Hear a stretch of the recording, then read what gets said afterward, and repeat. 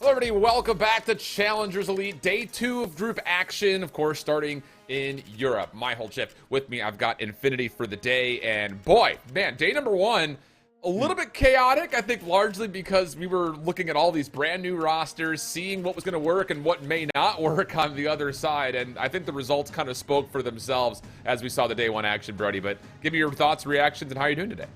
Yeah, I'm feeling pretty good, mate. You know, as I said, Europe yesterday, we were very excited, I think, to get into it, just generally speaking, because we had almost like flurry of roster change. I think it was, what, 2 teams coming into the entirety of the thing that had kept their rosters from last season. And so yesterday, we really got to see kind of what those new teams look like. For the most part, and I say for the most part, with one real key exception, everything went almost exactly as we expected. It's weird that it goes that way when we had the most amount of changes that we've probably ever had, at least in Europe. But getting us into today, we need to, of course, know what exactly we're going to have for the entire day's schedule, not just here, but also on the We Are Clutch GG stream. A lot of really marquee matchups. Most notably, how about the first one we start with? Both teams, Unnamed and Team Revived, come out 0-2 to start their day. Not a lot of map wins between them, so a critical matchup for them here to start their day, followed up by one of the more marquee matches at the top side of the group, Team Notorious and Deviants, both undefeated, having a chance to square up, at least as of now, because you look down towards the bottom, Deviants is going to start their day versus Wubble Academy with We Are Clutch GG, and then Team Revived will finish their day versus a surprisingly undefeated Signs squad. This is two seasons in a row that Signs has come out in the first day and gone 2-0. Yeah, it's Signs, isn't it? This is the very same roster that managed to make that kind of very late playoff bracket run all the way back in Season 1, so I don't think it's that much of a surprise. Again, I think for Signs, it's just continue to kind of do what they've been doing so far. Versus Team Revive, that's going to be a relatively, I think, more relaxed go of things going into the first match of the day. Or later on today, we'll kind of see how their day goes. And at the end of day number 2, if they're like 4-0, then we can have a serious conversation about Signs perhaps being like the roster to watch out for here in Season 2. Well, that's, of course, matches that are going to be mostly focused on Group B, but we will have some look-ins throughout the day to what's going on with Group A's matches. This is how the bracket and the standings have shaken out after the first day. You know, the biggest surprise, I think, for a lot of people was this. A Wubble roster that boasted 4 French players broke up after a flawless Season 2 playoffs run. They find themselves scattered across the board, but with the 2 of the 4 going to Clutch Rain, that seems to be a marquee for success for them. 2-0, a 6-2 map count right there alongside still the brand of a Wubble that largely is made up by that former Orgless squad that we had from last season. Yeah, I gotta say, I am surprised by this Clutch Rain roster, and I know it's only 2 matches, there's only so much you can actually take away, right, but I think that big victory versus the Atlas Lions, that's just such a huge surprise for everybody, because that Clutch Rain roster, I mean, they haven't really had that much time to get their stuff together, right? You look at, I mean, I know Cobra and Linz are also very good players, generally speaking. We saw that from Wubble, but still, like, you didn't expect Clutch Rain to come out and beat Atlas Lions, especially off the back of the form that they managed to establish last season. They looked like they were in tip-top shape, so to come out and see them lose that matchup versus Clutch Rain, that is a lot of good implications there for the Clutch Rain roster. And over in Group B, it's a clear-cut division between the top and the bottom here after the first 2 matches, 2-0 with 6-2 map counts for Team Notorious, Signs, and Deviants. That will for sure change today, of course, because Team Notorious and Deviants play each other. Whereas on the bottom side, I actually had a lot of expectations and a lot of hopes for this Wubble Academy roster. There's been a lot of buzz about these guys kind of as maybe some of the next up players. You know, talking about players like Maestro, for instance, I think has been kind of a subject of a lot of conversation, and he's playing alongside a now proven player in F. Chaxter and Dizzy. So not really the start that they wanted, just the 3-6 map count. But again, like we mentioned, those things are going to change, and the possibility of us getting a heavy-handed favorite in Group B is probably pretty high, considering that I imagine one of those 2-0 groups is going to start off probably with a 4-0 week, just based on how their schedule looks. Yeah, it wouldn't surprise me, to be honest. I think, you know, when Addy and I were talking about it yesterday, I think we were talking about Group B generally speaking, we have our expectations kind of set as to which team definitely think should get out of that group with relative ease. It's just kind of which teams kind of slot into that maybe 3rd and 4th slot. That's kind of those 3 teams that are currently 0-2, definitely going to be fighting over. And our first match of the day, well, that's going to be a really important match for that fight. And how about it? Perfect segue there, brother. Unnamed and Revived, a must-win matchup. We'll take a look at the rosters as we get ready to go for our first series series of the day. And I don't know about you, Birdie, but I'm always excited to watch the teams that come out with a slow first day to see how they bounce back in the second. Particularly this unnamed squad.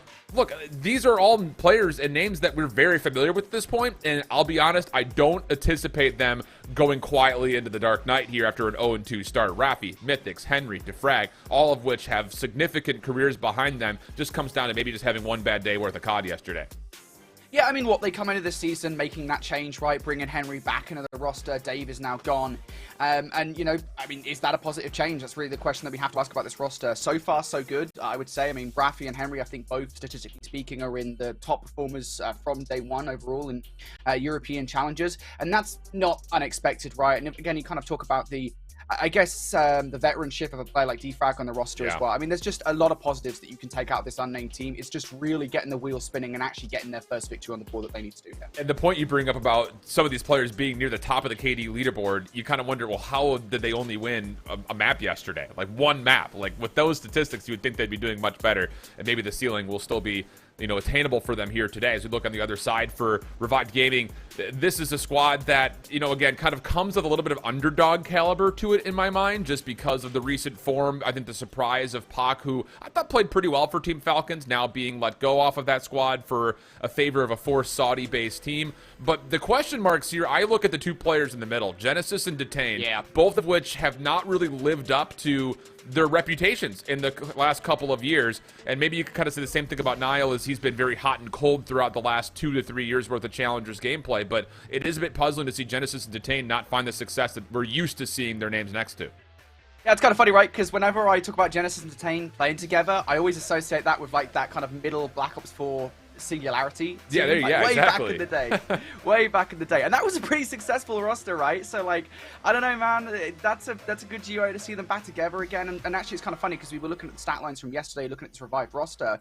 And Detain yesterday was actually having some pretty good performances, at least in individual maps. Some performances that we haven't seen from him in a long time. And I think that could be really just the marker of this team. It's a team of players that haven't maybe had the best seasons thus far. Maybe this could be the roster where they find their success.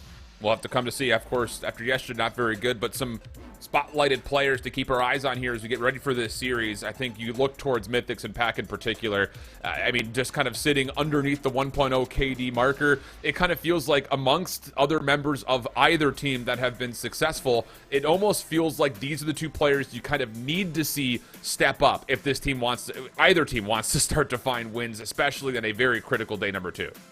Yeah, it's kind of funny, right? Because we talk about kind of the history of these players, and Mythics especially. I mean, he's had himself a good go of things over the last few years. You look towards kind of the end of the early Vanguard season, excuse me, on like that Revenge Tour roster, I think it was. And Mythics was immediately a name where we were like, oh my god, okay, this is a player who we need to be keeping an eye on throughout the rest of the season. And I don't think the rest of the Vanguard season really turned out how Mythics would have wanted, but nonetheless, his stock, I think, is still pretty high, and we're definitely keeping an eye on him.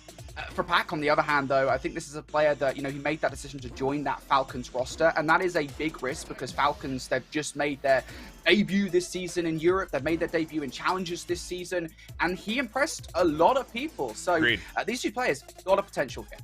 Just need to see it. That's the biggest thing in a big matchup here. So we take a look at our series layout to see where exactly we will be seeing our best of 5 played out at. No Expo still for Europe. We saw a bit of it last night in North America, but the Europeans taking their time bringing it into the fold, at least for this matchup. So a Fortress Hardpoint Hotel Search and a Silo Control. It's going to be hard, I think, for us to pick favorites when it comes to map mode combos because there is a collective 4 map wins or 3 map wins between both of these two teams.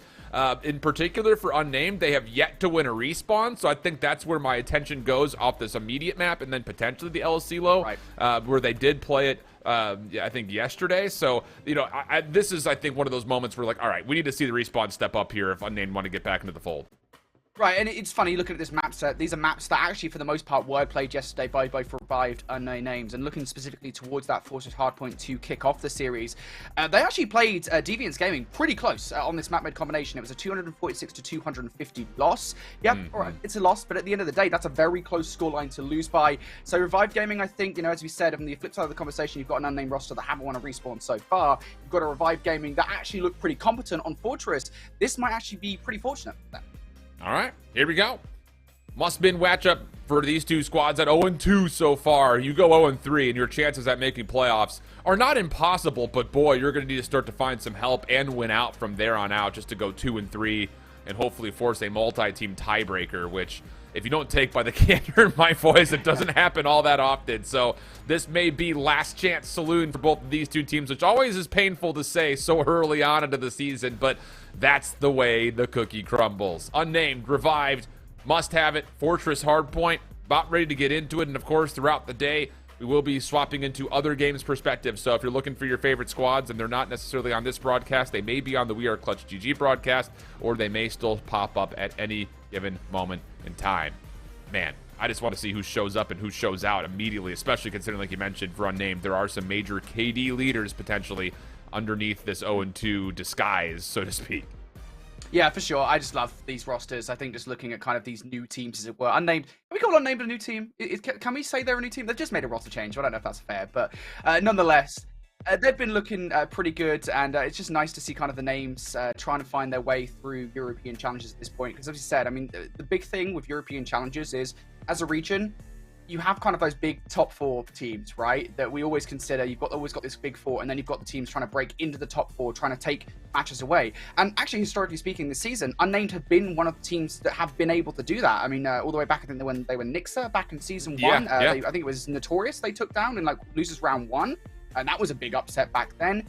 And then obviously during the season 2 as well, I think they finished top 6 under retirement pending. So they're certainly capable of it. And you look at Revive Gaming as well. These guys, they know what they're doing. We'll see if they know what they're doing here on Fortress Hardpoint. Here we go, diving on forward. Mythics tries to get out early from the windows, completely shut down. And how about it? Pack is able to find the first 3 eliminations. A heck of a start there for Revive Gaming, but still not enough to keep the favorable spawns for Unnamed from getting them into the hard point first. And now Defrag on 3 in a row. He's actually clearing up some significant space in around the hard point. A 4-0 start for Defrag. How about that as a way to kick things off, earning not just 15 seconds worth of time, but also allowing his team a chance to work around the back.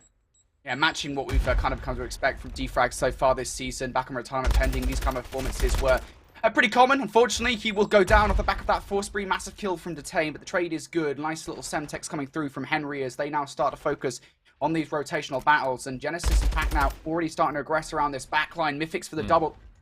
Causing some serious problems for Revive, but they are fighting this one from the front, and Revive actually not in a terrible position here for this rotation. No, not at all. I mean, they've got the interior fortress locked in, which is good news. The problem is they don't have the ability of actually winning or fighting for these spawns at the moment, so that's the biggest headache with this, is that Nile has to just hope and pray that he gets enough support to contest these players that are coming up the back staircase, and ooh, for a second I thought Pac may have just done it himself, but no. Mythics does crack the code. Base Detain have to come forward for a play, and the trades will be good enough to not just get the hard point. Revived will also have a couple of players spawning in. Yeah, the problem for Revive now with 30 seconds left is they are technically speaking fighting this one from the back. Mythics comes through for the double to really aggress on towards what is scrap time ultimately and cements those spawns, right? We always talk about kind of this rotation over towards P3. Unnamed will be very happy, generally speaking, with the way that hard point went, because now they can focus on what might well be a full 60 over on this hill. The problem about this is, again, this is what I always worry about when you rotate at like 25 seconds left on P2. You put yourself subject to any lost gunfights. I was going to say maybe spawn you all the way out, which Mythics did, but the clean hold before the hard point opens will allow Unnamed to see P3 open up into their name, that lovely shade of green. And Rafi on 3 could potentially use this as an opportunity to kind of post himself up and earn streaks. And okay, we're just going to keep Caster cursing apparently today as he falls immediately. And now the hit from Revive looking to come through the left side of the map. These players are going to hate us by the end of the broadcast, mate. Caster curse galore. And they third one still today. In for the moment. Yeah, for sure. Still in at the moment. Mythics in for the double. Henry now trying to provide some coverage around those double doors. Oh, that's unfortunate. Detain snapping for the double, and now Genesis and Nile will clear things up alongside Pack as well. So the entire ensemble getting involved now as Revive Gaming taking a key amount of time away from Unnamed here. Not that dissimilar from what we saw on the last hardpoint. They are taking a huge chunk of time away on these key hardpoints. Yeah, that's a really significant break for Revived early. Just getting themselves not just some time, but also a chance to get the lead, as they're going to have to kind of do the exact same thing again as we head over towards Cannon. Of course, we expect it to be a little bit cleaner and a little bit easier than getting into Fountain, so let that kind of live rent-free for a moment. Henry in mid-map is just trying to play some timing, and he does turn around to find a player weak at P1, so that will help Unnamed open up this hard point with a little bit of comfort, but Revived threatening through Gallows already have a pretty solid setup to try to break. Definitely trying it. Got to deal with Mythics around this backline. That's a problem. Mythics down to 17 HP. That's a brave challenge, to be honest, but a necessary one.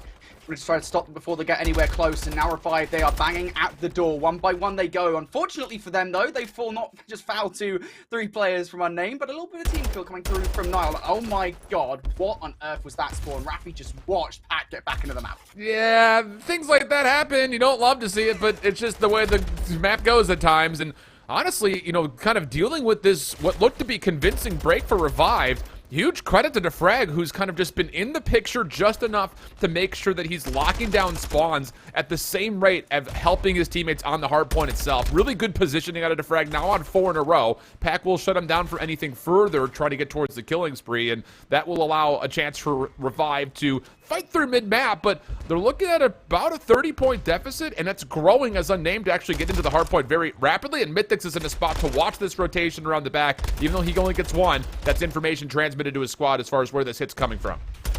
They have broken out now, Revived, especially as they're getting spawns around P3 area. Mythix is biggest problem for them at the moment as he's currently just sitting bottom up. Gonna take these guys away. That's a nice nade.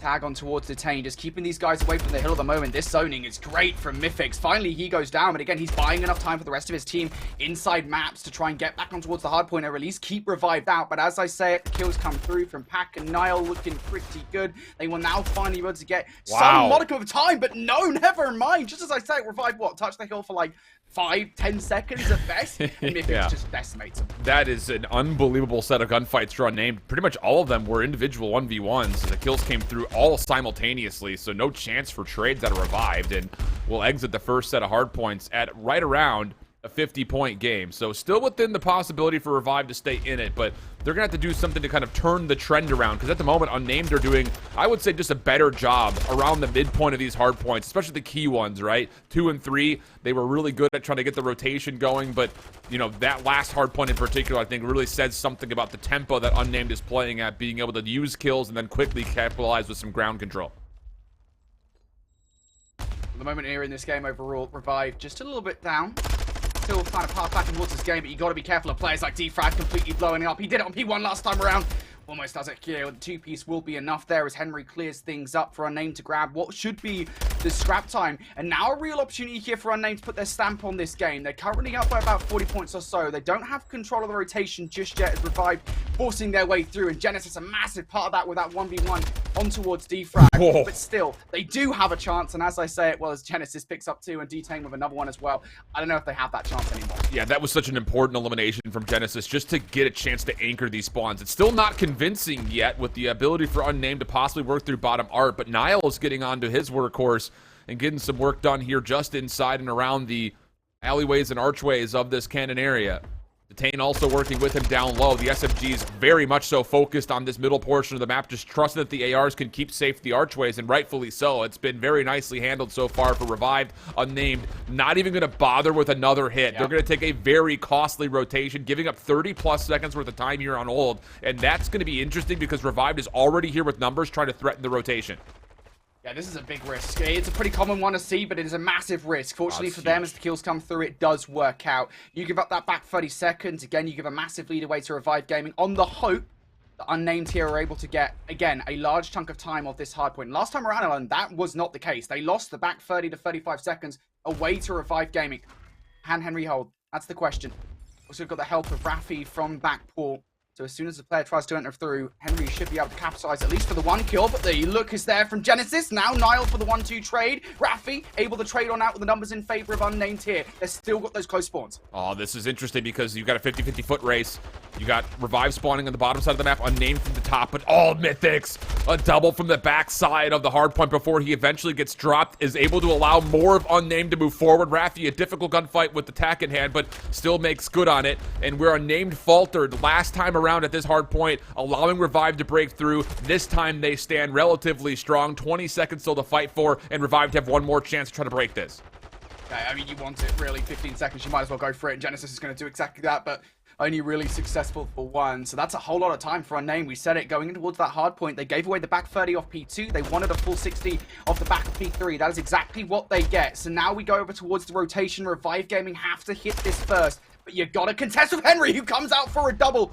spots out the third around the backline. Not exactly in a position to actually challenge for it, down to 6 HP, but it's okay because now Unnamed is spawning up on that street side, and they should have these back spawns, generally speaking, from missions. Yeah, but look at these kills from Detain. Oh, all with the SMG. Gets the Vaznev to work at mid, short, and long range there in all three of those eliminations. And now Nile can watch this rotation coming over through the first side of the map. And, well, that will lead to an opportunity for Unnamed to maybe surround the hard point, but they're not in the back yet. And the spawns are still good for Revive as they get this game back to about level. Rafi fell in to make the jump up there, not once but twice. So now going to have to default to just doing it the honest way, straight through bottom mark. Can't contest the pack. And now as a couple more kills do come through from Revive, Unnamed not exactly successful in breaking back in for the back 10 seconds or so. Rafi still spawning in the back. We'll give this one more look, and this is still worthy time to go for, considering just how close this game is at the moment. Now going to be about 190 to 180 at the end of this one, as Rafi and Defrag going to get the team shots in for that final kill. Looking for another one, will find it again. This is super scrappy between these two teams. There is 9 points separating these two rosters at the moment, Alan. It's just a lot of back and forth tug of wars. You get 40, we'll get 40. You get 10, we get 10. Just a lot of swings, it feels like at times, but Revived and Unnamed just keep going back and forth, punch for punch, answering exactly in a way that they need to respond. So we get over to the 5th hard point here at Blacksmith. Unnamed was great here last time. That's where we really started to see that 50-point lead amount, but with only 30 seconds left and not even a single look towards the hard point, Revived have a chance to possibly take their first significant lead of the game. Now, this is a really good hold from them at the moment, but they are getting aggressive now through the middle of the map. You can see Rafi's managed to make his way towards the hay bales, and that's really the big problem for Revive. Genesis is actually going to just peek out that left side, trying to keep these guys away. It just makes that second kill just look so easy, and this is a kill they have to go for as well, Unnamed. They have to make sure they control this side of the map, because this is one of the most important rotations we have here on Fortress. Yeah, it's still, even though they get the scrap time, Unnamed are in a really good setup, at least initially, to hold on to this P1 position, but as I say that, Revive get a couple of eliminations that just completely neutralize the time, and Defrag is a little bit lost on where exactly Revived are, but it's fine. His ARs will pick up where he couldn't quite find the lockdown, and that now leads to Unnamed right back in the hill. Mythic's getting back to work, 2 in a row for him. Pack stuck just underneath the boxes, and a chance for Unnamed with these spawns on the right side of the map to pick him apart and also reinforce the hill. Yeah, Revive, they're on the right side of the map for rotation, and Unnamed cannot finish the things here regardless of what happens, but Unnamed, they're more than happy to just take a huge chunk of time away off the back of this, and there's a wave of green kills coming through on the kill feed. They will now push up towards the street in an attempt to flip the map once again. They've done it successfully. Revive now spawning over towards P3, Alan. Unnamed, they're in a great spot. Yeah, 4 in a row for Rafi, just sticking with his KD that he was really attributed to, finding a way to get impactful eliminations. The scrap time's going to be soaked, and now Revived have one chance to get across the map, and they are spawning in the exact wrong position, 247 to 215, and no one is going to touch. Rafi cements it himself, finishing on a 7 spree. Unreal for this first hard point. You called it scrappy. I'll one-up you and say that that was probably one of the more chaotic maps we've seen, at least in this season so far, with two teams that desperately needed a win. Huge for Unnamed to come through. It was, I mean, it was just such a contesting game. I mean, what, 30 for 30, just handshake hard points pretty consistently throughout the entirety of the game. And only really a few moments where we saw teams convincingly get a ton of amount of time. I think for Unnamed specifically, looking back towards like the P3 rotation on, I think it was the second set, that was a big one from them and a big risk at that got them back in the game. And of course, that final one as well, making sure they flipped in the correct positionings to take Revive out of those spawns for P2. Big decisions being made there by Unnamed. They work on. Yeah, and it was hard to really kind of, you know, watch over the top of that map and say, here are the things that are going well, here are the things that are going poorly, as I'm messing around with my microphone. The game was just so back and forth, where you started to feel like, okay, this set of hard points was great for Unnamed, and then all of a sudden, Revive say not so fast. So for two teams that desperately needed to find a win, a very chaotic and mixy Fortress hard point leading to a pretty tight finish overall. But yeah, that 7 spree at the end from Rafi was, I think, the difference maker for sure. And you look at what Mythix was able to do successfully throughout the entirety of the map, dropping nearly 4,500 damage, 26 of his 35 non-traded. Yeah, the ARs were, I think, the biggest reason for Unnamed keeping their lead, at least largely throughout the majority of that map, and then eventually putting it over the finish line. Yeah, would you believe it, Alan, that the best performing players on both of these rosters are the one that we highlighted before we got into it? Mythix at 35 and 28, and Pack at 31 and 27, of course, those young guns representing on both sides of the board. Yeah, Mythix, I mean, what he brings to this roster cannot be denied. Again, just over 60 seconds in the hill as well, just doing a lot for his team the objective, those 12 objective kills. On the flip side of the conversation, you know, we talk about kind of sub pressure for Revive Gaming. Yeah, Detain had it. He was bringing it to the table. Niall, though, on the other hand, a player that, generally speaking, does actually turn up. Looking back to kind of, I think it was like the Originals, I want to say, was the team name that he was on during the Vanguard season. Oh, yeah, he was a really good SMG player on that team and just cannot produce here in map number 1. So that is unfortunate, but in the end, it is a very, very close game to kick off the series here. Ultimately, they're unnamed. They take it. And that throws things a little bit into the air as far as, again, us being able to put any sort of a label as far as advantages or disadvantages when you have a team that has not won a respawn yet, coming out and finding a mere 35-point win. Yeah, it feels good to be able to get yourself a respawn win, but at the same rate, was it convincing enough for us to say, like, oh, they're for sure going to take the hotel hardpoint? No, definitely not. And now we jump into a search and destroy where both teams were 1-1 on searches yesterday. Neither team saw a map 5 in their 2 losses.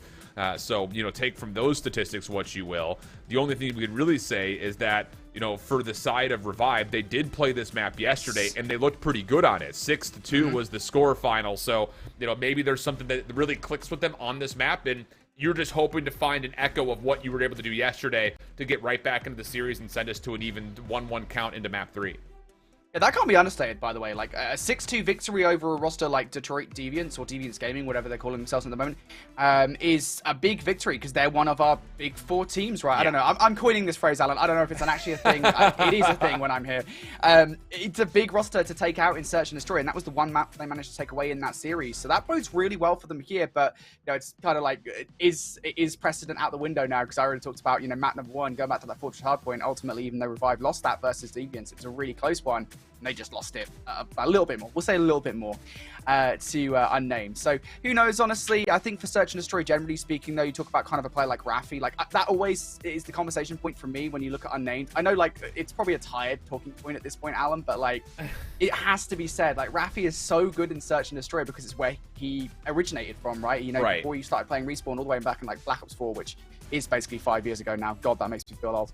Yeah, it has to be talked about that he is just really good at S&D because of that. It's interesting, though, because, you know, how much of that Search and Destroy success can you also attribute to the fact that in the midst of all of those years, it was him playing with Grad the entire time. And, like, those two together were an unreal Search and Destroy duo, at least in the Challenger scene and when you saw them play things like GBs and Wagers like that. So, you know, can he do it by himself? That was the question that we asked when that duo broke up earlier this year. And at the moment, it feels like, yes, he can still definitely perform. It's just in a different way. As now we take a look over towards the Search and Destroy between Signs and Team Notorious. Again, both of these two teams 2-0 with a 1-0 map count here favoring Team Notorious. And it's an early stage here as we jump into the Hotel Search and Destroy round 1. You know, it's kind of funny, right? Because Team Notorious, this roster, you'd expect them to basically dominate, given the fact that they just won the last LAN championship, the first for Europe in 3 years. But this Signs roster, man, I don't want to count them out after their 2-0 start yesterday. I feel like they're capable of anything at this point. Right now, though, 0-0 in the Search and Destroy, then 1 man down, and Blade was the guy that was doing a lot of damage for Signs yesterday. So how does that affect the roster here in this 3v4? Umeko is just waiting for a pinky finger to shoot at all, but Eric is being covered, and he's in a pretty solid spot to avoid gunfire. Semtex out. Umeko will get the respawn, or regen rather, and get away. Still bomb in hand. He's got metals in front, and that may put some considerations here to what Signs want to do with not a lot of time remaining. Do you feel like you can actually get into B? Deliva's going to try to, but he's actually got a really solid angle to pick apart the really postponed defense here at the A site, and that's going to lead to what eventually will be a plan. Yeah, now Notorious are also split up as well. They know that somebody else, more accurately, is over by that B site. We might actually be able to stop this plant if he manages to catch like a toe or something of Umeko, but unfortunately for him, that's just not going to occur. And now Metals, of course, has made that transition already over from B. Oh, no. And you really want to push that gunfight to do something. Can't even get the player climb up the ladder as well. That is tough. Is that a little bit of French ping diff right there? Because I feel like more often than not, 6 shots to the body should do it for the Vaznev, but Metals doesn't quite finish the elimination. Then Depa on that flank finds the final 2 kills for Signs. So, okay. It's in the early days for sure, but I will say, just kind of taking a tally at how Signs were able to move across the map, lots of success in lots of areas. So we'll have to see if Team Notorious move around their defense at all to try to deal with those advanced threats. As, yeah, Depa got 3 in the round, is off to a Pretty solid start, and Signs are going to full stack mid here for this defense. Interesting. This should surely be a Rugs push to contest the early play towards Restaurant, and it does lead to Depa's 4th kill in the form of a trade. Currently still a fight going on for the middle of the map here. That fight will favor Signs for the moment as Deliver takes out Weeman. Notorious, this is still okay. You've got Bomb in hand at the moment, as long as Metals can at least win one of these once. And I don't think he's going to expect Deliver in this very off angle, an extreme off angle. Well, it's tough because you're really relying that someone's going to cross over. And yeah, I was going to say, Sigs can watch this mid cross. I didn't realize he had a scope, but it's going to work out. One of the best snipers that we've seen in Challengers. But as he only finds one, it does leave Metals into the 1v2. 45 seconds and impressive shots. Now down to a 1v1 with Depa. Depa also 4-0 at the moment, so if he's going to do it, it's going to be him. Unfortunately, he does get tagged in the back. Dano really weak, whatever HP he's on. Metals would win the fight, but Metals is just going to grab this bomb and get the hell out of dodge, and that might actually not favor him, because he is on a collision course. Yeah, I think he thought that Depa had already pushed in towards Archway, so he thinks he's completely safe and clear through mid-map. But Depa's going to be behind him the entire time if Metals decides he wants to go over towards B. But the timing, it's perfect. Metals catches Depa, second guessing his setup over towards A. And that leads to now a 1-1 count early, plus also the streak potential shut down as Depa drops. That's kind of tough, isn't it, in one of those situations? Because you've got like 20 seconds or so left on the clock, so you kind of have to go and check B. You haven't seen anybody, you've got no signs of life over there if you're Depa. You might as well just go and translate and, well, they pass like 2 ships to the night. Very unfortunate. Now we switch back over his attention, to Unnamed and Revived. 3v3 right now in their own search and destroy game. Currently 1-0 to Unnamed, and Henry looks to accentuate that advantage. Now Happy for another one as well. Hack left up with the scope. 1 versus 3. It would be spectacular if he gets it done, but can only switch over towards the pistol for the first kill. Can't even get that. 1 kill in 2 rounds early here for Revived after we just gave them all of the sunshine and praise in the world for their 6-2 win yesterday. Not a solid start here so far.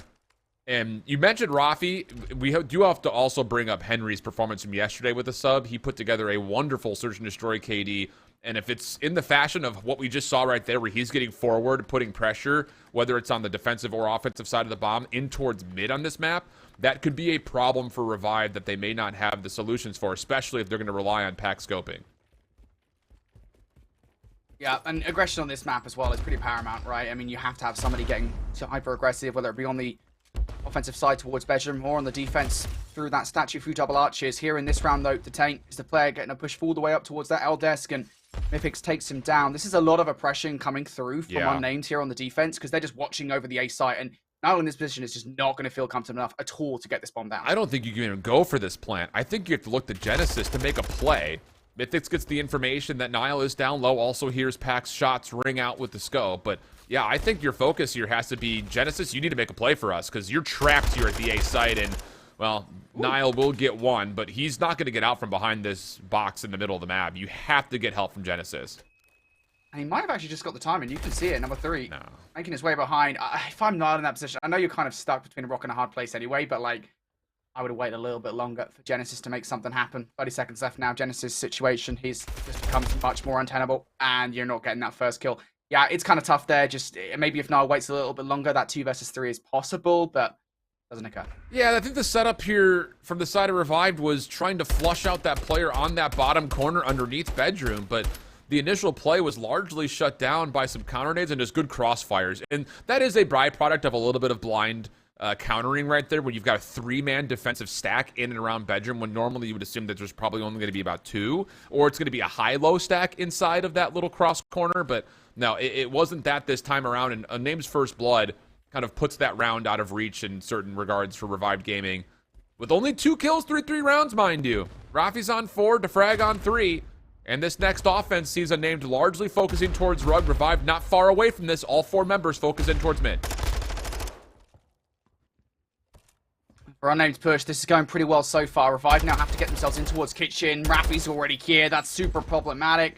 That nade should connect. Pack's just going to get away just in time, but nonetheless, the bomb will now go down. And again, it has to be understated. Underlined, boldened, italics, whatever you want to call it. Revive do not have control of the site just yet. Yeah. It's just been a tough, another gamble stack where you're trying to hard hit through mid, respond to either eliminations or pushes, and how about that for a 2v4 retake? What? Did not have that coming up that way, result-wise, but that will play. That will work. Revive get on the board, but I was just about to say criticism-wise, constructively, mind you, when you stack up all 4 members in towards mid and you don't get the contact you want, you have to be, I think, a little bit quicker to re-wrap behind the sites and at least put some sort of contest in, but apparently not if you just can walk through a 2v4 like they just did. Yeah, it's like we just saw like a little fumble at the start of the round from Revive there, and then we just saw a fumble on the, what was it, 4 versus 2 from Unnamed. Yeah. You got to be a little bit more well put together if you're Unnamed in that situation, especially considering we've been kind of singing their praises about what they've been like in Search and Destroy. That is tough. Revive get the first round on the board now. That will give them the confidence swing required, especially given the circumstances upon which they've got this. But look at this strategy coming up from Unnamed at the moment. It is a full-blown push towards the middle of the map. They're hoping to brute force their way with numbers. And the initial 2-for-1 trade, well, Unnamed, they definitely come out on top. Yeah, and that's that aggression that I'm talking about from Henry. I don't know who makes that play call, whether it's him himself or an AR that's saying, hey, go hit this, I'll watch you. But that is a perfect set of duality for Unnamed on their opening. I was going to say offense of that attack towards Rugs, but defensively speaking, Revive just, again, if they're going to be resulting and relying on a scope to be a part of these offensive hits, I just don't think you have the ability of contesting those tight areas. You have to hope that Pack can find a lockdown or some information on somebody through bedroom, and I think that needs to be their focus moving forward as Pack will go for a plant, and he's going to be allowed to get this off. Unnamed looking to play retake. Yeah, it depends really where Unnamed channels them from here. Pack might be able to get some snipes off if he connects on that first. It's a actually manageable situation and goes for a little peek on the second. Defrag is there though. He's sniped better in that scenario. And look, to be honest, mate, there's a universe in which he does get those snipes off, but just not able to connect. Yeah, not this universe, not today. And yeah, I will say I'm just not really vibing with the revived offense here behind the scope of Pack. I think you have to rely on that, whether it's, watching over towards restaurant side or playing it over towards the bar heady on the A side of the map. That is the more traditional way about going about it, and there's a reason for that. It's just a little bit easier to lock down those key window positions. You essentially don't have to worry about team shots at that point. You can just make sure that the rest of your team is making sure no one pushes around the back for flanks or kind of hits through mid. You just trust that your sniper rifle is going to hit. And so far, the revived offense just has not provided an opportunity for Pack to get too involved off the get-go as we jump into Unnamed's next offense, 4-1 up, and they are looking to make a hit over towards A, waiting for nades before they commit for maybe an early plant. Yeah, Henry was pretty sure of himself, but that nade connecting will just stop to any of those devices. As he fragging behind, he's completely unchecked, despite not even activating dead silence at that point in time. He simply just wasn't heard. Gets away with the kill, gets away with murder, to be frank. And now for Unnamed and Revived here, they reset the board for a moment. That bomb, though, still down. T-Frag has still a little bit more work to do. Yeah. And yet still, this guy is Sam Fisher. I have no idea how he's just made that run. Well, at least there's a trade for Genesis. That's his first elimination, but this is still going to be hard-pressed, I think, in a 2v2 for the defense to get a read on the post plant and then deal with it. Although, Genesis does see one cross. Doesn't make much of a difference, as Detain will still drop, even though the information should have been there. So now a 1v2 situation. Dead silence not at the ready, nor will it be charged in time to make a play with the clock ticking down. Yeah, these players are split as well, so if he goes for one, I mean, it's unlikely for him to immediately find that second player. He has to clear so much space. There's no information to work with whatsoever, and that is extremely unfortunate. And for me, in my eyes at least, I mean, I know it was a 2v2 towards the end of the game, and Unnamed still had to work with it, but Defrag did so much there to clear that space. And that's going to be a problem that, again, Revived is not going to have an answer for. If these subs are going to start getting aggressive, and you're still pulling out a sniper rifle on both sides of the map, I just don't know how you deal with that. And I think the problem with it is just the setup that Revived are trying to pull off of Pack's sniper rifle is not providing him a chance to even find an isolated angle. I mean, that last round, he was sitting prone up top of bedroom, just waiting for someone to peek over the top of the bar heady, but there wasn't enough support for him to stay safe or even watch the play through stairs. So, tough scenes. Is this time Unnamed going to try to triple stack defense over towards A, and the nades will be the byproduct of first blood. That's the bomb carrier Nile already down. It's just not good, is it, for Revive to detain. He flies in, thinks he might get one kill, doesn't even get that. Genesis now up for a 1v4, and he makes it realistic, but that third kill, just doesn't expect it to come that fast as Henry takes him down for the dub. Unnamed, that is short and sweet.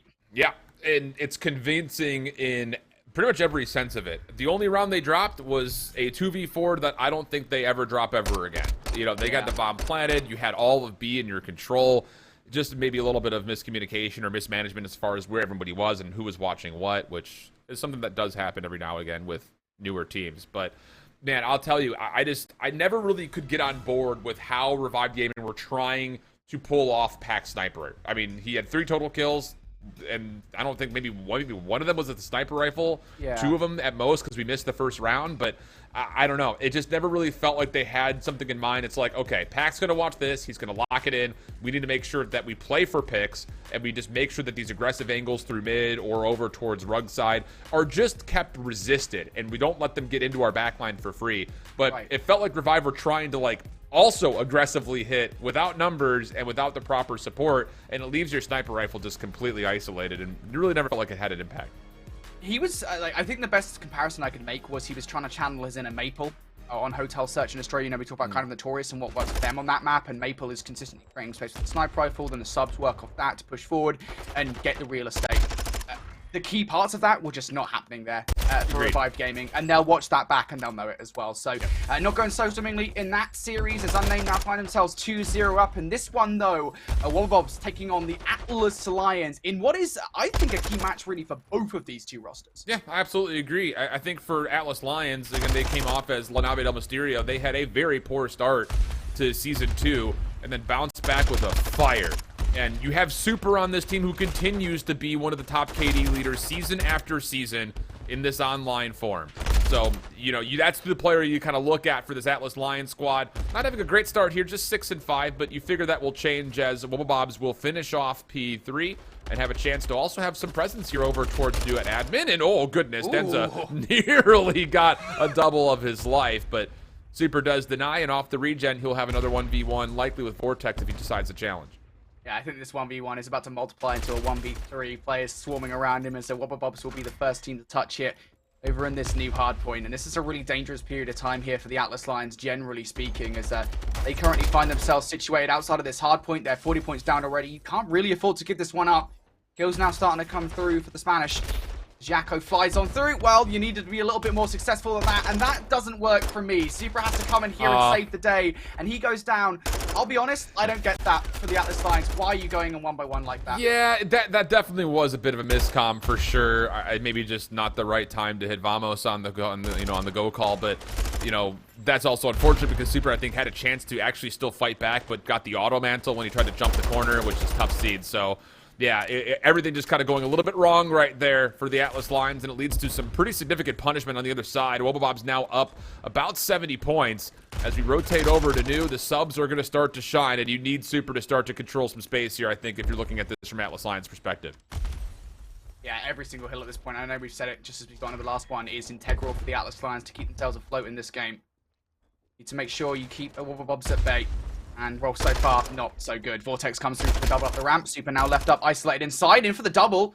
Essentially a triple on the cards here. Denter going to give him a little bit of space and time, and he gets the differential off the back of it. The 4th will be denied. Unfortunately enough for a Wubble, Abuser does actually double up here. So what was a pretty advantageous situation for Atlas Lions off the back of the heroics of, well, Super.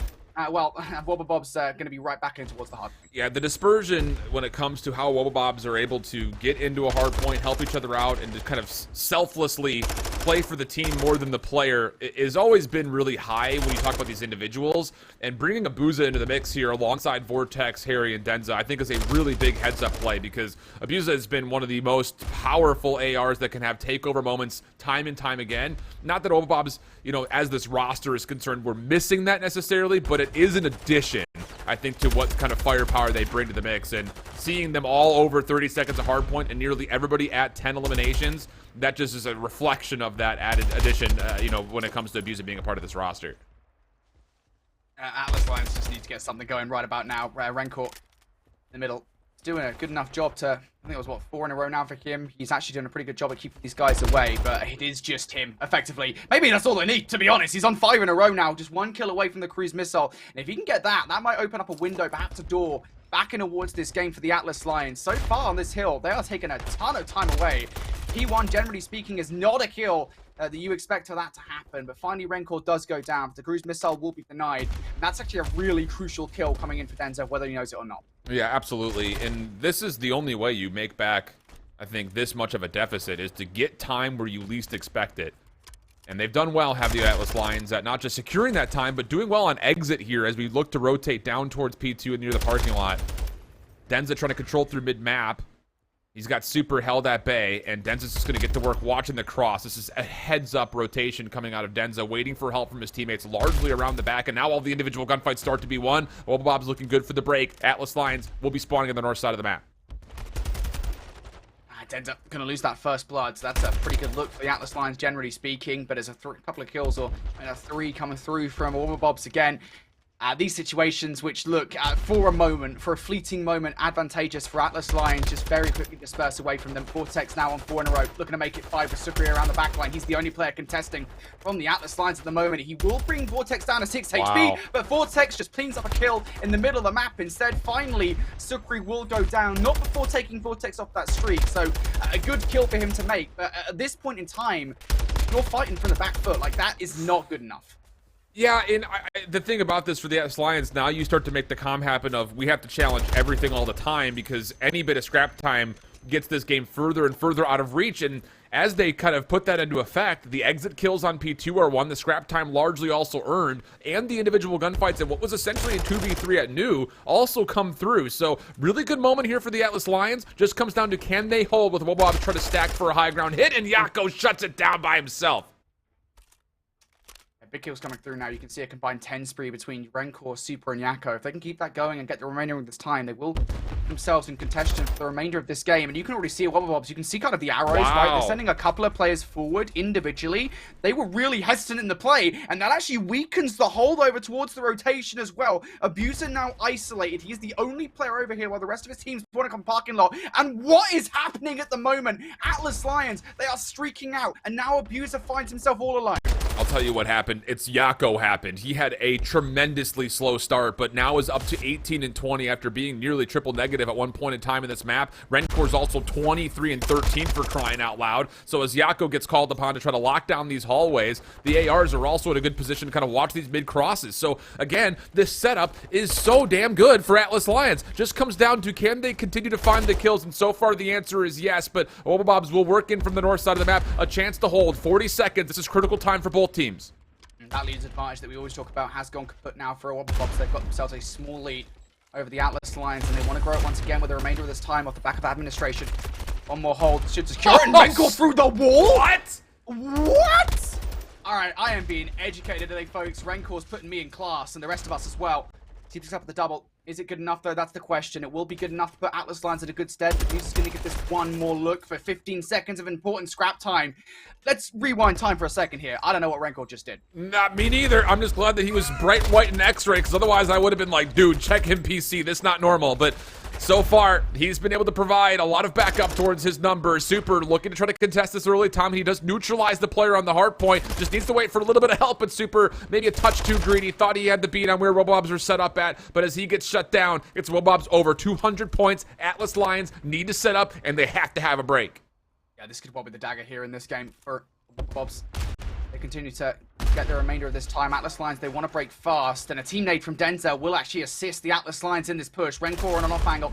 They're not going to expect this pushing from behind, or will they? Denzel's still looking at it. Denzel goes back towards the hard point for the second as well, but Yako up from the ramp side will pick up one, but it is all he. Inside, in for the double, looking to surprise once again. He can't really fully produce just yet. Harry now for the double of his own. It is scrappy as hell for the back 15 to 20 seconds.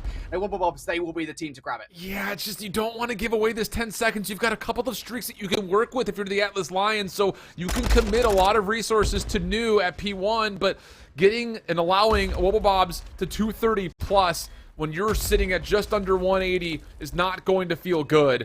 Need to have a 70-point string here if you're the Atlas Lions. And again, you've got resources and tools to make life easier as you try to rotate from 1 to 2. So it just comes down to can you cleanly hold the first hard point here to really neutralize a lot of this lead. And so far, so good.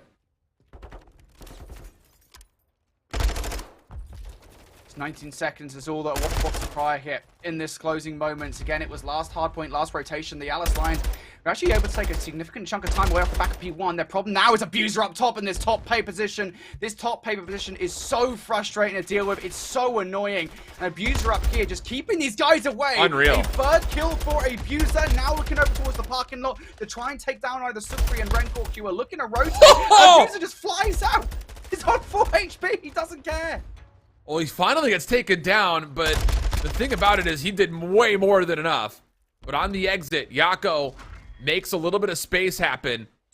And I think this is the perspective that we wanted here, because at one point Harry was 8 and 9, now 15 and 28, and maybe a byproduct of why the Atlas Lions have made this close. They're in for the first 20 seconds. Just comes down to can they hold with Streak still in their back pocket. Harry looking to help out here. No trophy system to stop that cruise missile. So vast majority of kills now in favor of the Atlas Lions. Where does a Wubble spawn? It's going to be a split. It's coming through. Players towards that back alley area. One who's behind inside the administration building. Vortex. Wow. Could be the playmaker here. As Sukri gets another one from the front line. You've still got to be careful around the Vortex around this back line. They're doing a good enough job to keep these guys at bay, but they go. Vortex finally goes off. He finally gets that kill. Yako has to clear, has a little bit of assistance with him because he set up Renkor, and Super sure does. They're able to get back in. 12 seconds of time. Not going to be able to win here are the Atlas Lions, but I believe they still have one more streak from Yako, and you need to use it pretty much right here, right now, before trophy systems can fully get in, but you already see one is already down. Can they neutralize this before a streak gets called as the hard point opens? Here we go. He's going to bring it down. Oh! It connects. Now Vortex, the last one left alive. And the Wombobs are sent scrambling. Harry in for the first kill. He actually picked up a single and now needs to do more. Looking for the second. Somehow Harry gets that kill. What on earth is happening? 240, 240. Harry keeping a Wombobs alive. He's not going to be able to get into the hard point, but he will allow his reinforcements to come through. It just comes down to who can actually step foot into a hard point that is nearly unrecognizable. It's nades for nades all over the place, and the kills finally get through. Vortex is able to step in, and with the spawns from the Atlas Lions, it was a hell of an effort, a heroic attempt, but they're not going to be able to get there in touch in time. The patience from a Wobobs in the end, and the initial support and dominance from Harry when it mattered most, gets them just over the threshold to not allow us to say the word. They avoid the breakdown. Oh, what was that? I was convinced that was chalked. Honestly, mate, I was like, Me too. 90 points, I think it was, as we got towards the end of this first set. I genuinely thought that one was done so. But the Atlas Lions, they prove us wrong. I think the end score lines are pretty respectable, given the fact that they were down quite severely negative across the entirety of the board there. They make their way back, but not enough for the full comeback. And in towards this control, Unnamed now 2-0 up, just one control round away from sweeping the series. I mean, and they had to have won their first offense, by the way, to get to this 2-0 count. This is their second offense here in round 3. Time is running out, though, so Revived have put together something a little bit sturdier, but I had that moment of, holy, because that number of total kills for Revived through 2 rounds, make it 3 here in the defense, is just not a lot. So they must have gotten almost completely blanked on their first offense, which doesn't feel good considering that you're going to have to win an offense here just to see round 5. Yeah, we're probably going to see round 4, I think, at least in this situation. Mythics is now isolated over towards A. Can't get that first kill versus Pack, so Unnamed now going to have to full sprint towards the point. Anybody going to touch? Yes, they will. 0.3 seconds on the clock here. Rafi's going to get the trophy system down, but he cannot go down at all, and he's being tagged up from behind. There you go. That's going to be all she wrote for the round. Revived. They hold for the moment, but yeah, I think that's like kind of the problem looming at the back of their minds, right? Is they're probably, regardless of what happens, going to be facing a round number 5 offense. Yeah, that definitely feels that way. And again, just off the total tally of kills when we jumped in, they were at like maybe 28 eliminations total through 2.5 rounds of controls. Not very good. So we'll see. Can they find a way to pull off the reverse sweep? Genesis had a slow start at 5 and 13, but ended that round on 4 in a row. So you would have to think that at certain points he Revived also are going to need to see him earn a streak if they want to have a chance in the long run of making this 3 rounds in a row happen. First hit for Revived Gaming will be over towards A. They haven't got the control of the power position just yet, and that's really problematic. You have to get Rafi out of position, and Rafi, well, he just doubles down for the second kill as well. And yeah, oh boy, is absolutely the right reaction to have Alan, because Revived now forced all the way back towards green. Yeah, it's just puzzling to see them take all of their focus on that outside hit towards A, and then based on the look of at least Genesis, one of your ARs, it didn't even look like anyone was watching top tower. So those were free kills for Rafi, who's now on 3 in a row. Henry's trying to clear up some space. up top. He does get stunned, and there should be a chase down here, and there will be, but it still comes at the cost of another elimination. Only 1 kill so far through nearly a full minute of this control for Revived. Not good. Needs something right here, right now. Yeah, I don't know if they're going to be able to produce as well. Now, technically speaking, favorable on the numbers at least towards A. Did Genesis see Mythics up top? No is the answer. There's one. Easy peasy lemon squeezy Mythics. He looks like he's playing the tutorial level at the moment. Get himself in towards checkers. Al's going to double up. So it actually gives Revives a look back towards this point. And Steam Team picks up another one as well. Mythic's position, it becomes a lot more important here for Unnamed. Well, this could be nail in the coffin right here. And boy, I'll tell you, if this result stands with Revived getting 0-3, actually this cruise missile's not going to get down in time to stop the progress. So an extra 60 seconds is added. I think Unnamed were hoping that that cruise missile was going to be able to just solo defend that A zone, but still a chance. But what I was trying to get at here is if this result stands, as I think most would start to anticipate it considering how things have gone thus far, and Unnamed 3-0 Revived, they're pretty much out of playoffs. I mean, through 3 games, they would essentially knock themselves out because the map count for tiebreakers in a 2-3 situation would just not be there. Yeah, and it's the teams they lost to as well, right? I mean, they've lost to... Well, to be fair, they've actually only lost to Signs and... Oh, no, that's... Excuse me. I'm looking at the wrong one. I'm being dumb. They've lost to... they've lost to Deviants and Notorious so far. So, to be fair, they've got the hard teams out of the way. I think those last match versus Signs and Wubble Bob's Academy, though, they're going to be very important to keep themselves in the conversation. Regardless, though, here, while we were talking about that, Revived Gaming, they just take that offense out of nowhere. And, you know, the question I had was, with that cruise missile coming down, I don't think he made it go fast. I don't think he sent it down faster, because you can do that, where you can like, press the trigger down and you can like bring it down to the ground faster. I don't think he did that. I was a little confused as to why, because he probably could have stopped the point. Yeah. Well,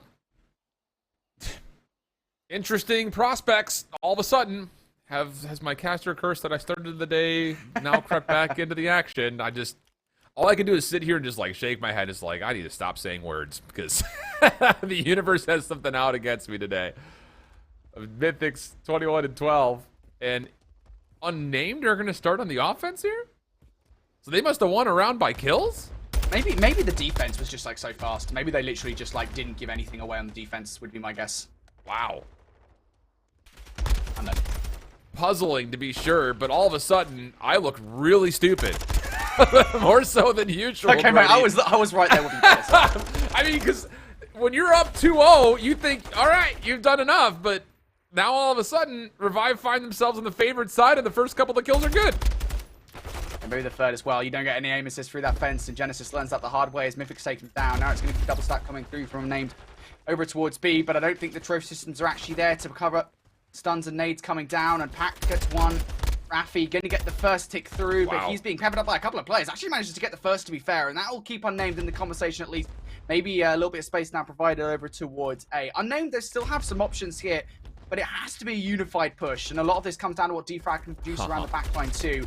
He hasn't found anything. That's so unfortunate. Yeah, that was a product of a number of just bad COD timings. He had a great position underway, and that elimination that we saw deep on denial atop of like Pride Rock was a huge one, because that's the only position that a sub really can't flush out. But yeah, the timing just did not allow for any gunfights to come through. Now Henry's going to be in a little bit of trouble.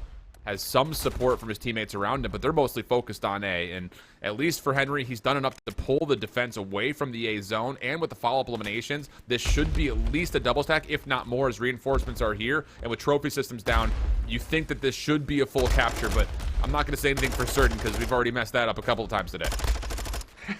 We're not saying anything at this point. A will go by the wayside though, so we're right at least in that manner. 2 ticks of progression now required and 80 seconds for Unnamed. Got players in around the backline. If they can make that transition to work on the first go of things, well, Revive might well be in trouble. But it's good for Revive at the moment. Nyla around the backline has a fair amount to do. The first kill is good. That stun should tag on the second, but now gets aggressed by Henry around the backline. For Pac here in this position, he should try and catch a player off guard. Yeah. And he may be what's needed here, because look how deep Henry is. He is all the way up top on the rock. And Pac's seen him, but it doesn't make a difference. The kills still come through. Now an opportunity for these 2 players off a spawn for Unnamed to get immediately onto the B site, which has that first tick of progress already captured. Henry is in such an immovable position. You got to throw in your utility to get him out of here. And as they do cleanly get the elimination, the second tick is in, the third is on the way. Yeah, just turning around the back line, didn't exactly have the weapon to work with as well. Third tick, there it is! That's unfortunate. The 3-0 comes like that. That is tough. And I was about to say that towards the end. Detain was like the last remaining player that they hadn't actually cleared around the back line. But of course, as we know, Detain is a sub player. And in that position, just had to fully run up the hill. Just couldn't do it with the rest of the team not being there for support. And off the back of it, Unnamed, the stack is looking pretty good. Yeah. Wow. Okay. So what a bounce back here for the side of Unnamed. Having only won a single map yesterday. You already mentioned a couple of players in the roster were near the top of the leaderboard KD-wise. It's just the squad couldn't find a way to get wins. And some of the losses were not exactly what I would call close losses either. So it's a bit puzzling when you see players near the top of the KD leaderboard, but only winning a single map. What the heck went wrong? Whatever it was, they figured it out here in this matchup at least. A 3-0 versus Revived is exactly what the doctor ordered to get to 1 and 2 overall. Whereas on the other side, Revived is essentially out now. Like, it sucks to say that so early, but even if they win their final 2 matches, their map count is so low, and they would have to find themselves likely in at least a tiebreaker with a team like Unnamed, and you know how that result just went. So, not great stuff here. Yeah, the kicker is the map count overall, right? Only taking maps away from Deviants and Notorious, and I highly doubt those teams will be in a 3-way tie of any kind of tiebreaker situation to try and qualify out of the group. Like, even if you surprise against Signs today, like the next week, that Wobble's Academy match might just not even matter at that point. Yeah, that is tough. That is really tough for Revive Gaming. But here's a look over towards Wubble and the Atlas Lions. We already saw Wubble take map number 1 against this Atlas Lions roster, although it was extremely close between the two teams. Atlas Lions, they almost made it happen. Nice opening shot from Super. Clears out a lot of space here around A. Wubble, we saw that tight map number 1 win, just surviving, and oh my, Super is right back into the mix again. It's just really funny when you talk about sniper rifles in the EU scene. There's 2 members you talk about. You talk about Maple, you talk about Super. Everyone else is I mean, the list from there is like, you know, when they do like those lists on Twitter, it's just like number 1, Maple, number 2, Super, and then like long 250 character worth of gap, and then number 3 is like way down below it. But the difference between these two is that Super plays super forward and super aggressive with his scope. Whereas Maple, not to say he plays passive by any means, but Super will get into your face with this scope. And it can be difficult to deal with. As we also get an update on the other undefeated team in this group. Notorious do defeat Signs 3-0. So a huge statement there as Signs get their first series loss. Yeah, that is huge for Notorious, I think, just generally speaking, because yesterday they dropped a couple of maps where maybe they shouldn't have done, so I think coming out with a 3 over a roster that had looked pretty hot, I think that's the convincing victory they wanted to start today. But you're over in this search and destroy. Atlas Lions having a pretty good start to try and tie the series up at 1-1. Denza being pressured all the way back towards the spawn, and as far as the Wobble's first offensive push towards A is concerned, they haven't really garnered any real estate whatsoever. It's a tough real estate market to get yourself on the property ladder at the moment, and Wubble, they are struggling. Yeah, just a little bit. And this is the thing about Super, is like when your SMG is also your sniper rifle, it can be very difficult to predict tempo-wise on the other side which Atlas Lions are we going to get. Are we going to get the one where Super is going to be watching a hard angle with a scope, or is he going to be rushing down our throats? And Bobs are trying to fight this one back, but they're pretty stuck at the moment just outside of soccer. And yeah, Denza will eventually fall. Atlas Lions will go up 3-0. And boy, I'll tell you, man, this search and destroy is looking so much cleaner, I would say, from what we saw at any point last season from this former La Nave squad. Yeah, this Atlas Lions roster, I've got to say I was a little bit concerned yesterday when we saw, of course, them take that big loss against Clutch Rain. We had a lot of questions about kind of what this Atlas Lions roster actually looked like. Now, here in Search and Destroy, I know it's only 3 Search and Destroy rounds, I don't know if you can take away from it. This could well still be an Wubble victory, but still, they do look just like the La Nave Del Mysterio that we saw in Season 2, especially in Search and Destroy, generally speaking. Now for the Atlas Lions on this round, they are going to be on the offense. Nades going over the top. That will not connect as Abuser's nowhere near that red tower for the moment. Instead, Wubble on the defense, relying on players pushing through checkers. One of those guys at the moment, I believe that's Vortex, that's managed to make his way through. Unfortunately, Vortex has a lot to do now because his teammates are dying around him. Here he goes. And he has to make this play on the flank. There's no other option with Super playing forward. So fortunate to find the first one cleanly like that. It doesn't dissuade the bomb being planted, though. So now you've got a follow-up elimination from Abusa, Bomb will be planted. Sukri's looking to isolate the 1v1, which is won by Vortex, and Yako's gonna do the same thing. This is madness. He does secure the kill, but you gotta run back and make sure no one's on the bomb with this sub. Yeah, yeah. Okay. Yako's gonna go have to check this bomb now. Might well just get the timing as Abuser already jumps on it. Somebody set the bomb, please. He dropped off. He saw him. Abuser saw him, gets the kill as well. And I'll be honest, I think the bomb plant is fine in that situation. So heavily aggressing towards Vortex. I mean, fine is okay. Fine is a word you could use. Appropriate is probably the word I would not use. Wow. Yeah, it's... I don't know. That's one of those moments where it kind of feels like a little bit of a throwaway. Like, let Vortex sit on the flank. You've got a 3v2 situation after he secures the kill on the Super. But it felt like they were just trying to catch him off guard, trying to rotate back in to play for the retake, and that was never really the case. So, a tough call, but still, a little bit of a cushion still secured here from Atlas Lions. And with how the opening of that round went, there are still some things that Wubble Bobs will have to consider on their next defense in terms of just staying away from Super Scope. So, that will be part of the questions asked in the following round, but how about this? Opening stuns will land deep over towards B Alley, and this is a 3-man defensive look with Atlas Lions trying to contest on the deep side. Now this time it's Harry to get themselves the first blood, but watch out for Rancor. He's trying to hit this flank early. Yeah, he's going to hit it, and he's going to hit it hard as well. Rancor for the double. That will leave a Wubble Bobs down in the 2 versus 3 now. Vortex trying to make a flank happen. He's already been spotted out, down to 20 HP. It would be a miracle to get even a frag in that situation. Now for Denza, he's also been made weak, suggesting that they know exactly where he is. A 1 versus 3 with no information for yourself. Turns around for the kill towards Yako, but shoots out his legs there, his ankles, and that's just not going to do any damage. Yeah, there has to be, I think, a little bit more consideration if you're the Wubble Bob squad. When you get stunned, naded, and all of those connect through B Alley, you can't think that that was just used to get Super an advanced angle on top of that little conditioning unit on top of the B site. Like, there has to be somebody else there taking away that space at least.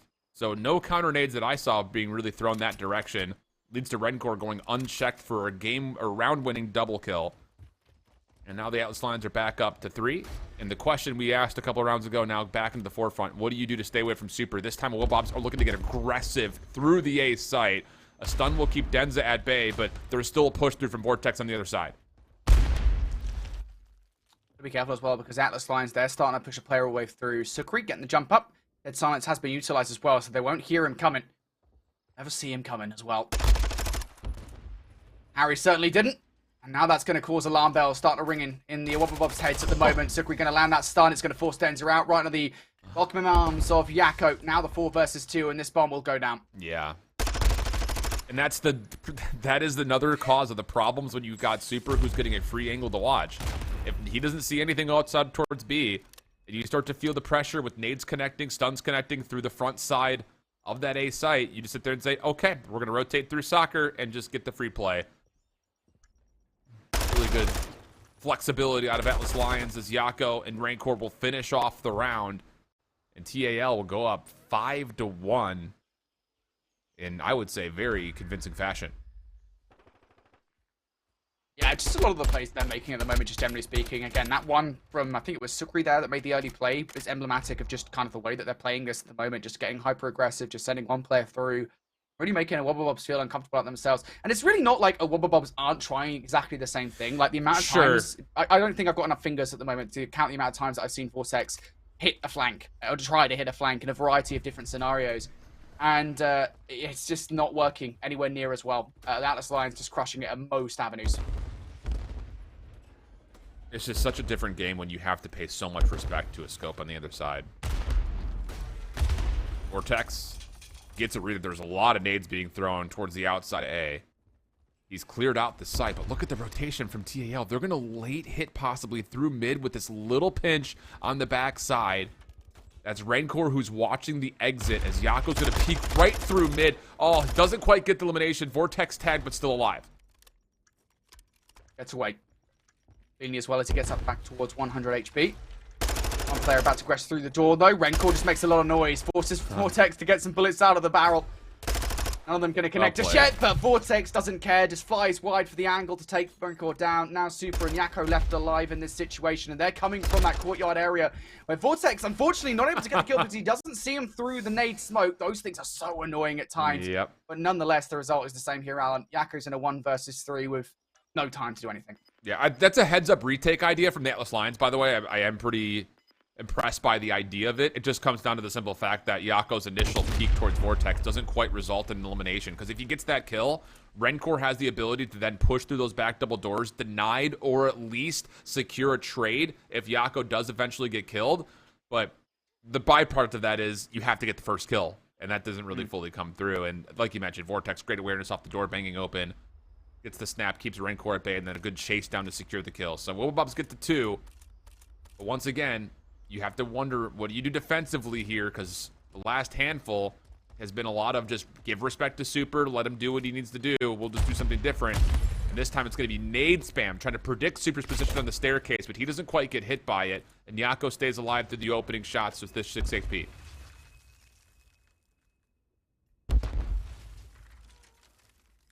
Vortex on the other side of the door. He's going to spot out Sukri, but ideally actually wanted to capitalize on that for the kill. He's actually not going to get anything. That's going to be really disappointing, I think, for Vortex in this position, but he might still be able to find value somewhere else. If he gets away, I think that's huge, but you can actually see on the mini-map, Rencor just a little double take. Like, hang on, did I just see someone trying to flank? Indeed he did. We'll take Vortex down. On the other hand, Harry has got an opening snipe off, but down at 2 HP, he should be dead to rights, and that will be the case. Abuser for a 1v3, now 1v2. That was a great challenge from Rencor. Gets the information on Harry's position. Semtex first, jump chow, just need 1 bullet to secure the kill. Well played. So Abuser, stun nade to his name, no dead silence. The last hope, 1v2. Bomb going to be planted here at B. And he's going to have a tough post point to break down. Although he does get to look at Rencor. That will allow him to start to make a move forward. Did he see Sukri cross, though? Seems to have known it. The frag comes out. That may land, and it does! What a play from Abuser! Now to the 1v1. He might well just hold this. Getting shot through the angle. Didn't expect Rencor there. Renkor's going to finish him off. That is cooking right there. Atlas Lions take it 6-2 is it in the end? A dominant scoreline for them. As I think that's the 3rd time now this season in 3 matches where they played LSCLO Search and Destroy. 3rd time they've lost it. Yeah. And I imagine that loss will feel very different to the other ones based on the teams that they've played. Largely because the initial portions of that search were controlled by Super Scope.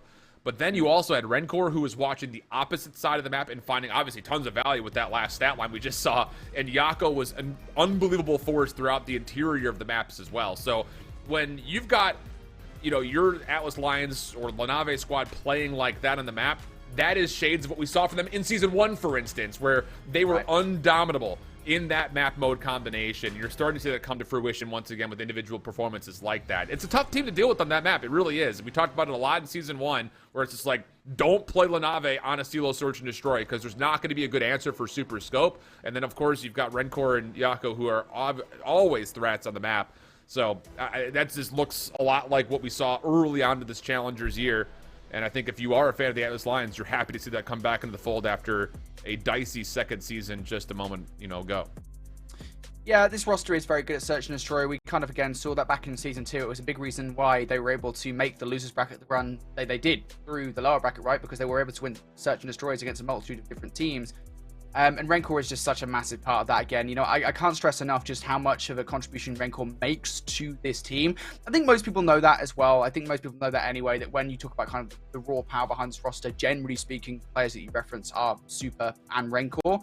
Not to say that Sukri and Yakko don't do stuff, because as that Search and Destroy just demonstrated, Yakko at 9-4 absolutely did. But Rencor again at 11-3, man, he's just doing it. He's just doing it for me. He's really solid, man. And I know we've always had that conversation. There's obviously a cloudy past, kind of regarding his reputation and stuff like that. But I was really impressed with the team that he was able to put together for Dallas when he was playing, with, I think it was Super and Parasite and Beakle was the squad that got randomly put together, if I'm not mistaken. And he looked good on land, too. So that's one of those things that you kind of love to see a possible come-up story, because let's be honest, whenever we talked about Lanave or Atlas Lions, the conversation has been straight dominated by Super. It's just the way it's always been. Even last year in Sucre's Bakery, it was still Super's team. Like, he was undeniable and has been online for the last couple of years. This comes down to, will he be able to find a way to get good support from the rest of his team so that way these guys can start to become a threat for a Challengers Championship or an Open Championship. And I think we're starting to see that come together with this current group, which is very exciting times, I think, if you're a Spanish fan. Yeah, you know what the thing is? I would have said, because the Atlas Lions, back when they were the Navi Del Mysterio in like Season 1, and even like early on in Season 2, I genuinely was of the thought that this roster probably should have split up. Like, if Season 2 didn't work out, I just didn't think it would be worth super sticking with this team, because I think if Abuser wasn't half the season that he is here, I would say it would be pretty obvious to me that Super's the best player in European Challenges. Obviously, that's not the case because Abuser does exist. But still, like, he's just so good. And now the roster, as you say, is now starting to really catch up, where we're at this point now with the Atlas Lions roster, again, is now part of the top 4. They break that top 16, and they were kind of stuck behind in the middle of the Season 2. And now, of course, they are actually a threat. What I want to see is I want to see them on LAN. Like, it's been really gutting to not see them on LAN. Like, that, obviously, Detroit Deviants roster that we've got, that pickup team with seeing Beagle and Rencor back together again was such a treat for me as a caster, like, who casted them basically back when before they even turned 18, like back on like local LAN events. It was nice to see that, but still it was kind of gutting to not get this team on LAN. That's what I'm looking forward to. Like, when we get to Toronto at the end of the season, like, what do they look like there? Because that's like always been a talking point, right? With any Spanish team, like, be it like AIM or like Rams back in the day as well. It's like, can they translate that to a LAN performance? Excuse me. And I genuinely believe this Atlas Lions roster probably could in their current form. Well, the thing is, you bring up a really interesting point as we, consider the Spanish community at large. They've always been like so close, but we're just not seeing the results show up in tournament form. Even dating all the way back to Black Ops 4 with that Heretics roster. A couple of online seasons that they were great when they were playing in Columbus. A couple of regular season qualifiers and stuff like that for Opens where they were unbelievable. But on LAN, I think their best finish was like top 8. Same situation last year. We had Spanish-dominated online elites that got to LAN, and I don't think that either team ever placed above top 12. So, like, that's not what you want to see. Maybe there was one, maybe the Mavericks team at the end of the year. Towards the end. Yeah, you talking about last year, or you talk about like 2021? Last year, just this most recent year. Last year, AIM got top 4 at the end, I'm pretty sure. Okay. But it's just like, at what point do we need to see that start being consistent to match with what we're getting in these elites? Because for players like Abusive, for instance, but especially Super, that's probably the only thing they have not been able to achieve yet is top status in a champion situation where you're dealing with an open tournament at one of these CDL majors. That's the last thing we're kind of waiting for to check all the boxes, at least in my mind. And it's not that dissimilar of a situation on a Wubble Bobs on the other side of the board, right? Because like these guys, like, they've been good enough online for a long time now, and even on LAN, like, they've been consistent. You look like early on in the season, and it was what, second at Raleigh back when they had like that first iteration of Elevate, and then I think it was like 4th, and then last LAN event, we don't want to talk about that for a fairly on esports. It was like a top 8 finish for them. I don't think they were comfortable with where they finished, but even for them, it's just like actually winning a LAN championship this season has been so positive. I mean, you look at like Decimate Gaming and LHE Academy for the first 2 LAN events of the season. Look what happened to those guys. They immediately got pulled up into the CDL for the most part, 3/4 of the roster in both occasions. I don't think that's probably going to happen with Notorious just because of kind of that European barrier, as it were, and it probably wouldn't happen for any of these rosters as well. But certainly, especially given the context of where we're at in the season right now, we're into the second half of the year. If you were to win Toronto, for example, even if you were to get to the finals to Toronto and really impress, you raise your stock so much as we hit kind of that transition from 2023 into 2024. And on top of that, like, we also had a situation where, we don't really have the details fully on what the postseason looks like. So you're also talking about possible champions or champs considerations here for these European squads in a region that largely has been dominated by the full 4 Frenchman roster, or on the other side, things like that Orgless team, now mostly a Wubble Bob. So a lot of things do add up into the picture, but we are still waiting for a couple of maps to come through. While we're about to step away, do me a favor. get on Twitter and let us know some of your thoughts about the European region or some of the matches that we've seen. You can get active on social right now by tweeting at WeAreClutchGG or using the hashtag Challengers Elite. A lot of conversation points. We have a couple of the favorites early on when it comes to individual KDs for this season, not just for teams, but also on players. So let us know on Twitter what you think, and you have a chance to show up on stream for us to continue to kind of podcast and talk about. So for now, we'll step away for just a brief break, get it active on socials, and we'll see you for some series continuations right on the backside. Don't go far.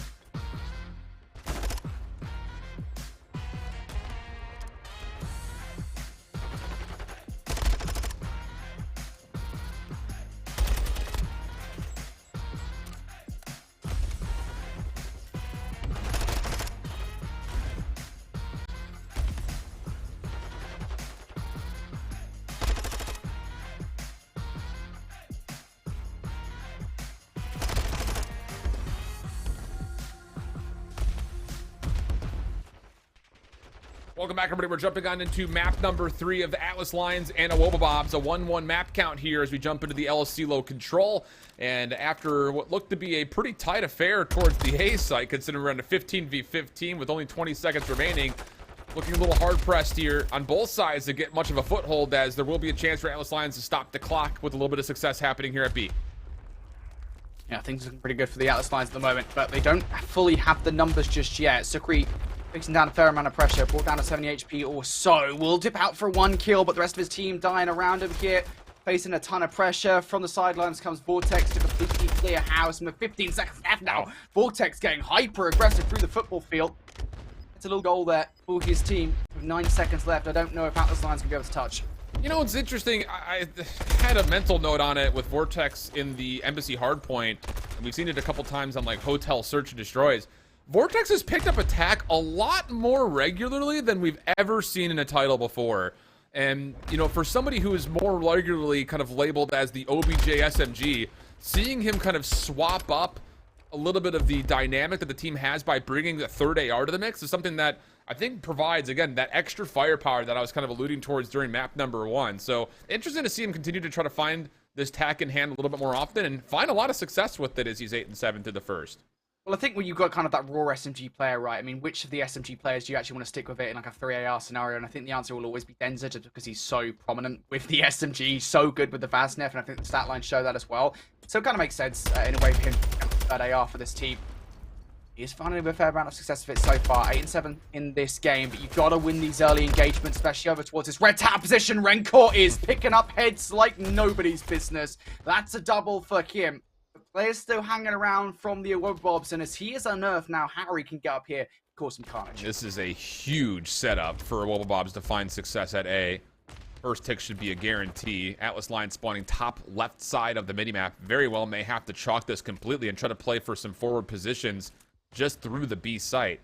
But it is only just one member on. Wubble are kind of spinning their web here, saying, come on into our trap. And Atlas Lions are giving this a look. This could get costly, because now the kills come through, and you can just stack this or run away and try to get over towards B. What an absolutely dominant setup from Wubble. They're going to get the extra 60 seconds and now have tons of map control through the B site. Yeah, but they do have some holes in their offense. Super is one of those holes. He's managed to climb his way through. Picks up one frag. Now needs to do more damage, though. Going to stop the A zone from being fully captured away. I don't think Wubble care that much, though. Abuser is currently guys away, making sure they don't get out of spawn. Gets another frag there versus Yakko, looking for it against Sukri. But again, these kills, all of it is contributing to space cleared here for Wubble. Now just 2 players remaining. Super gets taken down from behind. Now Vortex down to 6 HP, able to keep this dream of B alive. But even though it doesn't work fully just yet, Wubble's gonna have to fight back once again. Just look at the damage that they've done. I mean, look how close they capped to capping both of these 2 points. Yeah, Atlas Lions just don't know what to do. There was a moment in there where their routes they were taking nearly suggested we're going to scrap B and just play defense at A, and I think they made the gut check second to choice to kind of come back to be a little bit too late. So now all of a sudden you got no depletion on the A zone. As weird as this is going to sound, there is a very realistic possibility that the Atlas Lions could have stopped B and also gotten the depletion on the A zone. But as the clearance come through, Wubble will get the offense, and there was a couple of moments of second guessing that may have actually hindered Atlas Lions from being able to successfully pull back that defense. That is just so big from Wubble as well. And I like that they don't just like solely trying to commit towards A, right? They recognize like, hey, we've got like a small amount of progression that we can need to actually just go finish off A. But we also have a lot of space over towards B, and they just make that rotation over. They get those 2 ticks through, and ultimately the cap in the end. And the Atlas Lions, I mean, they just look completely total. They have nothing to say about it whatsoever in this scenario. I think Harry got a streak as well. I believe he absolutely did get a streak. He was on 6 in a row. So a streak now for this third and potentially final round for Wubble. They get a defense. And given what happened in round number 1, they look pretty comfortable there. Yeah, very much so. And a lot of it just comes down to, again, battling for this position at top tower. It's just such a critical spot to succeed on either side of the control zones. And the clearance is there. Rencor, another nice double. 9 and 11, 3 in a row for him. Denza tried to clear single-handedly, but did not expect Super to be over the top. And with that, first tick should be here, as there's going to be a double stack. But Wubble will have a chance to try to reclaim some position over the top of the A zone here, with a couple of ARs now moving forward, trying to control space. Super just hoping his positioning will be enough to catch a player looking in towards the point off guard. Unfortunately for him, though, as his teammate goes down, well, he goes to deal with Harry, and Abuser takes him down. So Wubble now back in control of the map, despite losing 2 ticks of aggression over towards A. 60 seconds on the clock now for Atlas Lions to break. Mako, the first player to move forward, but again, it's the aggression from Vortex off screen, who picks up the triple, and Denza clears house. It's all looking pretty good if you're a Wubble. Unreal stuff, man. Wubble team is looking really good here in this third map at the moment. Denza off the flank. Weird interaction with Super on the other side of the doorway. Harry was trying to follow up for the trade, but as he gets kind of pushed out a little bit, the Atlas Lions actually have a route to get to B and also control some of the spawners that are coming off defensively on the bottom left side of the map. It just comes down to Kensukri try to get a little bit further up towards the top side of this patio area, because I think he's still in and around that kind of staircase, just kind of holding his life for now as the second tick of progress is being worked on by Atlas Lions. I like this from Atlas Lions. They're taking a page out of the Wubble book, but this is a Wubble. They wrote the damn thing. Harry comes from behind. So on 5 in a row for him, his second consecutive spree here in this game. He's already got that cruise missile from the first. He wants to go to second. Might as well just overlap, and he will do so. Wubble just looking indomitable at this point. One last-ditch effort now coming out from the Atlas Lions. They've got a contest with Vortex up top. He is the biggest problem you've got to deal with at the moment. Time will stop at 9.1 seconds, but Vortex still over here. You have to take him down. Yeah, there's really no one that can contest them right now. I mean, you see Atlas Lions are stopping the clock and trying to stack just from the side doorway, and there's really nobody to contest this. So an extra 60 is added. 5 life advantage for the defense. but there's only one tick of progress needed at B. So this is still very plausible that the Atlas Lions will have a good look as they get now not just one on, but possibly more to follow as the kills are coming through. How has this happened? And they can still stop it. Denza close on the point. You've got to go on the point though. Denza, oh, it just doesn't do it. The pre-aim is not good enough in that scenario. And even Vortex, I mean, he was enacting a late flank. He thought, you know what, maybe I've got some time here, but I think it was one player. I'm not too sure who it was with. It was Denza towards the end, but as that player went down, Vortex's flank, I mean, it just became kind of, not pointless. I don't think that's maybe a harsh term, but it certainly wasn't as helpful as it otherwise would have been. Yeah, that's very valid. There's a moment at the end there where I think there was just a bit of confusion on where the player on the zone actually was. Because it looked like there should have been a quick follow-up, just push around the side of the boxes, get the kill, keep the clock ticking, but ultimately Atlas Lions get through it pretty nicely. So 5 kills in a row for Vortex at the end of it. Possibility for streaks to be earned here very quickly in this round, as Wobobs are going to take their designs immediately towards B, and the first 2 kills are good. Vortex is watching for any potential pinch plays, and he's going to get super for free. Streak earned, and how about this? A double stack also on towards B, as he's going to call the early cruise missile and try to get this B zone captured immediately. Yep, that's the play call coming out from Wubble here, and it will land pretty far out. Yako, the closest player to do anything about this. This should be all she wrote here on this point.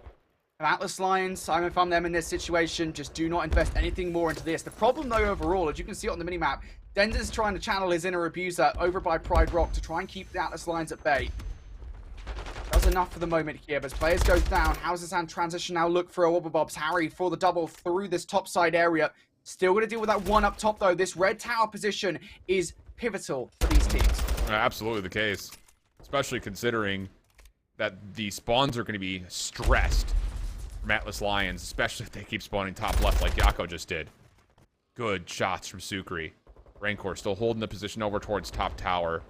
And if you're a Wobblebobs, yes, you've got a 4-life lead. You got some work to do here, especially when it comes to trying to clearing off that player topside tower. And, well, kills will eventually be there, and now a chance for Wobblebobs to stack. Harry for the double. I was going to say that might be it, but Super and Yako, they will deny some pressure for the moment. That stun will connect, but actually isn't good enough. And as Abuser and Vortex win both of their ones at the moment, now Wobblebobs can get on this point and really start to get aggressive. Will certainly up the urgency for the Atlas Lions players hanging around. Rancor in from behind has already revealed his position. Harry's over there to deal with that one. That's a big 1v1 going down. Also power position in form of Denza as well. That should be it here. Wobblebobs, they get it done. Really clean, man. This is a very deadly squad when it comes to control. It's... Man, it's really inspiring, I think, to see this team being so recently formed with Abuse in the mix and what it automatically means as far as in addition to the deadliness that this Wobblebobs team is going to carry into this season. And we see it in full force right there. I mean, again, there is something to be said, and there is some conversation points when it comes down to looking at Vortex running that more flex-style role, because there were still a number of rounds and moments in that last map where Vortex had the tack out, and it was a difference maker. So when you have the ability of controlling not just space with some really good subs, but also kind of flop over to 3 ARs at times, it makes it really hard to play up against, especially on a map like El Silo Control when they're taking that much success in the opening engagements. Their breakoffs were almost clean every single time we saw it. That led to impactful plays, whether that is getting defensive pressure across the map or early progress from the attacking side. Great stuff from Wobblebobs. Yeah, I like seeing this Wobblebobs roster. I think you said it in the middle of the game, right? It's just like a fun kind of Vortex having that third AR in a number of different scenarios. There are even points in the game, I'm not too sure it was just kind of a situation where he picked it up off the ground or whether or not he'd actually just spawned in, where even Denza was pulling out maybe even a 4th AR for a Wobblebobs at points. And it just works out so well for them. Of course, it does help that Harry streaked out not once but twice there in consecutive rounds of control. Beyond that one slip up, but the Atlas Lions, I think, managed to get around, which frankly they just shouldn't have got. That is a very dominant control on the whole from Wobblebobs. They'll be very happy how that one went. And again, contextually speaking, feel like the series tier for the moment, coming off that search and destroy, that's the map that they needed. Yeah, that's a good point. And the thing here is, after a near comeback on the opening hardpoint, a dominant display in the search, and then some, decisions that could have led to some of the problems that we saw here in map 3, now you go to a Hydra hardpoint where you need to be able to put both pieces together, I think, if you're looking at this from the side of the Atlas Lions. And mostly, and I'm having like immediate flashback as I say that out loud, when we remember watching this team play last season on this map, I had some very, very personal concerns about what we were going to get out of Sukri on this map, because he had kind of a slow group stage, and we asked the question, like, if Nave is going to play well in playoffs, you kind of think it has to be off of Sukri's performance. And I want to say there was a Hydra hardpoint in one of their early playoff matches in Season 2 playoffs where he did provide that. So that's kind of what I'm going to stick with here as far as who to watch for in this map. Yeah, it's kind of funny, actually, because I just check it. I wanted to see kind of what they were like in Season 2 specifically. And the Nave Del Mysterio actually did beat the Aphelion Esports roster by 4 points on this very map mode combination. Unfortunately, of course, it was a series they lost. It went all the way to game number 5. Aphelion, of course, the team to take them down. But either way, I think, that does say a lot about kind of the Nave Del Mysterio on this map mode combination. I will say, I think just generally speaking, the context of this Atlas Lions roster has changed significantly over the course of time, because previously when it came down to Hydra Hardpoint, you're always talking about kind of like having a player like Rencor running the routes and having a player like Super making sure they held the spawns and just like kind of held down those lanes to keep teams out of the hill. Now, I think it's a little bit more of a conversation of like Yakko's being a little bit more active inside, doing a really good job at kind of playing that hill guy, and getting kills inside the hill, and then of course the coverage being brought by Sukri as well. Like, I kind of like the way that they're compositive in Hardpoint at the moment. It just needs to be consistently the case. That's always been the thing for me when it comes down to this Atlas Lions roster in Hardpoint. It needs to be all 4 players play. It can't just be 2 of them, and that has to be consistent. Yeah, that's another solid point to it, and that's another byproduct of like kind of pointing to some of the individuals, like we do, is because usually on the other side, when we're dealing with power lineups like we have in this matchup right here, and what we normally get over in the instance of being able to see teams play up against each other in playoffs, is we often have a favorite because the whole team is executing well. It's not just a hero move where one player's just unkillable. We don't really get a lot of that in COD anymore, and this game at least. Anyways, so I think it's probably one of those situations where you look to see if the full squad is going to be clicking immediately, and does that start to trend the right direction for them as they move through the rest of groups and into playoffs. And I will say, again, a lot of things can kind of give us some benefit towards either of these two teams. Wubble started off really hot in the Embassy. They were able to finish it off, which is important, and they also looked really solid in the LC low control. Whereas for the other side, for the Atlas Lions, you feel good about their ability to communicate and coordinate as they played in the Surge, and their ability to put together that near 100-point comeback was also impressive as we get an opening pistol battle in the water as we get into Hydro. Deep. Well, we'll see how this hardpoint goes. Of course, you already kind of touched upon how the hardpoint in map number 1 went, and it looked like Wubble were going to wipe the floor with them, but Atlas Lions, they made them sweat. Hopefully Atlas Lions, I think if you're an Atlas Lions fan, will have a more consistent go of things here. So far, so good. Super comes out with a 3-piece right off the rip to make sure the Atlas Lions do clean control of the point. The problem now immediately for them becomes they do not have control of P2, and they are now reliant once again on Super to try and break that. Yeah, and he just has to kind of be a little water monkey right now and just hang out. Only gonna get one. It's actually 1-for-1 trade. Don't see that all that often in this title. And with that elimination, the Wubble will be able to get into P2 freely.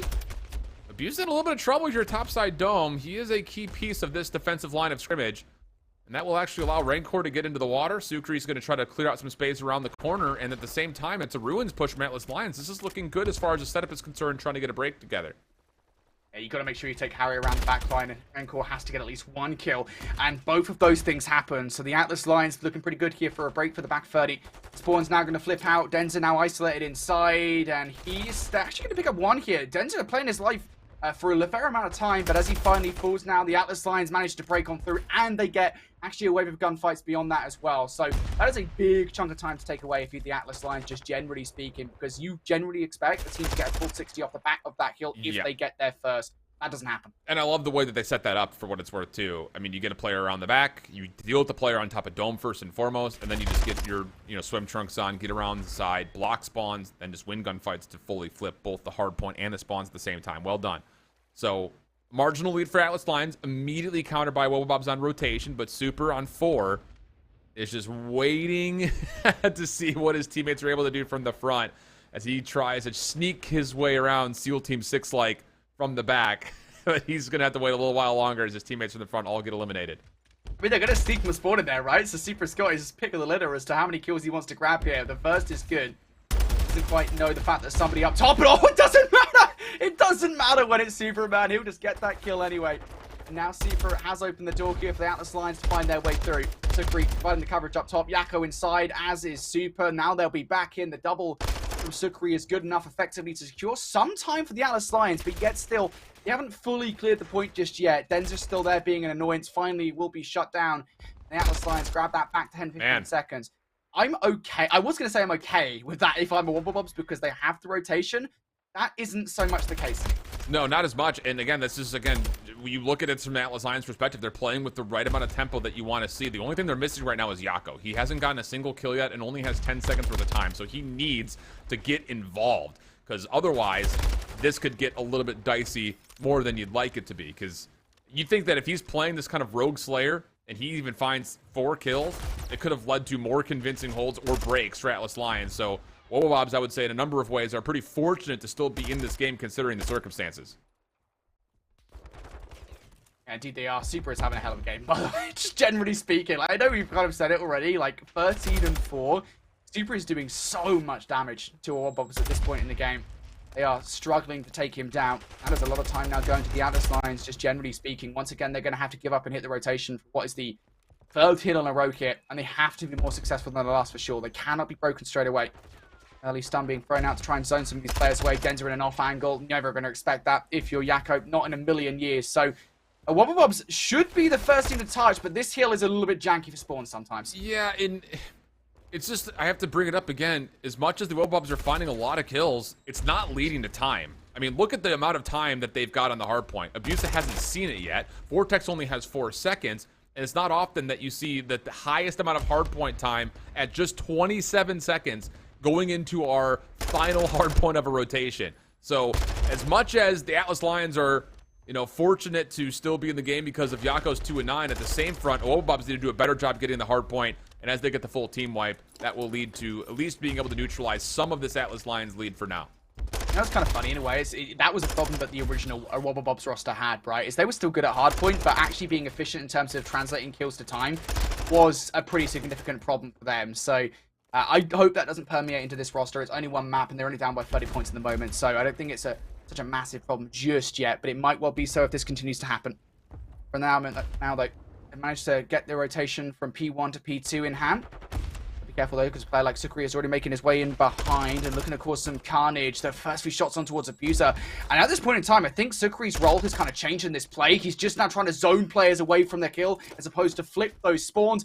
And if that's the job he's going for, he's doing a pretty good job. And it's different than I think we saw anything from Lanave last season, which again just kind of goes to show that sometimes you just have to trust the process even if the results aren't there. Stick as a group of 4, make the proper adjustments. And maybe you find yourself a lot of success. But that said, 19 seconds worth of time. Yako's already gotten through the back, and he's creating a little bit of mayhem now. It's only 4 kills for him through 7 hard points, essentially, but doesn't make a difference. Or does it? To say if he finds that final kill, he may also win spawns, but Wobobobs will stop the bleeding for now and have a chance to get themselves opening up the second hard point as soon as the time flips over. Yeah, the irritation for Yako actually in that play is the fact that he doesn't actually influence the spawns. You don't get it if you're just sitting there pre-aiming from that back barrel area. You need to get right to the back to actually flip the spawns correctly. And that just wasn't what Yako did. And he made that decision just way too late. And off the back of it, it is going to be a Wobobobs in control for the moment. I haven't got anybody up top inside Dome. That player was Abuser, who now has to come off the respawn points. The Atlas Lions will get past that area. Trying to put this hit together. So we're going to be the first one, putting some shots in towards Abuser around the back line. Yako now at the back of that space created will be able to fly across, and well, this is just so problematic for a Wobobobs. You can't get broken like that. No, you really can't. And again, now you have your most amount of hard time is almost at a minute, but moments like that start to cause some distress without question. Wobobobs will be able to kind of try to remedy things though, as they will have the rotation to new. Atlas Lions finding some success off Rancor's long route, and even more so now that he gets the kill on Abuse in the back. What happens to the spawns here, though, for Wobobobs? There's not really an option for them to spawn forward, and oh, they actually spawn all the way out towards Old. It's all about can they find the kills, trying to bunker up, and Vortex gets 2 Harry the Third. How have a Wobobobs managed to hold from those positions? Yeah, I mean, we talk quite contextually speaking at the moment. Wubble are actually doing a pretty good job at keeping themselves close with Atlas Lions in this game. And as more kills come through, it is mostly the sub pressure at the moment doing it. Denza picks up some kills. It's 2 for him, 4 in a row now for Vortex, and 4 in a row for Harry as well. Make that into 5. Wubble are just keeping the Atlas Lions at bay. This is fully a purple kill feed. Every single kill coming through just racks up the tally for Wubble. The Atlas Lions, I think for them, don't hit this anymore. It's 10 seconds. You can fork it this one through, maybe. I mean, it's time worth fighting for, but the damage is done. And that is a stellar hard point coming out here from Wubble. Yeah, and there's really not a lot of punish for playing through old because you do want to try to control dome side as you try to approach towards trail side. So I'm not upset with that, but the thing is now you're going to be playing a north to south hard point here. I don't know how Yako gets that elimination onto Denza, who had the first 4 shots in, but sometimes the Vaznev just hits a little different. And this will be now, once again, Wubble pressured. No spawns in their favor. Just 2 members left on the hard point. This will be a 2v4 hold opportunity. Harry will not get the first. And in the same breath, Abusa also dropped. Sukri cleaning up the hard point to get his own trophy down. But Denza slips the net, gets a double from the backside, and that will neutralize the break from Atlas Lions completely.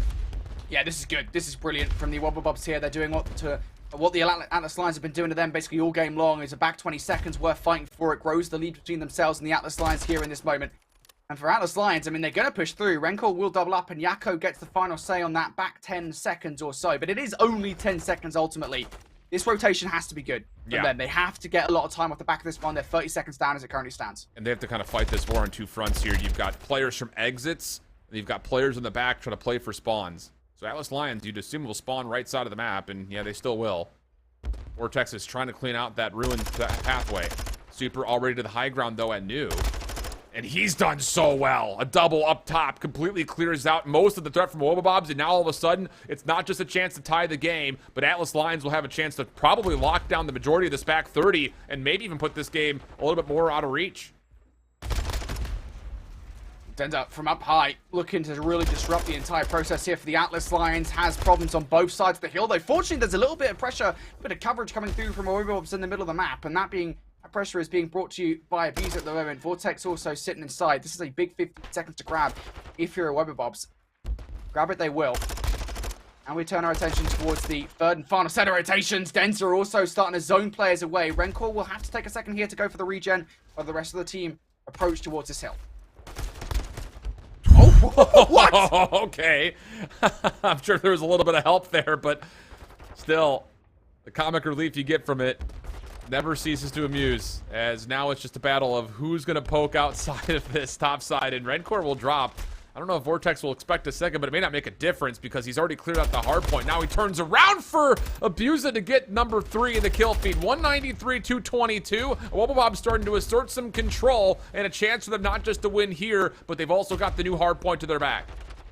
Yeah, there's a lot of options here for Wubble to finish this game off, and that may well just do it here. Abuse and Harry providing the coverage. Vortex may be weak, but he has little help from his friends. He's certainly getting by all right. And the Atlas Lions now just spawning all the way out. They've got one more kit to make this happen. Can you even get past Vortex in this scenario, though? I mean, Super's actually going to... Oh, gives him a look, but Vortex still going to win that fight. It's okay for the Atlas Lions for the moment, but it is just 4 points. That is all that a Wubble needs, and you need to make this cross happen now. You just can't get it done, as the Wubble turn a pretty unfavorable game around in the middle. Yeah, really nice stop for Wubble when things were, again, that was just another very strange hard point. You have Yako, who was essentially a non-factor for the first 2 sets of rotations, but the problem was Wubble are finding all these great kills, but not turning it into much hard point also through the first, rotation and a half. But eventually those numbers get up there, and the stall of the Atlas Lions continues. Not a great game from Yako, 12 and 24 in the effort, but I think the thing about it is, on both the Embassy and the dramatic comeback that nearly came through, and here again on a Hydro where they were doing a nice job manipulating spawns and also finding successful breaks and hard points you don't often see successful breaks, are all inspirations towards trying to move your season forward. So a tough 1-2 start in the groups as far as standings are concerned, and the match win-losses for the Atlas Lions, but I still think there's a lot of potential for this team to end up top 3, if not at least top 4 for the group. Yeah, this isn't the end of the world. This is an important match. I think if it was a playoffs match, I think this would be a different story. I think the Atlas Lions, they're expected to still get out of this group, and to lose to a Wubble, it's fine. This is, again, another one of those top 4 teams that they're consistently going to be battling with here in the European region throughout basically the rest of the season, as long as rosters stay as is, which I know is a hilarious thing to say, to be honest. But, you know, I think we look back towards that game, and honestly, the stat line that jumps out to me isn't even anybody on a Wubble. It's not even Rencor, who performs the best in the Atlas Lions. It's Super. He finishes that game at 24 and 21. In the middle of that game, he was something silly, like 14-3, I think it was, before a Wubble started coming back. And I think that really does just identify exactly what went right for a Wubble towards the back half of the game. First half, they couldn't deal with Super. Like, Super was just being so annoying, just clutching up in the way that Super just does. Second half of the game, Super was being shut down at most avenues. And only then really did Yakko also start to join the ensemble as well. Like, Atlas Lions were just a lot weaker, I think, in that second half because of the fact the firepower was definitely lessened. Yeah, I agree. And it's still cool, though, to see the ability for Super to start off that hot and also have a good follow-up performance from someone like Sucre. Because I feel like more often than not, we do see this Nave Atlas Lions team rely on Super and Rencor to kind of carry them through a lot of the mud. But Sucre, I think, had a pretty solid series. Obviously not a great map from Yakko. He also had a slow start, I think, in moments in the other respawns, but he will be good for eliminations more often than he's not. So I don't know. I think there's a lot to be said about the Atlas Lions playing a good, solid series here, but a lot of credit to the Wubble, like you mentioned, for shutting down some of the major threats and being able to also kind of survive through some of the tribulations that we saw, especially like in the Embassy Hardpoint, where the Atlas Lions were gaining a lot of steam near the end. Yeah, and that overall now puts Wubble on 3-0. One of the only other teams now to be flawless so far here in European Challengers Elite Season 3 is Clutch Rain. On the other side, Abuse's former teammates in Cobra and Linz, they are now 3-0 as well. So I cannot wait to see those guys face each other, man. Like, I don't know when it happens on the schedule.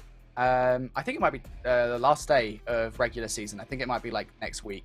But either way, like, that is going to be an insane match, I think, just because Clutch Rain continue to surprise us. And this is Wubble's roster. I think it's not that much of a surprise. They look well put together. Yeah, no, those are good shouts. And, you know, the update overall here, I can't wait to see that Wubble's Clutch Rain game. I'll tell you that much, first and foremost. Yes. Which they actually play next in their next matchup. That is next. Not for us. That'll be on the We Are Clutch GG stream, but that will be happening in the next slot.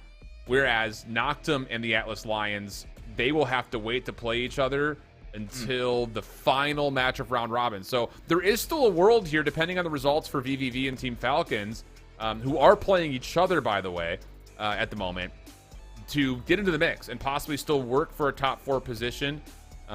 Considering that there is a bunch of head-to-head matchups in those bottom 4 that still have to happen. Whereas our clear-cut Group B that started off with 2-0s for the top 3 and 0-2s for the bottom 3, now all of a sudden becomes a little bit more interesting with Unnamed taking down Revived and Signs losing to Team Notorious. That throws that kind of bottom 4 into a little bit of weirdness, especially considering that Notorious and Deviants will be playing each other next. Yeah, like this, I would say, just generally speaking, this group, as it currently stands, is probably how I expect it to finish, to be honest. Like, I think there are questions over Deviants Gaming, kind of what that roster is going to look like in the season. Team Notorious, I mean, there is no universe. I think I would bet an entire mortgage on Team Notorious making it out of a group post-Texas Open, because they damn well should. If they wouldn't, it would be just highly disappointing. Yeah. But for the rest of the group, like, I think what you got kind of like Signs and Unnamed currently sitting in the middle of the pack there, Alan. Like, that's not that unexpected. Then for Revived Gaming and a Wubble's Academy, the fight is still there, the chance is still there to get out of groups, but you've still now got to win these crucial matches. Otherwise, that chance is... I mean, I say the chance is still there. It's probably not there for Revive. Let's be honest. I think we've already had that conversation. The map count is against them. But still, there's a chance, right? So you're saying there's a chance. Maybe they would have to, like, win both their matches 3-0 each to possibly force something, but that 0-3 loss today being 0-3 definitely puts things a little bit more dire, to be sure. But with that, that's the end of our first slot of matches. Again, coming up as our main primary focus, we'll have Notorious playing up against Deviants with a lot of look-ins going on with other matches that'll be happening at the same time. Same thing will be happening over on the Clutch GG stream, where they'll actually be focused on Wubble's Academy versus Unnamed. That's an important matchup there, while also having some secondary focus on the Wubble's versus Clutch Rain matchup, which is 2 undefeated squads playing up against each other. Step away from a break. We come back. More EU action. Don't go far.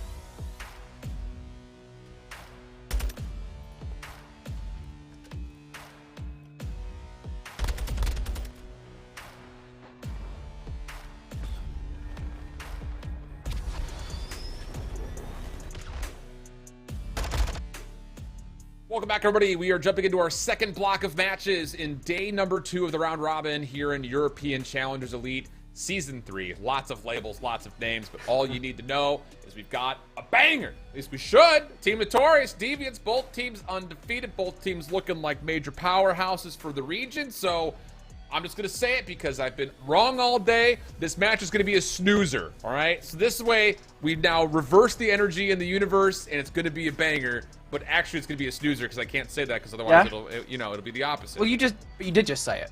No, I did. So, I was explaining the reasons why, but I didn't actually put the label on it. You know what I mean? See, mate.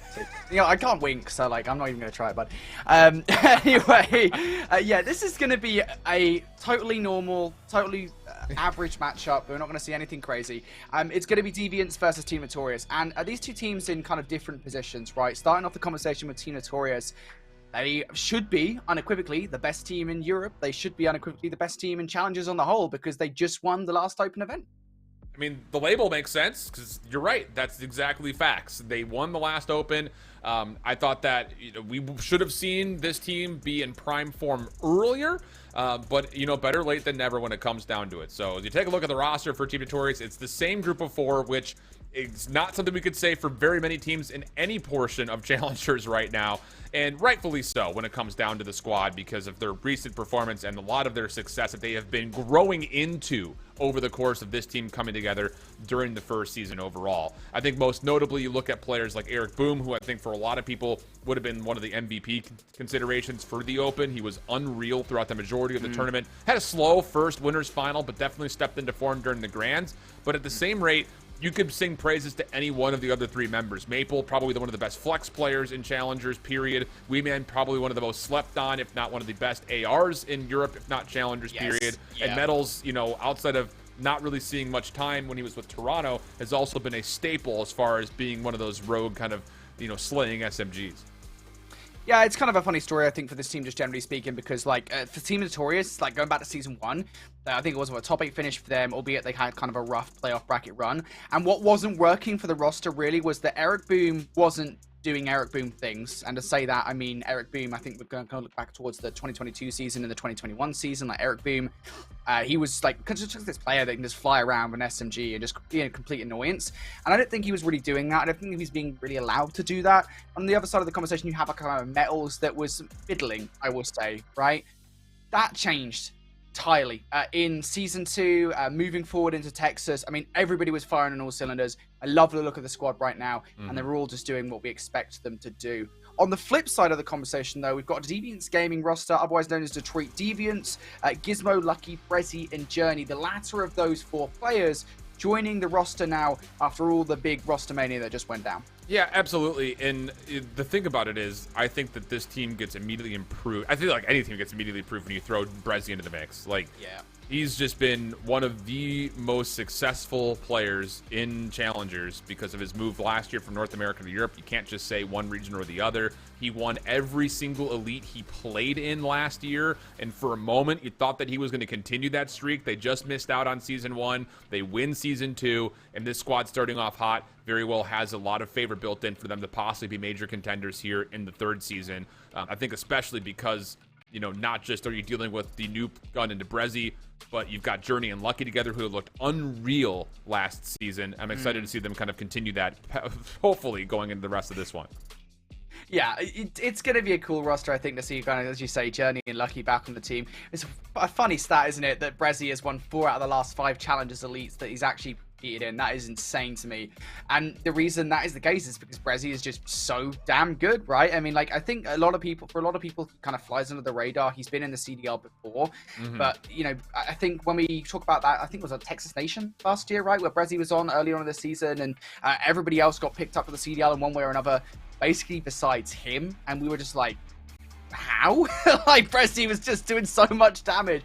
And I'm still thinking, how? Because he was so good. So honestly, yeah, you're absolutely right to talk about kind of Brezzy and Journey being really valuable additions to what is the successor to the Originals roster that has been trying to find success this season thus far. And I think now that Brezzy and Journey are on part of this ensemble, we're in for a good time with this team. I think so too. So as far as who to watch for in this series, here's the player head-to-head as far as who I think will be the big difference makers, Metals and Gizmo. I think the biggest thing about Gizmo is there's still like this floating thunderstorm like right behind him, the skeleton in the closet, whatever you want to throw on it. But man, I'll tell you, when Joey's on form, he looks like one of the nastiest players with a controller in hand, let alone for what you can consider for things like challengers. This comes down to, you know, at times we talk about which Gizmo are we going to get today. And honestly, we've been able to say kind of the same thing about players like Metals in the past, although I will say his ability to step up with the objective play has been so key for this Team Notorious squad, and that's what you see in the 1.78 KD for the search and the 1.36 in the control. He's been so great at controlling space in and around the hard point. Yeah, these stats are very different from what we saw in Season 1 again. I think Metals, you know, even going back towards last season, he is a player that has kind of, I guess, like in the middle of the team that he was on, wasn't able to produce these kind of stat lines. So it's nice that he can do it here in Gizmo, as you say, on the other side. Wanted to get back on the London Royal Ravens roster, or really any CDL team will do. That's the journey that he is on. But what about the map set for this best of 5? That's the question. We'll take a look. Easy enough to say. Hydro, Double Asilo, Mikado, and Hotel. And I say all 5 because I think the potential of us getting to that point is pretty high. So as far as results are concerned, again, we're just through 3 matches worth of games at the moment, but it's a flawless hardpoint record for Deviants and a flawless control record. They have been perfect in respawns so far, and they hold some pretty considerable numbers. I think most importantly, you look at a 2.5 average score margin in the controls for this Deviants roster. So they've got their aim set to the 1-3-4. Whereas on the other side, for Team Notorious, you know, their search and destroy continues to be pretty darn impressive throughout. Their hardpoint and control has also been obviously much more polished. So I think your advantages here for Notorious are trying to flex on what is a weak current search and destroy for Deviants. Yeah, absolutely, right, for sure. I think, you know, we talk about kind of the transition from Season 1 to Season 2, specifically for Team Notorious. You go back to Season 1, like, Hardpoint was their biggest struggle, if there was one. Control, and then they finished, like, almost flawless in, if not flawless in, that game mode by the end of the season, despite finishing out in top 8. They were one of the best control teams we had. When it came down to Season 2, they realized they needed to improve on Hardpoint. That is exactly what they did, and we saw kind of these gradual improvements over the course of time. But we got to this point now where, at Texas, they look good in all 3 game modes. It really is kind of a take-your-pick scenario here if you're Team Notorious. On the flip side of the conversation for Detroit Deviants, it's a question of, like, this is almost a brand new roster. I think it's a little early to call kind of what their habits look like. I think by the end of the round-robin stage, we'll be a kind of position where we can say, like, these guys are good at this and bad at this. I guess, like, where do you take a map away from Notorious in this series? Like, where do you start? And I think, you know, you just have to start well enough in the hard point. Just try and get yourselves moving right at the rip. Yeah, no problem with finding that map 1, I'd say. Start your series off hot by taking the first, which, at least based on what they've played so far, they have been perfect in their map 1 record. So that is something at least there to kind of consider, at least through their day yesterday. So I don't know. I think that's probably what you have to look at first and foremost. Get yourself in a position to be a monster right in the first map, set the tone for the entirety of the series, because then all of a sudden you kind of get Notorious on the back foot a touch. You know, that's, I think, what is really most important about trying to pull that together. But again, it's all kind of theory crafting, because we're dealing with 3 matches worth of results to go off of. I'm just kind of sitting here waiting to see who's going to really shine in that series, because I think the potential is going to be pretty high for just about anyone to possibly do that. As we jump over and take a look into what's going on with the Revived and Signs game. I already kind of mentioned that this Revived gaming team would have to put together essentially 2 wins in their final 2 matches, and it would both likely have to be 3-0s if they want to have a chance to get into this the final possible playoff. But they find themselves 1-0 up in the series and down here 5-4 in round 10 of the Surge. The first map victory is promising enough, isn't it? But it's getting back towards this search and stopping this from being a 6-4 victory for Signs. It's really the question. And once again, we talk about the Revive, Search and Destroy in their last series. A lot of it was down to the fact they weren't really finding much success behind the sniper rifle. Pack now has it as part of a 2 versus 3. I don't think Genesis has Dead Silence either. Not a good position to be in with 25 seconds left. You've got to clear a ton of space. Pack should find Blade in the corner, but doesn't have his sniper rifle aimed downwards. Imagines he's going to be standing up. He's not in that scenario. He's having a lazy day laying down on the ground, and Signs will win that final round required to tie up the series at 1-1. Yeah, good stuff from Signs. Looking to bounce back after their loss in their first block today. Again, that was against another one of the undefeated squads in this group. So I think if you're Signs, you're looking at this matchup saying we should go 3-1 by the end of the group overall. At least that should be the intention, but hard to say that's going to happen with a guarantee, especially dropping that first map and looking at the results. It was actually a pretty convincing first map loss. They lost 250 to 149 on Hotel Hardpoint. So some recovery is going to be happening. They will go into a Hotel Control next and Embassy Hardpoint for map number 4. And actually, as I'm looking at it, it looks like that very well maybe signs 2-0 up. I just saw the result change, so TBD on that. Actually, yes, we okay, we just got confirmed. 2-0 signed, so they won 250-149 in their first map. Well, that does change the context a little bit, doesn't it? Because we were thinking, you know, Revive has taken a map, they could still win this series, and they could. But, like, every map you lose in this scenario, again, for those of you guys who aren't aware, like, Revive Gaming, they're now 0-3 overall in this group. If you're trying to force some kind of tiebreaker scenario, if you're trying to even get out, which you could do it, to be fair, you want to get every single map you can. Being 2-0 down versus Signs, another team that might well be in a tiebreaker situation, is not a good look at all. So let's get back into our main focus matchup in here, folks. Team Notorious against Deviants. I cannot wait to see which team comes out on top of this one. And off the rip, really good stuff here from Deviants. 3 kills to the 1 of Team Notorious. Into the hard point. They win the second side of the map here by breaking through off of that initial set-off.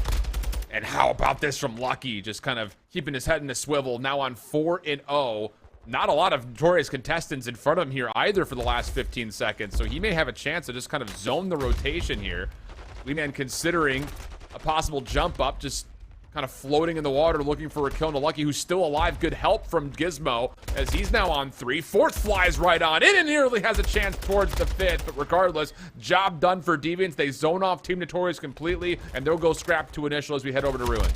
Yeah, this is more than an excellent start here for Deviants. They cover a lot of time with the back of P1, and they've got a pretty convincing rotation over by P2 as well. It won't be long before Team Notorious are knocking at the door, though. Metals is going to be the first player over here. Gizmo around the back line at 4-1 to start. Wants to make that 5-1 with the kill versus Metals, but players now getting past that middle lane. One has approached in towards the hard point. That was going to be Maple, who does go down, and Metals does win that crucial 1v1. Brezzy will be weak for this engagement, and off the back of that, Metals is able to clean house a big back 25 here for Notorious. Yeah, needed, very much so needed. The last thing you want is to be down about 70-3. That'd be terrible news. But as they do get the scrap, there was also a battle for Eric Boom over towards New, trying to string together a couple of moments here in these early hard points, getting right back into the mix. But he's having a hard time here with Sigs also floating in front, trying to find a way to get up freely to try to actually contest these backsided spawns. And as he does make himself known, the first kill on the journey is good. Now the pinch is on. Sigs from the front, good for the opener. And how about this? Clean stuff from Team Notorious. They win the spawns, they win the hard point, and it's like that first hard point and a half never even happened, as they're likely to tie the game here. I was going to make a height joke there about Eric Boom struggling to reach the jump up from the water, but that was a little bit too mean. Unfortunately for him, though, he will actually get the kills around the back line. Team Notorious now going to be in for the 35 seconds. Now going to have to be careful about Journey making this water route around the side. Unfortunately for him, he does get tagged up there by Metals, and this is stellar for Team Notorious. They are keeping an eye on every single route possible. Deviants cannot break on through. I mean, they'll get one player spawning in, but just look at the streaks across the board at the moment. What is this, a combined 13 spree across all 4 players? And the rotation doesn't actually look that bad, to be honest. They've just got to deal with Gizmo. Yeah, but Gizmo is off to a pretty hot start. He's just 5-4 now, but he had a 5-1 start. So he's definitely got the gunny up at the moment. And he's just going to play his life as much as he possibly can. Eric Boom on the corner. Good read from Gizmo. Gets the elimination. Sig's not in a position to immediately follow up off the trade. And as he tries to hunt it down, oh, Gizmo nearly gets the full regen off, but it's Brezzy behind that secures the immediate trade. And a chance now for him to play his life where he does take down Metals. But again, we get a 1-for-1 trade. Haven't seen that too often in the game. We've had a couple here today already. Doesn't make much of a difference towards the outcome, though, as Notorious will secure the spawns and a chance for them to take the lead. Yeah, just the kicker here for Deviants is they're just going to have to hit this from the front line. Things going pretty well, though, as it's going to be 3 kills for them. You still haven't fully flipped the spawns out just yet, as Metals will keep them anchored down at the back line. Now Maple spawning up alongside him, but the reads are good at the moment for Deviants. Unfortunately, they will not read. Player number 7, Eric Boom, just flying down from up high as he comes back from the middle of the map, and Team Notorious do get the rest of that 10 seconds of scrap time. Now let's turn our attention over towards Generator Hardpoint for the next rotation. Again, this is that one where spawns sometimes can be hard to read. Weeman, though, towards the backline, wins at least one of those gunfights, and now is aware of the fact that Lucky's just chilling out back. Like, Weeman had springs on his shoes. He kind of fell dead and then took a jump, and he just kind of got, like, boinked further left than I think anyone was expecting. Helped him win the gunfight without question. Lucky in the back. A little dance with the devil here as Weeman's trying to track him down. He will get the better of the timing. So now over 100 points will go Team Notorious. Journey's trying to hit a route around the back, but he's going to get stunned up into place, and that just makes that gunfight that much more difficult. And how about this from Team Notorious? Near perfection starting to come through as we scrap together the back 30 seconds here at Old. It feels like a lot of the 50-50 situations that Team Notorious and Deviants are finding themselves in at the moment over the last few kills have been going Team Notorious's way. That's just yet another one of them, as Metals and Eric Boom gonna guard the hard point. And now for Team Notorious here, I actually really like this play call coming out from Metals. If he transfers through there, he's probably gonna get caught off guard by Brezzy. Now just comes back around, outplays him for what could be a great manipulation of the spawns here for Team Notorious, but they still need to convert a couple more gunfights. Maple could do that in the middle of the map, unfortunately unable to deliver. Good for them though, Hydra is on their side today. Metals will actually spawn out over by P2. Yeah, the thing though is as we contest time here at the first, Notorious are all over the map, and it's going to be so difficult for Deviants to get a read on where exactly Team Notorious had been spawning at and where their setup is. So they get the benefit of the majority of kills. Lucky was just scouted on the cross by Sigs. Not that it means too much as far as Team Notorious is concerned, although they actually think he may have gotten further behind than he actually has. But Weeman, from the front of the hard point, is just pushing Deviants into the tightest of corners on the backside of this map. And as Team Notorious still spawn up, you can see all three members are on the hunt. Where the heck is Lucky gone as Sigs continues to reap some time here at Old? Team Notorious, in all this battle, by the way, still hanging on towards his spawns for a new. Again, the problem is if you don't have a player sat all the way at the back, player might spawn in. And that has happened here once again, where Metals pushed a little bit too far forward.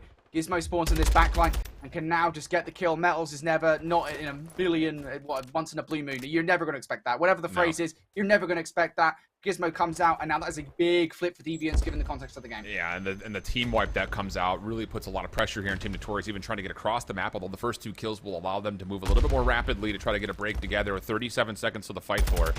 From inside and behind the hard point, Deviants trying to hold, and they would love to see this time go their way. Pinstripe goes the kill feed. Trades, though, ultimately favoring Deviants as Lucky secures the final kill needed to likely lock in the majority of this back 25. Yeah, for Team Notorious, I don't think it's wise to hit this. They know that as well. They're just going to try and zone off and around the middle of the map. Got players like Maple and Metals set up ready for these players to transition. One of them is gone through and recognizes that Brezzy might still be hanging around this joint, but Brezzy going to win one of those gunfights. Brezzy wins another one around the backline. Hold on for a second here, folks. Team Notorious, what looked like a really solid for this rotation for them, might well still be so, but Deviants now a lot closer to breaking this. Oh, absolutely the case, although the kills at the very end, Weeman Sigs turn the tides a bit more, and the pickup in the back. Oh, they may not expect Journey and Gizmo to still spawn behind, and that's because Metals, before that all happened, spawned so far out. The spawns are in absolute shambles, but with it, it will still lead to an opportunity for both teams to fight for the time. Neutral goes the hard point. 35 seconds to fight for. Brezzy turned away. Metals gets a key double, and Notorious from the front. A chance to break through, but they still have to fight against the proximal spawns from Deviants. Yeah, still fighting for this one are both of these two rosters. Team Notorious looking for the back 25. Weeman inside, or almost transitions for the second gunfight, but not going to get it done. So that is a big 20 seconds here for Deviants to grab. Unfortunately for them, though, in doing so, means that they'll be a world away from the next rotation. Notorious have also set up a couple of players around the middle of the map, Metals being one of them, and once again, Eric Boom being another to try and zone these players away. Metals does get taken out. And now for Deviants, it's about finding that path, carving that path through that dome side for the rotation. And the thing about this is Team Notorious will not be able to get the feelers out here. They will not know if this hit is coming heavy-handedly through dome or through that trail side pathway. They're trying to get members forward, but as Eric drops through the trail side, now it's just on Metal to try to hold things on the other, and he only gets one. So now Deviants a chance to try to work their way in, but a big bounce back. Weeman finds 2 key kills, and now all of a sudden, Team Notorious can kind of regrow that big cushion on this lead. Yeah, Maple providing so much coverage in the middle of that map as well at 18 and 14. Now wants to do some more damage. Lucky being wary of the fact that he needs to take him out before they make any move forward. And that's a lot of time wasted there by Maple in that play. Down at the last 20 here. Worth going for if you're a Deviant. Now not so much anymore. Derek Boom clambers through the window for the double. Now Team Notorious putting a real dent in this game. Deviants are so far away. They have to make sure this rotation is theirs. But Eric is just not allowing it. Frankly, he's not letting himself. Oh boy. Tough gunfight. Whoa, stunned up. Eric still gets the mantle and catches Journey by surprise. I think with that, just about everybody else who was watching that gunfight. And Eric's now on 4 and a chance for Team Notorious to win the game here. Deviants spawning right behind the hard point, but they have to kind of come in 2 by 2 if they want to have a chance at trying to neutralize, and well, that's leading to very favorable looks from Team Notorious. Brezzy, who had a solid start, has gone pretty cold here, 13 and 26. And that may be the final moments here as Eric Boom gets on to 5. The break is good, 30 seconds to fight for, but it feels a little too far gone with only 5 seconds between Team Notorious and a win. Yeah, this feels like a foregone conclusion at this point. 5 seconds, all that Notorious require. They can get it here. They could perhaps get it on the rotation as well. Eric Boom's still going to give it a look over towards that last hill. And in doing so, Deviants do actually still pick up this time, but Journey actually has at least 2 gunfights to win. Just try and waste some time here. The contention is good, so they will not win it here regardless, but there it is. 3 kills now starting to come through, and even that is enough really to secure a rotation for the last 2 seconds over towards P1. You have to imagine Metals is still being cautious about it. Looks out before he crosses the road. Looks both ways. Now looking for the final kills. Lucky Gizmo still fighting for it. Eric Boom unable to get it done. Still the 1 second they're looking for. This is doable, but boy, a 1 second margin of error is not very high. I mean, you have to be perfect in every sense of the word here. You cannot get off the hard point. You have to win rotation, and those 2 kills, now you get 3 from Notorious, should likely win the game either here or on rotation, but Metals is actually still standing here at mid. The spawns will flip, and with these kills coming out, if Deviants can find a way to get a couple on this exit, there's a chance they may still be able to flip this map around with still 14 seconds before the new hard point opens up. That's just such a huge You got to go now, though. Yeah, it's just like you have to be never mind. Perfect hard point, and it's just not going to happen, to be honest. You're just taking so much time to make it happen. Now you find yourselves in a 2 versus 3. You can't hesitate here. You need to take the player out. Players jump in. Metals gets 1. Doesn't even need to get the second because Gizmo gets the team kill to close it out. And in the end, Team Notorious not quite as an indomitable of a scoreline as they would have desired, but it doesn't matter. It's a win nonetheless. Yeah, there's a moment in there where, again, it's hard to really look at just the last 45 seconds of this map and nitpick that when, again, there were major trends that were starting to grow earlier in the map. But as soon as you get those kills with the players at mid, if you're Deviants, you need to start moving across the map. Like, I know that you only have like tenths of a second between you and a loss, but if you would have hit that same route that you just did at the end 3 seconds earlier, there may have been a chance to actually out-trade that position and give yourself a little bit of a further look. But again, nitpicking that is the last thing we do, because there were some major moments earlier on in that map where Deviants were really struggling to break through Team Notorious's pressure across the map. So many great early routes hit by Eric Boom. Metals, a huge factor in trying to secure setups and then also fight for spawns. It just, everything seems to be going right for Team Notorious throughout that second rotation of hills, and I think that's where Deviants need to take their focus, not necessarily in the 249 moments of that game. I mean, they almost made it happen, right? It was very possible. Yeah, it's just like, it's a lot to ask for. Again, you know, they just did such a good job, Notorious, of holding those kind of power rotations, right, and making sure they managed to chain kind of scrap into initial time and time again, and they just did such a good job in that manner. So they come out on top of map number 1, their big hardpoint victory for Team Notorious, and there'll be a search and destroy coming up for that match soon. But over towards what is a 2-0 matchup for Signs versus Revive at this moment, and a 2-0 matchup in the control as well. Things just not looking peachy for Revive at all. No, not at all. It looks like this is probably going to be a 3-0 for sure. Again, we said this about the Unnamed Revive game. You never know. They may make this interesting, get this to a round 5 of the control. But, I mean, Signs, just looking at the scoreboards, are having their way pretty much across the entirety of the map. And I think it's just one of those things you kind of look to the players that we mentioned. Like, we know that Niall has had hot and cold moments. I wouldn't say he's been a deterrent of this squad. But Genesis at 14 and 18. Pack at 13 and 18. Detain's got low engagement at 10 and 9. Just doesn't feel like this team has got it all figured out yet, and it's going to be obviously too far gone, probably going 0-4 here on their groups. To be honest, they're not getting outslayed by that much. I mean, Yumiko and Deliver seems to be causing the vast majority of problems here from the Signs perspective. Still, half back into the game. Just need to try and bring this life deficit down. 18 versus 11 as it currently stands. Niall pushed all the way forward, though. The start, maybe second against Blade, that would be good, but they need to make sure they do that. And actually, to be fair, they read it pretty well. The Taint to take out that player, and now Signs coming off the spawns here. It's going to be the stack coming through. Could be good for it, but there are numbers here defensively to try to retake this. Second tick of progress is locked. Nades start to land, and Depa does get through. Blade for the first blood. Trades looking good for Revived, and no one will be able to touch in time for the defense. So Revived will extend this another round, and maybe a chance to extend the series, maybe another map. But I will say, just kind of looking at how Signs are playing, I'm curious to see, you know, that 2-0 start. Is that really going to give us enough to possibly make them a major contender conversation, you know, when it comes down to it? Because we've seen this in the past where Signs have had good starts to seasons, but then fallen off quickly. Can they get through this second day and go 3-1 in their group with just one more match to play? That's the big question.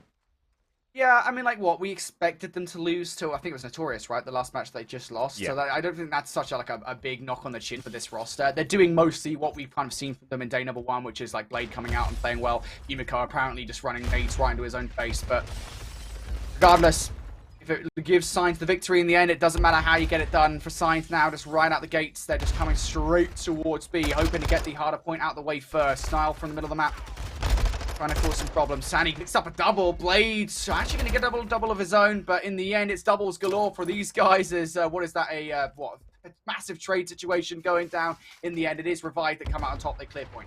Yeah. Chance to zone out the map too here, and it looks like their focus is largely through mid, which I can respect because very often when you get a clean wipe like that, you expect that the offense is going to hard rotate over towards A, but the spawns allow Signs to actually get a secondary look here at this B attack. And as they start to take a couple of kills, the defense is a little bit late here to get a read on this. So a trophy system will make life a little bit easier, but Signs are still not done with this hit. It's just Nile, the last one left. He gets a double from behind the bar.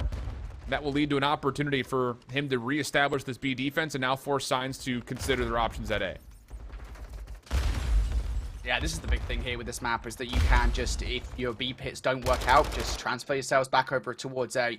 You're going to have those close spawns as long as somebody from the defensive side hasn't transitioned themselves into towards kitchen. But Nile, knocking at the door, trying to play this defense, and I think now as the second tick about to come through, you have to be cautious here if you're Revived that you don't get over aggressive on the defense, because it's very easy for you to lose a couple of players and then lose control. But fortunately enough for them, that's not what happens. Genesis able to zone off one, and now they are ready for this transition. Yeah. Lives are good as well. Genesis just gets absolutely smoked off the double shots that came through Ruggs, and that opens the door now for a store push from Blade. Depp is still looking towards mid-map, trying to make sure everything is clear before he's going to use this as an opportunity to hit, and then Blade, no one's even looked back over towards stores. Fortunately, Genesis confirms technically his own trade there at a delayed fashion and saves Nile's life, and with that it may also help this defense reestablish itself. And big kills coming from back to clear point, clear space. Yumiko still hanging around in this bedroom side. I think that's what Signs are clinging on to at the moment, is just making sure that nobody does push up towards the bedroom, because then they will be in trouble. They might still be so, to be fair. This is not that dissimilar of a situation to what we saw on the flip side of a massive life advantage hit for the defense. The problem, of course, in that situation was that the offense came out and just snacked the point. It only takes one good hit. Signs have a player in from behind. They need to try and synchronize this. Deliver's not able to bring anything to the yard. And, well, Revived, they get more kills. This is not looking as hot for Signs. No, not at all. And it's just good positioning from Revived, getting a couple of key wins. And on top of that, just good help from their teammates as well. I mean, especially that play from Nile, I think was the kind of the most notable one of them.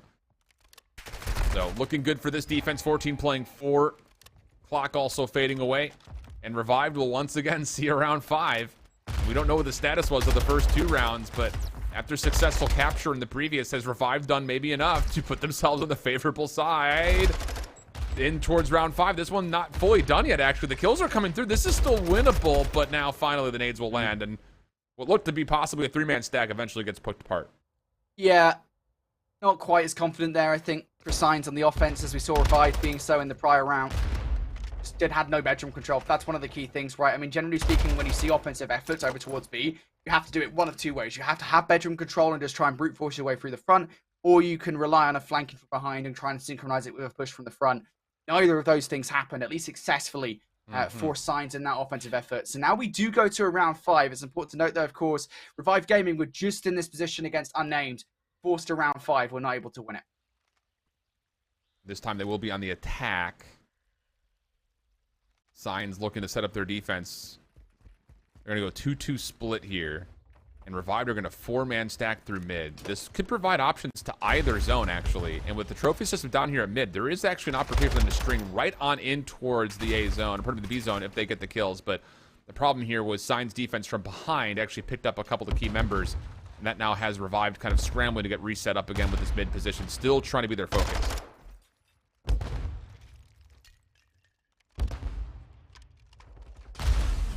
Moment, Revived.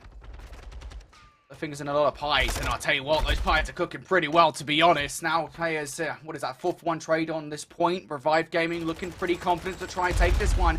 And if you're Signs, you have to be careful about how much you put into this.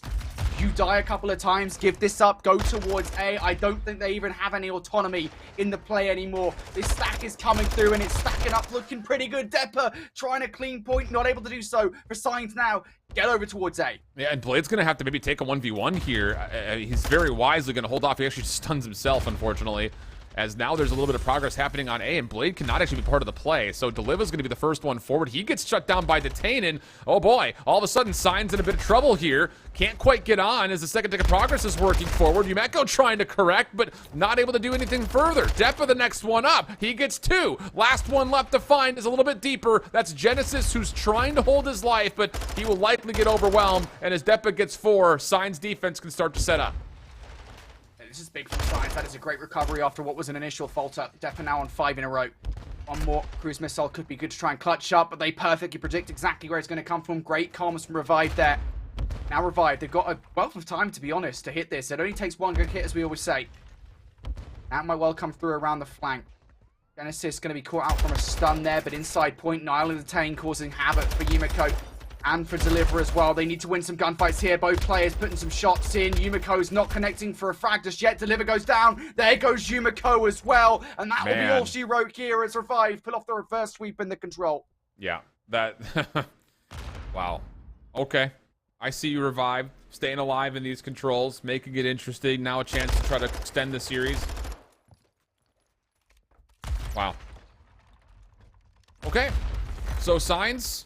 not out of the woods yet here in this final match of day number 2. And how about the play from Nile? 33 and 27 from him. 3,700 damage. We'll give him the extra 20. Pretty impressive in the control and reverse sweep fashion as we swap back over to our main focus. Deviants playing up against Notorious into the search and destroy. This will be back-to-back El Silos if you remember back. So if you're Deviants, you try to do better in the search. Generally, because they've been an all respawn team so far, and now you're going to need to put together a response against a Team Notorious squad that actually won map number 7 to the grand finals at the Open on this map mode combo. And a lot of that was down to Maple's sniper rifle power, right? Just being so frustrating to deal with. Deviants will be well aware of the fact. I mean, they've played against Maple for many years now, and everyone knows. Search and destroy, it's a sniper rifle you need to take out of the map. Moment though, Team Notorious. Got some eyes on both sides round. Nobody actually in the middle just yet. Weeman peppering up though for wall and not going to get anything because there's actually nobody inside. Oh, a knee has been seen from Gizmo. Weeman's going to move forward. Hit. Connected by a sniper rifle right there. He's down to 1 HP. Must have gotten tagged on a leg or through a wall. Gizmo on the back side of this. Weeman still in a little bit of trouble. Does not have a lot of help here either, mind you. And as he tries to create some space, he will go outside to make sure Metals can confirm a trade. Yeah, Lucky going to make the call out there that Gizmo will act on. Trade is good. Team Notorious now trying to fight against Lucky. I think Lucky might have the better weapon in that scenario. Going to get sniped out. Yep, I thought so. Now Eric's stranded inside the football field. Time to clutch up. That's just not to be. And yep, sometimes those hits just are not successful. Just cannot get anything moving in and around 8. Mm-hmm. Cool, good stuff. I think a lot of that, again, is just off the fact that Gizmo gets away from the nade. Hit marker connects on a Weeman who's now stuck inside of kegs. It's just good isolation, good breakdown. So 2-0 up. Only 2 kills to speak of as well for Team Notorious, which is weird to say. Lucky sniping on one side. Going to put it away this round for the tack by the look of it. You assume that Sigs on the opposite will be just as privy to pull out the sniper rifle as well on this map, especially from the defensive side. And maybe not, actually. He's playing very far forward over towards the A alleyways, so Deviant's going to kind of hold off a little bit, feel out what's going on over towards B, and actually Brezzy's got a really far play forward here that very well may contest this window setup.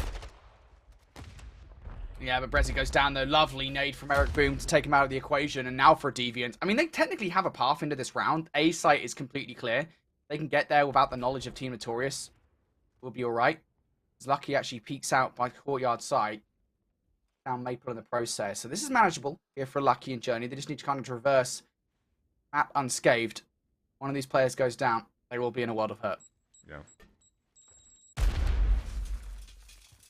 And a cross on in. Possibility to plant. Eric is looking to kind of feel things out. Weeman gets the elimination. Now it's just down to Journey for the 1v3, and he will not be able to successfully do much after the bomb is planted. So, must-needed round, and it comes pretty cleanly as well for Team Notorious. So that's going to feel good as far as getting your playbook together. Yeah, big early plays coming out. I think that was a lovely node. You can actually know exactly where it was, I think, from Eric Boom to get the second. Brezzy, of course, you already called it out. I think right at the start of the round. Could well have been the playmaker, but just got shut down right off the rip. And the last two players, I think, in that 2 versus 4, just didn't really know what to do. Nothing you really can do with 0 map control. To be frank, it's just kind of one of those situations.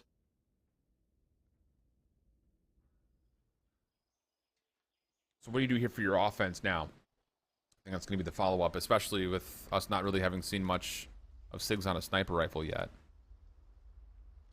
You go quick. You try to catch this Deviant's defense a little bit more off guard. Don't let them kind of play for those isolations that we saw where Weeman was trapped last time through. Or do you change things up and look over towards A from the outside of the map? And that may be the case. Weeman's AR is over the top. Metals will fall, I won't say insignificantly for first blood from the other side, but the focus will still stay towards A. Nades inside the bomb site, and they allow an opportunity, and that's a huge pickup for Sigs to get this to a 3v3 bomb now being planted by Eric. Almost unnecessary anyway, I think, for Journey to try and get aggressive like that. Now the round is in a 3 versus 3 scenario. Team Notorious have a hand in it. Bomb goes down. Have the map control desired as well. Eric's now going to activate this dead silence. It's Brezzy that he'll have to contest with sooner rather than later. Brezzy making a ton of noise and down low inside. Weeman would have heard him. Doesn't matter. Eric Boom's going to be the one to get this one done. And Lucky now in a 1 versus 3 with sniper rifle. This would be a hell of a clip. But yeah, that's not going to happen. I think, again, just they had the advantage. I don't know if it was really necessary to try and push that aggressively. Yeah, I tend to agree with you, but I'm actually going to take the opposite approach here and just give credit for Team Notorious on their ability to ignore the fact that Metals died to a sniper rifle, because you're still playing a 3v3 on A at that point. The scope is not a part of the picture defensively when you're looking to approach that A site. So I love that idea from Team Notorious, and just a good bit of awareness. If you're going to lose Metals up top on that second floor, just on the right side near that B window, you need to make sure that you have to double clear that top side, because someone could have pushed above you. So it's a good awareness play, as much as I also agree that it really was an unnecessary challenge for Deviants. Just hold your numbers, hold your positions, and force Team Notorious into a tough spot. But we jump into round number 5. Journey's going to see a very quick push through from Sigs as he gets first blood, but it's Lucky who puts together the response, and we go 3v3 again. Yeah, Maple thought that he could maybe capitalize on not just 1 kill, but getting a second as well. Good read from Lucky to trade things out. But again, Notorious always finding a way to put the situation in their favor. Great calls from Gizmo to take that second player there. Weeman perfectly predicted, and Gizmo now brings us down to a 2 versus 2 alongside Lucky. The big problem here for these two players, and really for all the players across the board, is they're relatively split up. If one of these guys goes down, chance for a trade is not going to be there, and well, there you go. Metals goes down, and Eric Boom is not going to trade that. He's on 4, and he's going to get the dead silence popped. He's going to elect to take care of the difficult post-plant position. Should have seen the cross, but yeah, Gizmo was also aware of that. So nice follow-up for Deviants, getting back into the lead, 3-2 up. And off of the early play from Sigs, a good response to immediately shut down the flank and then just get back to work again. Kind of the same things that I was kind of crediting Team Notorious for. You secure the trade, now you play 3v3 and you handle it pretty darn nicely, only dropping your scope in the process. Really good stuff from Deviants.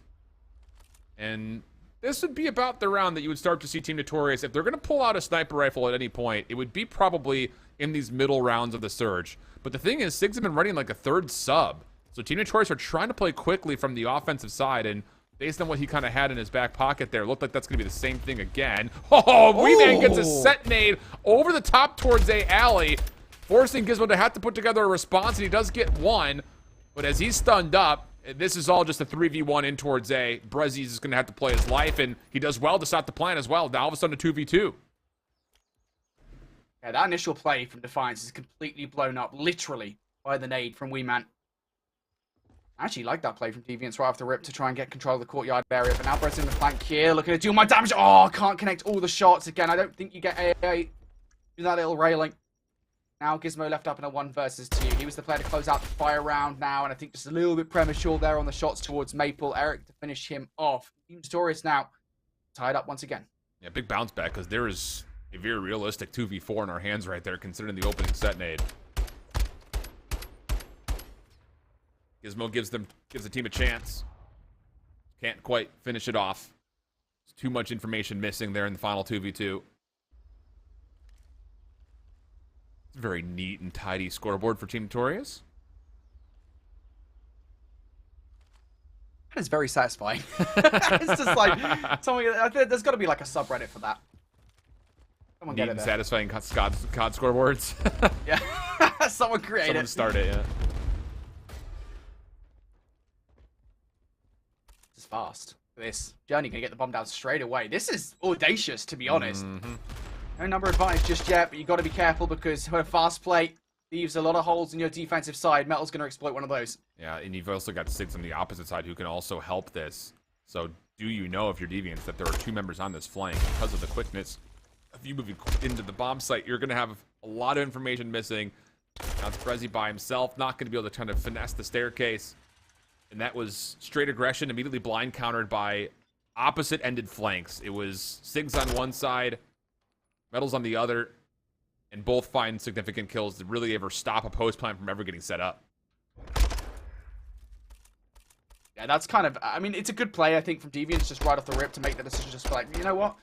I don't think Notorious actually are the kind of team to put somebody in sight, and they never are, to be fair. I don't think they've done it at all on the defense. They recognize that, try to get the bomb down, but just the retake is so strong from Team Notorious. They'll be very happy with that one. Now they take the lead in what has been such a back and forth search and destroy so far between these two rosters.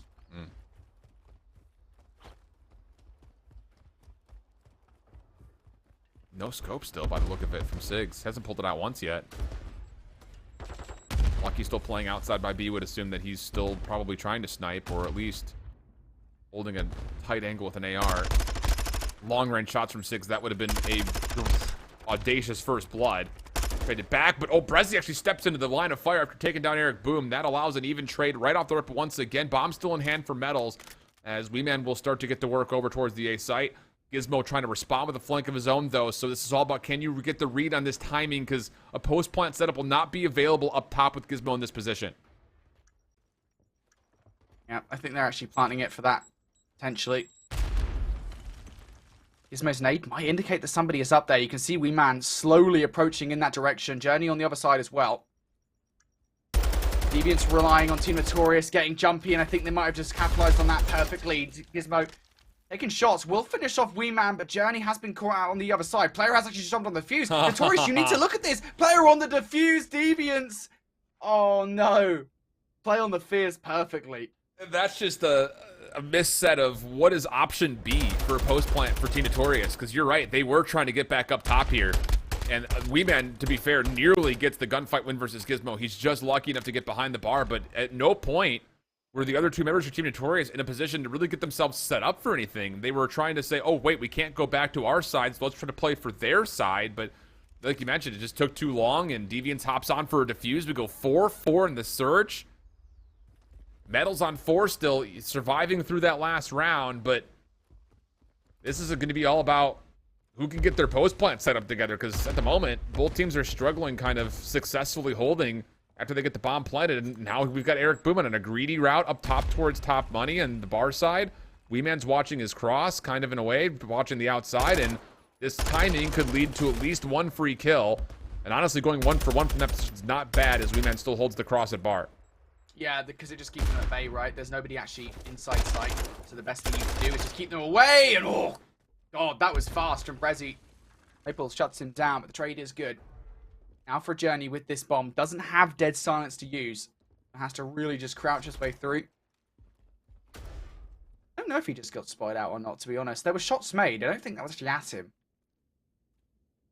And still, you can see with the arrows, they know he's here. Yeah, and the thing is, Journey can't move until Gizmo clears some space for him to work with, which is exactly what's happening. Weeman's going to just walk on in, though. The Journey's waiting larm, so now you've got an opportunity to bait the kill cam, see if you can push Metals out, but he's going to predict this is eventually going to be an A hit. There's so many questions about what's over towards B. He's going to guess, predict this correctly. Gets the first, just down to can he follow up? No, Gizmo right there to secure the trade. And for the first time, some daylight starts to come towards win condition as Deviants gets the map point. Yeah, just so many key moments there in that round, right from the rip, of course, the push all the way through, the 1-for-1 trade that you would think would make them really nervous about perhaps there's maybe one more player, like trying to make a flank happen, you know, getting themselves in positions that are advanced, but the reaction from Deviants is great, to be honest, just to push all the way through in the trades and in the end work out in their favor. So 5-4 up now.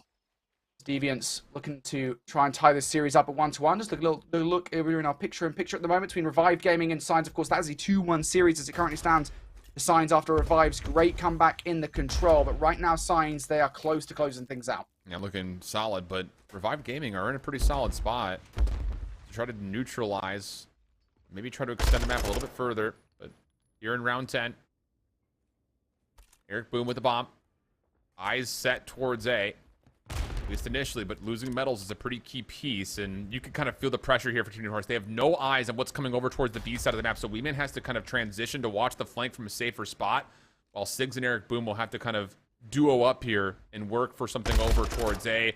But Journey's just completely shut down the play. He will be traded, but that's the bomb down, and Deviants have the numbers 3v1.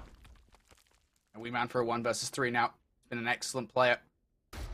Going back towards map number 1. He's making a lot of noise, though. Dead Silence now going to be running out. He's made his way over towards B, to be fair. He's probably going to get the bomb down. What everything looks like after that, though, is a mystery. Certainly for Weeman.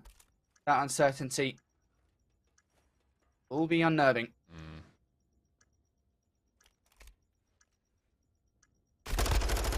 Approach. It's just so tough. Lucky just gets him done with a pistol there in the end. Yeah, there's just very little chance of you ever winning that in that scenario.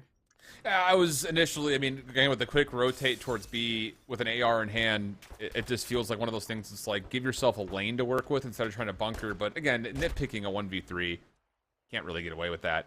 So Deviants will win the search 6-4, tie up the series 1-1. We'll stay with El Asilo for the control here. And when they eventually get to it, of course. And these are, again, both the teams that are undefeated. So looking for and vying for position at the top of the group. As we jump over, and Revived have brought this back quite a bit. These guys don't know how to go away quietly. As they will also open up P2, but there's not a lot of help here. Last one left alive is detained. He cannot stay inside the hardpoint. Pack's got a cruise missile to call this in. Trying to clear out the site, if not possibly find a couple of kills, but it doesn't quite land in time. There is neutralization of the hardpoint for now, but Signs still have numbers to try to keep fighting this back. Revive trying to fight this one from the front. There's still a wealth of time to get off the back of this hill. Both teams can still, technically speaking, finish it, but I imagine Revived, unless it's clean, probably won't be able to. They'll have to keep a rotation at the back of their mind. Blade now fighting for the double here, wanting to close things out off the back of this parking lot. Hill now will no longer be able to. They will get in for the 18 seconds for Revive Gaming, though. If you're in this situation, I mean, yeah, still fight for this time, but don't go too crazy. You need to make sure you have the rotation. That's a good nade right there at the final to kind of neutralize some more of that time. So now it's just down to winning your individual gunfights, and you should have the rotation in lock and key. Blade is close by. He's going to find one from inside of Orange, and now help is starting to come up towards the top side. It's 235, 245. Revive is just trying to hold off the reinforcements on the cross, but here comes Umeko from the top side of Bridge. Yeah, Nade Smoke will cover him for the moment. Pack, though, going to finish him off down to 12 HP. Pack has still got a huge dream on his hands. Not able to get it done, but fortunately enough for him now. Players backing toward this hill, just 4 points shy of losing this game, and Blade's trying to make his way up Orange side. Now for the rest of the Signs roster, all alongside that bridge with Nile and Detain inside. Gonna be shut down by Deliver Depper for the third as well. That will be it. Revive can fight as hard as they like. Signs are still sending them home. Wow. These guys, they do not go quietly. That's just is for sure. Good fight at the end, but ultimately now Revive Gaming 0-4 in the groups. If we were questioning if they were going to be out of the realm of possibilities for playoffs, after their loss in the last series. We just got it confirmed right here. So they will finish in some place between 5th and 6th in their group. We'll have to requalify as we jump over to one of our other games that's currently underway. Search and Destroy between the Atlas Lions and VVV. It's currently TAL up 4-1 in the search. Wow, what a massive transition over towards the search here. TAL. Much expected in a way, to be honest, especially considering we've already seen them play Alasilo Search and Destroy pretty well once today. Expect him to win it against VVV. Now Chunk left up in a 1 versus 3 though. Tagged up, stunned up, all the things. In towards tools he goes, and he's going to be shut down. Yep. Not sure what the map count is here. Looking at our match report, I don't see a score nor a winner selected. So, not 100% sure what's the current status. I think just based on the rosters, you would assume there's going to be an edge in the series towards the Atlas Lions, but I'm not going to say anything for sure because this VVV squad has come out and put together some pretty solid performances. And 250, 169 map 1 is what I'm hearing in favor, apparently, of VVV. So, that's what I was wondering. I mean, these guys came through qualifiers, looked pretty solid during it. I think a lot of people are kind of interested to see what Chunk's going to be able to put together here. Yeah. But in the search, different story because the Atlas Lions, we already talked about how good they are in LCLO search. Yeah, it's tough, right? Because this VVV roster is actually not to be scoffed at because they did pretty well versus Noctum yesterday in the very first match of the day. The players like Vital and Chunk especially, I think they kind of surprised a lot of people. The moment they just are going to hang on in the search and destroy. Rancor surprises BB Connor, catches him off guard. No dead silence utilized just yet, but with Rancor's advanced positioning, I'm not sure he even really needs it, to be honest. He's just clearing a lot of space for the Atlas Lions to make them move over towards B. Yeah. Twisted up top, gonna get contact with Sukri. Gets us to a 3v3, but like you kind of were alluding towards, the problems that are starting to occur across the map are pretty various. As the bomb will be planted at B, Super's just holding his life with the pistol for now, and he will get an opportunity for Chunk, which those are clean shots. Semtex was not quite timed with that challenge, although it did connect. So now you've got 7 kills for Super. And okay, we talked about this a lot in Season 2. At what point is this Nave team going to put away score streaks and play kill streaks? Because this is now like the 18th time that they've gotten 7+ kills and not earned a streak because of it. They're going to still win the round, but like, can you please swap the kill streaks? Like, for There has to be crying out man. loud, dude. It's crazy. I know there was a glitch before that didn't let you change your streaks. I know that was a thing. So like that was the reason like for the longest time that like precision airstrikes were not even usable. Maybe like if someone had a precision airstrike, they had to like have that as their streak. I don't think that's the case anymore though.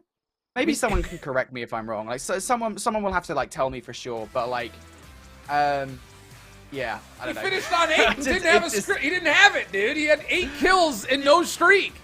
Right. And it's funny because it's Super. Like, Super goes on streaks so often. It's like, you can have, like, I don't know what, like, the conversion rate is or, like, the failed conversion rate is from, like, getting those sprees to actual streaks. But, like, I gotta imagine he'd have so many more cruise missiles if he had one on kill streaks. It's driving me up the wall, Brody. Initially, I was curious. Then I followed up by being, like, maybe halfway inspired. I was like, oh, I could see the value if, like, you're doing a lot of objective work and getting us. Now I'm just pissed. Not in S&D. I think not in S&D specifically, right? Again, like, we're saying this as if, like, we're certain that you could make a choice. I don't know fully. But, like, in S&D, like, what objective is there? Like, assists in getting the bomb planted and defused? Like, why are you running score streaks in that scenario? What are you doing? I have no idea. I don't know, man. What do we know? We're just casters. True. True. Good grief. So, taking Catali again, that turns that series to a 1-1. Other results, just because I know you guys are curious that are out there. As signs, of course, we've watched them win their series. The Noctum Team Falcon series is still in map number 2 by the look of it. Of course, we know that Notorious and Deviants is going into map number 3. But I know a lot of people are going to be really interested to see what the Wubble Bobs are doing. They lost map 1 on Fortress Hardpoint to Clutch Rain, 250 to 211. Whereas the Wubble Bobs Academy roster is up 2-1 against Unnamed after a dominant display in Fortress Hardpoint, 250-87, and a 3-1 Alasilo control win. Right. So that's the current status in the other matches that are currently ongoing. Just waiting on map number 3 to start here for the Alasilo. We will also get a Mercado Hardpoint, though, for the featured matchup with Team Notorious and Deviants, which I think is going to lead to some really interesting affairs because that is not a map that we've really seen Team Notorious play a whole heck of a lot in the last couple of seasons.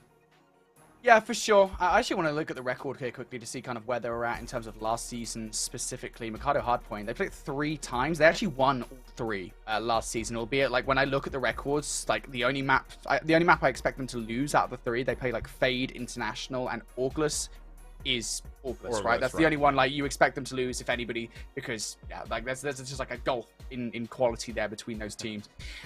So yeah, like it's interesting to see, like you kind of look at Notorious just generally speaking, and again, I think the advancements that they've made in the SMG department over the last season are so much more beneficial now when it comes to Mikado Hardpoint that they are a lot better at it. So I think that's going to be the interesting thing for me is kind of like, what do Deviants bring to the table then in that kind of matchup on Mikado Hardpoint? Yeah. And what do they bring in those departments? Because they've just added Brezzy and Journey to the lineup, both of which can pull off a pretty good sub. Sure, absolutely. I mean, it's been interesting because Brezzy last season pulled off a bit of a role swap. And initially we were like, wait a second, we have not seen Brezzy do this before. He looked like, I mean, I said him a DM, I was like, is this something that you guys are doing, like, cognitively? Because you look like you're 18 again. He was like, I'm having fun. I'll say that much. So, Brezzy, again, I think has been one of the more flexible players over the last 2 years in Challengers. Yep. Of course, with that Texas Nation squad when he was in NA. Same thing could be said, I think, when he was on part of that French squad that did so well in the final season of Elite last year. But we'll see what he decides to pull out this time through as we get into the control. Notorious on the opening attack with ideas and designs towards B. A good defense in place for this, though, and as Lucky gets one, he wants the second, a bit greedy, and Eric Boom will punish and looks for more on top, but eventually Deviants come away 3 for 1 in the opening engagement.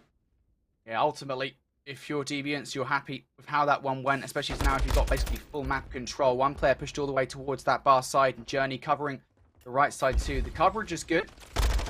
Notorious will be kind of cautious of the fact that there are players hanging around. Not cautious enough, apparently, as V-Man just flies out without a care in the world towards the bar. Brezzy's like, I guess I'll take that free kill. And yet again, more kills coming through for Deviants here as they now, have died once compared to the 8 times for Notorious. Yeah, really good stuff here. Just kind of killing the clock, right? That's been the biggest thing about it. Not a lot of total eliminations from either side's perspective, but yeah, Deviants is just putting themselves in very tricky positions to flush them out at. So just 30 seconds remain. Notorious will get on to stop the clock and make some significant progress here in A rapidly. 4-man stack now, actually. And even though Deviants, I was just about to tip the cap saying this defense is looking really resound and really awesome, they will give away 60 seconds almost in the blink of an eye. That was one of the fastest caps of A we've seen in a minute. Well, it's because they stacked it, right? I mean, like, so rarely does that happen. Teams make that decisive decision to go, right, we're just going to stack it. We know we've got the kill, so we might as well, before Deviants can get anywhere close towards the spawn. Now we have to ask that question about what the transition looks like over towards B. So far, so good for Team Notorious. They've got 3 players pushed all the way through. Maple up in Pride Rock and up towards the point. It was both Metals and Wee Man. Wee Man goes down. Now for Metals down to 20 HP. Gonna have to go for the regen inside Garage. Look, if Maple survives there, Metals is in a much better spot, but I think it kind of ups the urgency for Metals there. Has to try and challenge to garner some space for his team. Not able to get it done. So Deviants, they've stabilized here for the moment. Yeah, they really have. And this is actually forcing Team Notorious to kind of step away from playing brute force to get to B because of the amount of live differential that's currently occurring, only having 14 of their own. You kind of have to play for positioning if you want to get to B, not necessarily playing for trades because the numbers just favor Deviants so darn much. And, well, the kills continue to turn up in favor of Deviants. They've only dropped 9 lives in what has been a pretty extended amount of time here in this first round of defense. So really good control. 4-1 from Gizmo. Definitely a star towards kind of helping out this differential that's occurred. And Team Notorious will be left to having to force their way in from the front, which they do get on, stopping the clock at 5.3. Yeah, they're doing a good job for the moment. Eric Boone making the best of these boxes. A lot of coverage being provided. Of course, the trap system, I believe, is also on the point to protect him on any incoming nades. Owl's not the best weapon to utilize here in this situation, as hoping that a player gets aggressive towards him and now finds his way out. But unfortunately for him, he does go down. Kills very much mostly in favor of Deviants there towards the end as they finally clear house. And it takes them a significant amount more time than I think they expected there. Given just how well that round started for Deviants, it is a round for them in the end. Yeah, really cool and collected is what I took away right there from that defense from Deviants. I know there's that moment of kind of, I think, assumed panic when you get a 4-man stack at A after you do a really nice job off the break-off and the second wave of kills, coming away the victors. But ultimately, the spoils are in winning the round. And so even though you give up 3 ticks of progress pretty quickly at A, Deviants don't really falter whatsoever in their setup, and it works out beautifully. Again, only dropping like 12 total eliminations, essentially. Like, that's pretty solid. So, now into their offense. Team Notorious going to look to get a little bit aggressive here right through the middle interior building. Weeman on the outside, though, is going to be the one really stressed out as Deviants were kind of delaying their hit towards B, and as they find the kill, now they break their way on. Pretty good from Deviants. They got the double stack through. Coverage also up top and around Bricks by Brezzy as well. This is very good. This is extremely good coming out from Deviants. Every single kill going their way. This point is done. If you're Team Notorious, don't even try anymore. Just go back over towards A. Brezzy's already over here, though, and he makes that transitional gunfight. Hello? Yeah. How has that happened? Deviants in such a good spot now. And now they're stacked. 2-3 members on. Team Notorious aren't going to be able to get out of spawn here. You could really full stack this. What? A little bit of consideration here for Deviants making sure they lock down players off spawn, but there's just no way Team Notorious touch this in time. That is so good from Deviants. It's not just in the fashion of their little patient play, feel out what the defense is going to do first. You get a couple of kills, you burst onto the B zone, but like you mentioned, that early rotation for Brezzy gets rewarded by finding a key 1v1 win, and that opens up the opportunity to quickly transition behind it with good AR cover on the spawns. Really beautiful stuff from Deviants. Deviants died once in that round. They lost one life. Nuts. How? Nuts, dude. Like, towards the end, I couldn't believe it. And we just got told by our producer, 2:13 was what was on the clock there towards the end. Yeah. That is insane. And we're on board with Eric Boom. Generally speaking, we don't like to bring players down. But Eric Boom is just being shut down at every avenue. Right now, he's 2-11. Like, this is just so uncharacteristic. And it's tough, man, because there were moments, you know, in that final day in Dallas where it's just like, Eric, hello? Like, what?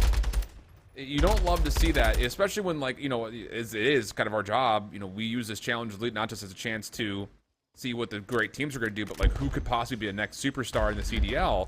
And those things, when you're subject to essentially null performances, both online and on land, you start to put a little bit of a raised eyebrow their direction. Like, you just cannot have performance like this if you want to see the CDL, right? Like 2-14, 2-10 from Weeman.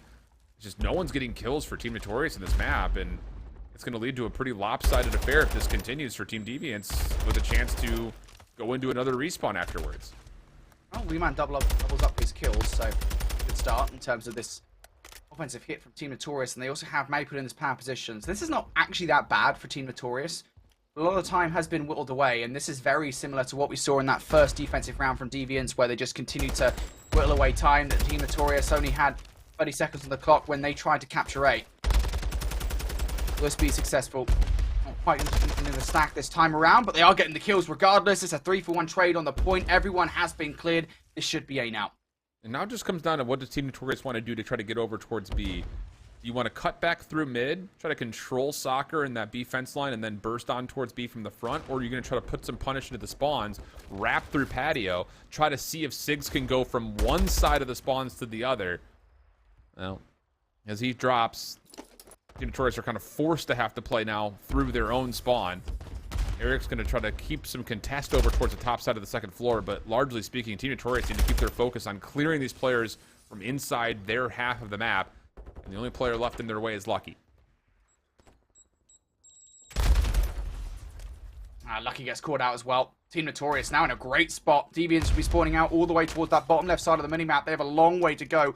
A full marathon to go for before they can get anywhere close towards this point. They have to be wary of the fact here, Team Notorious, that there might be players coming from the middle of the map. Weeman looking over towards the exit from Tool's side. Has the coverage. He's trusting a lot in Metals. What he's bringing to the table here. And they have that trust for the right reasons. That is 4 down. And now that stack comes through. This one is done. Team Notorious, they're not dead yet. Yeah, good bounce back. Kind of the same situation when it comes to them capturing A, right? Like, they get on after some tribulations off the break-off. They secure the extra 60. There's that moment in there, again, like last we were talking about, where it's like, do you choose to kind of clear out your side, or do you want to try to put some pressure on the defensive spawns? Their hand is forced to have to come back and deal with the players forward for Deviants, who were maybe too isolated. There really wasn't a chance for anyone to get trades. Everyone's kind of holding into corners, and Eric Boom now all of a sudden is on 4 in a row, 7 and 15. Still some work to do to get back into this map, but definitely a key part of the reason why Team Notorious are so successful in dealing with the Deviants defense. and of course putting themselves in a position to eventually get a team wipe and stack for the full capture. Can you do that as well on defense? Because like you mentioned, it was a very convincing last offense for Deviants, and that leaves a lot of question marks, I think, if you're Team Notorious, who are off to a pretty solid start here off their break-off. They seem to have just, like, found, like, a 6th or a 7th gear. I don't know where they were at before, but, like, I don't know. Team Notorious have definitely got a second wind. They have some modicum of map control. Deviants now pushing back towards B, just like they did in their last offensive effort, but stuns are going through. Criticism not there to protect for the moment. Journey wants to isolate Wee-Man through that garage side, does so successfully. Now the numbers looking pretty good here for Deviants. Maple still to contest with around that window side, but he does get traded out. These trades, nonetheless, they are still in favor of Deviants. They've still got presence in around the point. For the moment, though, Brezzy will cede that moment, or cede the area, excuse me. Now looking for more. Brezzy finally going to get shut down, but again, he does have that streak ready to go in the back pocket. Yeah, I think I get the idea for Deviants. You're in a good position. You're going to try to get another wave of kills before you commit to getting onto B, but they may have missed a bit of an opportunity to get that second tick of progress by that little hesitancy. So now you look over towards the A zone. 35 seconds of the clock stalled out at. First tick locked. The Notorious coming off a spawn will have a chance to try to contest this. Oh, goodness. Lucky takes down his way former teammate of Metals. And that will lead to a second and likely a third, unless there is some sort of a play around the back to pinch this. Good read, but it's actually Siggs who gets the double and will clear off that third tick. So hold on a second. 30 seconds to play, and Deviants in a little bit of trouble here. Deviants need to try and find a way out. They've got a load of ticks in this round, so a defense round number 5 is probable. But still, they just can't get out. Trades going in their favor once again, and now actually, hold on here a second. I don't think we need to be as concerned as we were, but Deviants are actually choosing the path over towards A. They had a little bit of B clear, so this now needs to work out, and that decision I don't think has. Journey now with 2 seconds on the clock, jumps back on towards Courtyard. Gizmo is still alive over here, but he has so much to do. Stunned Up will get the recovery through and peeks out with 1.3 seconds. That is a big play for Gizmo to make. Again, such trust in your teammates to make sure that that capture comes through. The extra 60, but more importantly, Deviants was already off spawn, making their way over towards B. So you got 2 members that are here. Eric Boom, who has brought this game back for him statistically, has to try to connect this with the cruise missile. He gets the one off the zone. Help is now here as Journey is forced into tools. Shot's not going to land. Brezzy! Oh, no, he takes down his teammate. And all of a sudden, the defense is now in the supremacy as far as setup is concerned. 10v7, 45 seconds on the clock, and the Notorious are starting to win more gunfights from the front. It's still not entirely convincing, though. Gizmo has broken through. 6 versus 9 in terms of lives. The Deviants do have that to be concerned about. Gizmo isn't enough. Journey as well. Journey now getting involved in an engagement in the middle of the map will have called out Wee-Man, who does manage to escape away. And that escape actually is really problematic for Deviants, but they're jumping on the point now. You've got to get on, and that is so unfortunate there, Deviants. Doesn't matter if they don't have the lives in that final scenario. They'll just jump on the point anyway. That's a lack of focus from Notorious. I get it. You're in positions to fight from players getting onto the zone. You do have 1v1s in front of you, but someone slipped the net. You have to capitalize much faster than that, because that was well within the realm of possibility to get back into the mix. And after Eric Boom's 2-14 start, he goes 20-19 on a 10 spree. And it's Wee-Man who actually kind of ended up the bottom of the KD leaderboard. I think he was 10-20 there by the end of it. So weird situations there as we jump back into VVV and the Atlas Lions. VVV, actually this entire matchup, for what it's worth, is kind of a flex match, where whoever wins jumps the other player in the other team in the standings. And with this opportunity, man, this is not VVV on this side. We just flip the sides around here. I was gonna say VVV's up 2-0, but no, they're down 0-2. Atlas Lions is 2-0 up in this control. I was gonna say, I was like, VVV up 2-0? What is going on? Yeah, that totally threw me for a loop. Same colors too for both these two teams. So it's just like I didn't have no indication there at all. Ah, damn. Anyway, it is 2-0 up now. The Atlas Lions on our left side. Secret trying to make his way back over towards the point, but VVV denying here for the moment. Just 2 ticks left. This one to be donezo. VVV will have a moment of reprieve. It can't before the inevitable storm coming their way. Now that storm has arrived, it's super through tools for the first one. Sukri also making his way down the football field. Will land a nade right at the feet of BB Connor. Now, can they get the double stack through? I think that's a choice now being made by Super and Sukri. Sukri goes down. Super now the last one left really on this point alive. Yako's coming off spawn, but it's a 2 versus 5. Yeah, Yako's going to have to get the 1v1 versus Twisted, but no, laying prone. Not much opportunity to do too much from there, and man, that fence line, brother. We just made that like a solid brick wall so people to just... It might as well be. Yeah, could we just like persuade players to not take gunfights through it? Because it's never pretty when we watch gunfights through that fence. This is like Scrappy. I think Scrappy could probably shoot straight through it. Well, it's just like you can shoot through it, but like it looks like you're doing full damage, but you're not. You don't really get aim assist. It's just like, can we just make that a brick wall? Yeah, it's the latter. It's the latter that's so frustrating. As somebody that plays a lot of rank play, badly, I'll say, that is, yeah, it's the worst, man. It's the worst when you shoot that. And they'll know it too. UV, they get around on the board now. Keep themselves alive here in this control, but back towards the offense they go. It looks like an initial push that's kind of at least somewhat positioned towards B. Chunk off the back of that initial play. Now looking to gain some map control around this top side, and it is disrupted enough to be fair. This should turn some heads from the Atlas lines here to try and go deal with him. Well, Chunk's still on his merry way here. Is doing a lot of work, and his teammates are kind of picking up kills a little sporadically around the map. Does lead to a chance, you'd think, for VVV to start to focus on towards one of the two zones, especially considering that the kills continue to be traded evenly. And eventually they will stop the clock at 40 seconds on A. Trophy system to reinforce. Vital still kind of working things at long range, mind you. From the top side of tower is going to help secure this offense for the first tick at least. Atlas Lions looking to play around the side. And they very well may have a chance to kind of flood this from multiple points of ingress, but trade still coming through back and forth. Pinstripe goes the kill feed, not under the realm of possibility to still secure the second tick, but it's Rancor who has the final word, and he'll get to work depleting it. Yeah, VVV, they've changed their priorities, and that's probably the right decision to make in this scenario. While pushing all the way forward here, he's effectively the Guardian at this point, and actually, I just think completely catches Sukri off guard there in that play. Sukri never expected to fight forward, and you don't expect him to do that as well. Vital is going to double up now. How much space has that created as Twisted gets yet another one? BB Connor also on A as well. VVV have a lot of options here. That second tick over towards A is about to come through.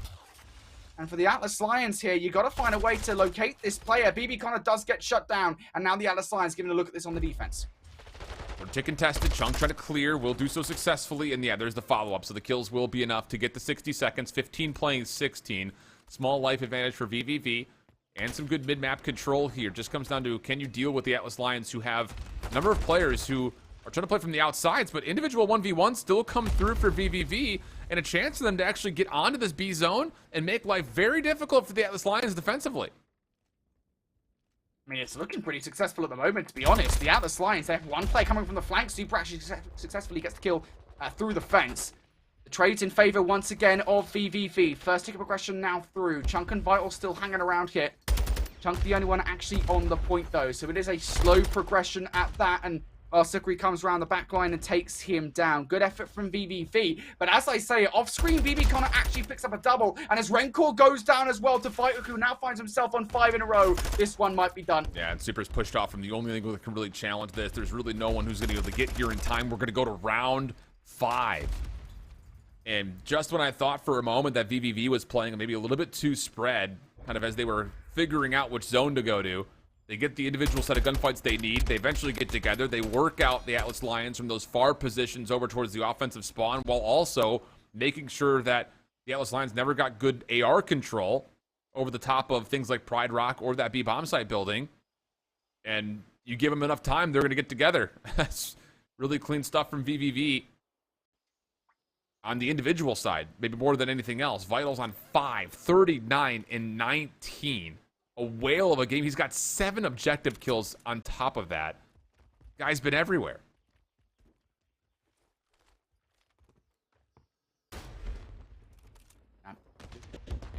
Pilot 39 and 19.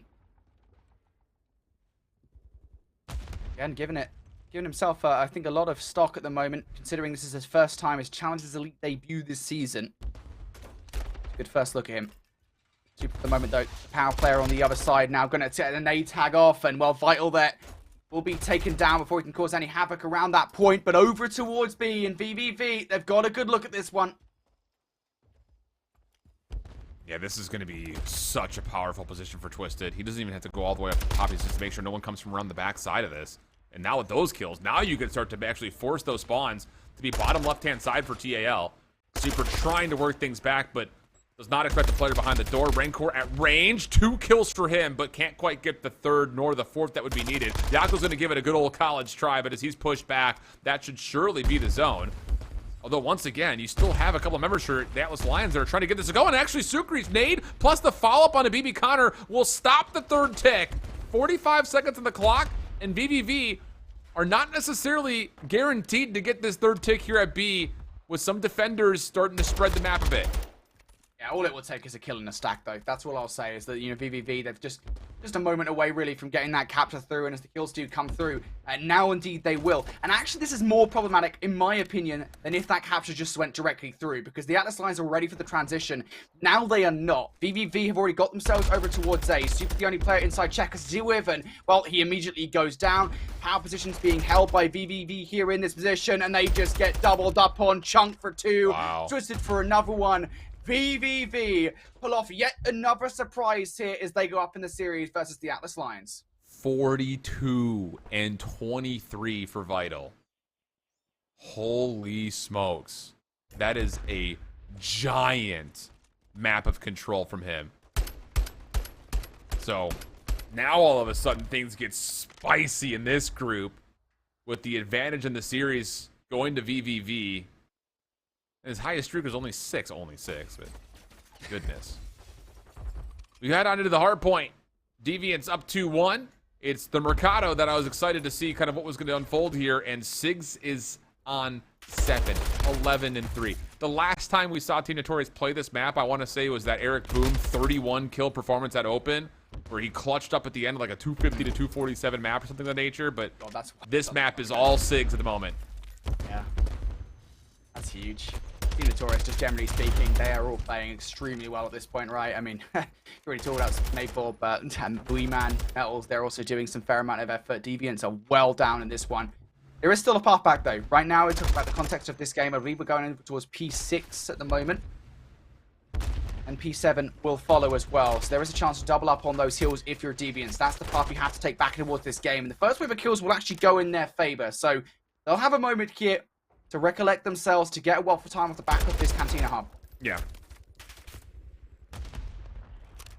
So now it's just down to, you have to get the full 60 here and put some pressure on rotation. Good start towards the former of those two statements. Rezi on 4. Streak would definitely do wonders, but he gets cut down. Lucky for the trade now replaces him on the high spree. And Notorious are going to chalk the majority of this hard point to play for rotation, which Journey is going to get a read on this. If he can even find 1 kill, that would be fine. And that's exactly what he'll do. Rotation now from Gizmo and Brezzy. Solid read from Joey. Stays alive. Whoa, okay, brother. Not a gunfight you need to take, Joey. It's where he's been caught kind of in trouble before. Would have loved to see him just play his life out, but Deviants will get the full back time, and they still have a chance to fight through not just Warehouse, but also the backside of Barber. I mean, we said it, right? I mean, this is the rotation from Deviants right here. Brezzy a lot to do in the back line, but he will be shut down. Team Notorious, they seem to have done enough to break it.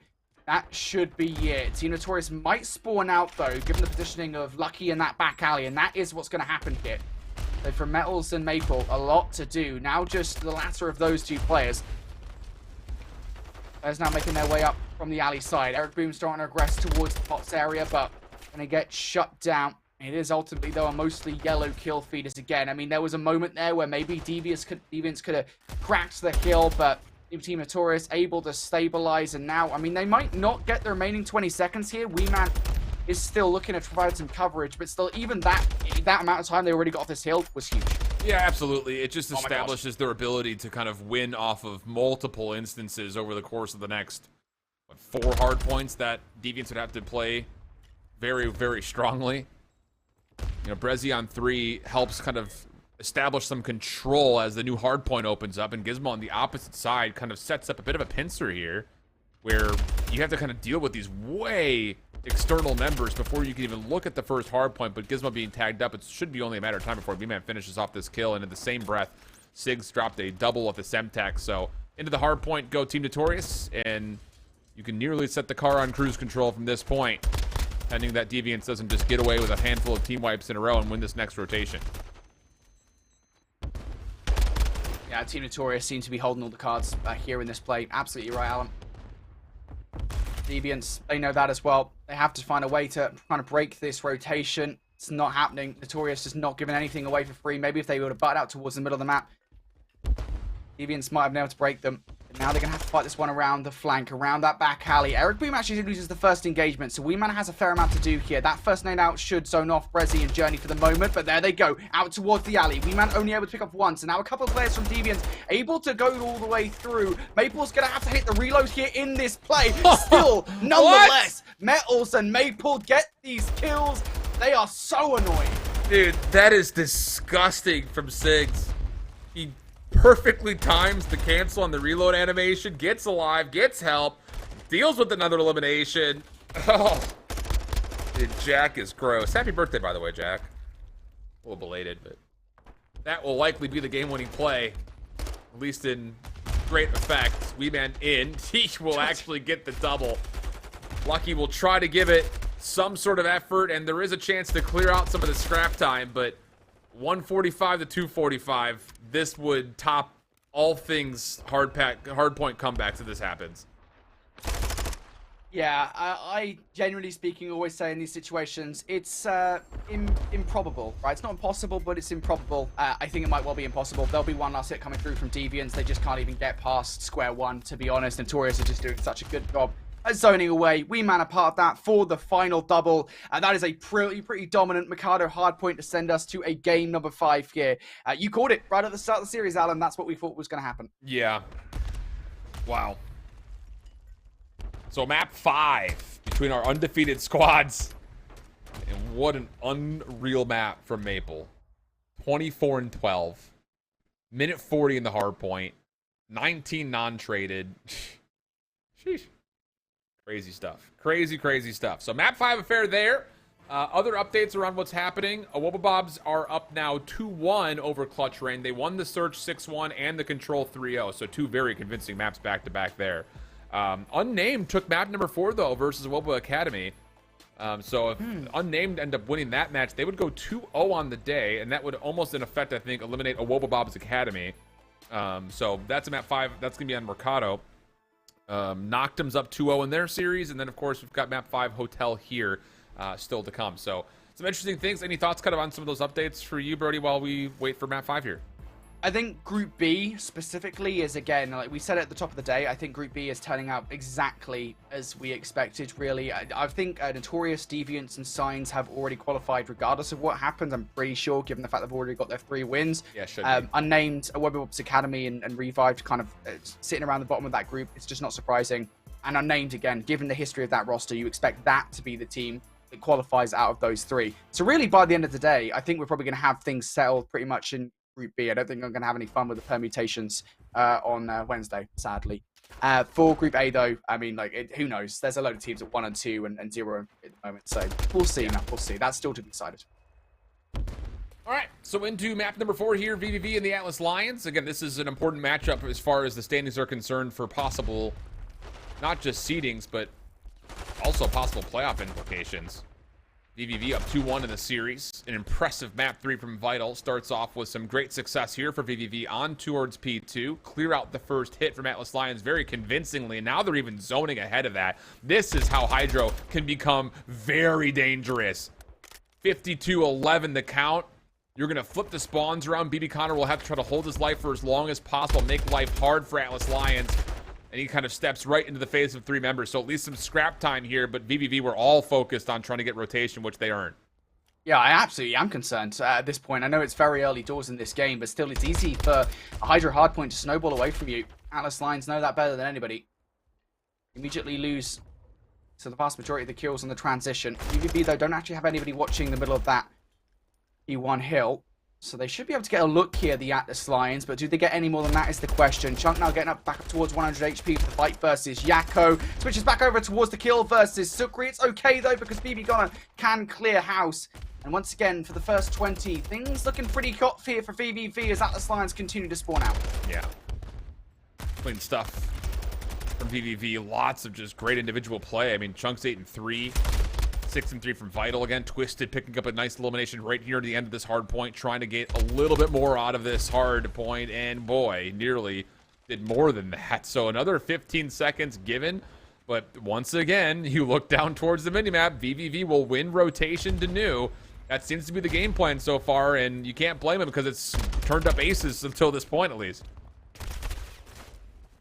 Something has to change. For the Atlas Lions, I mean, what they get, like, what, 20 seconds on the back of that scrap time, but they still don't get the rotation once again. Yakko is over here. He's in, like, the position I don't think anybody's ever going to expect, but the problem is, of course, around that back rock is Twisted. As soon as Yakko peeks his head, Twisted should trade out. There you go. And it's all good because the kills are good from the Atlas Lions. Spawns have now flipped out. So there is still 40 seconds worth of time here to get if you're the Atlas Lions. That was a very weird spawn for Super, but it came right in the midst of a number of eliminations that looked like it was going to allow a possible block. Did not expect the flip, but works out. Good recovery, though, from VVV. Are you kidding me? I mean, they deal with that so swiftly. I mean, a lot of it comes off of Twisted with this double, but BB Connor gets a double as his own off of his second respawn. And this time, the Atlas Lions will not get the scrap. And VVV are already on rotation around the back trying to block out spawns, which they very well will likely do. The Atlas Lions are completely bunkered up in the hard point. They have no information, and they're not even finding kills. What is happening to this Atlas Lions team as now VVV bounce into the hard point, find the kills they need, and the flip is in? I have no idea what's going on, mate. I just no idea whatsoever. The Atlas Lions, I wouldn't call it bullying because like they're still in the conversation in the vast majority of these situations. But just time and time again, they are just getting outslated, out-traded in these situations. BBV are surprising here at every single avenue, and the Atlas Lions need to get something going right about now. Sukri, he's going to try it around the back line here. He's picked up one, but even that is not enough. This pressure has to come around the front. Chunk, I think it's like a barrel that goes off that takes Yakko down. It's okay, though, because Rencor is going to get a little bit of redemption. Takes out Vital instead now for the last 10 seconds. I'm really impressed, though, with the focus across the timings of these hard points that BBV are putting together. Like this route here from Twisted's a great one. You get an initial kill before the hard point opens. It allows your teammates to get the setup that they want on the favored side of the map on top of that.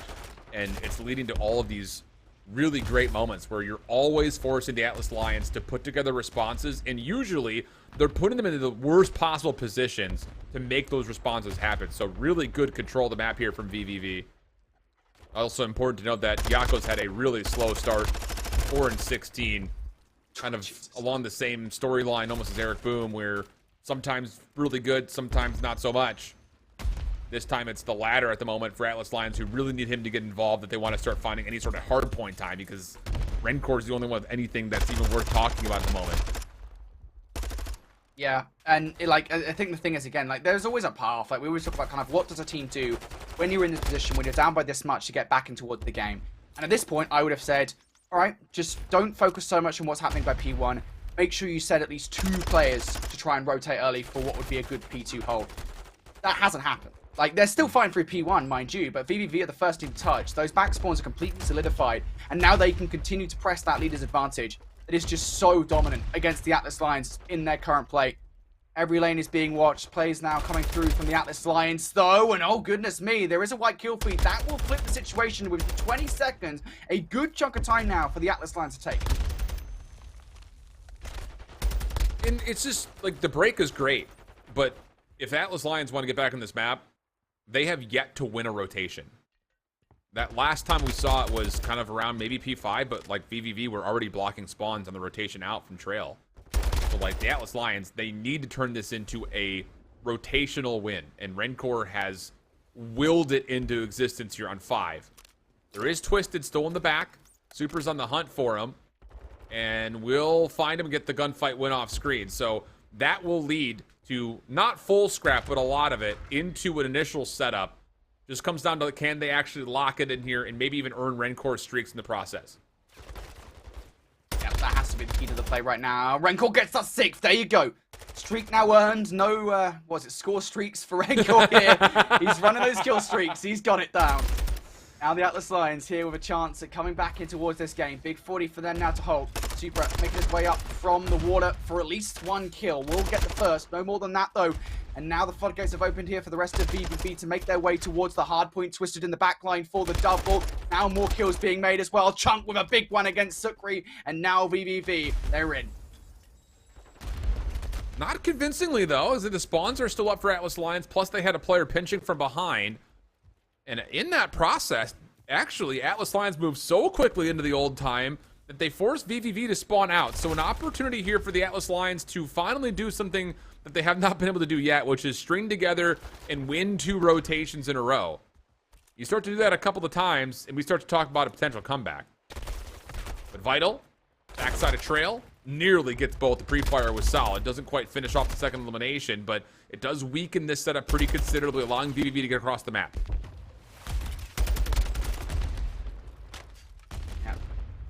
Just the streak for Rencore, excuse me, for the Atlas Lions if they do want to utilize it. They don't need it at the moment. They've got those back spawns, and this is the most rock-solid spawns of basically the lot here on this map. It's very hard to win up a team from these spawns.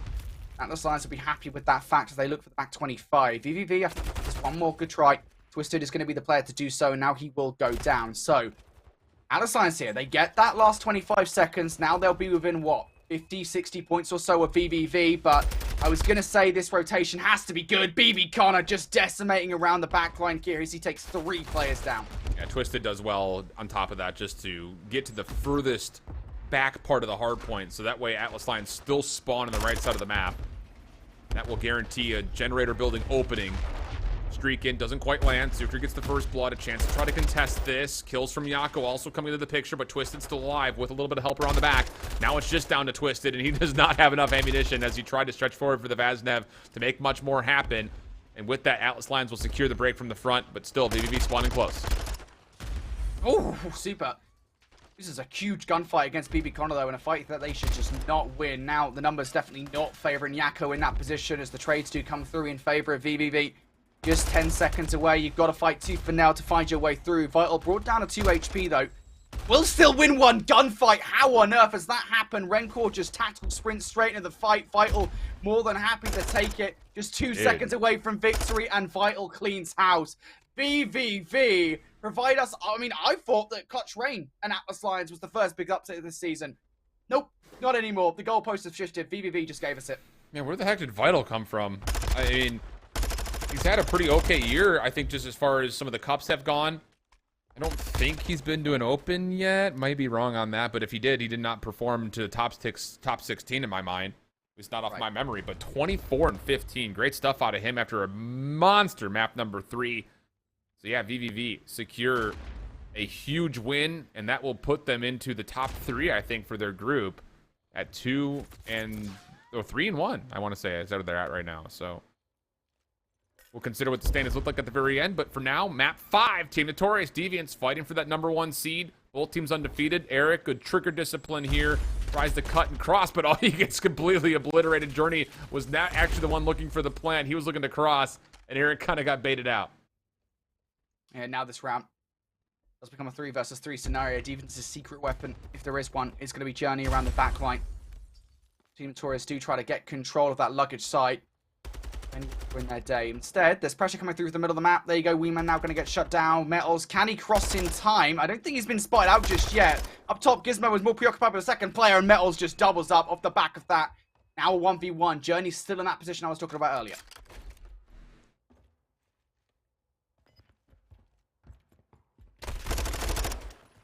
Well, that's a tough gunfight with Vaznev. Not much you could say there. I was going to say not a lot of time remaining either. You had to go quickly. The Metals will get the benefit of just catching Journey right across couches. And yeah, attack just a little bit better at that range, especially from that angle. And what a start this has been for Metals. Is that 9 and 3 I just saw in his KD through 4 rounds? Getting his team back into a 2-2. Yeah, 4 in a row from him as well. Was that the ace for him in that round? I think it might have been, Definitely got 3. way. Stuff. Having a heck of a game.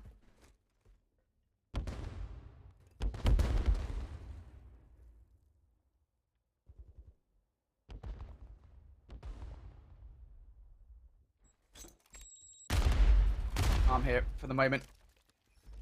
Notorious looking for a way in. Brezzy has already been brutalized by a ton of nades, but even still, I mean, he's standing strong, right? Brezzy can just kind of reposition in around this freezer area, try to keep Team Notorious at bay. This isn't a commitment either from Team Notorious. They're still trying to see what they can get away with on both sides of the map at the moment. This is a double stack. This looks very much like what an Orgless play would be, where Eric and Weeman just kind of get forward towards Catwalk, kind of like Vortex would do in Season 2. But he doesn't find the eliminations. Good patience from Deviants, but finally Eric catches an opening. First blood finally secured. Bomb can rotate over towards A now. Yeah, they still haven't fully cleared out bedroom side just yet, though. Journey's still hanging around. Now Eric Boom, well, just goes and capitalizes on that. The information is good, and then, of course, the killers as well. As he goes down, now it is just up to Gizmo. I think he's been heard in this situation. Eric Boom to take him down. That is a clean Notorious round. Yeah. Really good stuff from Team Notorious. And I love that little idea of just, let's try to strong arm one side of the map. You saw all the nades coming through. Some of them did tag. It kind of forces Brezzy to kind of have to hold his ground.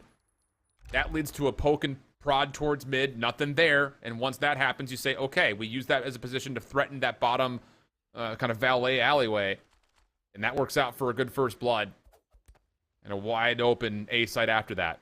So 3 kills in the round for Eric. 3-2 up, go Team Notorious back onto the defense. Strong start from Lucky at 8-4. Stuns over towards mid, just trying to free up some space for his teammates to work over towards Rug side, which they do get through. And Weeman just completely caught, nowhere to go. Eric Boom also nearby. He's going to get stunned. There should be a follow-up here on him. And yeah, well done by Journey. Yeah, now this will leave Team Notorious stranded here. Maple trying to search for something. He's just going to surpass one player straight into the arms of another. Will actually pick up a kill. Lucky's utilized a streak here in this round.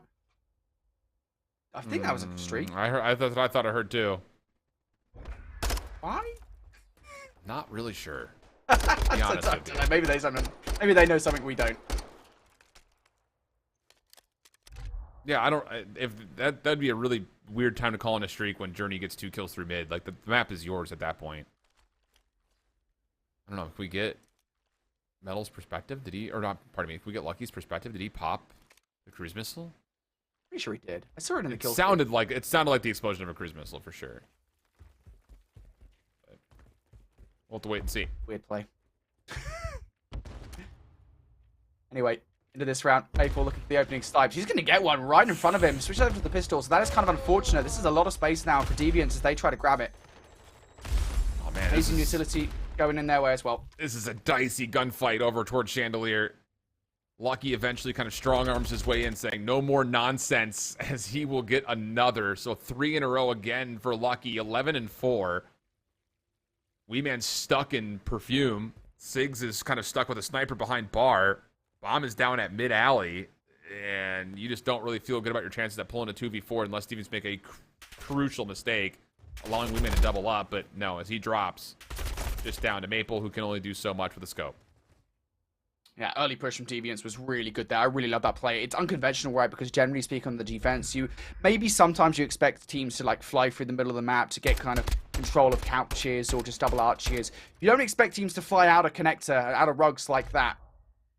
And I don't think in that situation Notorious were ready for it at all, therefore just pushed all the way back. First kill's going Deviants' way. That's 2 rounds now in a row. The Deviants come out for the victory and take the lead.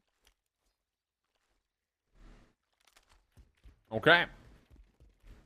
What comes next for either of these two squads? And it's going to be, wow, heavy-handed hit right into Restaurant. This is very, very forceful from Deviants. Nades from Lucky. I don't know if they really tagged much at mid, though. So Notorious, who's stacked up, would have a chance to either try to play retake through rugs or fall back and try to contest from the side. And they have a really good read here that this is going to be a B hit, whereas Deviants is still looking for information.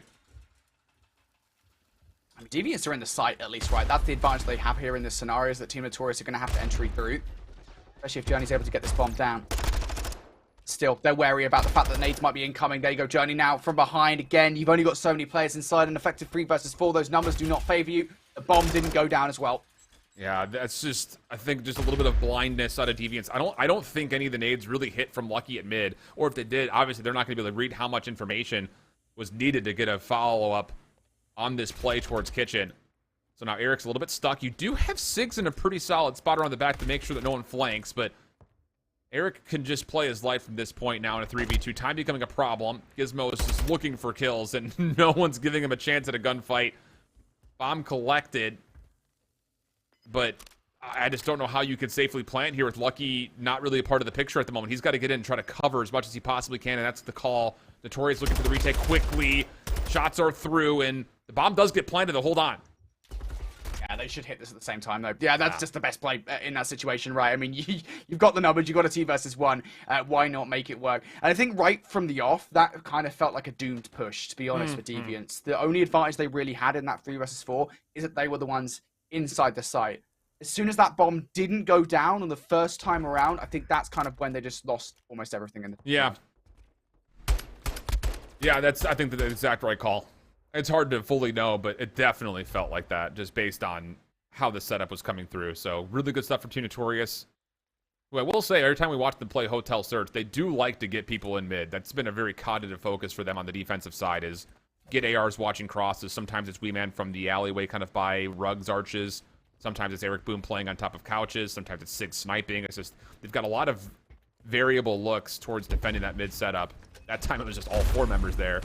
And Metals has snuck across through A already, with Deviants liking to do the same thing. Lucky sniping from back luggage. Oh, Eric's looking for the stretch. Oh, careful. He does get tagged. Wait a second. How does that only a hit marker for 65 damage? Puzzling to say the least, but Metals still catches him by surprise and follows up for the 5th kill in this spree. Must have tagged his like elbow or something in that scenario. That's tough. Really tried to stretch. It's okay, go. Metals is going to win the round effectively anyway. Just 1 player left alive, and just like that, I think that's 3 for Metals there in the end as Notorious take the dub. And yeah, offense looking pretty good. What is going on at the moment? We had 2 rounds in a row for Deviants there to go up 4-3. Now we've got 2 rounds in a row coming out from Notorious. So back and forth for S&D. And most of the rounds have been really tight, too. Like, the chess game has been really interesting to watch. And that leads to an interesting conversation point, because talking about Notorious and their preferred setup around mid, you've got Metals on 6 with a streak. You don't necessarily have to play through mid this time around. You could elect to try to stack maybe another member towards B, or just make sure Badroom is safe and locked in, because the streak could be a huge part of getting a retake together if you do elect to allow a bomb plant to come through. Deviants now want to do what was just done to them in the prior round. Get yourselves on towards A. They aren't quite as successful this time around in getting somebody through. Journey is going to be that guy, if anybody, currently involved in an engagement with Wee Man, and as Brezzy gets involved in one with Eric Boom as well. Both of those are lost in Deviants' favour. Now a 2 versus 4, and that bomb is probably in the worst possible spot. Yeah, it's just not good looks all of a sudden for Deviants, and I like that idea from Team Notorious. They do pull a high-low stack in towards Valet hallway. You back up if you get the kill. You make sure no one's pushing top bedroom. Now you've got Metals forward to make sure no one crosses into B. Pretty much a flawless setup. And Lucky and Gizmo are going to have to make something unbelievable happen in this 2v4 with 35 seconds to play. Gizmo's actually just tagged Eric Boom, so you might fancy putting some more shots through the wall. It's really the only way you can play this at this point. Now going high-low, and Lucky gets taken down. Gizmo down to 4 HP. All Eric Boom needs to do is really look at him. He'll die. If not him, on the flank comes Metals. Give himself the 16th heal. Go on. 16 seconds left now. Gizmo is surely dead to rights. Finally, he goes down a multitude of different areas in which he could have died from, and he will die. I believe it was Eric Boom that did finish off that gunfight. Team Notorious take this one 6-4. We said it would go all the distance to a game 5. Indeed, it does. It was a thriller. Yeah, it really was. I mean, these 2 teams are really tightly matched. I think that's definitely the get-go of what we see here. Both teams were undefeated coming in. We expected these 2 teams, I think, at the beginning of the season to be our favorites, at least in the group, if not potentially for a finals performance. I mean, hard to say, because, again, Team Notorious is the only squad that's actually back as a group of 4. So there are some new teams that would always find success previously that have some new questions that have cropped up as far as where their strength actually is. So it's hard to give like a full-on power ranking towards this particular elite, but for these 2 teams, very, very evenly matched, and 15-5 from Metals. I mean, 12 of them non-traded, and he was largely playing by himself for a lot of those defenses. So that's impressive numbers considering the role that he was fulfilling in that particular map. Well, if I'm honest, I do still think that Team Notorious, I mean, like, we talked about kind of the way they play Search and Destroy previously, which is just like, the ARs or the sniper rifle, generally speaking by Maple, just creating space for the subs to get aggressive. Yeah. I still think that's more or less what happened Agreed. in the Search and Destroy rounds that they were the one, where it's just like Weeman and Maple are just being so oppressive that Metals just flies through, causes carnage in from behind. And ultimately that shows out in the scoreline of Metals because he's the one picking up those kills. He's the one creating that space for the sub. Yeah, just instead, it's just part of a kind of an uphill trajectory for Metals, generally speaking, looking back towards Season 1 for him. And now, of course, moving forward, Season 2, Season 3, and over towards Texas as well. He has just gotten so much better here on Warfare 2 over the last few weeks. I kind of walk away with a feeling of, like, as much as you don't want to play teams like Atlas Lions on LSELO Search, I don't think you really want to play Notorious on the Hotel Search and Destroy, because one of the things we didn't even talk about much is the fact that not only does this team have a lot of different looks when it comes down to what they set up defensively, that was a map that didn't require Maple to pop off with a sniper rifle, which he's very capable of doing. So there's a lot of layers to that team on that map in particular, and a really complete series from them. Really, it's just map 3 and map 4 that were pretty convincing for one reason or another. Kind of a slow start for Notorious, going down 0-2 in that LSELO control. Didn't really give them much of a look to really bounce back, even though they were starting to gain a little bit of ground near the end in those 3rd and 4th rounds. LSELO Search was also a really tight one. A lot of really cool ideas that were put out by both squads. And then the Hydro Hardpoint was, a mixy one, to say the least, with not a lot of trends throughout. It's just a lot of really good battle from both sides. So, yeah, really solid series here. I think we're going to see a lot, not just between these two squads, but also you got to keep in mind that no one from Europe yet has yet to even touch Expo control, I don't think. So, yeah, that's another kind of situation that will be definitely part of the picture as we get into playoffs and we take a look at Group B as they finished off their first week. And yeah, it's pretty clear cut with the Wobobs Academy and Revived likely eliminated. Actually, we can go ahead and say it. They will be eliminated. So we've got our top 4. It just comes down in which order they're going to be seated here for the Group B. It wouldn't surprise me if this was the order, to be honest. Deviants, I think they did lose to Science, right? Or have they not played them yet? I'm not too sure if they played them yet. Looking at the kind of who is Deviant where still on the needs final. to play Signs. Yeah. So that's like the seeding matchup basically for the second place. Team Notorious, I think that's basically cemented them, and this is the first place team, which is not surprising again coming out of Texas, them being kind of the Texas Open champions. But you already said it, mate. I mean, like, these are the 4 teams we expected to come through. It's just kind of, the seeding is actually kind of important this time around because you don't want to come out with like the 4th seed and then have to face like a Webberbobs on the other side. I'm not too sure if they did manage to beat Clutch Rain in the end, but you want to avoid that if you can. Let's see here. I'll give you the answer real fast. Like, they are map 5. It was a 250-216 hard point on Hotel to Clutch Rain. So Clutch Rain has taken both the hard points, but Webberbobs were 6-1 in the Fortress Search, 3-0 in the LSELO control, and they were going to a Mercado Search and Destroy, where I think you would assume they should be fine there. But as you see it, again, that is also kind of a matchup for the top spot in Group A. A couple of results have finished off. VVV with their win versus the Atlas Lions. Yeah, okay, so they go 2-0 in their second day after an 0-2 start. That thrusts them into 3rd, where they will finish off their season, or their group stage rather, playing up against Wobobobs. So we have a potential here, depending on the results of the Noctem Team Falcons game, we could have multiple tiebreaker situations at a handful of 2 and 3s, likely. Right, exactly. And so the final game of the entire season here in Group A is we've got Noctem going up against the Atlas Lions. That can effectively decide who qualifies out of that one. And VVV as well. I mean, if they, again, I love my permutations, mate. I love it on the final day of Prime Robin stage. If VVV end up losing because their final match is against the Webberbobs, if they end up losing to that, you could have teams in a 3-0 tie situation. That VVV victory is so huge for the Group A standing. It changes absolutely everything. And it is, 100% the biggest surprise we've had so far in Season 3 of Challengers Elite. Clutch Rain might be about to give us another one if they take down a Webberbobs. I mean, we already knew they were a good roster, but going flawless at the end of Week 1, that would be a statement for that team. It really would be. And I think that's the biggest thing at hand for all of our new rosters. We're going to say the same thing about North America here in the next hour. There are so many unique looks towards some of the players that have put together rosters for this season that it kind of throws predictions out of the water. And the thing is, if you could come away through the group stage and be perfect, that makes it even more incredible, I think, especially if you happen to be someone like a new team roster, just due to the fact that this is kind of do or die time, it feels like, in the season, where we're past the halfway point. You're trying to build out your final roster that you want to be able to take towards champs, and going flawless in Season 3 of the Elite Group Stage, putting yourself in a prime position to win Season 3 would be a huge confidence boost towards, yes, we made the right move. So those are definitely the things that we have to kind of keep our eye on as we get into that final day next time through. And we just got an update. Noctem has won 3-1. I believe that was against Falcons. Is that right? I think so, yeah. Yeah, it was. Yeah, so that's a key matchup for them, and that puts now Falcons kind of in the hot seat where they have yet to win a match, and likely will have to, you know, make the decision of, did we make the right move here, you know, putting Pac out and bringing in a new player. Yeah, was that the decision? Is that, like, confirmed? Did Falcons drop Pac for Rockstars coming back in? I don't know whose decision it was, but... Okay. Because if it was, I don't know if that was the right one. But if it wasn't, if it was, like, Pac departing for the roster, I mean, like, even Pac was looking pretty good, despite the fact that he's probably not going to be out in towards the playoff section. So, yeah, I don't know. This Falcons roster, it's kind of unfortunate the way that they've almost declined in a way. And I say that lightly. Because at the start of the season, they had so much promise. They even made playoffs, I think, in Season 1. Yeah. But just past that point, it's just kind of been a downhill trajectory for this roster. Maybe they can still come out and play well. We've still got one more season of Challengers Elite for them, but their journey here in Season 3 is done. They're 0-4. They can't do anything.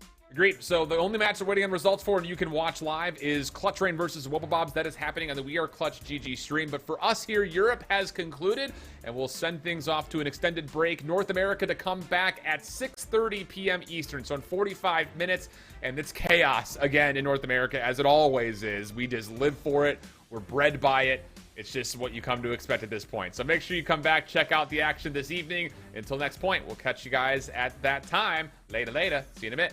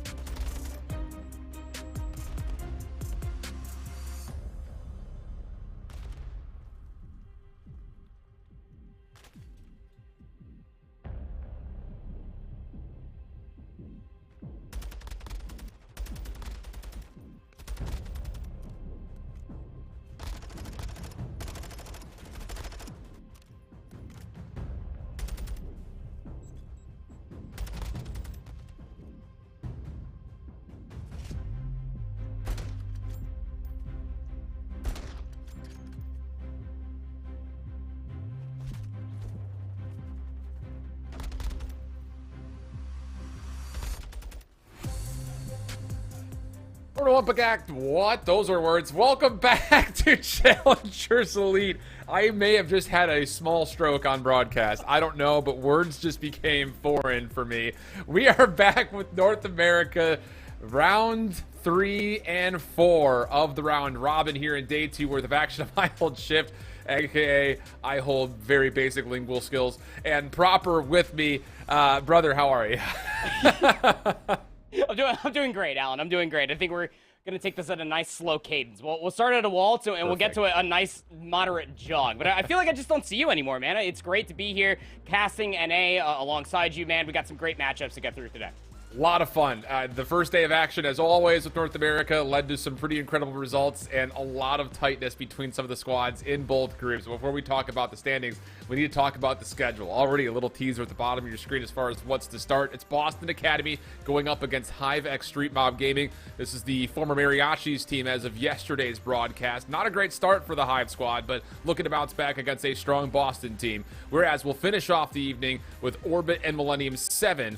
That is the former Mags Up roster as of yesterday here on the second slot. Over on the We Are Clutch GG stream, do not miss out on the Orbit Decimate game. That is going to be a tight one. And then, of course, you guys are all about Doug, so we gave you a lot of Doug today. On that stream, they will be playing up against Decimate to finish off the broadcast. And, of course, throughout the entirety of the day and this evening, we will have look-ins to a number of the other matches. So make sure you're sticking around and you're checking everything out as we go. But into the standings and how day number 1 shook up with the first 2 matches in the group stage going down. A very tight affair, but Convoy Gaming lead the charge in Group A with a near flawless first day, Andy. Yeah, I think what's most impressive throughout the entirety of this is how Boys of Liar kind of have a turn of events, right? You know, they lose their first series versus House of Aces, and then they beat Rocker X ESG, albeit Rocker X ESG did look rather shaky. They're still going through the growing pains with their roster change, but yeah, Convoy Gaming looked to be in prime form, looking for a bounce back after falling the way that they did at Texas.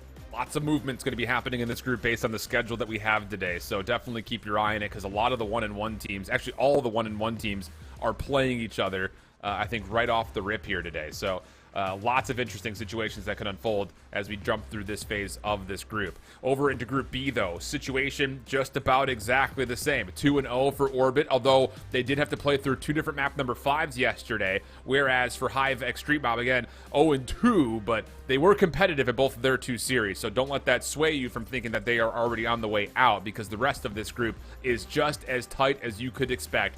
5 wins nearly across the board for all 4 teams in the middle, and nearly 5 losses as well. It's really anyone's game with not much separating any of our teams from top to bottom. Oh, it's all up for grabs, baby. It's North America Challengers. Anybody can beat anybody on the day. Coming down to the map set, I mean, Decimate losing to Wewoo yesterday off of a very interesting and unorthodox back-to-back Expo pick for their 2 controls played yesterday. Puts them in a very tough bind, but I mean, nonetheless, like you were talking about earlier, HiveX Street Mob Gaming, it definitely can come out of the woodworks and take these dubs, honestly, and can make a pretty strong argument for a playoff run. We've seen tons of teams in both North America and Europe, but I'd say more so in North America, start 0-2 and then win their next 3 matches and find their way into playoffs and then make a pretty solid run in playoffs. So, yeah, the first day is only a small indication of what could possibly come, but it does put a lot of pressure on you if you do find yourself 0-2, needing to at least win 2 of your remaining 3 matches. 3 would be the better instance, though. So lots on the line here for HiveX Street Mob, but of course the Boston Academy roster is coming off of Dallas looking prime. The Pentagram sub-in has looked really solid for this team. They're playing with a little bit more speed. Sensor dropping over to the AR can play a little bit more slower, still locked down objective time, and they finished 3rd at Dallas, the best ever placement for the core 3 of this roster. Yeah, I think that's the immediate conversation, right? Because when we were talking about Boston Academy, obviously, big hype for Beans getting the call up after Zinni did retire. But, I mean, this entire team, we always questioned it. What does Kremp look like when he has a running mate of an SMG caliber like Pentagram running side by side with him? And the answer, well, it's pretty damn good. Backed with Shawnee, sensor to the main AR like you were talking about. The playability of this team, explosivity, feels like it reached new heights. And that's very tough for me to say since losing Beans. Yeah, very true. And it's explosive in a different way. For the first time, I would say, because even when Ghosty was on this team back in Vanguard, you looked at Kremp and Ghosty to kind of be the guys that popped off, and it was a lot because of the speed that they played. But now there's an instance of, like, an extra set of lockdown, because you've got Kremp and Pentagram working together, Shawnee and Sensor working together, and really, if they falter, it's because the front line and the back line are not coordinated or gelling. We didn't really see that, though, not only at the Open, nor yesterday. They looked pretty solid in both of their 2 matches, especially in that Wewoo matchup in their respawns, winning all 3 of them, including a pretty dramatic comeback on the Hotel Hardpoint. So lots of things to look forward to here for the Boston Academy roster going into their first matchup. But on the other side of things, lots to say about this HiveX Street Mod Gaming roster, because this was the Omit Mexico roster. They were Smog at one point in time. They've kind of changed names a number of times, but the roster has stayed the same. And I will say, I don't know if there's a team out there that takes scrims more seriously than these guys based on feedback that I've gotten. It just comes down to what it was going to take for them to become a major competitor here in North America. Smog to Omit. Give them your Vamos. It's the LATAM roster inside of North America Challengers. These guys have been sticking together, and it's like you were saying, they take scrims incredibly serious. And obviously moving over towards HiveX Street Mob Gaming and away from Omit, unfortunate to say, they actually lost Coach Mystic along the way. So they are doing this as a core 4, and they're trying to get it done to be able to get back in towards playoffs. And honestly speaking, you can never really count these guys out, especially with what Snoopy has been delivering throughout the entirety of the year. But it always has to come down to the supporting staff. You know what I'm saying? Is that you just can't have Snoopy do everything on the map. He needs help from Infinite, his running mate of an SMG. Thresh to also thrive in the backline with that AR. If all 3 of those players can pop off at certain moments of time, Snoopy can go ahead and play his game, and you can even throw Ripper into the mix as well. Guy's nuts. Yeah, it's interesting when you talk about a player like Snoopy, because you watch his POV and you're like, holy smokes, this guy is twisted. And he's not just like twisted in a way that's like twisted for twisted's sake. Like, he's getting a lot of damage done and becoming, I think, you know, a mainstay towards potential future stars. But, you know, the question that starts to prop up is, this is not a roster that has facilitated him in a way to be a standout like we've seen from other, you know, CDL caliber players in the past. So it's kind of hard for us to look at his POV and then immediately say he has the CDL in his near sights. But definitely an opportunity. I think it just comes down, like you mentioned, to what exactly the full roster brings to help allow him a chance to showcase those skills. And we take a look at as far how things have gone thus point. Again, no wins yet for HiveX Street Mob, just 0-2, but the Search and Destroy has not been necessarily great for them in the process of what is that 3-6, I think, overall map count that they bring into this matchup.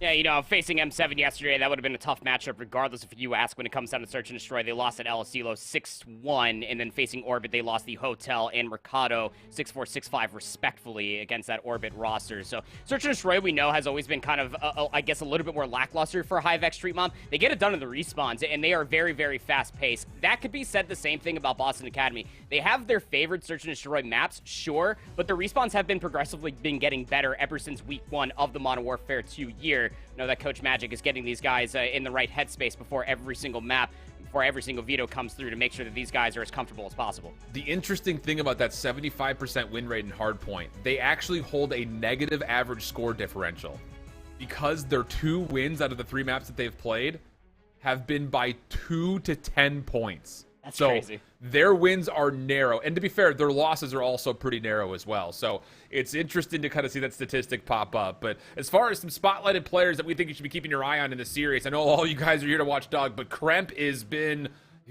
he's been deadly, my man. I mean, he has been standing out left, right, and center in the first day of action. He was great in Dallas as well.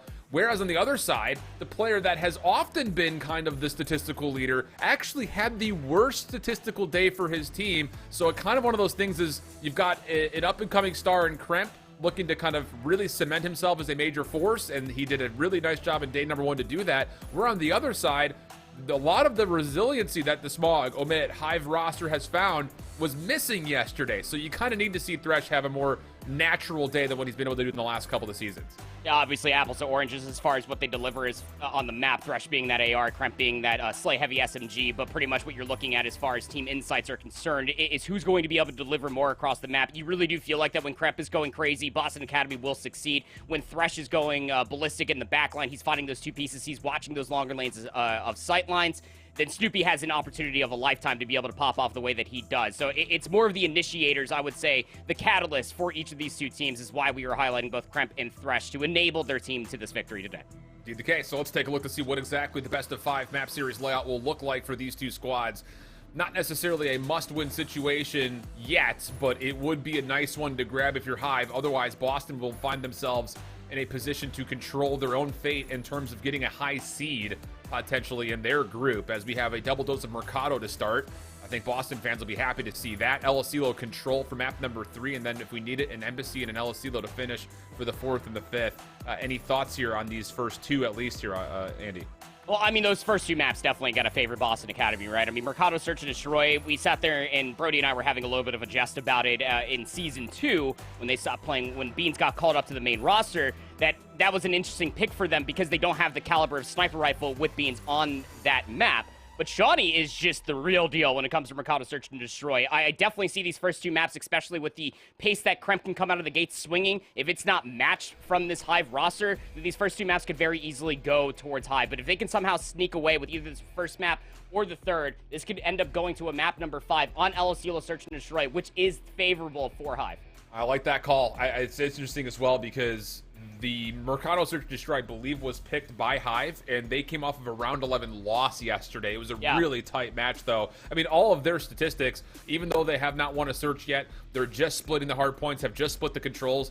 Their average score margins are like within 5% of where you want to be, like slightly negative score margins in hardpoint, slightly negative score margins in search, and even though they're 1-1 in control, they actually hold a positive score margin there. So we jump on into it. Boston Academy, HiveX Street Mob, Mercado for the hardpoint. Let's get it on.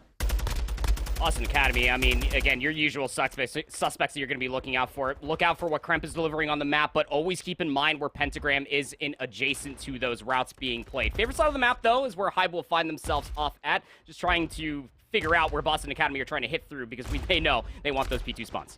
Thresh is trying to keep his life for as long as humanly possible. Nice shots over towards Sensor. Knows he's got threats nearby, and Shawnee will eventually get the trade. Lots of time earned, though, here for Hive. 35 points to be exact. Snoopy with an AR in hand actually gets another double to kind of make life a little bit more difficult on the scrap, but the problem here is Hive is spawning out, and Boston will have a chance with numbers to try to get to Cantina fast. It's only infinite in their way. And that's why you're seeing a lot more teams like Boston Academy. They just flood through P7 essentially to try to get behind enemy lines, and it works out. You can get those close spawns. Now it comes down to Infinite, top Cantina. The closest teammate to him is Thresh. He's just outside of Barbershop, but this has been a very successful rotation, I would say, so far for Boston Academy, but they haven't dealt with Infinite yet. Infinite up top, making life a bit messy. Rooper also in the mix. Just finding one more is all that's needed, and the kill comes through very cleanly. Boston did not expect Infinite to be there, so maybe a misread on the numbers situation at hand as Hive will get close to 50-plus points already. Boston looking to threaten. 30 seconds left remaining on the hard point. Rupert trying to watch on this. Cross deals with Kremp quickly, and from there, there's really not a lot of reinforcements for Boston to continue this hit. It's all a little bit piece by piece, one by one, and with a little bit of a threat towards New, off spawn, Boston's going to have to chalk this back about 27 seconds just to try to contest for the initial setup here at New. Well, I mean, Shawnee chalked it at about like 30 seconds. He already hit the rotation over towards 10 because it could get very messy here on Mercado Las Almas if you allow this rotation to get broken up very, very quickly by Hive, who find themselves up early. A whole hard point. A full 60, if not full 50, is what we're asking for Boston Academy. They have the rotation. They got some space being provided with Sensor watching the middle of the map, but he gets eviscerated, so Hive have an avenue. Those are unreal shots from Rupert at range. Just jump peeks mid. Finds every single shot, but the trades are good for Boston, who start to establish themselves just a touch. Thresh in the back corner, also dealt with. Now for Hive, how do you set this up? It's a little bit kind of piece by piece here as well. Everything kind of folding on top of itself at the same time. Kremp in the corner, denied. And how about the break from Hive? Unless Shawnee has something to say about it. Went on to 4 in a row, but had to deal with way more members than he was ready for. It does make the re-break attempt a little bit more likely. Snoopy in trouble, or is he finessing through the smoke? Oh my goodness, off the reload. Finally, Kremp gets the kill, and Boston stabilized for the scrap. If it wasn't going to be Kremp, it was going to be Pentagram. It was a 1v2. One would have been a 1v3 for Snoopy to win the scrap time, but that's a successful hardpoint if you're looking at from Hive specifically to be able to break it. Not just denying so much time, but just making sure that Boston don't fully bring themselves to an even score line. Just about 30 points in between these two teams. One player is lurking behind all the way inside of Forklift. That's Infinite. He gets snuffed out, so Hive might not be as robust on this hold that they might think. Rupert, though, did not actually catch information on Kremp, who is just below him, although Kremp has kind of lost sight of him as well. So now it's just down to the timing, and Snoopy comes back to help, and the long-range shots takes down Shawnee as well. Sensor in the hard point. Thought he was going to have a lot more help than he ended up having as he stepped in, and with that, Hive secures some time and 33 seconds to fight for with a nice little advanced move here. Hive are kind of setting the tone and the pace by not waiting around. Take the fight whenever you possibly can, and it's worked out flawlessly. Rupert on 5, make it 6 in total, and Hive are off to a very nice start here on Mercado. this has been a continuation. I mean, ever since P1, P2, really, that Hive have always tried to send players off early, about the 20-second mark, maybe try to influence the rotation over towards Zoo. They are just making it so suffocating for Boston Academy just to maneuver through the entirety of this map that it always comes down to some Herculean efforts. That's where you look towards players like Kremp and Pentagram, who have a combined 11 kills between the two of them. The only one that's slaying out is Shawnee, and this has just been the Hive special. Reaper on that 6-3 like you were talking about. Snoopy's also having a great game so far. Nice little bounce back here, though. Boston starting to get themselves established on new. Couple of clean kills. Sensor finds his 4th. Not a great start for him in terms of the kills nor the hard point time. You're usually good for one or the other if you're looking at Sensor's POV, but his team's picking things up pretty nicely. 80 to 133. Game is still very possible to come back on, and I think if you watch Doug's POV yesterday, you start to think it's very doable to do exactly what they did yesterday at the end of the night. Playing on this Mercado hard point is like a 250 to 248 comeback. And Boston near perfect here on our second set of hills, right around that at 10 area. Got to take the coin phrase out of infinity. This is where the money rotation comes in mind. P6 to P7. This could be a big string of 120 points depending on how you look at it. But like you were talking about there, Alan, that P5 was so fruitful for Boston Academy, just bringing this now within about 30 points or so. Pentagram's on a 4 spree. He's the first one in, but Thresh is already holding it. Great first kill to find. Good follow-ups, though. Boston cleared the space. But Sensor just not in a position to win too much with that tack in hand. Thresh, Semtek's good prediction, but caught on the reload here. Does at least secure his own trade. Pentagram's in for Boston. Every second's a good second right here as they continue to chip away at this lead. Sensor back into the mix, finding an elimination. Pentagram now just kind of responsible for the hard point. Elects to get off and say, if you want to jump on, it'll give me the info for an easy gunfight. That works out. Long-range shots to Thresh also connect largely onto him, but it's still maybe a chance here for Hive to threaten the old finesse scrap time, as they're not only needing to play for this, they also need to try to get across the map over to the right side.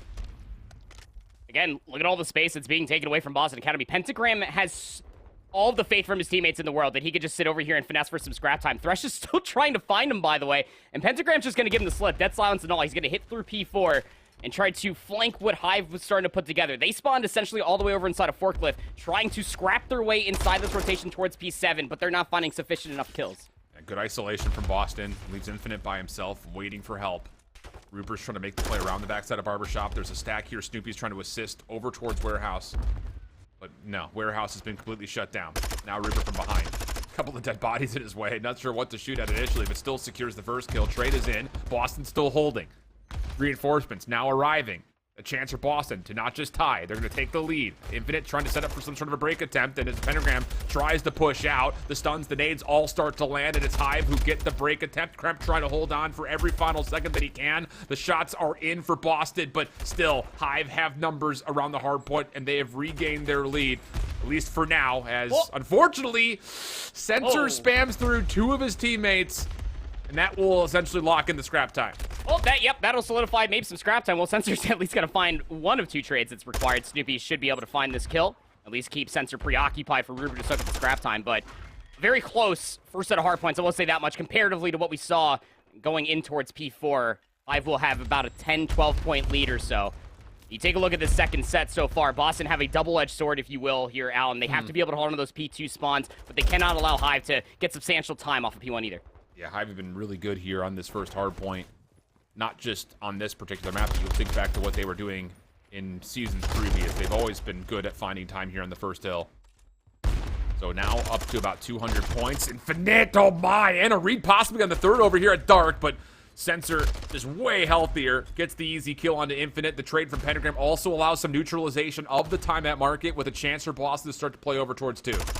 Starting to see as well Boston Academy at the end of the first set. Pentagram starting to heat up in a massive way. You saw the finesse over by P6. He's now finding himself at 16 and 12. Shawnee at 19 and 18. But you still have to deal with these very annoying and lurking members, these SMGs of HiveX Street Mob. Yeah, they don't have the sexiest KD ratio in the world. I mean, Infinite's +4, sure, but they are just making your backline just really work for any space on the map. Hive will have the rotation over towards P2. Boston need a break.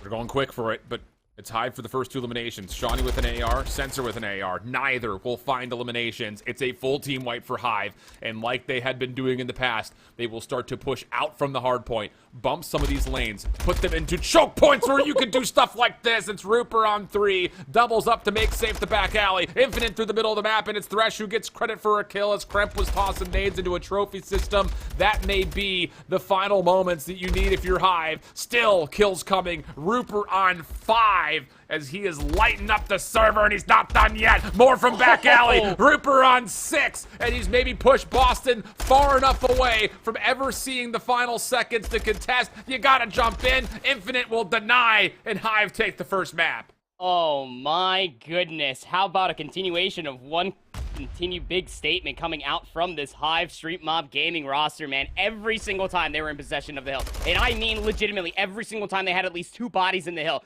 The other 2 players were lurking and bumping, like you were talking about there in the final few moments of that P2, Alan. It is music to my hardpoint loving ears when you get to see how this Hive X Street Mob just play this Mercado Las Almas. You get a couple players to break the hardpoint attempt. You get your ARs in these longer lines of sight like that back alley there for Rupert. Just continue to be an absolute nuisance. You know that Thresh is watching the opposite lane.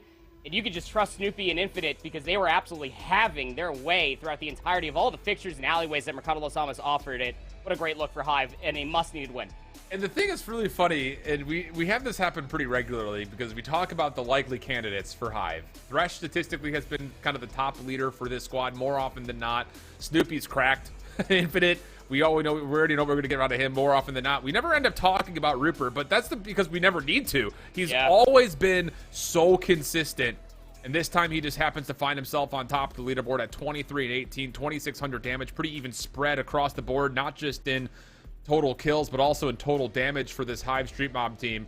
Or on the other side, you know, as much as you would think after the slow start from Sensor, he would be kind of statistically down. It's actually kind of Kremp you look at. Only a 1,500 damage. Doesn't really get much into the hard point and only drops 16 as one of the main slayers that you kind of look to for this Boston Academy team. So moments in the map where Boston were definitely fighting, putting together a couple of hills back to back, but ultimately Hive Street Mob, they're looking pretty primed and ready to go for this matchup. And you could just see from stats alone just how difficult it was for these SMGs to maneuver throughout the entirety of this map. Again, Thresh and Rupert had almost every single line of sight locked down, and the other points of interest were being lurked on by either Infinite or Snoopy. It's just the harmonious tones that Hive put together here on this map number 1. And well, if you've been living under a rock and you have been watching Challengers all year long, I guess to give you a good understanding of playstyle for Rupert, he's like the LATAM God of Rex at this point. This dude can fry. He's always in the right place at the right time. He's just holding his irons where he needs to, overwatching his SMG. Just wonderfully done for Hive to take that first map. Look into other games that are going on simultaneously. M7 and Wewoo. Never going to be able to make myself sound serious when you say the words Wewoo. It's just... gotta have it. But I will say, there is a lot of excitement around this Wewoo squad. They were great during Dallas. They really have started to show up and become major competitors, major threats in the North American space. But they do find themselves down to M7 in the first map. And a bit of a challenge here for Glowfrosty in a 1v2 where the bomb gets planted at B. How do you even retake this? I mean, does Glowfrosty even have that silence? No, he's a trophy player. AR. Get some shots. If you can't find a pick, you're not working your way in there. That's just so tough. They lost that map number 1 on Fortress, by the way, to M7, 250 to 137. Holy. Yeah, this team's been coming different, by the way. Brody and I talked about this. It really does say something about this Millennium 7 team, just to stick together, not qualify for Season 2 of the Elite, beat Convoy at LAN in Texas, and then qualify for Season 3 of the Elite and find themselves here. They are very, very impressive. But Wewoo has been making massive traction, like you were talking about, formerly known as Smog Alpha. And if I can get an entire season of casting Wewoo, I'm honestly here for it. Fair enough. I have a feeling, though, that we're probably not going to be able to see the incredibleness of what is this Wewoo name for probably very long. Someone will pick him up along the lines, I guarantee it. I want to say, didn't this team actually play for M7 at Dallas? No, Millennium... Wait. Thinking face. No, Millennium 7 was Phantoms. Oh, true. Yeah. Never mind. Into this round offensively, Wewoo kind of stuck at the moment, trying to play for A. There's a trophy system down. You would think that would be enough for them to try to commit in for a plant, but it's ProMR currently watching the B lane before he commits in. Lux was tagged up pretty heavy on this cross on the opening towards munitions, and M7 are looking to actually push in towards Cannon while the bomb gets planted. Velux deals with the first, and everyone gets out safely. So advantage here for M7 on the, or pardon me, for Wewoo on the post plant. A little bit of a scramble. I mean, you can see how Neptune there, just still trying to find that kill bottom munitions. And now this is all just going to be through the front. At this point, you should know that Spart has the sniper. He's here with Mohawk as well. This is going to be a tough 2v4. Promar on the backside, Hetty dealt with. Spart connects, but It's not before Mohawk drops. It's now to the 1v3. Not a lot of time here. Second shot is pretty solid, but ultimately, I don't know how you get this defuse off. Waiting for one more challenger, but M7, well, their time has ticked out. Impressive shots, but ultimately, it will be Wewoo who gets the round, even though Spark gets all 4. All right. Well, heat check.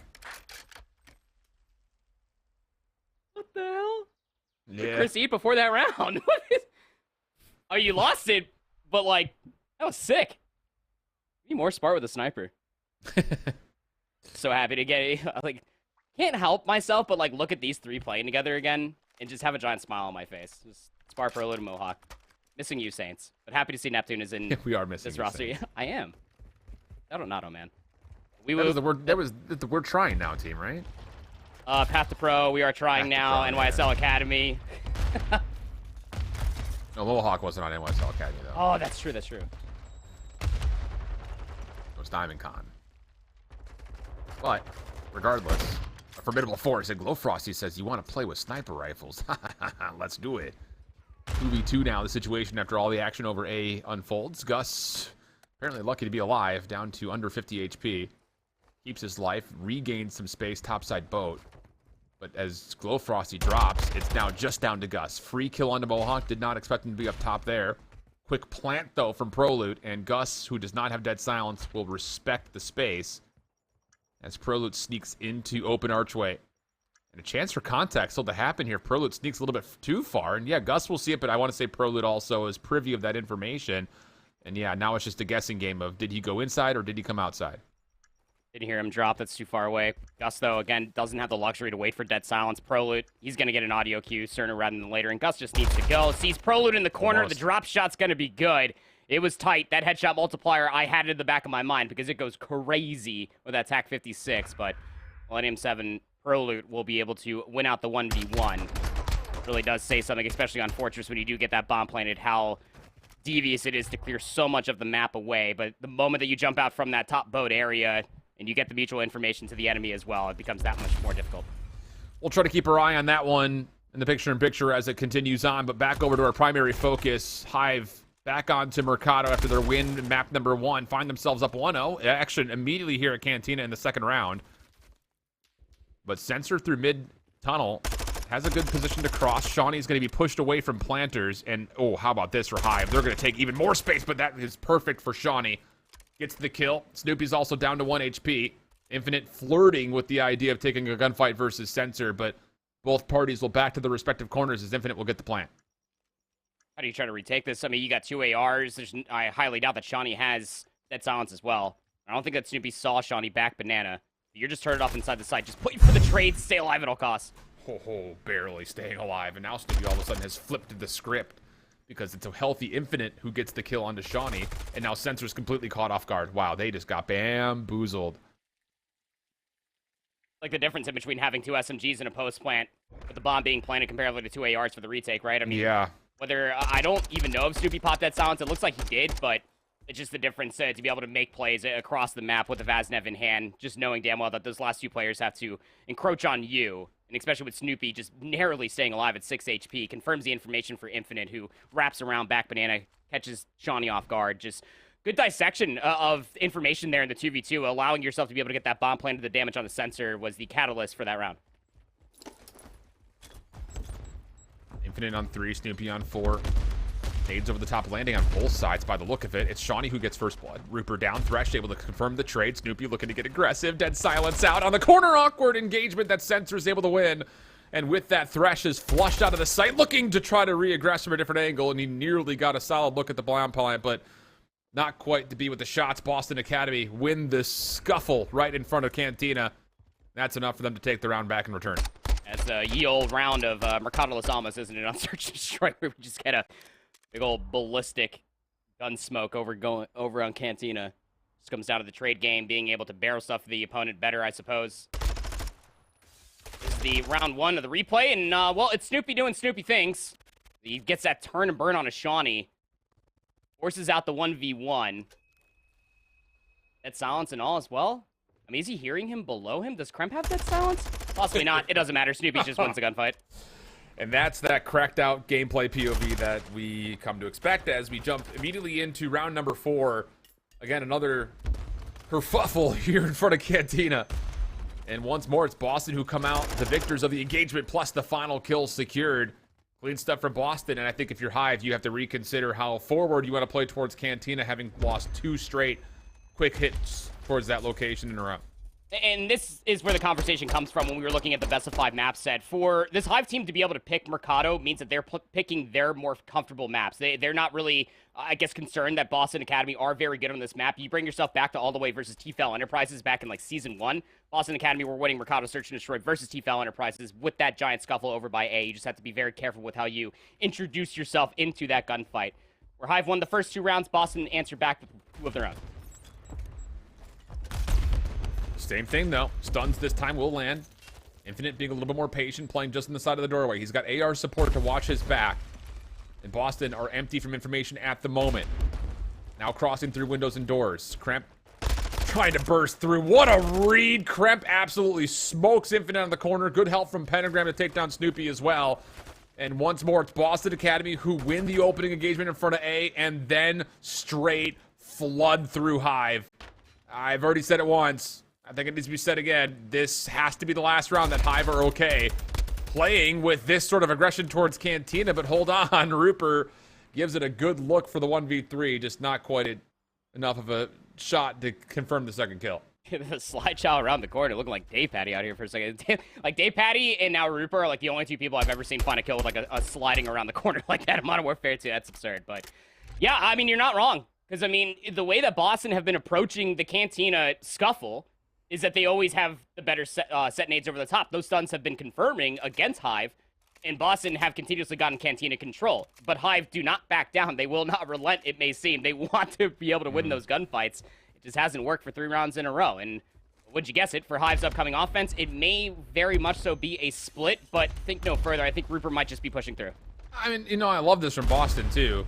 You know, because worst case scenario, you don't get the gunfights that you want, but that still turns into Cantina control, which is so formidable towards locking down an 8 offense. But wait a second, watch out for Rupert. He's all the way in the back, but no trigger discipline. Still secures the kill on a sensor. Help and pinching coming out from the front. Stun out. Rupert will connect. Wants the gunfight with Shawnee. Finds it. Infinite finishes off the kill. And okay, that's how you break the mold. I just don't know how you get Rupert that far around the back that quickly.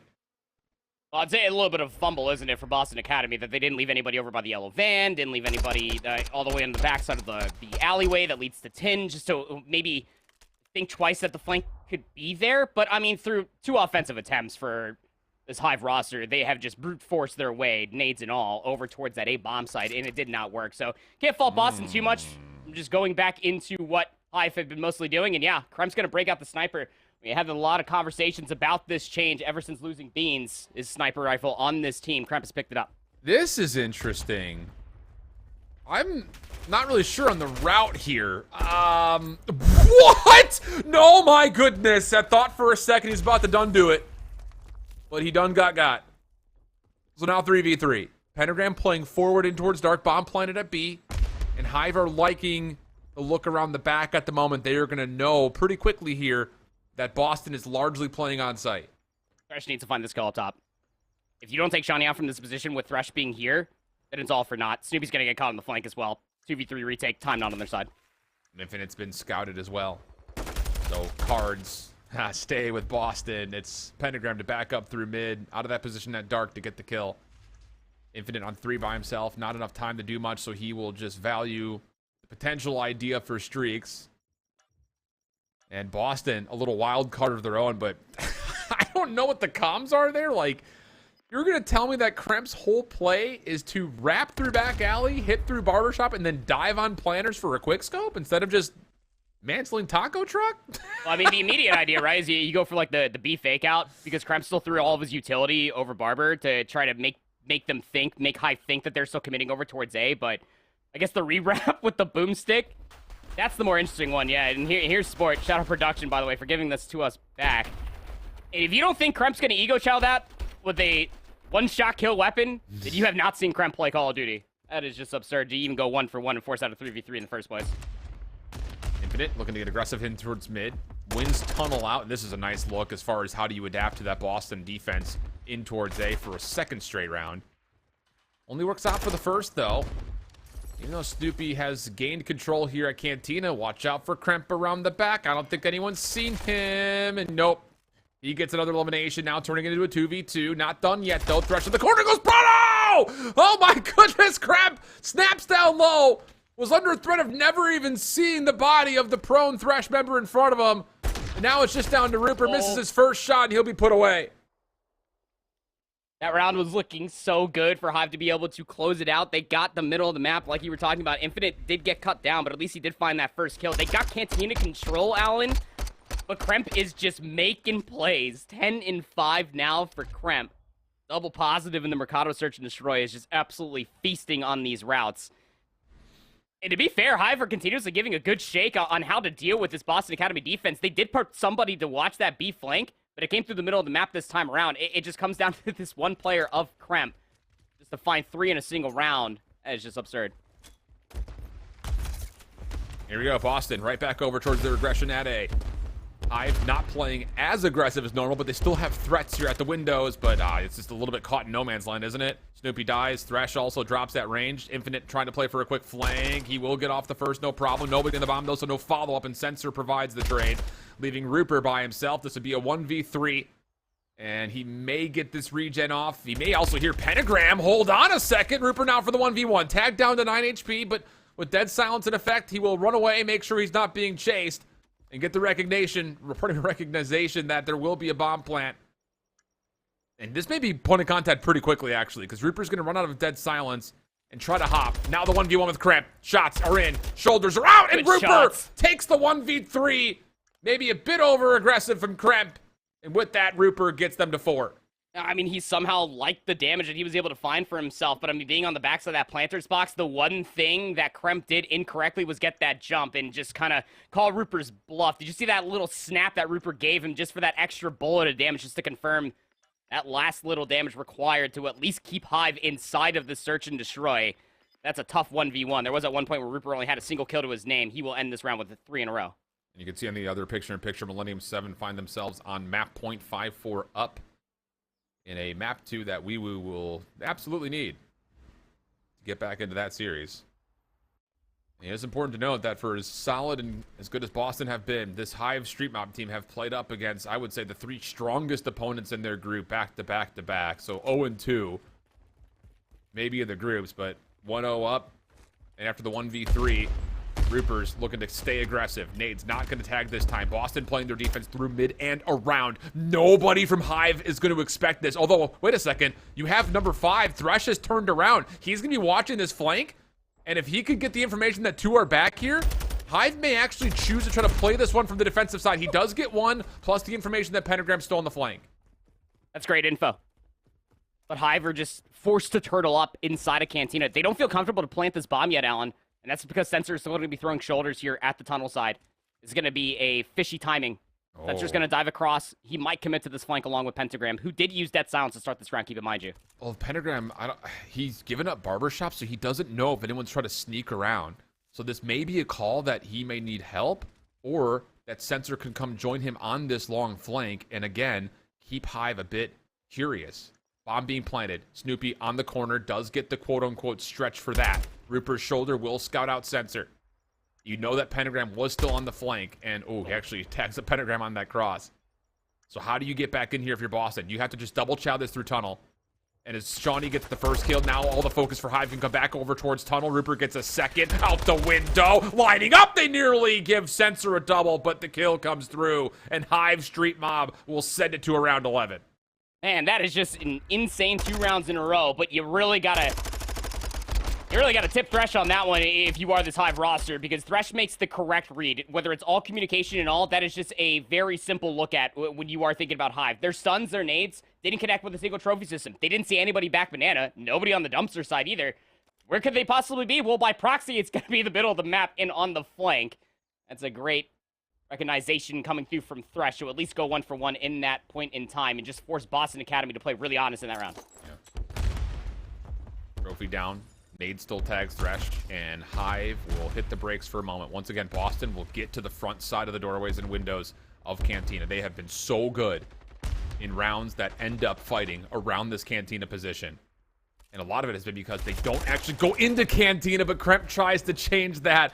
And as he does, the hit from Hive is out. Pentagram up top, maybe a chance to double up. Gets the first, spams down the second. That's the bomb carrier down. And Sensor, in the meantime, also takes down another. Rupert by himself. Could he do it twice? Another 1v3. Sensor's his first contestant. At least so you'd think. He sees the toes. Tags aren't fully there. Turns around, takes down Pentagram. And now he wants the 1v1 with Sensor. Still looking for the info. Regen is out. Over the top of the heady. Sensor gets a couple of shots in. No response. No trade from the other side. Sensor gives himself up. 1v1. Shawnee's trying to play quickly for the round 11 win. Rupert's hit the dead silence, and he gets the regen. But Shawnee holds the angle. Off the corner. Rupert gonna get tagged and then backs away. No time to get the bomb nor plant. He has to take this gunfight in the next 13 seconds. He has to commit, and Shawnee will back away. The time could be his biggest ally, but he runs into the 1v1! No way! Rupert freaking Skywalker, no way. He is him. He is him. 2 1v3s versus Boston Academy on Mercado Los Alamos Search and Destroy. 2 round 11s in 2 different days for this HiveX Street Mob Gaming roster, and Rupert delivers on the second appearance on it. Absolutely absurd scenes. The fact that he just got back-to-back isolated 1v1s, one versus Doug, who pushes out past Yellow Vent. You have him trapped. You don't need to give up that angle nor try to push it. And Shawnee was watching Tunnel. You have him trapped. You know that he has to try to make a play towards the bomb. You have numbers. But what was disgusting and where I truly did believe that it was winnable was when he got that toe damage onto Doug, and then he snaps onto Pentagram inside the tunnel, eviscerates his head, and then he just gets those 2 isolated 1v1s. You just cannot take these guys for granted. I mean, I get that you might think that, okay, we have numbers, we have him trapped, so you just play for my trade. Rupert was just piecing in that specific Search and Destroy. What a performance out from Rupert. Not only just in the Search and Destroy, he also had a great Mercado map 1 too. Dude, that is unreal from Rupert. However, it has to be said. Yep. What the actual hell are Boston doing? It's just no reason why they, like, honestly, I hate using this word, but they choked that last round. That round 11 should have been won. They should have won that round 11. Shawnee just needs, look, outside of the individual play from Pentagram and the isolation of Sensor, there's 5 seconds left. Run away. Run away! Like, what are you doing? Like, and the thing about it is, that is a professional player who's been in the league for a long time. The bomb defuse time hasn't changed. That is a unbelievably poor mistake from Boston, and Hive make them eat their mistakes. Punish them completely. 10 and 8 from Rupert. 6 of those kills come in 1v3 clutches. Pentagram and Krem dropped the combined 21 kills for the L. They had a 5-3 lead. Oh, and I wrote down on my journal when it was 5-3 when that first 1v3 happened. I already wrote down on my journal that Boston Academy were going to win 6-3. I want everybody to know that for the record. Rupert just, I mean, he just wants me to write scribbles. Now my journal is just messy at this point. 2 1v3s, 10 and 8. Obviously, the damage numbers are not true. Could you imagine if Snoopy got 6 kills with 3 damage? But, man, it just really felt like that Hive, they were really banging their heads against a brick wall with that overall tussle that was that A bomb site. They just somehow get it done in round 11. 2-0 lead for them. Unreal. Now back over to M7 and Wewoo. 2-0 the current score as Millennium 7 was able to take that search and destroy. We saw the picture-in-picture. Now into the hotel control. Prelude, a nice double in. I will say, for M7, 1-1 after yesterday. I think there were some questions on the speed of which M7 were playing yesterday. Well, Neptune and Prelude are coming with a certain level of vigor right now, as there will be a couple of exchanges allowing Wewoo to get over towards the A zone for the time being. Spartan low on HP. What in the hell? How does he get that kill? The regen now in play, and all of a sudden, Wewoo can't get onto A again. They still have 1 player close. That's going to be Pro MR, expecting the Chow to come through rugs. But, I mean, Spart's completely repositioned. Velux, he pushes up. He will take him down. The numbers are here for Wewoo. It's 23 points up against 24. Do you really want to invest numbers if you are M7? Neptune says, absolutely, Proper, I sure do. Go 1 for 1. It's only 1 player on the capture zone, so this is still doable to retake. Yeah. It was. The last elimination makes it a little bit tougher for sure. So we get to a 2-2 even lives. And it's now down to how do you rotate over. A chance to possibly just re-wrap back towards bedroom seems to be the idea here. Prolude's in position. He's got help nearby. It's Neptune, so you've got the right players with the right weapons in place. Neptune does get traded out, but ProMR still a bit cautious, and I would say rightfully so, on what else is still lingering in the bedroom areas. That's always the question, isn't it? You get that extra 60 seconds. You don't have all the information in the world. Your stuns, your nades, you don't really find much of anything. It's just lurking players in these very annoying positions. Prolude is that guy. Up top bedroom, a wonderful pinch to set up to at least clear away bedroom. ProMar will get that kill, and now ProMar can touch that zone, stall at that clock. 5 in a row as well. Number 6 around the corner almost gets the better of him, but trades do allow the defense to regain not just the zone, but beyond it. In towards bedroom they go. And the spawns for Wewoo are on the opposite side of the map. Plenty of time on the clock here still. Don't have to panic. And, okay, Spark said, I'm going to do some redecorating. That's not the right wall art for that aesthetic. And with that, he eventually gets taken down. I get it. I'm doing some decorating of myself. I understand, but I don't understand that completely. It just felt like you were living vicariously through Spark there in that moment of time. Just like, You know this what, won't fit here. That I vase can't. is just not right for that space. Bonsai plant just won't fit in this corner. 22 seconds remaining. 10 plays up against 14. It is just a giant wall of ARs that you have to get through. And although you cleared away bedroom, does not mean that you have a free avenue of opportunity. Off of the respawns, Millennium 7, they just light things asunder. They'll have themselves only 3 segments to really look at in their upcoming offensive round. They hefty life lead at that. Yeah. Oh, man. Convincing finish for M7. Okay. Leads to some dangerous prospects if that type of action continues as we go through this surge, or pardon me, this control. But I will say, and I understand the possible concerns, you know, about this roster for M7 possibly being a little bit too slow. But I think that is an evaluation that they've already made. And that is something that we're already seeing kind of come through. You know, Prolude has been playing a lot of flex lately. I've seen a lot of sub in his hand today. We'll keep an eye on that hotel control, but we jump back over to our featured focus. Boston Academy now down 0-2. And can you just mentally regain, let alone physically, as you jump into the LSCLO control? Yeah, especially coming into an LSCLO control. Again, the way that it's statistically lined up, those first 2 maps should have been starkly different, if not better, for Boston Academy. So they have to get it done here on the control. And well, these wave of gunfights, the opening rip, the way that the lives remaining are at least allotted on my screen, 21 up against 18, 6 seconds out on the board, not a bad look. Not at all. Pretty even trades coming out.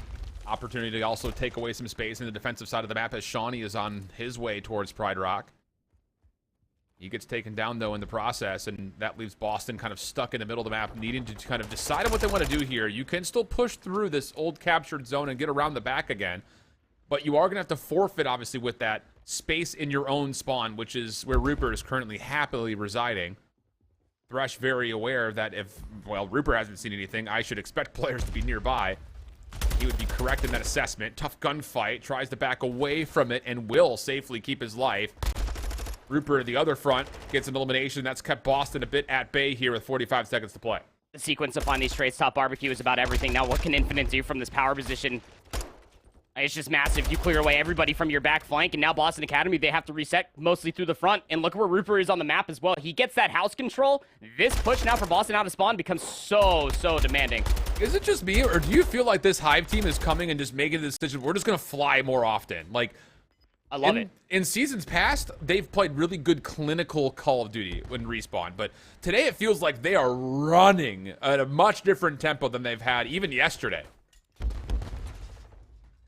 I absolutely love it. I mean, it felt like that throughout the entirety of Season 2, when they got picked up by Omit. I got to actually talk to Coach Mystic about this team as a whole.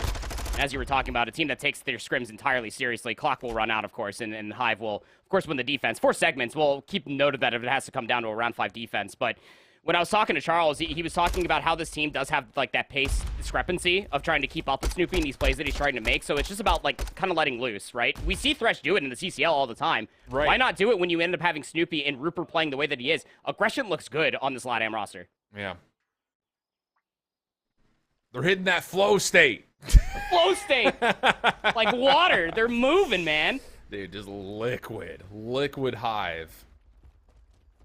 That would be really good for like a honey-based energy drink. Wait, yeah. Liquid Hive. Talk to us about branding HiveX, Street Mom. Oh, brilliant nade, brilliant follow-up. Infinite now on 4 in a row will open the door to B. And he's going to say, well, no one's home. Let's sit here. Snoopy watching for cross exits. Nice little play from Kremp to get out. But Rupert is actually looking to chase down the elimination. He is 1 off a streak. Hops on in towards A. So this is keeping Boston kind of bouncing around the map like a ping pong ball.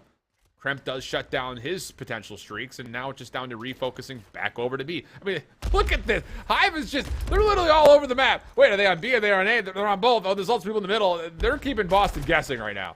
There's a lot of insect jokes here. Like, Hive Mind, they're swarming the map. I could go all day. But it's keeping Boston on their toes, like you were talking about. The only issue with how much Hive are splitting the map is they're isolating themselves a lot.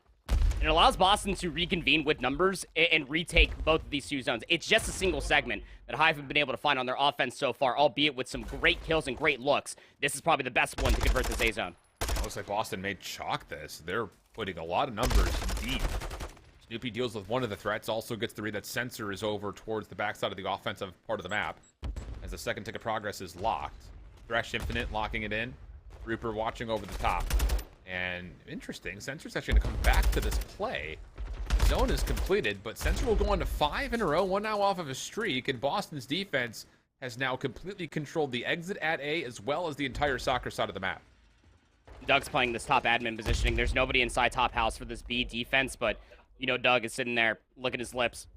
Veins popping out of his biceps. He wants this 6th kill, and he's going to find one. There's the second 7 spree for Doug. Gonna get himself a cruise missile. Has a good look at another player. Doug is piecing. What is going on?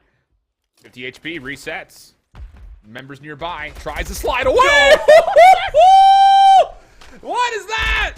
Doug! 2 HP! Finally, it's a kill from Thresh, but Doug gets the double-digit streak and puts Hive on skates. What? How did he get that swan dive turnaround kill? Should never happen. Man. Go to the gym. You can shoot like Doug, I guess. Man, I'm inspired. 50 seconds remaining. Double the amount of lives Boston have over Hive's offensive attempt. And you can see Hive are just, they're sweating with it as well. They're just trying to re-wrap around the map. They got tower control, got their building control. You got one player that's top barbecue, top kitchen window is infinite, and they're finding kills to enter into the zone. Oh, Rupert had a really good read on Shawnee. Couldn't quite get the last bullet needed.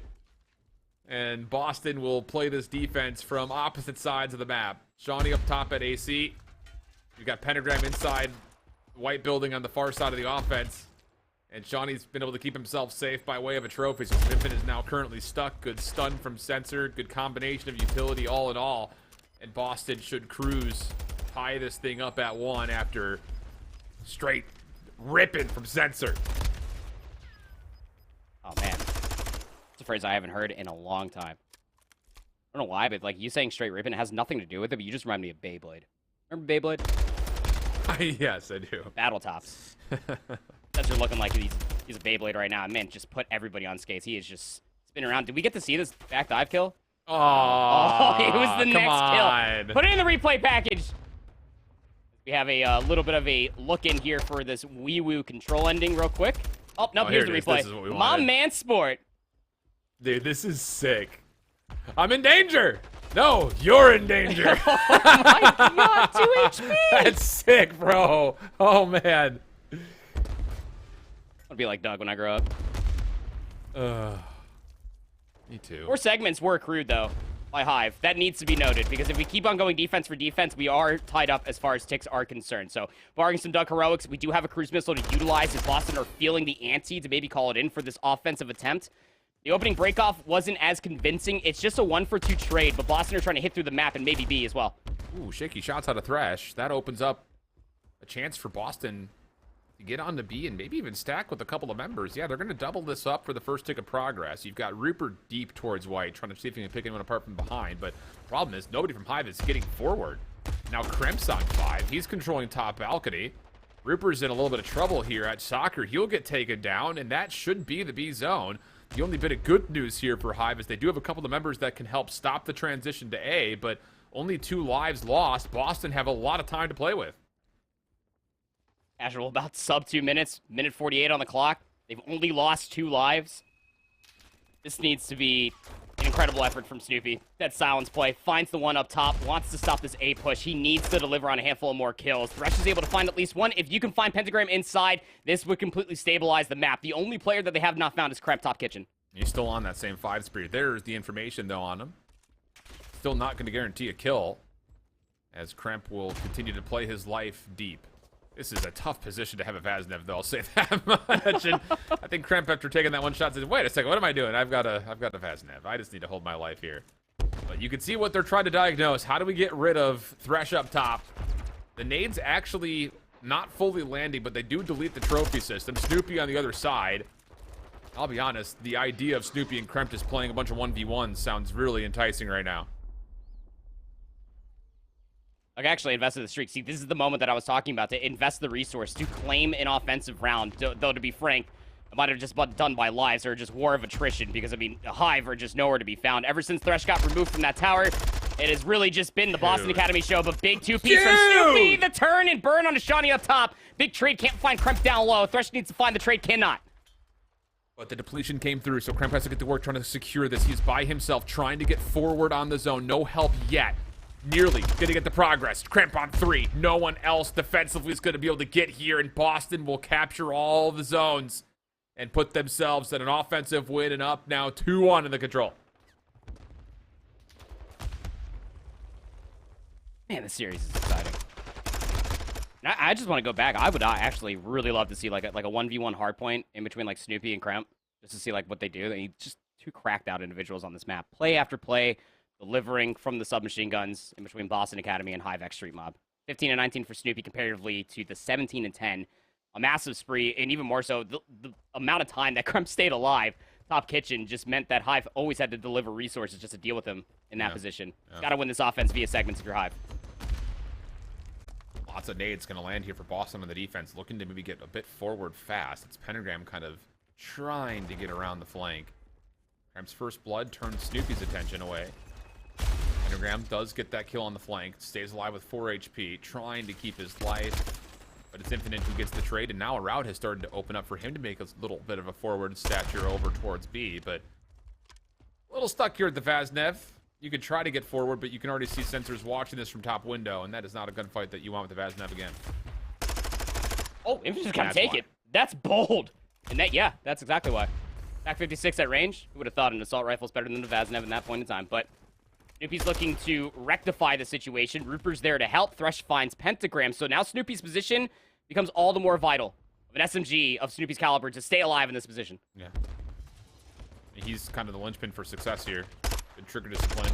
Makes himself now known. Thresh gets the double, making life much easier. And it's just down to Pentagram. But Snoopy's kind of got to do two things at once here. He wants to try to help out by denying the reinforcements off spawn, but he also is not out of the woods from helping out on the zone itself.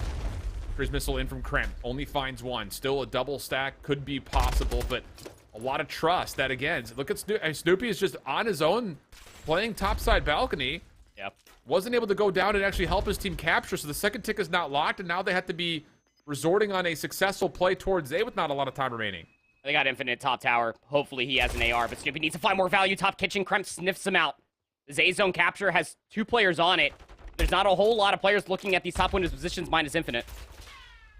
Infinite has to do something from this position. Second tick of progress looking pretty solid. It will be locked. Sensor gets the easy elimination, and then the Kremp follows up behind this, leaving Thresh essentially by himself. Now it's just down to Snoopy, not even gonna get the first kill. 15 seconds on the clock. It's the mad dash to B, and it's Shawnee in their way, playing the cross on the corner. He's gonna be shooting fish in a barrel from this position. Onto the zone, though. Second tick of progress does get locked. 8 seconds is where it stops at. Rupert by himself, tagged down low, can't do anything to get all 3 kills. And with that, Boston will get their first map in the series, a 3-1 here on the LSC low control. Insane scenes coming through from Boston Academy, and that offensive conversion just being able to find themselves in an opportunity to have Kremp staying alive top green. That's why we kept on talking about it for Hive in their offense, their last offense, for Snoopy to try to deliver the same thing that we got out from Kremp, but Kremp was just playing with a certain amount of sauce. I mean, it's got to be... I would love to go for a comms check for this Boston Academy team after Sensor went on that massive spree, because I just feel like there was a certain amount of hype that just kind of boasted Kremp into the upcoming round. At 23 and 14, he will finish. But I mean, that you got to see Boston Academy in their full force. That when you give them an inch, they turn it into a country mile, specifically from Cramp with an SMG on a map like El Asilo. Not easy to be able to take some of the gunfights that he does, but he always sniffs out these opportunities, these avenues of success, and walks away with a handful of kills. Big shouts. Updates around the league. We could say that. This is technically a league, right? Challengers Elite League? Is that what we're calling it? You can call it that, sure. I'm calling it that. I don't know if I have the approval to do it, but it's a league. 3-0. M7 take down Wewoo. And, well, they are probably hearing sirens right now as they are now put up against a wall, needing wins if they want to try to get themselves into a more formidable position to contest for playoffs. Talking about Wewoo, of course. Decimate's also 2-0 up over Orbit. Ooh, spicy. But listen to the scores. 250, 249, 6-4. So that one's a barn burner through 2. Rocker XESG and Convoy, they're also tied up going into their LSC control. Convoy took map 1 on Fortress 250 to 208. Rocker XESG took the Mercado Search and Destroy 6-4. So that's also a spicy one as well. Those are your 2 top dogs as far as Group A is concerned. Here's actually that best of 5 series. Shout out Sport, man. He's in my head. El Asilo Control is up next as far as this series is concerned. Embassy Hardpoint is the guaranteed map number 4, and then it'll end out on El Asilo Search and Destroy if it has to go the distance. And the Convoy, they're nuts. I mean, it has to be said that they obviously have the number 1 statistical player from the previous season of the Elite, and his name is Dylan Rex. Put some respect on that boy's name. But on El Asilo specifically, I don't know what it is, but Pander just moves differently on El Asilo Control. Like, he always has like a 30 bomb. I don't know what it is. That's so true, dude. It reminds me of, like, Assault last year on Berlin hardpoints. I don't know what it was about Assault on Berlin, but that guy was different with an AR. He's good for 30. Man, I'm telling you. Take a look at the final scoreboard from map number 2 between Convoy and Rocker, just to kind of see what's going on here. Yeah, GodRX 11-6 in the Search and Destroy. Impressive stuff from him. 7 of those non-traded. On the other side, pretty even scoreboards, honestly. And, you know, I hesitate to say this, but we're going to find out this weekend if Rocker made the right move only pulling up 1 player from this Academy team, because I think they should have pulled up 2, and I wouldn't have dropped Tatch, but that's just me. So if you put on your GM cap right now, put on the GM cap. I have no hats. I just have this. This is now my GM hat. It's a box. And it doesn't even stay. And there it goes. What would be your move to make in between the 2 teams then? It should have been Fame and some combination of GodRX or Pander, and it should have been Bance and Cammy, I think. That would have been my play. I agree to a certain extent. I think Bance and Cammy out, Fame and Real in. I think you would have been okay. But yeah, there's that too. I don't know. It's just tough because I still think that there's a level of, as much as Real has been really good, don't get me wrong, I still think he hasn't really provided the same level of undoubtedness that we were getting out of players like Fame, and especially players like GodRX and Pander. So, and I think there's a level of that still needs to be coming through, especially after them dropping the grand finals. I thought that was like a, ooh, let's take a second look at this real quick, but it's not necessarily a guarantee, but... You know, again, those are just off of just eye test performances as a caster. I don't know what the vibes are like in the camp or what's going wrong there. So we'll find out. I'm excited to see that team play in the CDL this weekend, though. Same thing for London with Yuli getting picked up. 2 debuts. You can check the action Thursday through Sunday there in the main channel. Just kind of waiting for one of these 2 games that we're kind of bouncing back in between to start up here. That's kind of the reason for the fill. And here we go. Into map number 4, Hardpoint, Embassy. Ooh. Embassy. Okay. And I will say, I know it's easy to kind of keep your focus on Doug. I need to see Sensor put something together here if he's going to be running solo AR at times. Yeah, I mean, rally behind that performance that we got out of Doug on that LSC control. I mean, you can almost kind of pick and choose a lot of these different sightlines, and Doug could almost try to put on a similar performance, but you got to go back to that Mercado Hardpoint map number 1. This guy on your screen, Rupert, had a Herculean performance. He just was going AWOL for his team. Doesn't happen too often that we say that Rupert was leading his team as far as kills are concerned. But decent time being accrued here for Boston as far as P1 is concerned. I mean, Hive are not even looking at it because they're still battling for parking lot. Yeah, it's tough, man. You got, you know, they're juggling multiple things at once here when you spawn on that side of the map. And Johnny's just going to try to finesse his life. Well, 1 on the backside of truck, but Thresh does catch just enough of him to secure the elimination. Hardpoint about to open in the next couple of seconds as it looks like we're going to play this map east to west here onto this new hard point. And with that, Hive do get the kills needed to jump into the hard point and start earning some time for the first time. This setup is really good. Keep in mind, you look at Rupper's positioning. He's watching the entire mid lane, and it's a lot of trust that player number 4, Snoopy, is going to be able to lock things down over by Xbox, but Sensor kind of slips the net. They take down Rupert in return, so now it's a hold inside the hill. Thresh and Infinite fine too. Good kills. Little contesto. Pentagram actually gets his own kill here with the Semtex. Help from Shawnee at range, or at least that was the intention. Now Pentagram will be flushed out. So decent chance to contest, but no full flip. Hive will also, though, get bounced out of the old time as Reaper's focused on new. Gets himself 2 eliminations, but that's some significant scrap time unexpectedly earned from Boston just because of how the kills were going and how the spawns ended up. Now it's just about reaping the benefits of this Christmas gift off of Boston Academy, trying to hit for some scrap time there at the very end. They're losing numbers across the way. Keep in mind, you look at that spawn that just came in for Snoopy as well. You have to be wary that Shawnee is still up top, and Snoopy off screen is able to win that gunfight. So again, this hold is mostly from the tennis court side. Boston are aware of this, trying to hit it fast. Oh, and no one's looking backside ladder. Nice little pinch up here. Nade's trying to get in. Snoopy looking to be the tip of the spear on the next attempt, and well, he gets a kill kind of gifted to him by Cramp. Shawnee with a sub now in hand will take care of the full HP Thresh. Snoopy still on the regen, not able to fully commit, playing with doors, and it's Shawnee who does finish him off on the little jump peak. Infinite trying to force a fight for the back 30 seconds, but as he drops, it will be Boston Academy in the ascendancy, up 66 to 29. And most of Hive are rotating for admin because this is not at all what you want to see on rotation if you're Hive. Oh, big moment there from Thresh just to be able to stay alive. And as you were saying, that is a bit of a fumble coming through from Hive. Like you were saying, nobody was watching the ladder. Shout out Optic, man. You got to watch that ladder every single time, especially when your hold is mostly from the tennis court side. The Boston flip it. They get all of that north lane. They'll be able to turn scrap into initial, but I mean, you've got Hive members that are lurking around the stairwell trying to break early. Krempto inside the hard point. Stays alive, gets a double, leaves Shawnee by himself now, and it's only a solo challenge in the backside because the team kill came through right as soon as they were trying to hit that together. So, Boston, what a start this has been.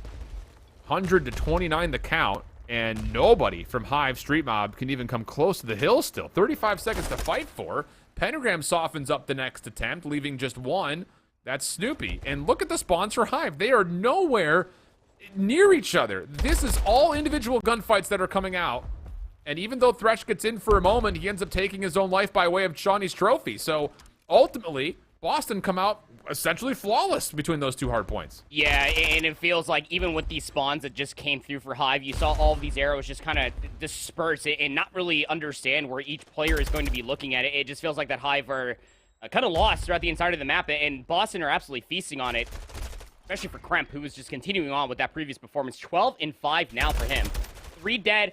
Thresh finds 3 in a row himself. This is the moment you need if you are Hive. Inside of P5, they will get the initial setup. Yeah, you have to put together 40-plus seconds here, I think. Thresh watching the cross. Players from behind, though, take him out no problem. And look at the spawn for Snoopy, already out. So it's going to be a 4v1. Infinite, the last one standing. Semtex gets a tag. Nice little bounce out of the hard point to try to get himself some space to work with, but ultimately, it's perfection again for Boston. Absolutely beautiful break. Great dissection, and now they're forcing Hive to have to commit pretty much to every single moment of scrap time for the next at least handful of hard points. And it's going to start right here. Rupert on the way in for 2. Tries to do a bait and switch with Thresh, but it's shut down completely. Censor with a sub in hand gets his 4th straight kill, and Boston are off to the races. Doug right back at home. He says, P5, say less. Let me spawn him with the submachine gun. Comes flying in. Feels pretty darn comfortable with himself, especially with Cramp, who ends this first set at 13-7. Doug's on another spree. 4 in a row for him. The potential to look for streaks is there. But every single second, every single hard point, desperation has been set in off of the first set there for Hive as they are trailing down by 110 points. Yeah. 5 in a row for Censor. Neutral hard point here in the first, which is fine if you're a Boston fan. Bad news if you're a Hive fan. You need to start finding a way to get some time here.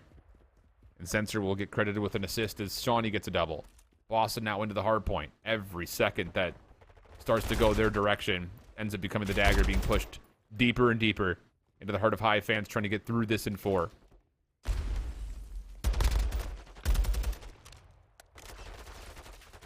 It's top paper positioning from Shawnee again. He was able to deal with Snoopy. You can see that they were proactively off of dealing with Censor's spree, trying to turn that into admin control. It was a little bit hesitant, but they want to make sure that they shut down a potential streak from Doug first. But It again allows Boston Academy to have the lay of the land. Just look at how they're set up again throughout the entirety of the map. Individualistic for Snoopy inside of the hallways because he had to. I mean, his team is still spawning all the way out in Narnia across the parking lot side. It's going to be tough gunfights to try to break this hard point, but you got to have it. I feel like every time you watch Hive in a position where they need to start getting a setup together for a break or a hold, they're just spawning in the worst possible position. Nice break attempt here, though. They go 4 for 2. So full team wipe is earned. Hive should be spawning right side of the map, and it's a little further north than I would have expected, but it's still going to work out for them as you've got Snoopy clearing out space in front of the hill. The only place that can be contested now is from the cut. Kremp Sensor try to get it worked, but largely Hive will win out pretty easily. Last attempt here for Boston with 20 seconds to fight for. Contest from Shawnee. Rupert in trouble. Does not have any help. Where is the help? Goodness. I mean, there was a full team wipe just before this. Hive is nowhere to be found, and Shawnee will make them punish. More scrap time earned for Boston. They're going to be over 200 points before Hive even sniff 100. And Hive, again, they'll find themselves set up over here inside of P3, but is someone watching the ladder? Please, someone watch the ladder. No one's watching the ladder. Pentagram gets up, but at least Infinite finds the trade, but at least Infinite all by his lonesome. His help is Snoopy over by Top Kitchen. Not again. Oh. Trades are at least there from the outside. Just comes out of getting Sensor out of the hard point when some of those nades did tag. Makes it an easy kill for Snoopy. So Hive will get over the century mark, but there's a lot of work that has to be done here. You start to get, if you get this full 30 in the back, streak, okay. If you get this full 30 in the back and also win rotation, we're dancing for a possible comeback, but a lot to ask to do that, and a good start at least to the first part of that puzzle as Rupert gets a double, clearing out the backside of the hill. There is an avenue for Hive to get themselves back into this game fully, and it comes down to Snoopy's play. And Silenson almost had a good look at Shawnee and towards the back. He just did not have the health points to try to deal with that engagement. Rupert's looking to pick things up where Snoopy left off. This is a little bit of a pinch. Thresh is on the opposite side, and you have Snoopy that spawns relatively close. Even Infinite hops off the old time to try to break this early. Yeah, you just have to break this on your first attempt if you're a Hive Street mob. Shots coming out. Good shots from Snoopy in the corner. But he's the only one finding kills. Rupert still trying to wait for the right time to hit. Snoopy looking for the break. Predicts the corner, but Pentagram was there for the assistance, and they turned their attention to deal with Rupert at the exact right moment. Thresh, last one left, turned away, and now Boston looking to win the map right here.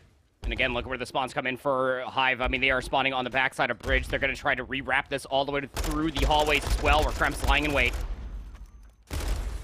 Trade's good for Boston. Kremp on 5 before being shut down. Shawnee on 3. Pentagram on 3. And Hive have just not been able to get together, it feels like, for the vast majority of this map. There's so many individual hits, which are providing for some exciting doubles, but team-wise, that's not going to win you a map. 130, 244. Rupert on rotation, getting there first. Thresh to follow up. Not able to get anything on either player. Hardpoint opens. Kills continue to go the way of Boston. Infinite for the break. Shut down. Last one is going to be Rupert, and he can't take Sensor out of the corner. Boston, send us to a map 5. So you're saying there's a chance of a reverse sweep after what was an unfortunate round 11 for Boston Academy, because, I mean, through these past 2 maps, this team is looking very, very good. But it does need to be said is that this Hive team just, I don't know, maybe hard veto Embassy, you go back, you rewatch this, you try to learn the best you possibly can, but there was just no major adjustments between the first and second set of hard points. They broke a little bit earlier when it came down to P3. At least they recontested it and did not falter, I guess, to the ladder twice on over. But, I mean, that is just an unfortunate performance, especially with how they looked off of that map 1 on Mercado. Tough scenes. And now we jump into our Convoy and Rocker matchup. In progress. Map number 3 is El Silo Control. 1-1 the map count. Rocker up 2-0 as we jump into their 3rd round defense. A lot of stress here. That Convoy would have to win this offense. Rustini gets the first blood. Gunless has what? I'm sorry, what? Gunless has 1 kill. He's 1-11 through 2 rounds. I had to stare at it for a good 5 seconds before I truly believe it even gets into his next engagement. His 13th engagement, and he loses it. That is just not what you love to see for Pierce. And Pander 16-2. Man, it's like I said, I don't know what it is with Casey on this map. He is quite literally LSELO Control incarnate. This guy is he's just everywhere he needs to be at the right time. He just doesn't lose gunfights here. Jesus. Some dastardly stuff going on here in the map. Second ticket progress on the way. Classic. Getting a little bit forward here. And the second tick will be locked. A little double stack going to work out. It was Panda trying to get back up towards top radio station, and that will not work out. But the pinch from behind is successful. Real able to help clean things up with 2 Real. That's not confusing. And Pristini will have to kind of wait for help, or so he should. Real gets a solid read on it, gets the elimination, and now the third tick of progress, not just thoroughly depleted, but a little bit of a push through for Rocker as they try to take away some of the map defensively. Classic needs to find this kill up top. Some assistance is starting to manifest. Top admin Rex will end up taking down that player up top. Some good kills to speak of. Lives are not too far gone for Convoy. They're going to get the Zay zone. It's just Painter you got to be worried about.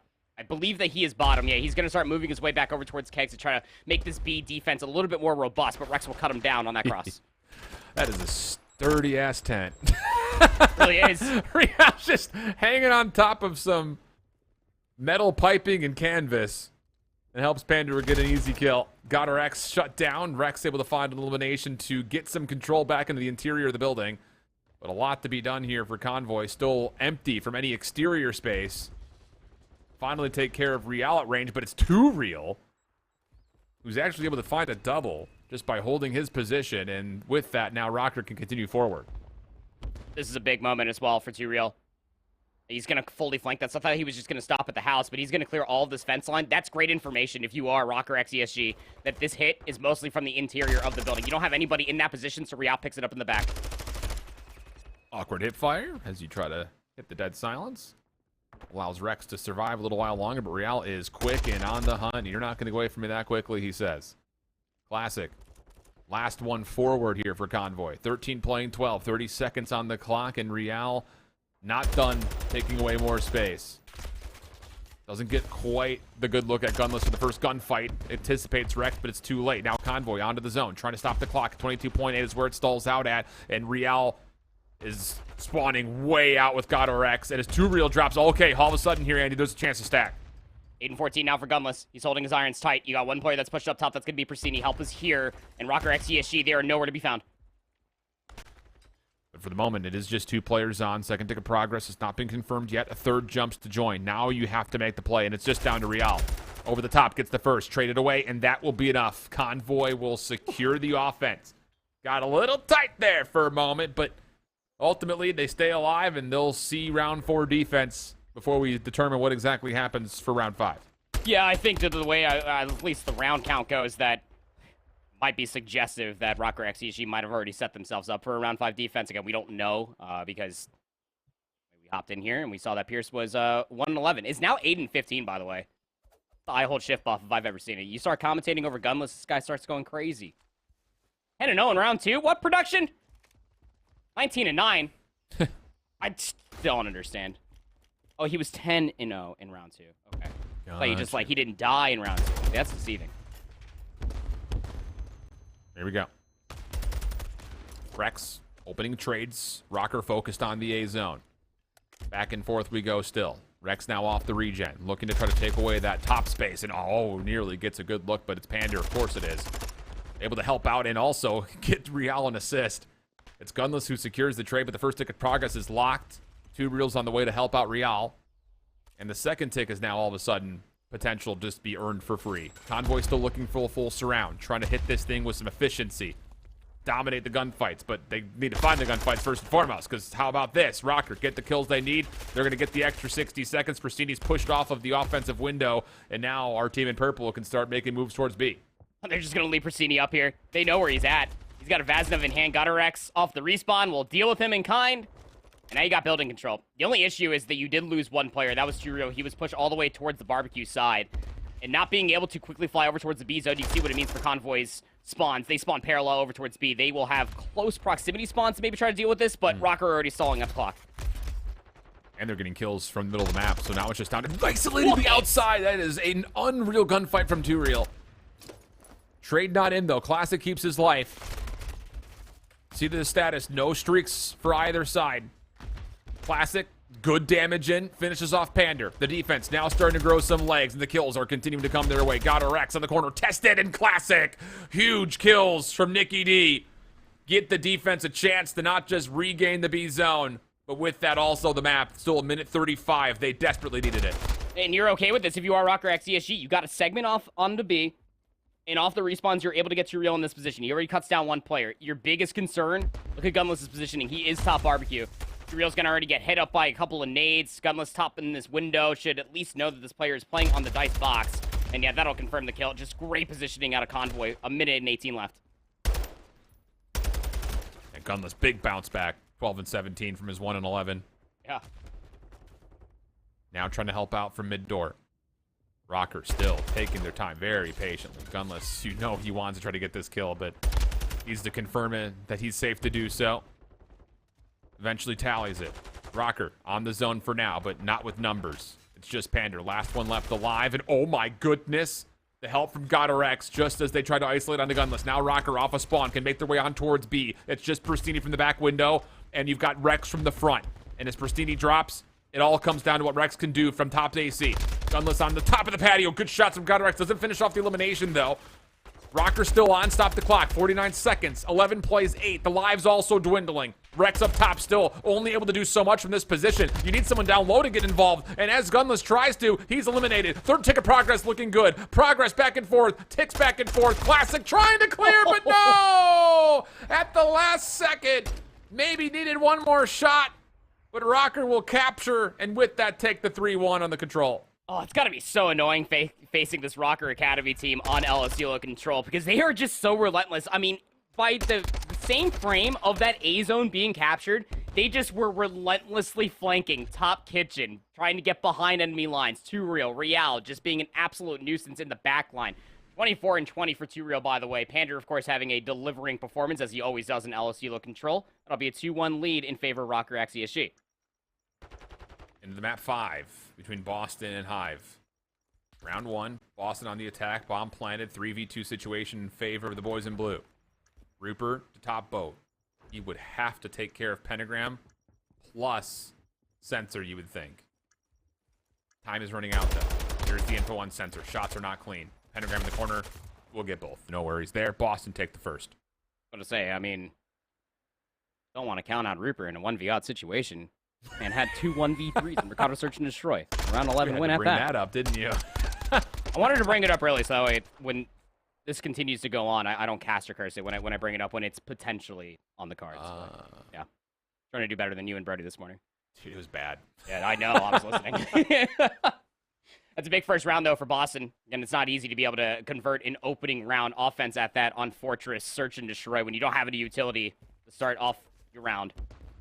What you're able to do here if you are Hive offensively, of course, it's going to be Arc Control, trying to call out Boston Academy for the overextension. Kremp, he's given this a true test over to the outside of the B alley, and Hive are not here, but they're also not fully committed to trying to play through. But this does get Shawnee into a pretty precarious position. He's not going to be able to really do too much from inside P1, so he'll back up, try to be more valuable in a different part of the map. And are Hive really going to try to make a go for this at B?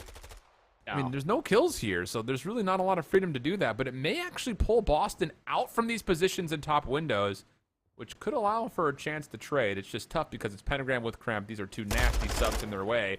Ooh, at least there's a team kill force. Kremp follows up, and Thresh is not allowed to plant because of that. Yeah, 3v2. You kind of lost all hope for about Rail's positioning. Thresh just hits open like that? Are you sure? Rupert was one shot. He was not there to back things up. He commits the dead silence, and now he has to be able to find these 2 kills. But Shawnee, rectifying what happened in that round 11, just sees Rupert runs away, knowing that the clock is on his side. Boston will win that defense, and just some interesting decision-making, I will say that much. The 1-for-1, the forced team kill inside of Art, that's whatever. It was a great job from Boston's submachine gun just to get in that positioning in the first place, not trying to overextend into Oblivion, but... For Thresh just to overextend inside of the open archway in a 2v3 situation, not having the assistance of your running mate of Rupert is probably the biggest question mark of it all in that very tense situation. I can understand the idea on one side of you feel like you need to make a play, but I agree with you. I don't think that was the play that could have gotten away with. Quick hit here from Boston right through mid. Infinite's in a great spot to respond to this. Thresh also watching at range. And, well, this round's not over, but it becomes much more difficult with the bomb down where it is. But you may not fully know that if you're Hive. That stun's going to land. And Pentagram's going to finalize the kill. Okay.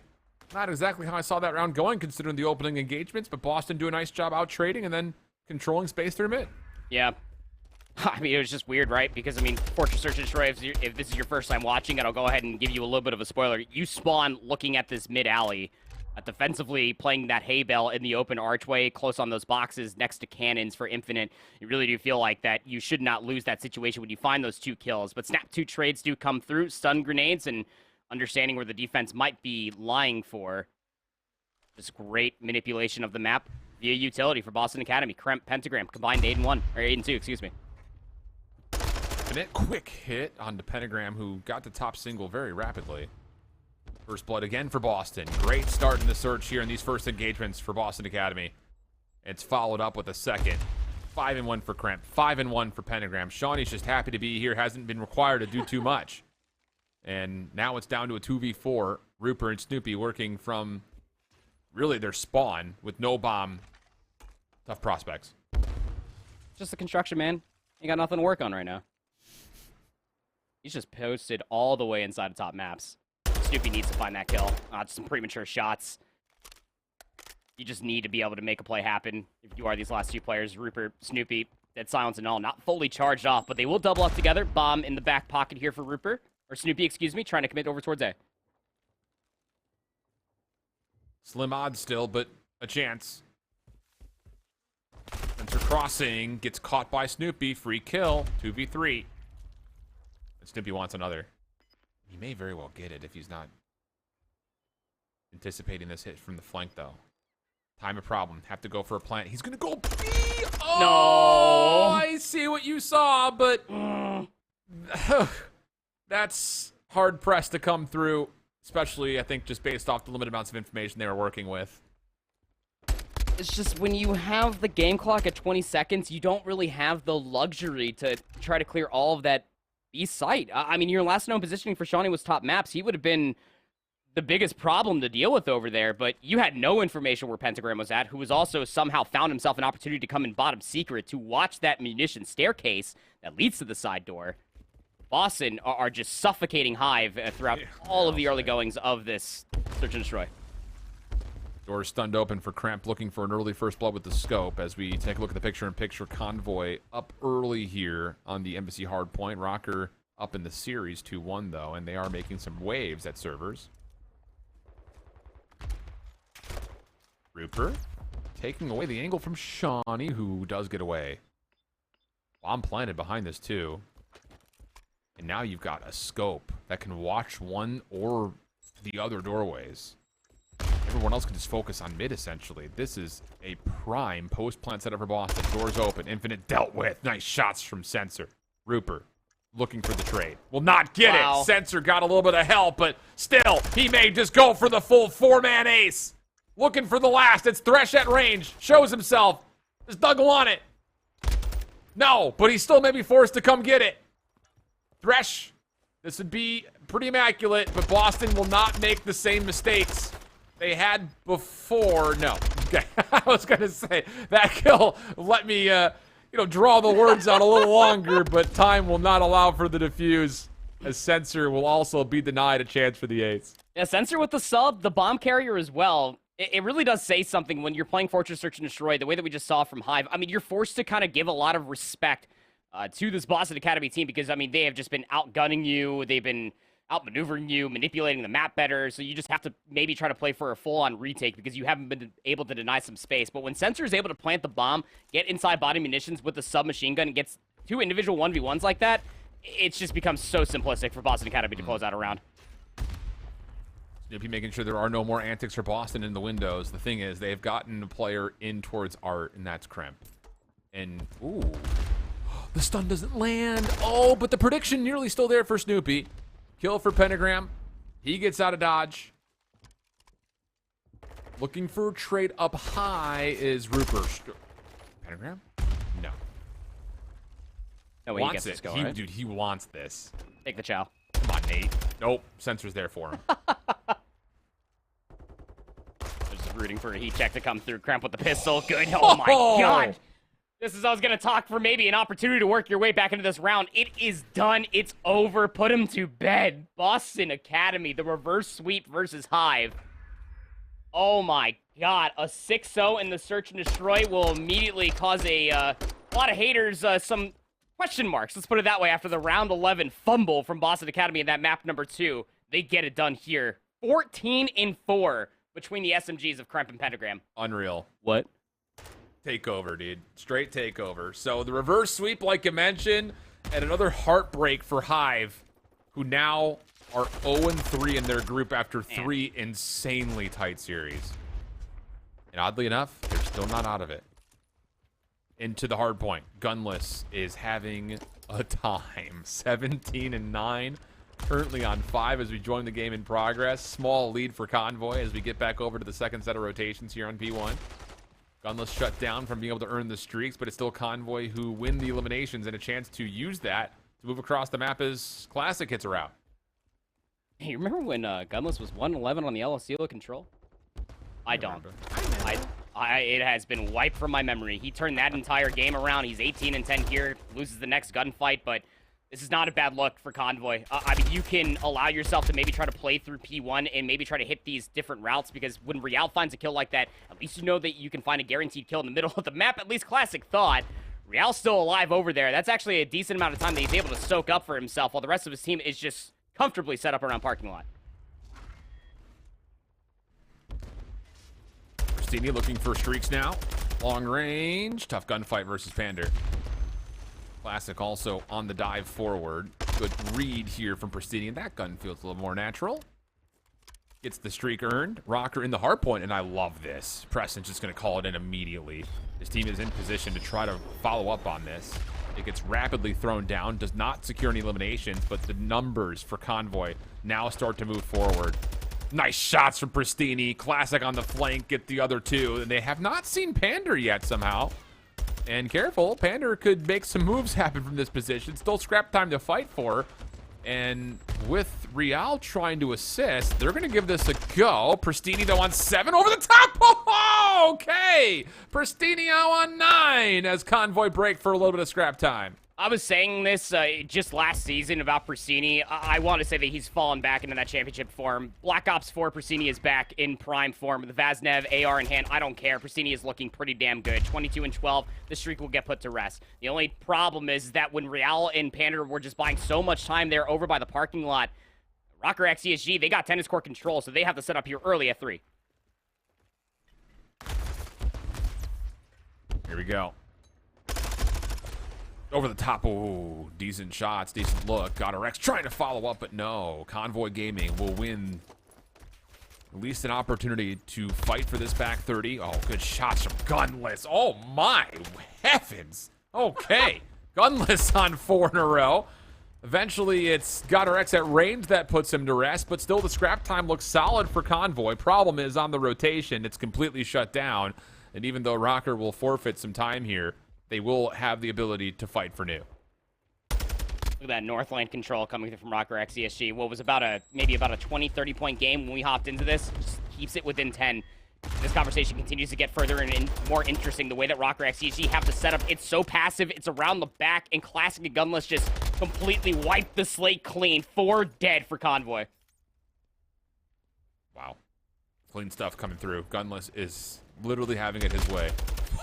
Yeah, he is. Oh, boy. Pierce is showing up in a major way. Kill number 4 in front of him. 2 real will drop. No contest there. 30 seconds to fight for. 200 to 177. Rocker want to give this a go, and you would assume because they need to. But the problem is the kills are not clean as of yet. Finally, a little bit of assistance from 2 real as he continues to run circles through hallways. Oh, my goodness. Classic. An unbelievable 1v2.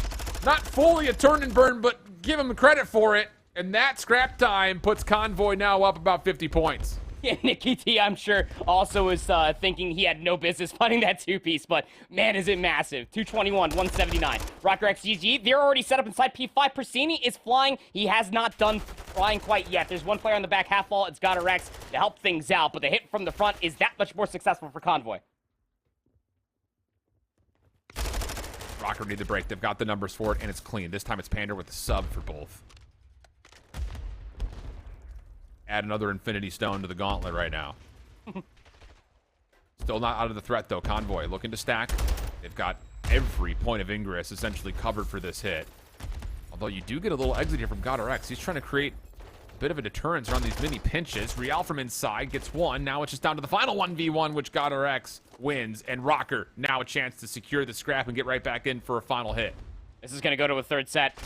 The Convoy wanted to or not. Last hit around the back, maybe for some scrap time. Gunless gets traded by Real. It's actually a decent 10 seconds to soak up if you are Real. Regen will come through. Look at the way that the map has been split for Convoy. The most important part is that Rocker X GSG, specifically Pander, off the respawn, took this top paper positioning. Vital towards a lot of time here on P1. Rustini trying to fight it back, though. Oh, did not get the comms, apparently. The Pander was still up top in paper. Thought he was going to be good for a double. Thought he was just trying to execute a little bit of trigger discipline, but not to be. So Rocker still hold a key power position. Nice shots. Okay, Pristini through the wall, getting a lot of tags. And then Gunless finishes him off. So Convoy, now a chance to fight through this P1 time. 2:34 to 2:26, time being accrued. Real trying to challenge, shut down. Gunless for a double. 32-20 for Gunless. A chance for Convoy to win here. You have to hit this. GodRX is up top. He needs a challenge. Finally, gets one of the eliminations. Classic turning. Pristini working with them. The shots are good. Panda the last one left. Convoy trying to get us to a map 5. Looking good for it. No one's going to be able to touch or contest the final players inside the hard point. And map 4 goes the way of Convoy Gaming. Just impressive scenes. We hopped into the Gunless and Pristini show, and then we finished out at a full Convoy. Wrap it up, man. 33 kills for Gunless. Just is absolutely having his way like you talked about there, Shift. I mean, he was just snapping on heads, and they were rolling across that tennis court lane. Pristini also drops a 30 bomb. 3,400 damage with the sub. Hello? Absolutely insane.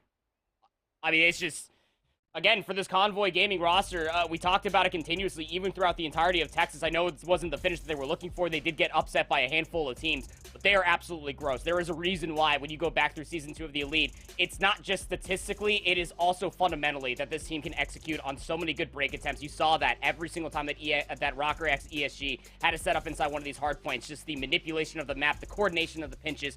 Mwah! Sublime out of Convoy in that embassy. Yeah, really solid stuff. Here's a final look back over the scoreboard. Gunless at 33 and 21, Pristini 30 and 21. How about the fact that Gunless went 29 out of 33 non-traded with a minute 36 in the hard point? Dude, that's crazy.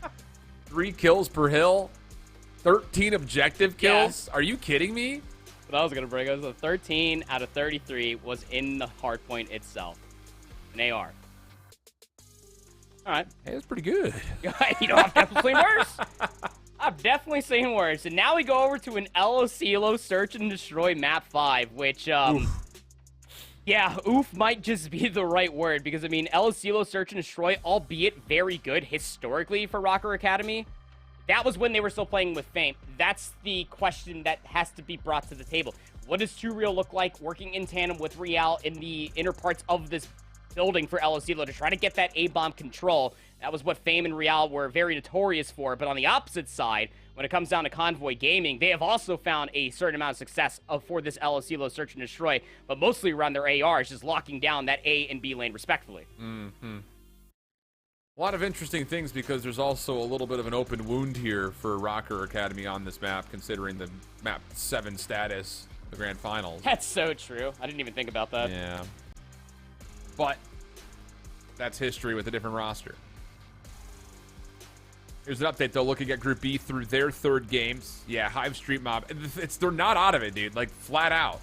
There's a lot that could still happen, but the problem is they've lost to M7, Orbit, and Boston, and I think they played Decimate as their final match. That'll be a tough one. I mean, there are no tough matchups. Let's be candid here. There are no tough matchups. This is why we'd love the expansion to come through for 12 teams in the Elite. Hive obviously have an opportunity to be able to qualify for playoffs. They just have to beat both Wewoo and Decimate. Yeah, they've got Wewoo next, so that's a tough one. Really, the winner of that matchup will give themselves a chance to seed the top 4. Stylistically, that's actually going to be really cool. Yeah, because Wewoo will have a potential to go 2-2, and then they're right in the mix again. If Hive Stream Out go 1-3, you'll have 2 teams at 1-3, and you'll have 2 teams at 2-2. So they're not out of the realm of possibility of getting through that, just based on how this group has panned out so far. And look at the map counts; they're so tight. So, yeah, this group really is still up for grabs No one's out of it yet. We had a number of moments in Europe earlier today where through 3 games, we could say that 2 teams were not going to make it to playoffs because they were getting smoked, not only in overall series count, but some of their losses were 0-3 losses, which puts them kind of out of the realm of possibility of being able to get tiebreaker situations in their favor. So, yeah, it's weird stuff, man. It's just this season, because of all the roster changes and how everything's gone, it does really feel like there's not a given favorite. Like, last season, we looked to teams like Decimate after their first day. We kind of gave them a little bit of leeway. They looked better in the second. Obviously, when they got the playoffs, we're like, okay, these guys are just as good.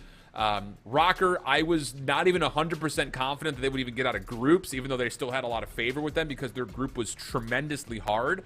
But I can't put my finger on a single team in all the 12 that we have here in North America as this is currently your #1 team in North America. It's literally the entire region's up for grabs. Yeah, I mean, that's why I even talked about when we hopped onto the broadcast for that Strays roster, like, Fire Unit with Mach and Hollow. Strays come into this in day number 3, or day number 2, excuse me, for their 3rd match at 0-2, but they also have an opportunity to be able to make their way inside of playoffs. That's what makes it so exciting, and I know that Brody's probably sitting there just already thinking about the meal he's going to get, you know, for that Permutation Tuesday. He loves working through a lot of these different permutations for sure, but this is very competitive. I don't know if I can probably coin it. You probably have a better interest to say, but I mean, this is probably one of the most, if not the most competitive seasons that we've had for challengers in quite some time. It is so neck and neck. We have different winners as far as opens are concerned at each major, different winners as far as elites are concerned. It's all up for grabs, man. It's so exciting. I don't know about if this season has been the most competitive, but this year has by far been the most competitive. We have not had a single team in either region who has just dominated for a period of like a month and a half, 2 months. Like, you look back all the way to even like BO4, not really a good example. We'll say Modern Warfare.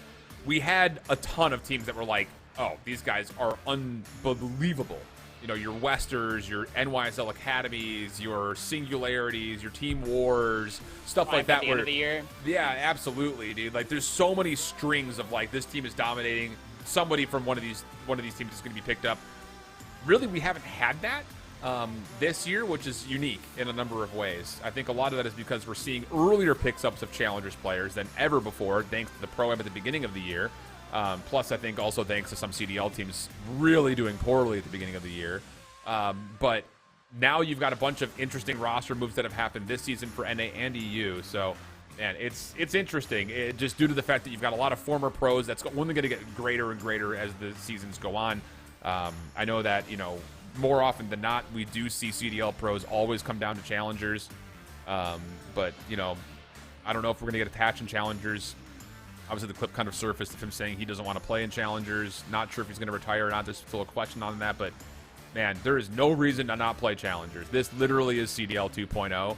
And if Attach is watching or listening or sees this clip, get down here. Because you still have a lot of career left. And I think it is possibility of getting back to the CDL is still very, very high considering the circumstances around him being told to play slower, and that was the reason for some of his numbers. He's still an unbelievable player. So here's a look at Group A, getting off of that soapbox into another. Convoy, of course, going into map 5 with Rocker would have the best chance at kind of taking this group underhanded foot, but House of Aces, they took a 3-0 in their series, so they're up in the running, and there we go, perfect segue into map number 5 we go. Offense first for Rocker X ESG. Rex got the sniper. Gonna find that first blood. That was all the way across that B lane. Now Rocker X ESG, I mean, they're trapped inside of Billiards, and Presidio knows it. Clean kill. Rocker a little bit trapped now all of a sudden. Rex will just wait. I thought he was about to just wander into Pristini's line of sight, but an impressive gunfight win. Gives this round a chance to be brought back. Classic sneaking up, though, on Pander. No chance to respond to that, and in the same breath, Rex drops up top. Now, whether Convoy are aware of it or not, that is a picture-perfect round 1 offense that I always see from Rocker X ESG on this map mode combination. They are always notoriously putting Rex with a submachine gun, top admin, denying anybody to flank up top, Real trying to create some space down low. Sometimes it could be a 3 SMG setup. What was Fame, and I think 2 Real did spawn in with one trying to push over by Kegs, and then Pander is just watching the shack. It's just so easy to dissect that, especially off of, Dylan Rex finding that first blood with a sniper rifle. That's one less lane you have to be worried about. Now on to the offense for Convoy, looking to Gonna take their time here. Wait for nades to come out. Gunless gets first blood. That's through B alley. And that will actually force the defense to move a lot. And they were more than ready for Real on that little cross-through tool. So now all of a sudden, 2Real is stuck at B. He's gonna have to fight. He's gonna have to fight his way out. Good first kill onto Classic, and gets around the corner away from Gunless, who I thought would have been good for the trade, and GodRx gets a second kill. Hold on, another 2v4 potentially to come through. And they're going to group up. GodRx flies right back across off that dead silence push to find that kill top admin. It forces Gunless and Brasini to almost play split up and try to find the information the hard way, no knowing how much utility is honestly in between these two players.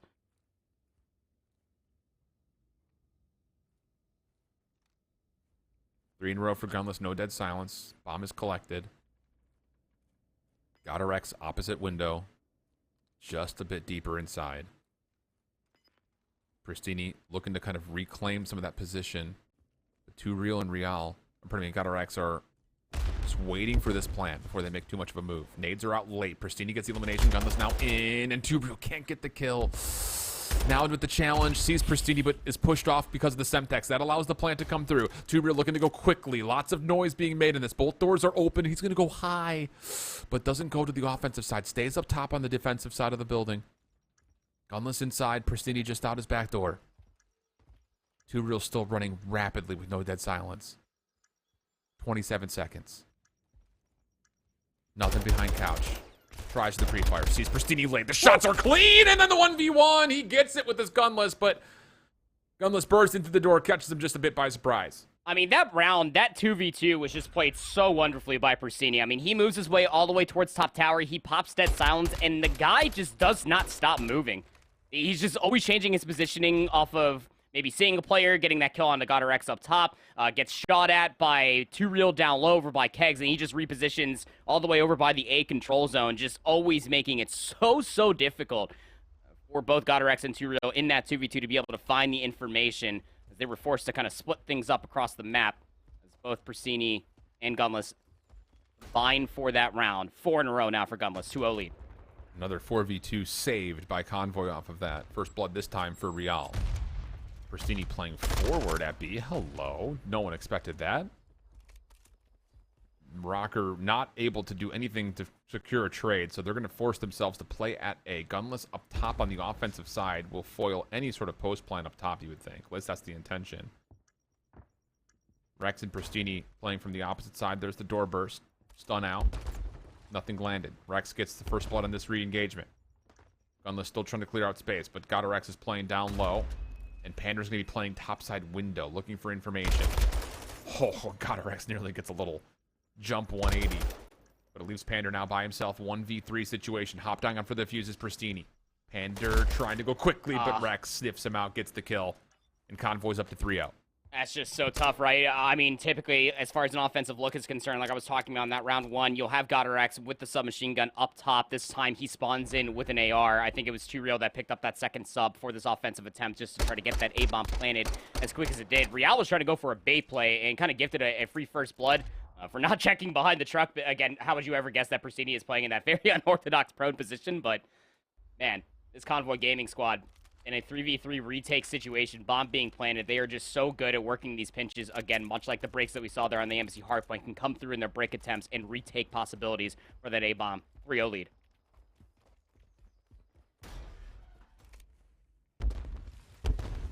Stun does land.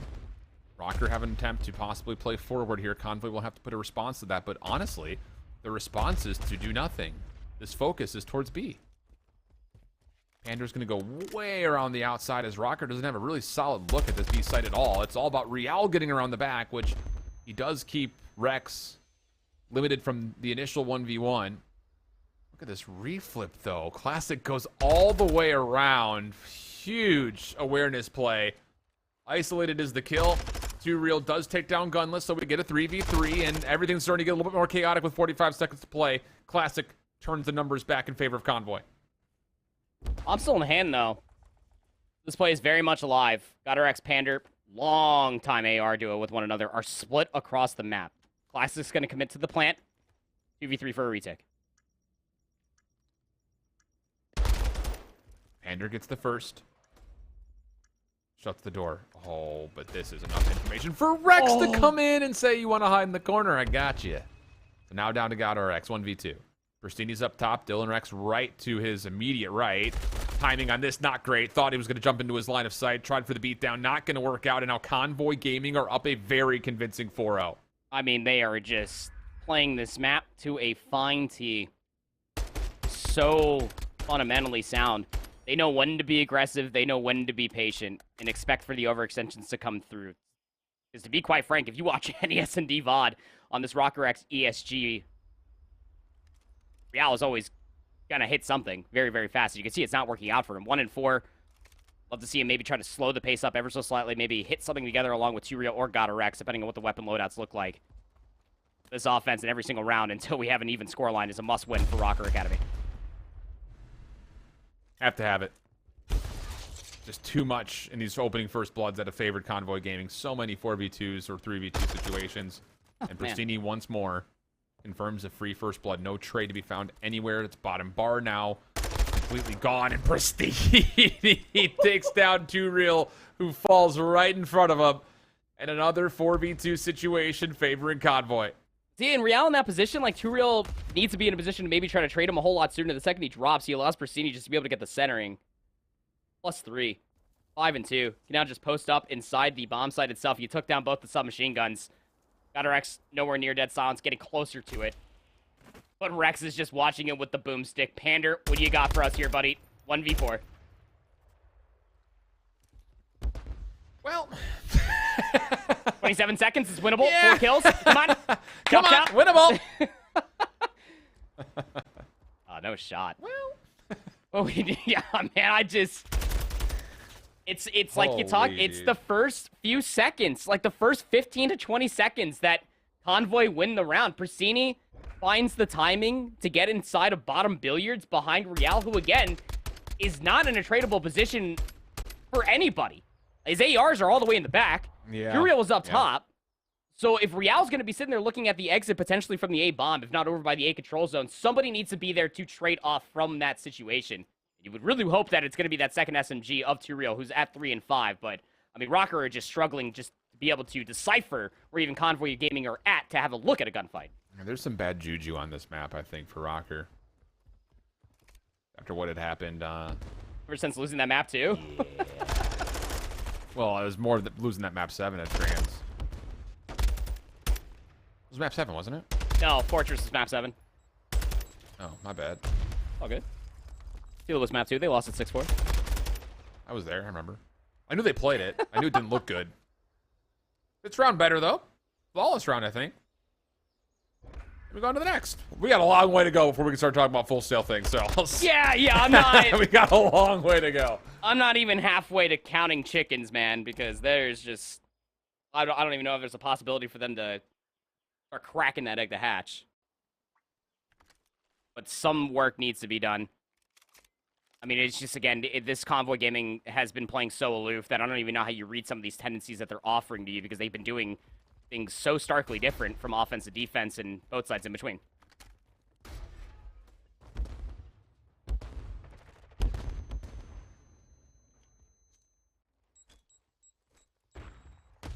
Okay. Wow. Okay. Yo, know what? I was ready to write that round. I was like, I'm on the edge of my seat. I just see them all flying out towards the field. I'm like, this is not a fun spot to be in as you're full flooding over towards B, as everybody was up top. But the aggression works out. Pander pulls out the sniper, finds two. All right. I was gonna say, I'm sitting here waiting to see how everything's gonna unfold after the first snipe before we start getting into it, but the round never got past that point. So we let the game breathe until a round end. Whoops. So 2 quick rounds in a row for Rocker. That'll make you start to think a little bit if you're Convoy. And this time it will be a defensive double stack in A for Rocker ESG. Rex up top. Won't have an immediate threat towards the outside, but Real isn't terribly far off from being able to see the top window. And Convoy are going to be a little bit empty from info here, outside of the fact that, hey, they put a trophy here, maybe there's going to be 2 players inside. That's the only thing you can really think about. The only question is, can you get the information on the player on the couches was kind of delivered as Real closed the door. Pristini's aware of it. Bait and switch would break inside of this A site. You still have Real to be worried about. He rotated. He's going to be looking at the entrance to the side door. Oh, well played from Classic. Just picks Kegs out. Yeah, they do expect that there's a second player nearby. It's God or X. Confirms one trade, but now he's by himself, and that may be enough. Stunned up. Shakes off the effects. Here's the challenge. It's a little bit late, and God or X nearly takes all three. Now it's resting with Pander. Pistol out. Misses the shot. He's got an angle over the top of this door if there is a plant on this side, but Gunless wasn't born yesterday. And we'll plant this in the safest spot possible. Resets the 1v2. Door shuts on the potential shot. And now it's down to pistols. No dead silence. Pops the door. Nearby. Looks for the quick scope. Gets a chance at it, but the flinch pushes the aim just a bit too high, and that may have been the last chance for Pander. Hoping for someone to chow him. Has to guess 50-50 the doorway, and well, Rex gets the information, jumps over, gets the kill. Convoy take the map 5 and stay undefeated in the group. And it's just really tough to say. After Rocker lost yesterday, their last match of the evening, a Boys a Liar, that they even find themselves in a position to be at 1-2. I mean, you just look at the namesake for this roster.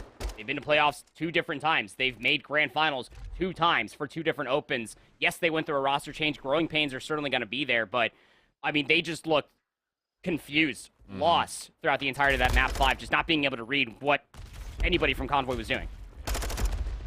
Over to our second match of the evening in the second block. We're on a Fortress hardpoint. The focus will be with Orbit and M7. These are 2 squads that are vying for positioning at the top of their group. It's been very, very tight. And as we jump over towards the Fountain hardpoint, it will be M7 in control for now. Spawns are not guaranteed. Actually, they're going to be blocked. Cruise missile in. That's going to be good for 2 from Geo, but Prolip behind the play has actually deleted a couple of members, and now all of a sudden, M7 will actually spawn relatively closely. Orbit need to put together the response. They deal with Prolip for the first. Wiz jumps out to take down a second, but Spart doubles up of his own, leaving it now just down to 1. It's Neptune on the corner, and Gravity will make safe the majority of this time. Prolip trying for one last hit, and he will be able to get in for a little bit of time, but Lau's trade will make sure Orbit will secure the scrap. What an unconventional P3 that was, as scrappy as it may be. Those north spawns over by the stalls coming through from Orbit was the main benefactor of them being able to flood back in with numbers and walk away with the majority of time here on P3, albeit M7 did have that fountain control. They'll have to concede the space. They'll have to just look at maps control and set themselves up for the P4 rotation. Tight game. 189, 191. Munitions will open up to M7 with members nearby, but clean kill from Wiz. If they can get some damage dealt here at mid, it'd be great for the effort. And yeah, Mohawk will also drop. So now here comes the flood from all angles. Down low, up high, from the side, from behind. It's all Orbit on the way in. Neptune only takes 1 with him. The spawns will flip. The hard point changes hands. And now M7 looking for a quick rebreak. They've got 2 members from the top. Prolute from behind. First blood good on the engagement. Lau from 4 in a row. Not able to get the trade on the Prolute. Now it's just up to Gravity up top. Tough shots to Spart. Finds the kill, but he's by himself. And overwhelming is M7. Your one best bet was going to be Lau to try to maybe re-wrap over towards top rails. It is so hard to maintain control of P4 without top rails positioning, but we are still scrapping. Trades are still coming through. Geo's going to get the last laugh onto Spart. That's just 8 seconds you're going to be soaking up, but every single second might just be a crucial one within this damn near tied game. 209, 207. Hardpoint opens up at Blacksmith. M7 in the hardpoint already. Spart watching in the mid-cross. Orbit kind of trying to put something together as they were a little bit split spawned around the map. Good first blood from Spart making safe the open archway, but it's Orbit coming in through mid. Mohawk, Neptune deal with it. Trades back and forth, keep the hard point neutral. 40 seconds to fight for on the hill. Geo on 4. Trying to find something to tilt things in favor of Orbit. Gets his 5th elimination. Mohawk at range, tough gunfight, but does weaken up Geo to secure the trade and make safe the killing spree. 25 seconds still left to play for here on P5. Prolute, Mohawk able to combine for 3. Big money Mo, 2-time Mo, still alive. Looking to get more done at 24 and 24.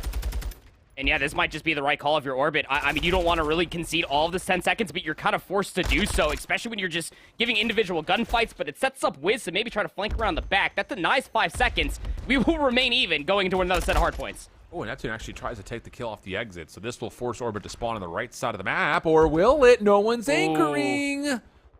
Geo gets the kill too, so now all of a sudden, Shoes on the opposite foot, M7 in the hard point, but they have no control of any sort of spawn location until Neptune comes right out on top from top maps. Secures a little bit of a discernible space for M7 to work with, who now get the 243. Kills, though, for Orbit on the hard point. Mohawk wants to win the game here, but needs just a little bit of help and maybe a little bit more life. Orbit still playing safe from behind bench. Mohawk gets the kill, 248. Oh. One more killer on the corner. Spark finds it, and M7 get the map one. Oh my goodness. I thought this was going to be a very different ending as far as what we had when it came down to that P3. But we're keeping it so scrappy inside of P4. But I mean, Mohawk, 5-1. This guy in between those two hard points there at the final moments just had all the space provided. We have not seen Mohawk in quite some time. He took the entirety of stage 2 off, but he was just layering down the damage. Neptune, 4,200 damage for a 40 bomb. Look, Fortress Hardpoint, you know as well as I do, Shift, that is an SMG's playground. And Neptune, I mean, he is just running around like a chicken with his head cut off, and it obviously is working out. When you drop a 40 bomb like that with ARs anchoring on all these different line of sights, recipe for success. Lots of things. 2 thumbs up. Well, 1 thumb up. I'll provide the second. And with that, again, we're going to keep our focus with Orbit and M7. Results are in for the first set of matches in that opening block, but we're going to get ourselves tailored up, cleaned up, and ready to go here for the second. We'll take just a very short, brief break. When we come back, we'll have the Search and Destroy and a lot more action from North American Challengers Elite. Don't go far. We'll be right back.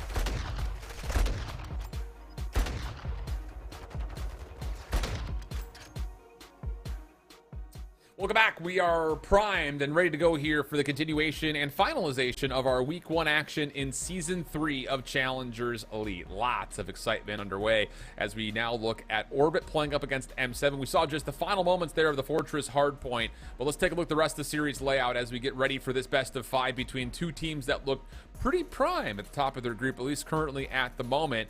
For the Search and Destroy coming up, we will be heading over to Embassy, followed up by a double dose of Hotel with an El Asilo in the wings. Anything from yesterday that kind of stands out maybe for the rest of this series for either of these two teams in your mind proper? I mean, when it comes down to M7, I feel like I'm still learning as I'm going along because we haven't seen both Spart and Prelude play together along with Mohawk in, what, about a whole calendar year at this point, along with Neptune, who's been running it down with Neptune. You know, you go back to the old LAG roster. But I feel like any map that you can enable Neptune just to run around and have the coverage that we know that Spart and Mohawk can provide. I really like this map set for this M17. Some question marks maybe around Orbit. Can they keep up pace with them? That map number 1 suggested that at least they can. Yeah. Well, taking a look a little bit more detail at the players involved with this search and destroy, maybe to keep an eye out for, because, man, we've seen some crazy stuff. How about this head-to-head? Neptune, Lao, both about even numbers across not just their overall KD, but in particular on their search and destroy KD that also maintains their average damage per round and their non-traded kill percentage. These two guys have been monsters in the search for both of their two teams. And it's interesting, right, to talk about Lao for a second. Started off the entirety of the year playing a whole lot more with an AR. I remember watching this from Parasite's stream in an Elite match, I think it was, maybe during a cup, that Lao just sat there joking and said, it's like, I don't really snipe, but I'm going to snipe. And then he found an entire ace on Fortune Search and Destroy with a sniper. So, like, I think that Lao is kind of finding this new stride to understand that he can be the jack of all trades when it comes down to what he can bring to a team, especially in the Search and Destroy. And it's nice to be able to see him blossom in such a massive way that he's not just tailored to being a roaming SMG anymore. Yeah, and Neptune on the other front, you know, him and Mohawk both have been great here in the search, but I will say I think Neptune has shown a lot of maturity, as he may be one of, maybe between him and, no, just probably him at the moment, maybe Too Real as well, like the most back and forth between CDL and challengers over the course of the last year. Maybe Major Maniac's in that conversation as well, if you go back Spark to like Cold could be War. there too. Yeah, I guess Spark could be there as well. So, I mean, between, you know, the 4 of those guys, probably a 5th that we're not thinking of at the top of our heads, you know, you're dealing with these moments of, like, you have to continue to reprove yourself. And I think I will say, you know, every time that we get these little drop-offs, you know, especially in Neptune's perspective, like, I was, like, personally very low on Neptune when he was first pulled into that Florida team during the Cold War year. I was like, I just feel like he's not really getting the job done. His search and destroy was fine, but respawn, he wasn't really playing his life all that well. We got him in challengers that year, and I was really impressed with how much he grew in that calendar year. I thought he deserved another chance, and I will say I don't necessarily think that he was the problem on the team this year as they made changes kind of coming in. So excited to see what he has to offer here in the search and destroy, and who knows, what is it going to take for him to kind of earn himself a more solid spot and maybe a team that just needs to be better, you know, when it comes to the CDL.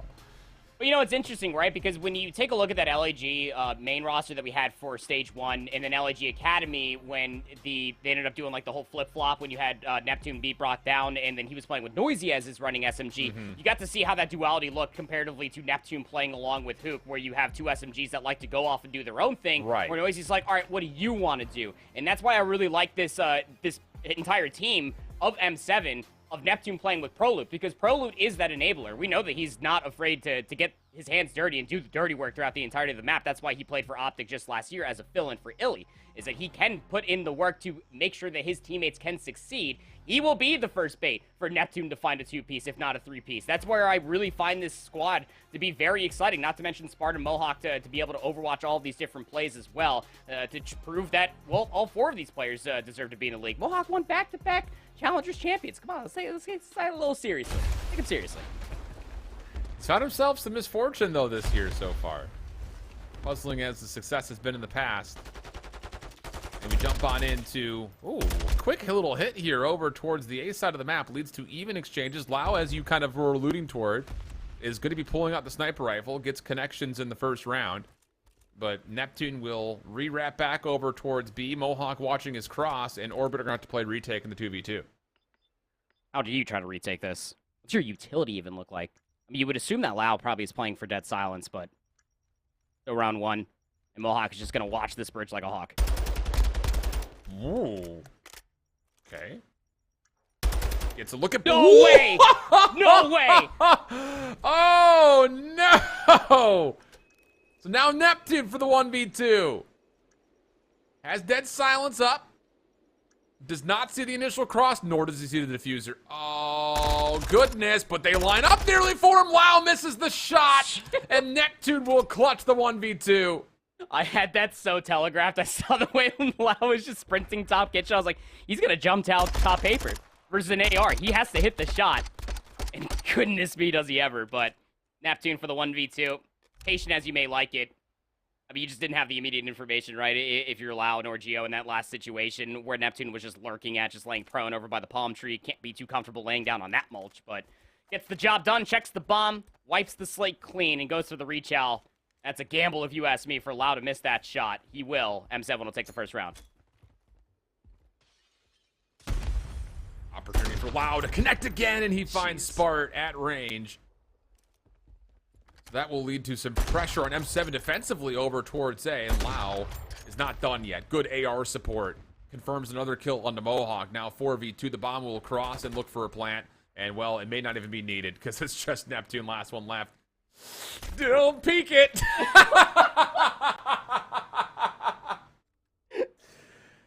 Yeah, I vibe with that jump peek. I'm gonna peek this if it's the last thing I do. And Lau says, it's the last thing you'll do. Oh my god. I mean, just the...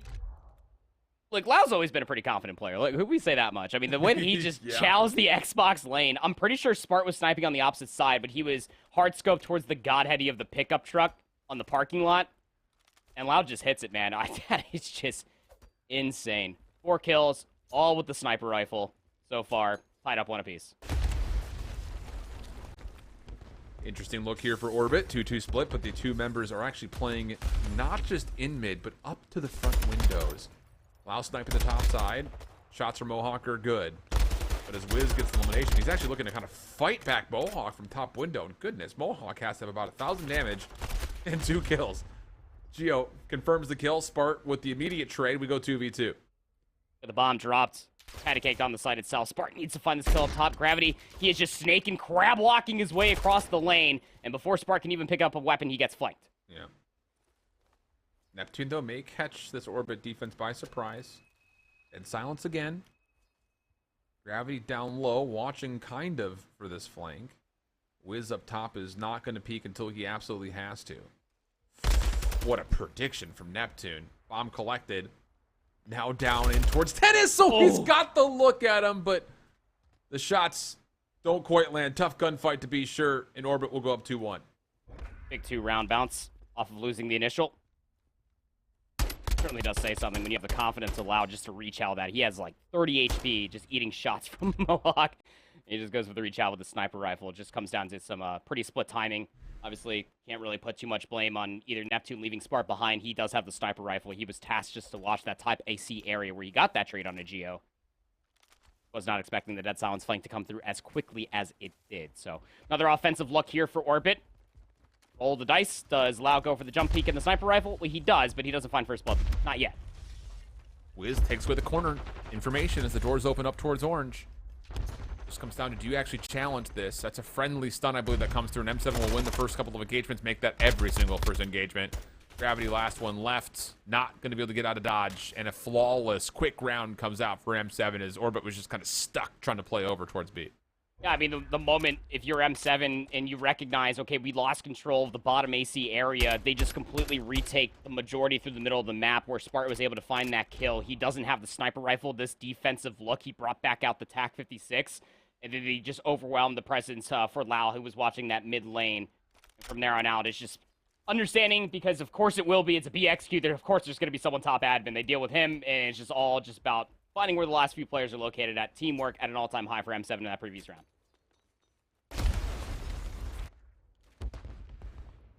Here we go. Sniper out. What is that tennis net made out of? It's the industrial stuff for sure. Kevlar, dude. They're prepared on international Dragon embassies skin. around the world. They got to make sure the tennis net stays up past gunfire. Whoa, Neptune. Good clean shots onto Geo as he's got himself into a very, I would say, self-isolated 1v2. Knows that Wiz is nearby. Shots are clean here as well. And yeah, wow, well played by Neptune. Bomb can now be collected, and now the numbers also stay with M7. Look at Neptune, bumping forward. Exclaims to Spart, I want to take more space. Lau will take the head off of Mohawk, top paper. So this hit needs to be successful over towards Ace. Spart has a sub. He's going to find that kill. Lau for the 1v2.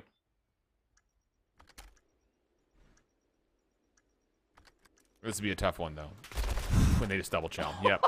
That's risky, I will say that much, considering how Lau's been sniping, but the double chow works out, catches Lau on rotation, and M7 take a small edge here, 3-2 up, but it's these shots from Neptune initially to bring back the round.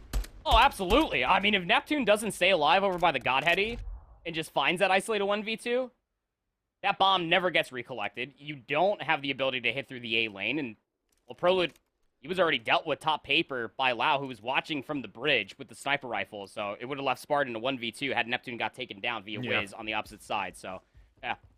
Big tip of your hat to Neptune, who's now up to 6-2, 3 in a row. Offensive look for Orbit. Gonna be the good old leave the bomb in spawn strat. Gonna get numbers forward. It works out. Wiz could get stuck here. Shots connect. Neptune still being held inside of orange. Good support up top.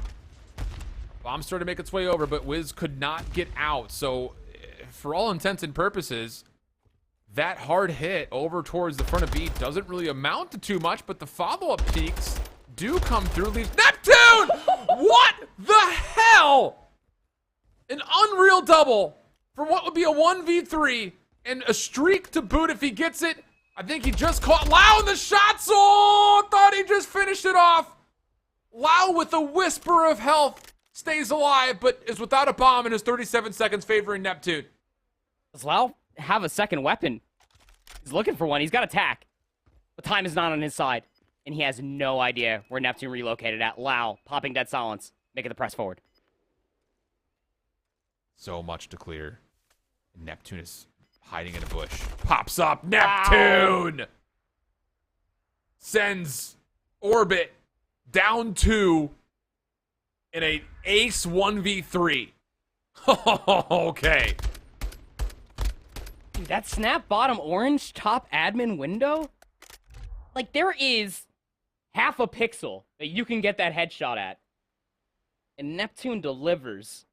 An AR in the hands of Neptune, that is just a scary scene. He is not on score streaks, keep in mind you, so he will have that cruise missile at 6 kills accrued.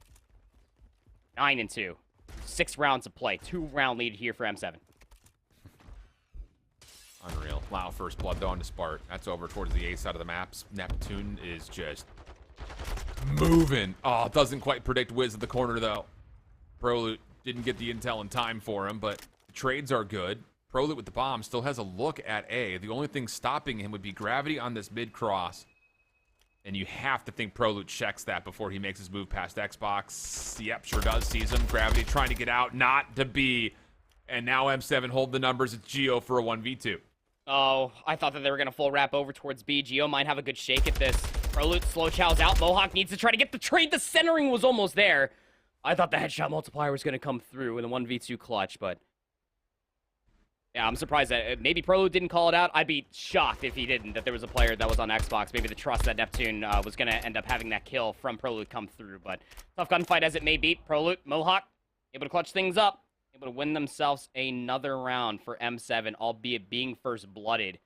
This team is just aggression incarnate. Yeah. It really does say something when Lau and Wiz have a combined 14 kills. Yes, Tom is 0-6, but I mean, Millennium 7 are just manipulating this map to such a high degree that Orbit are just not ready for it.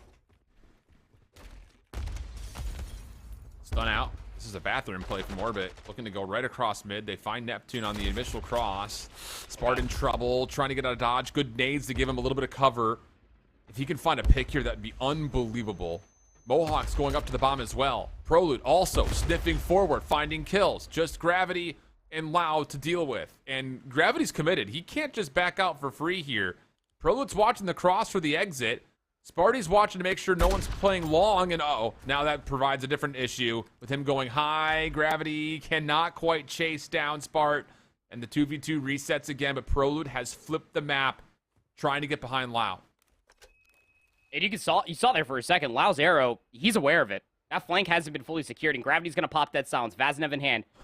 He's going to clear away Kitchen. Wonderfully done there for Gravity, just to deal with Spart inside of Kitchen. Now you can plan here today. Prolute does have dead silence at the ready, and Orbit are considering how they want to set their post plan up. They're going to play it from the low ground. Prolute's dead silence, making sure no one's crossing back.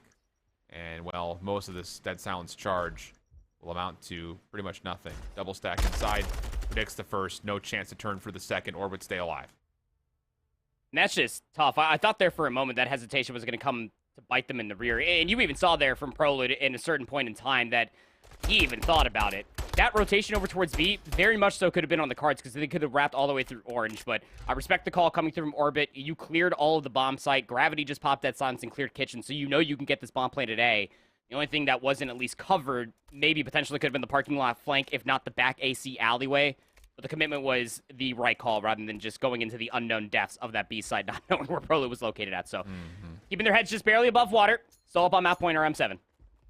Big nades over the top towards A. Doesn't look to have moved orbit too much, though. A little bit of a reset now after the opening engagements have not come yet. Lau and Wiz are resetting their defense around A to play a little bit more passively. Prolu looking to go forward. That's with the bomb, and he drops. Wiz gets the elimination. And now you're in a 3v4. M7 are going to be hard to get across the map, especially with Geo watching. Captain makes the slide play across. Timing, he just barely sees Wiz cross. 3 versus 3. Bomb still needs to be collected. Neptune's Zen Silence was reset, though. Bomb collected. Plant coming in. We're going to have to play retake. We've got Spart watching from Vans. Mohawk responsible for the flank. Neptune will be first point of contact on the bomb itself.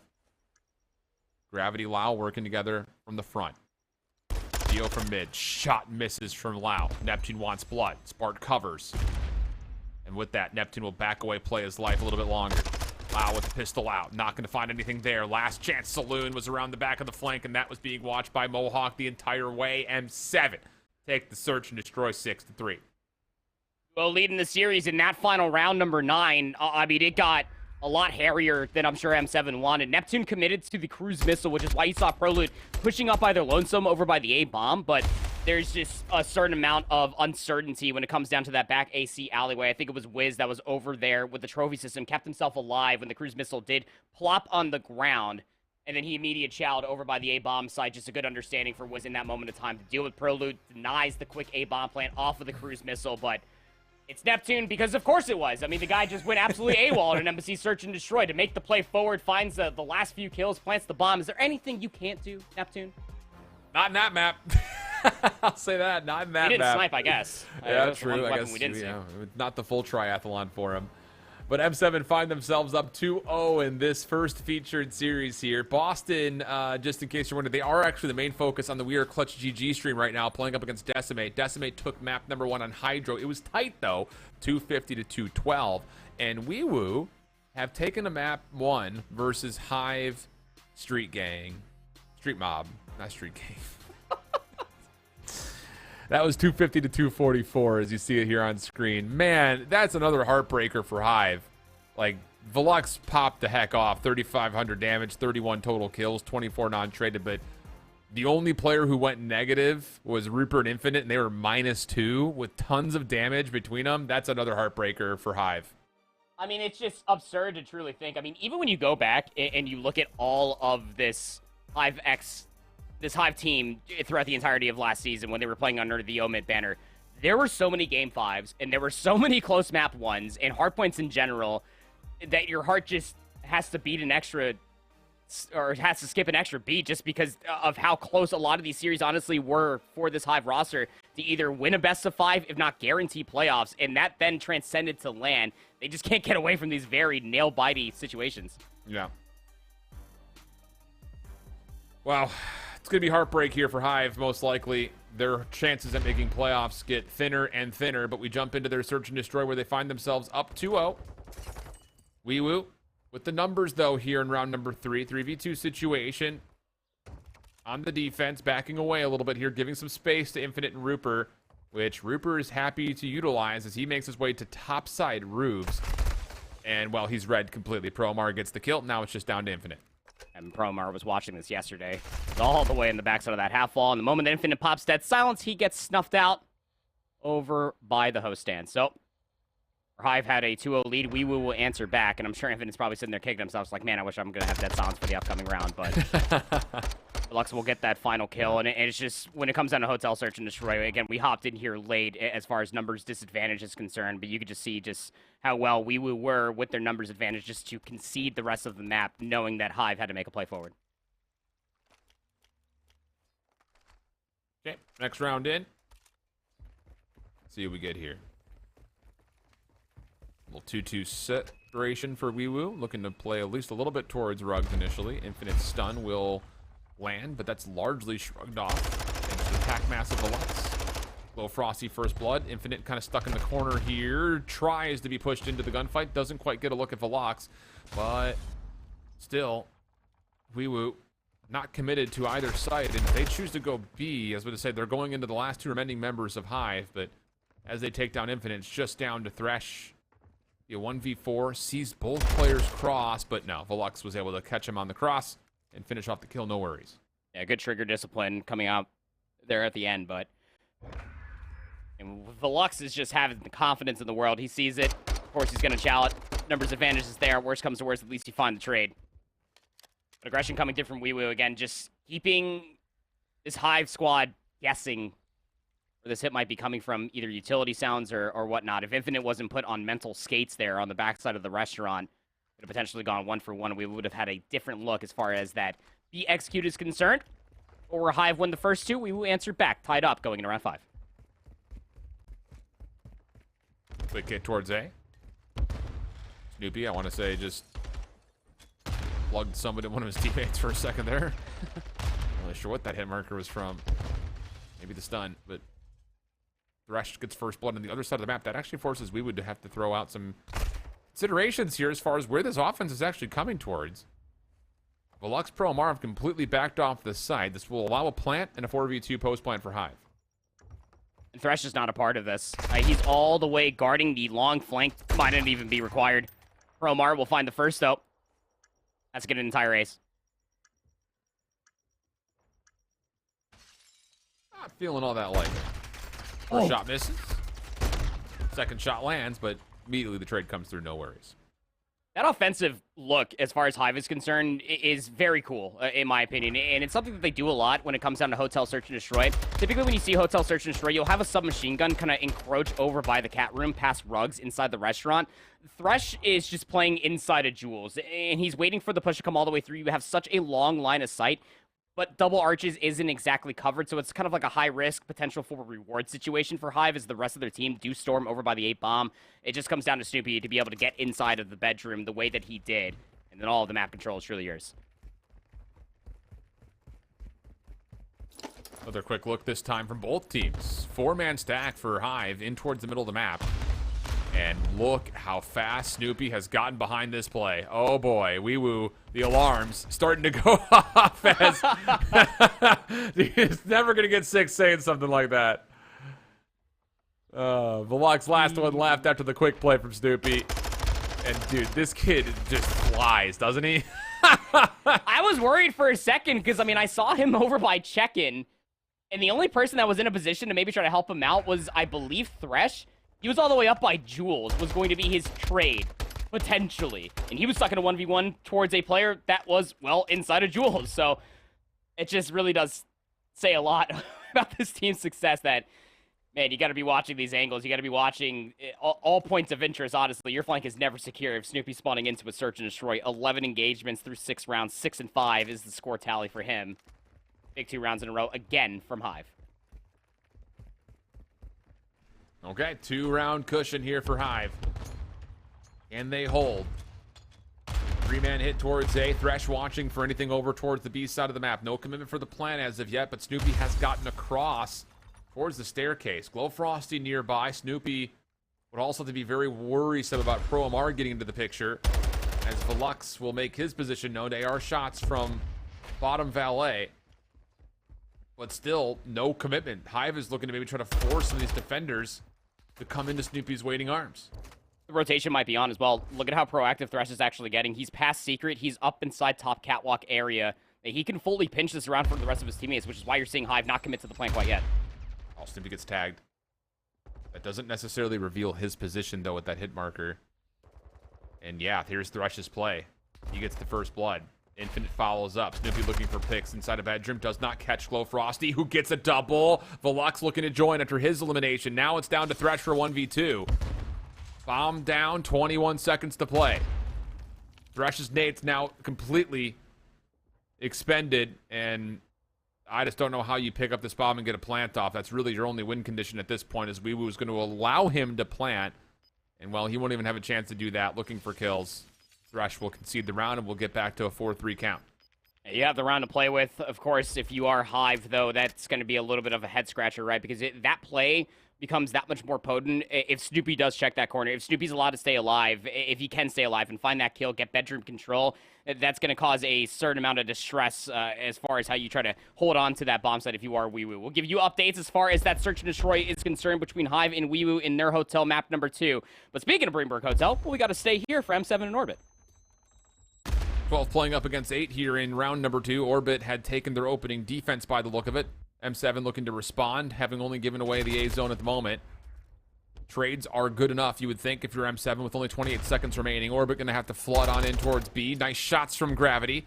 Trophy system also down to try to help his teammates get on towards site. But the problem is, Neptune is behind this play and is becoming a big nuisance as he keeps his life after Gravity shots come out. M7 now collapse and completely capture out the rest of the Orbit attack. And that will be enough for their own defense to come through. Just comes down to the question of the ticks as we head into round 3. Yeah, again, hopping into this round number 2, we will, of course, note the 3 segments that Orbit were, of course, able to get for themselves. Don't know how many segments M7 were able to get on the other side. He didn't have a whole lot of kills, so I would reckon that they probably did not get a full zone capture, but it's Greenberg Hotel, right? Prologue with the body shots. Calm down here, man. A lot of COD left to be played. Hold up, you know let him cook. Oh, my bad, Byron. You go ahead and shoot bodies if you want to. You need this, though, if you are Orbit. You would want this control to be as convincing as possible. I mean, the reverse sweep could potentially be on the cards, but this M7 just needs to get checked, if you will, because Neptune is just coming off of back-to-back amazing performances in map 1 and 2. Stun lands also over towards the side archway, so Prologue's going to get control of mid here.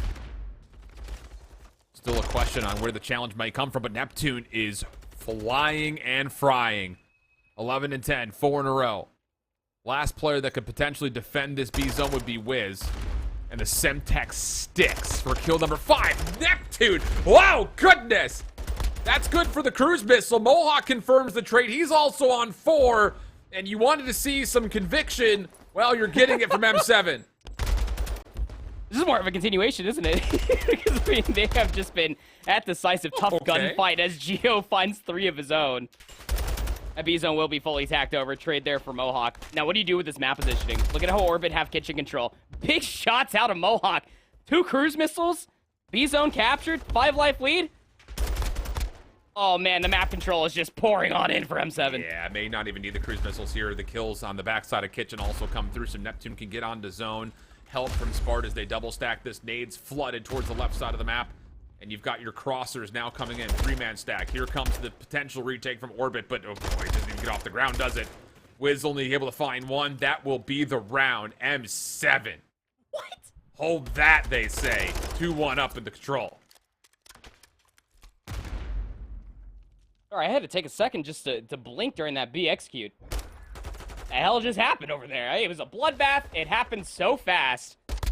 And it really does come down to the coin phrase. It really does take that one good hit to come through to be able to capture one of these zones here on Greenberg Hotel. And, well, M7 are able to showcase that not once, but twice. So, yeah. Conviction within its own self. 2 cruise missiles for Millennium 7. Neptune has 1. Oh, my God. Mohawk has the other. 13 and 9 for Mo. Neptune sitting up at 15 and 12. Needs some productivity to come out from Orbit. You've got to keep this M7 squad honest. Oh, first 3 kills for Wow. Okay. That's one way to open up. That would be the first bit of this B zone gone. Mohawk into call in the cruise missile. It is early days. Is there a trophy system down for this? Knocks it off the wall, takes down 1, but Wiz and Geo still keep the offensive play alive. Trades back and forth. Mohawk now has to do this the hard way. Semtex's will land, though, and the second tick of progress will not fully be completed. Depletion ensuing afterwards. Yeah, really good cruise missile being called in there for Mohawk. Geo's going to be the last player. He's over by luggage, but not expecting any sort of reach out to come all the way through. Orbit, instead of going for A, they're trying to adjust back through the middle of the map. If they found those trades, you would have expected them to re-wrap back over towards B, but not going to be the case. They're going to have to be okay with parallel spawns over towards A, but here come M7. They are knocking last 2 players on the zone. First tick in, second on the way. Spart looking to possibly re-hit this with Pro Loot. Trophy system just about earned as well. Second tick of progress will eventually be locked here with just one member on. It looks like Orbit are trying to maybe bait M7 into trying to contest this, but M7 are not feeling frisky enough to give it a go. Just going to play for exits. Prolute takes down one on the back. With the B zone completely encased with this defense, Orbit are still not out of A yet after the successful captures come through. Finally, they deal with Spart. That will create a bit of an opening, and M7 will have to kind of hold position here, waiting for the respawn. Hey, this is going to cause a certain amount of discomfort for Prolute, who, again, you saw him kind of double back, look at pillars real quick. Spart off the spawn has to watch this entire flank because that's where two players are located at from Orbit. Big kill to come through onto Wiz. Are they going to expect that Gravity's over here as well? Well, Prolute's going to throw a shoulder. I believe saw Gravity. Spart should be able to find this kill. That is a nasty head glitch. But while all that is happening, Orbit are able to get themselves bedroom control. So although Gravity doesn't find success in the back, Orbit are still trying to take more map away from the front. Good kills, though. M7 contesting towards bedroom. They don't win it back yet. Lyle makes sure of that. Long-range shots connect onto Spart. And trades start to come through. Oh, greedy challenge from Lyle. It nearly works out. Gravity caught, picking between which gunfight to take. Forced to take both at the same time. Similar situation for Geo. And with that, our lives get neutralized to even footing. 14-14, the count. And you look over, it's a round 11 affair now all of a sudden for Hive and Wewoo. Boy, if Hive drop that after being up big. Oh, That'd be so criminal. Please don't talk that into existence, Alan. You've already had enough of that on the day. Big kill still coming through, though. Millennium 7 will maintain their life lead. They will stabilize the map. 28 seconds remaining. We'll give you the conclusion of that round 11. This control round might just be the last for Orbit. And how would this fare for the group if this holds for 3-0? Last chance Saloon. They lose Wiz. Do Orbit on this next attacking approach. Good mid-map control as well, and this is just too bottled up. It's all coming from the bottom side. Neptune. Goodness, dude. What a series from Neptune. No time to touch. It will be a 3-0 to M7. And Neptune steals the show. Wow, what a player. That's what he has to do. Get back in the league. I think it's finding consistency in performances like that. 3 maps, and Neptune just delivers a bombastic scoreline. We'll talk more about that later. Final round, 11 here, 2v2. Infinite will not have a chance off this position to fully watch the cross. Gus, some supporting shots. Snoopy on the back, deals with the bomb carrier. Gus, now the last one left, 1v2 in the round 11 would be required. Stuck kind of in no man's land. He wants a gunfight, but no one's giving it to him. Good patience here for Hive. No more time to plant, and the kill comes out. Hive survived through the round 11. That ties up this series 1-1. The hard point ends in 6 points favoring Wewoo. It's a round 11 hotel search and destroy, and just watch this again. Just It's cracked, bro. I'm telling you. He's so twisted. He's freaking cracked. I don't think we've ever seen a new player like I mean that in the face of people like Scrappy and Sib. Like, I don't think we've ever seen a player as cracked out as Snoopy. Flat out. I'm leaning to believe you. Dude, he's different. I mean, like, Dak was cracked when he first came onto the scene. Like, Real was pretty good, but, like, Snoopy is this just, guy's like... twisted. Yeah.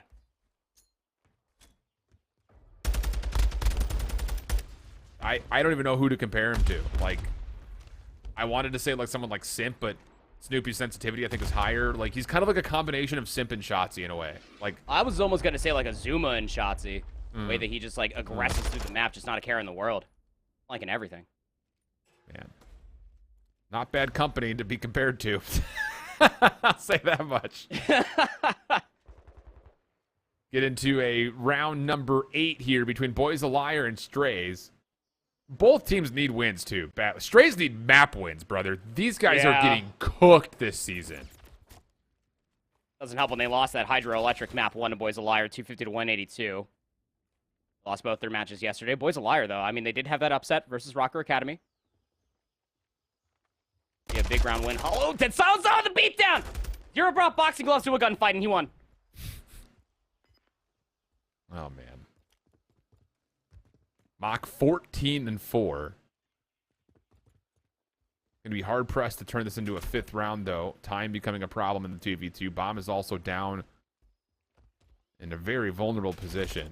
And as it's collected, Bink gets used nicely, finds the final 2 shots, or kills rather than needed to get the kills, and Boys a Liar will tie us at 4. That was a weird round. A whole lot of like chess game going on as far as like rewrapping around the map. One team offensively is now on the defensive side, which is strange. Boys a Liar, I mean, they just hold the line. It's the right call, especially when you kind of lack the information on where the other team is located at. You just kind of post up, hold your irons, expect for them to try to rewrap back through the field, because so long as you have a player top kitchen, you know that you can at least watch that entrance inside the A-bomb site. So, good understanding of that. 9-6 for Darkside, by the way. 8-6 for Zero. But I mean, Mock is just trying his damnest to drag his team through the search and destroy. 14 kills, what? What? That's too funny. Hollow on the quick flank. Bink ready for it. Oh, boy. And it just feels like every time that we turn, Strays find themselves in a pretty bad spot. God, Mock is really going to drop 14 and go into a down-to-map point situation. That is tough. It's looking that way, Alan. That is tough. It's oh man, it is tough because like this is the old Twisted Theory roster, right? When they were playing along with Beakle and Hixie, obviously some circumstantial things had to come through, and then Charlie got called up to play with Toronto, replacing Standy.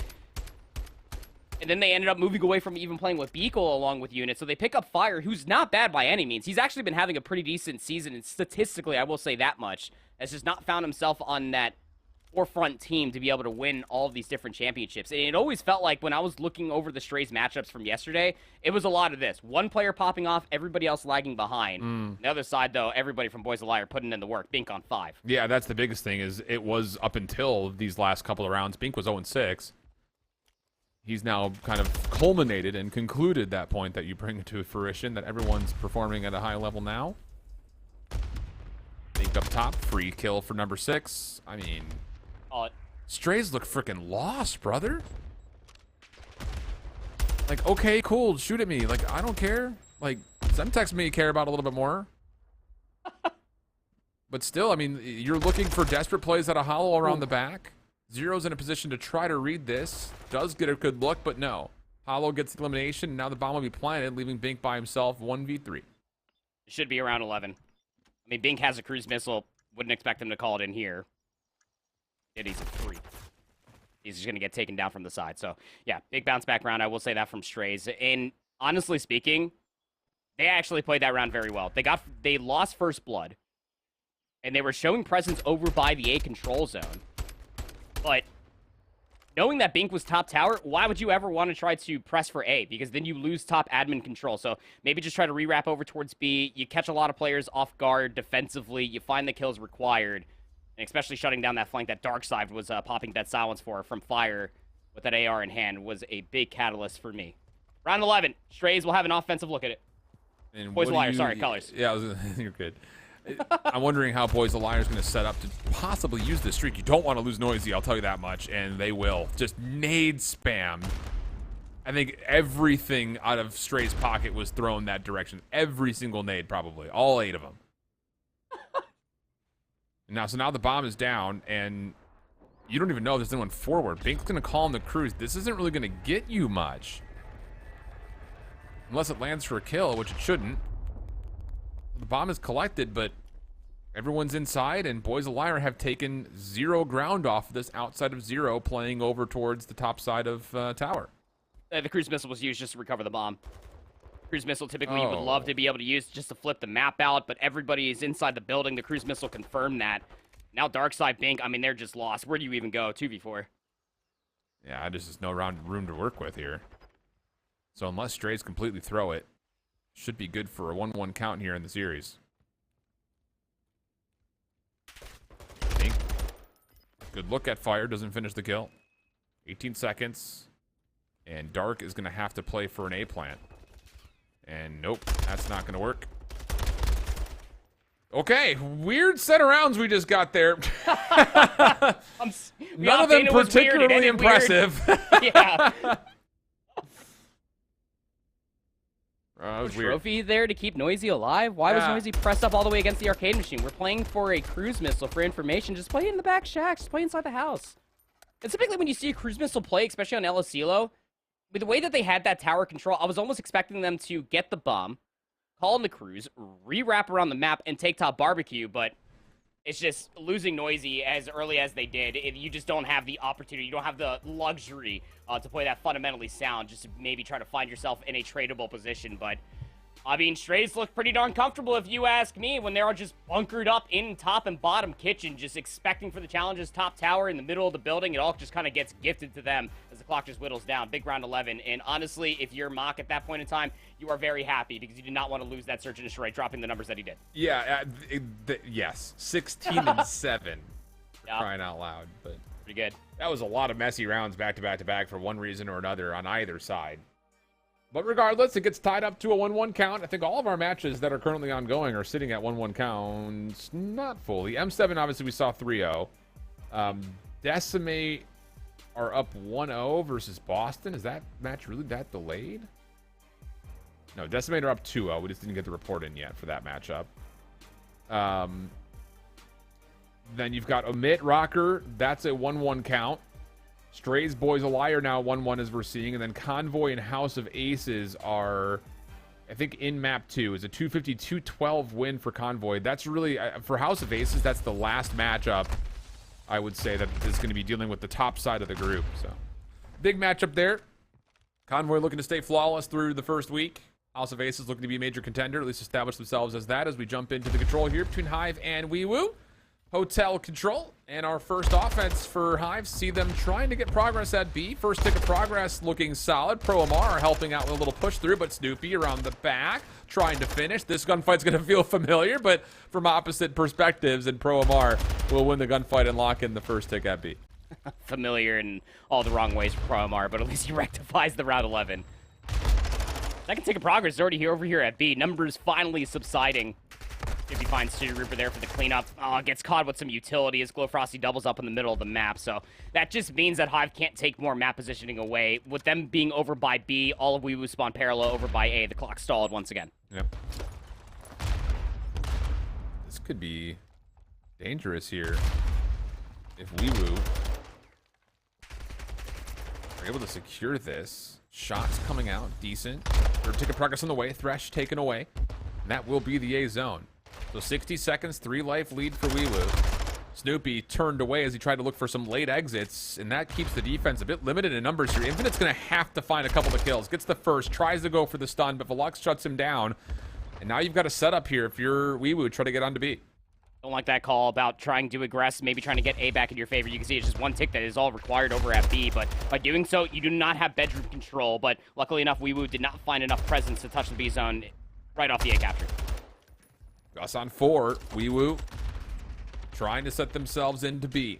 Kills will allow them forward with numbers. 3-man stack, and this last kill will put them over the finish line. Wewoo will take the first offense pretty darn cleanly as well, by the way. Yeah, and again, I got to go back and kind of harp on this Hive roster. Look, going back to Season 1, that's exactly what they did continuously on Control. Always thinking that they can try to get a couple of entries to be able to try to retake that one zone that is so clearly chalked, rather than trying to set themselves up for that B zone defense. And by doing so, they've allowed Wewoo just to maneuver back through the middle of the map, rather than just having Hive just try to post up top valet, top bedroom, bottom bedroom, whatever it may have you. Just allowing Wewoo just the lay of the land just to maneuver through the middle of the map. Hive now on their offense. 4-man stack through mid. Good stun. Promar follows up, trying to clear couches. Rupert provides an answer. So, opening trade. Velux still controlling over towards Ruggs. Gets a very quick double. Rupert not able to get a part of that, but oh, beautiful long-range shots. Dude, every time we watch this team, there's somebody that it just makes you think, if these guys would have been playing in NA for a lot longer than just the last year and a half, what would they possibly be at right now? Because, my goodness. Sorry, I'm trying to conditionally think about how high that skill stealing honestly will go, because I still don't know how high this Hive skill stealing honestly goes.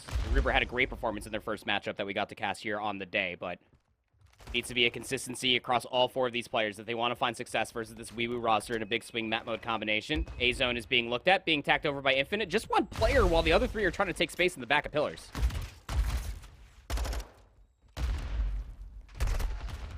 Well, trades coming back and forth. No real chance for any progress to be made outside of the one player on A, which Promar would love to take off. Infinite snaking, doesn't quite get the kill, and with that, depletion on the A zone starts to come through. Wewoo with a nice advantage as far as the clock is concerned, but now over towards B the focus goes. Hive have numbers and some good positions to try to hold off any defensive retake attempts. Kills also coming their way, and Wewoo are going to have to likely chalk this. I mean, there's just no way they make their way forward. And you've already got Infinite trying to threaten over towards New. This zone's gone. Infinite's making the solo play. He nearly steps in for more progress on the 3rd tick, but regardless, it'll be a minute 44 to 6 life lead for Hive to get their offense through. So massive from Infinite off the respawn just to clear top bedroom, find Pro Omar across the catwalk, and maybe try to make a solo play over towards A. But Wewoo, it's just one tick that they can only give up over here at A, and it's offense for offense we go. Look at the focus around the cat room as well as kitchen. Hive need to find where these players are lurking at. Shots, ooh, Pro Omar. Nearly gets a good look at Infinite. Doesn't quite get the engagement he wanted, though, so backs off, gets the regen. Wewoo, their defense. Can they hold from either side of this A zone? Very difficult prospect. Need to get these kills and take away space. Trigger discipline out of Promar. Gets the first elimination. Tries to follow up on an Infinite. Clearing, trying to find him. Eventually traded away. 3rd tick of progress again stopped out. Minute on the clock. 14 plays 8, and Wewoo are clawing their way back defensively. 8 plays up against 14. Every single 3-for-1 trade goes. The kill feed is favorable for Wewoo to shave away that clock. 12-9 now for Gus. Promar up to 12-7. Snoopy's going to find the first over towards Secret. And look at the play that's starting to be put together between Snoopy and Infinite. They're trying to flank all the way behind. Good shots from Thresh. Stunned up. Trade should be here, and it is. But here's the rest of the help. Wewoo in a little bit of trouble. Just down to Glow Frosty. He will drop. The stack is on with 2, and the spawns are too far away. So, it got tight for a moment, but Hive will get the offense through the finish line, tie up the progress on ticks, and we jump into the 3rd at even footing. Yeah, shout out Rupert, especially for the beginning workings of this round, the way that he was just getting so much control in the middle of the map, finding all of those kills through the double arches from via couches, and just was giving so many different opportunities for players like Snoopy to flank through statue, get behind Spa, make the entire reinforcement lineup for Wewoo just extremely uncomfortable. At A-Zone, I mean, it almost was that full hold that I'm sure Wewoo had a really good look at. It just comes down to, again, just that one good hit needs to be coming through. All of Hive essentially flanking the backside of Chandelier. They'll answer offense for offense. Yep. Snoopy trying to get forward quickly. Nades aren't really all that great. That will lead to pretty even exchange here. Defense coming away the victor, at least off the initial first set of fights. A little bit of progress over towards A, still being mounted, but it's Velux by himself, and you think he would get overwhelmed, and yes, eventually he does. Gus still trying to take this elongated 1v1 with Rupert, who's just... Dude, it's like you're at Chuck E. Cheese playing whack-a-mole on the hardest difficulty. He's here, he's there, he's here, he's there. Are there difficulty settings to that machine? I don't know, probably. Doesn't it get harder the longer you play it? Yeah, it does. Yeah. Barely make it past round 2. Hand-eye coordination is just not their shift. 45 seconds remaining inside of this round. Hive have only lost a single life defensively. And Rupert doesn't have to move. He's 14-8 for crying out loud. You would need to make a play forward. Man. Okay. Not a lot of time here. Convincing defense for Hive. 5 in a row for Infinite. Snoopy doing Snoopy things. This kid's so much fun to watch play, bro.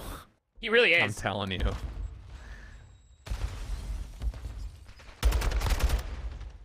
Last chance saloon? You got anything going for us? Infinite has been cooking up the same meal since this round's beginning. He's not going to budge anytime soon. This flood from top bedroom is really all you got. You just got to get past the check-in individual. His name is Snoopy, and you will not pass. What a dominant opening rip coming through from Hive. As they just absolutely deliver a damn near flawless defense, honestly. I mean, when Infinite gets inside a kitchen, we see a lot of challengers team gonna get a little bit too big for their britches. When they just hold kitchen, they find themselves a couple kills. He got that streak quite some time ago, but he just held kitchen, just knowing that it could be the potential that they could wrap over towards A. But what that position does is that it continuously forces Wewoo to spawn parallel over towards B, and they just kept on trying to hit through couches all the way through top bedroom. Rupert was feasting that entire round. Yeah. Okay.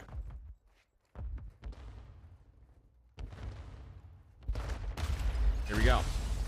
Must have it if you're Wewoo on the defense.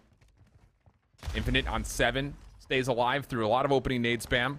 Gets onto the zone, stops the clock. Wewoo trying to threaten for a retake. It's just Pro Amar, though. Nice shots from Pro Amar. Now on 3 of his own. Stops the first tick, depletes it. And Hive, who still spawn kitchen, are going to have to still commit through this. Nice response out of Thresh. Snoopy, Rupert also tallying kills. And hold on a second. This is actually a pretty open avenue for Snoopy to get over towards the check-in desk. So as the clock stalls, now it's down to can Pro Amar and the rest of Wewoo actually take this back, because at the current moment, there's just not a single kill to be found, and now Infinite and Snoopy can work together to get over towards B. Meanwhile, the second tick of progress is still being worked on today, so huge advantages here for Hive early on in the round. I don't think Thresh knows that Glowfrosty full flanked around the backside of kitchen. He's all the way through pantry. And yeah, there he is! Oh, Thresh just turning around in the nick of time to be able to get that kill. That'll be the A zone tacked all the way over. And look at all the space throughout the entirety of the middle of the map. 24 plays up against 20 again. This Hive team will not relent. They are just sprinting at you for these gunfights.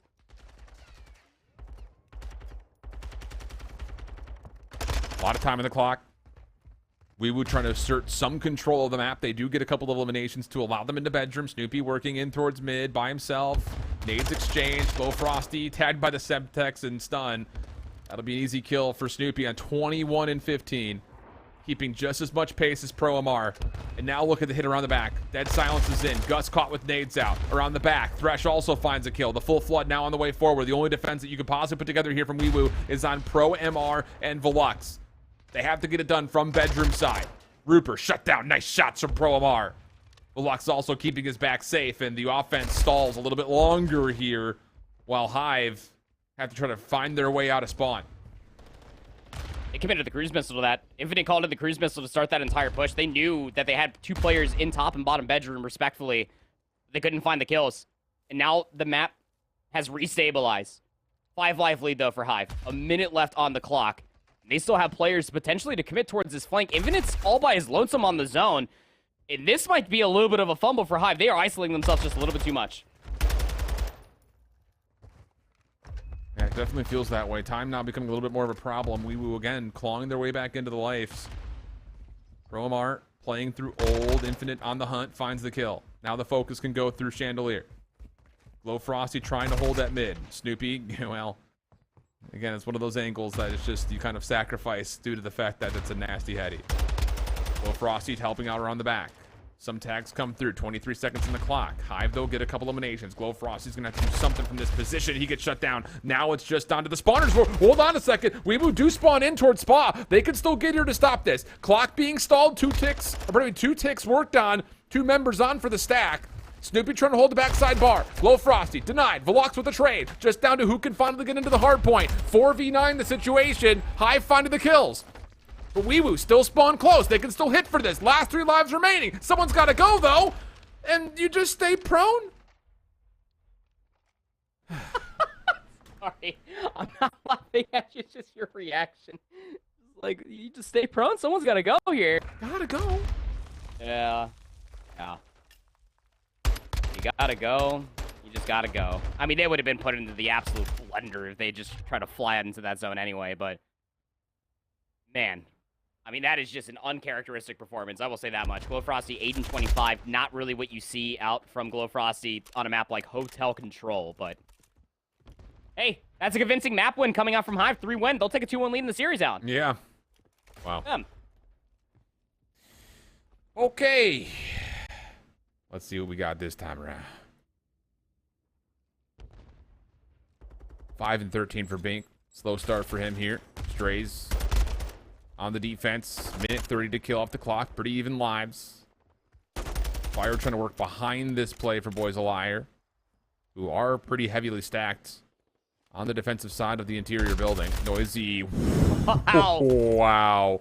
Absolutely stunts on unit. And now a chance for Boys of Liar to make their way forward, just hollowing their way. Oh, they were finding so many kills around the back. Hollow is just forced to play this barrel positioning. He knows he's got somebody inside the garage because Noisy is still finding kills over here. 14-9. Darkside's finally going to cross. Hollow's positioning finally going to get utilized. Noisy will find the trade. Still forward positioning here. Good nades coming out. Mock will be tagged by this. Nade cooked up. Only more damage. No kill. But Boys of Liar can start to make moves on towards this B zone if they so choose. Nice shots from Zero. A little bit of help maybe from teammates nearby. Strays looking to still play around the back and deep around the back. I mean, Hollow's taking one of the longest routes to get behind this play. From the front, Fire, Mock find a couple of kills. And now Boys of Liar are pretty stuck here inside of the soccer field. Zero at least able to neutralize one of the kills. 15 seconds though on the clock. And Unit will push forward, trying to use a little bit more space to kill off more time. But Boys of Liar could still possibly hit this. Darkside is going to have a free route in, although he is tagged up by a bunch of nades. Trophy System finally getting in for Bink, but he's going to have to commit into the zone. 1.7 is where the clock stops. 11 plays 12. Bink with the first elimination. Player around the corners. Nice prediction, but the shots are in, leaving Noisy by himself, and as he drops, the defense of the Strays will work out. And I'm sure what a lot of people are probably sitting there thinking is like, hey, you found so many kills. You're over on the B zone. Just touch the zone, forehead. But you can't just touch the B zone knowing that you still have a player to deal with inside the house. And when you finally deal with that player inside the house, respawns come through. You lost barbecue control. You got to deal with these head glitching players because if you don't have a player essentially on AC yourself inside a garage, you're not going to be able to cut down the reinforcements, much less know where the retake is going to be coming from. So discipline as you like coming through from Boys of Liar, it just does not work out for them in the forward positioning that was being held, I want to say, for like 3 years out of Tyler Noisy. Yeah, that's We'll have a 2-1 lead here as far as Strays are concerned. Potential for them to go up 2-1 if they're able to convert this offense.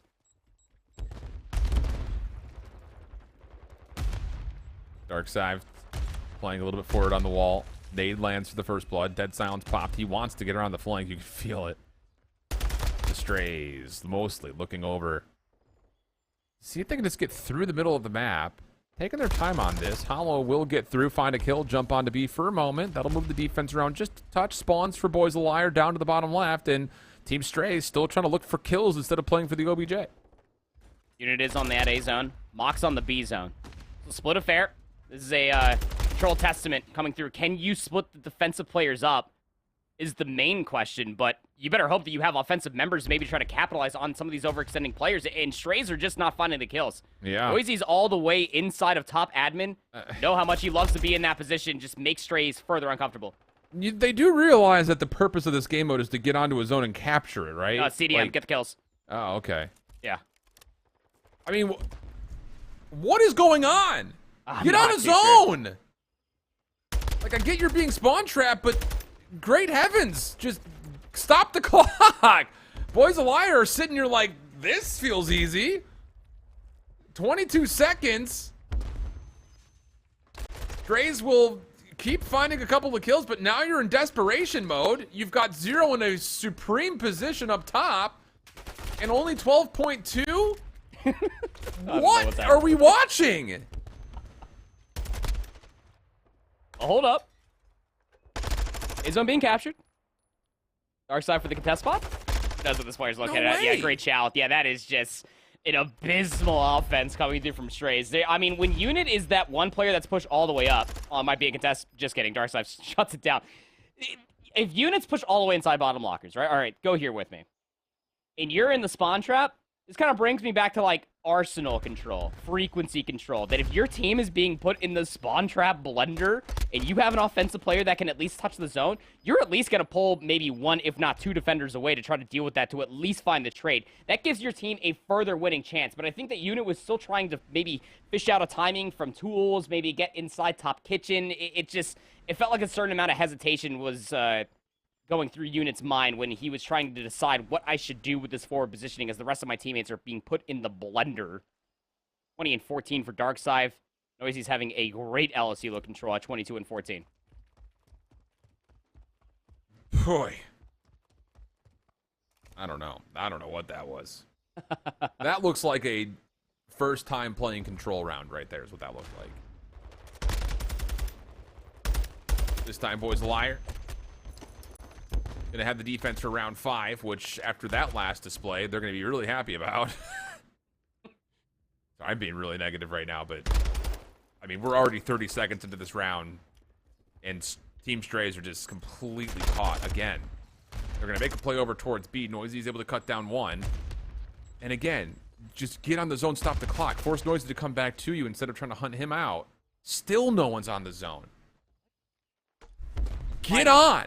Finally, Makas gets in the contest spot, but that cross comes out. Zero's going to get some great information, makes limited this offense a bit more. Now an opportunity knowing that this last player has to be somewhere over towards Tools. Cruise Missile also called in, making life extra difficult, and the clearance is there, forcing Strays over towards A. They didn't even get that first segment over at B. All of that space, all of that numbers advantage. They didn't even get a single segment over at B. And when they spawn parallel over towards A, they don't have the map positioning to get onto the zone over at A. Nobody can get over towards the tower. Noisy off screen is cutting down the players over by Shaq.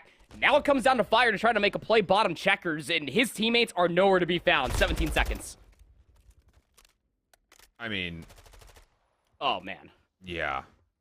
Brother. This is painful. Great stuff for Boys a Liar. Oh, yeah, totally. Defensively, but... Oh, my. What's that old boxing phrase that everybody has a plan until they get punched in the face? Boys a Liar's opening rip defensively is that proverbial punch in the face to Strays when they were trying to find themselves some semblance of a rollout offensively on El Asilo control. And hey, maybe it is Strays' first time playing El Asilo control. I don't have scrim VODs. Coach Zinks, let me know, because this is just not it. No. Might have to be a hard veto going forward. Might as well play Expo for all I care, because that was just an interesting turn of events when it comes down to Strays. And I'm not trying to sit here and harp, again, I'm much more of the concerned uncle when it comes down to challengers. I just want to see these boys do well. It's just very, very interesting when the offensive rounds fall like that. We go back over to Wewoo and Hive Street Mob. Fortress Hardpoint. Hive is up 2-1 in the series after just securing a round 11 search and then pulling off the control.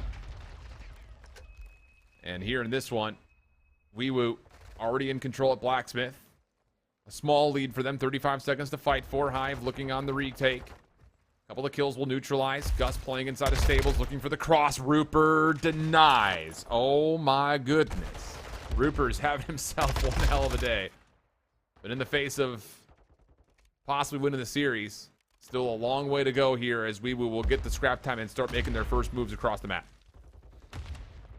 Fortress Hardpoint can be a little fickle beast. You have ARs popping off the way that we're seeing from Rupert. It just comes out of the SMG just to pick up that slack, or maybe just Thresh. Hey, why not? Big two-piece coming out from Thresh, but that's just an opportunity, potentially, to try to get yourself up over here on P1. A 30-point difference going into the second set, Alan. Shots over the top. Velux can't quite lock in. 4 in a row. Wants the value for potential streaks. Up top, there's kill number 5. Regen now in play. And Velux is moving. Shooting ghosts. Thresh gets the elimination, shuts down the potential streak, and now finds himself on one of his own. 4 in a row for him. 30 seconds to fight for, and Hive Street Mob are making some moves on this hard point. This may be one of the best teams at fighting on 50-50 hard points, because they are great on Mercado P1. They're great here on Fortress P1. Snoopy's styling up top at maps, and the scrap time looks pretty good with Hive still spawning over towards Gallows. I don't want to ever say that you're wrong, like, ever in my life, Alan. But, I mean, you got to kind of put some asterisks on it. When Wewoo just off of the respawn spawning over by P3, we're just through 2 sets of respawns. We're just trying to flood past stables and trying to get those P2 spawns the hard way through open and closed archways. It just comes down to those split decisions. It didn't work the first time. Let's hit some routes, all right? Let's try to get through that pillar side, which is what they're doing now, to be fair. And it actually upsets Hive's setup early. It's still alive, fighting up against an army of Wewoo players, but he's staying alive a lot longer than you may anticipate. There's a couple of members now over through open that are here. Thresh gets one, wants more. Rupert pops up after what you assume was the regen, and Snoopy is there to follow up for 2. Almost turns for the 3rd, leaving just Velux by himself. The stun lands, and he will be denied. So a great initial play from Infinite to keep his life. Reinforcements are here, and at no point do Hive actually fully give away this P2 time? Would you look at it on the minimap? They're already playing for new, but do they expect Pro Amar to be a little rat here by gate? Oh, doesn't fully check. He sees the one player out from maps.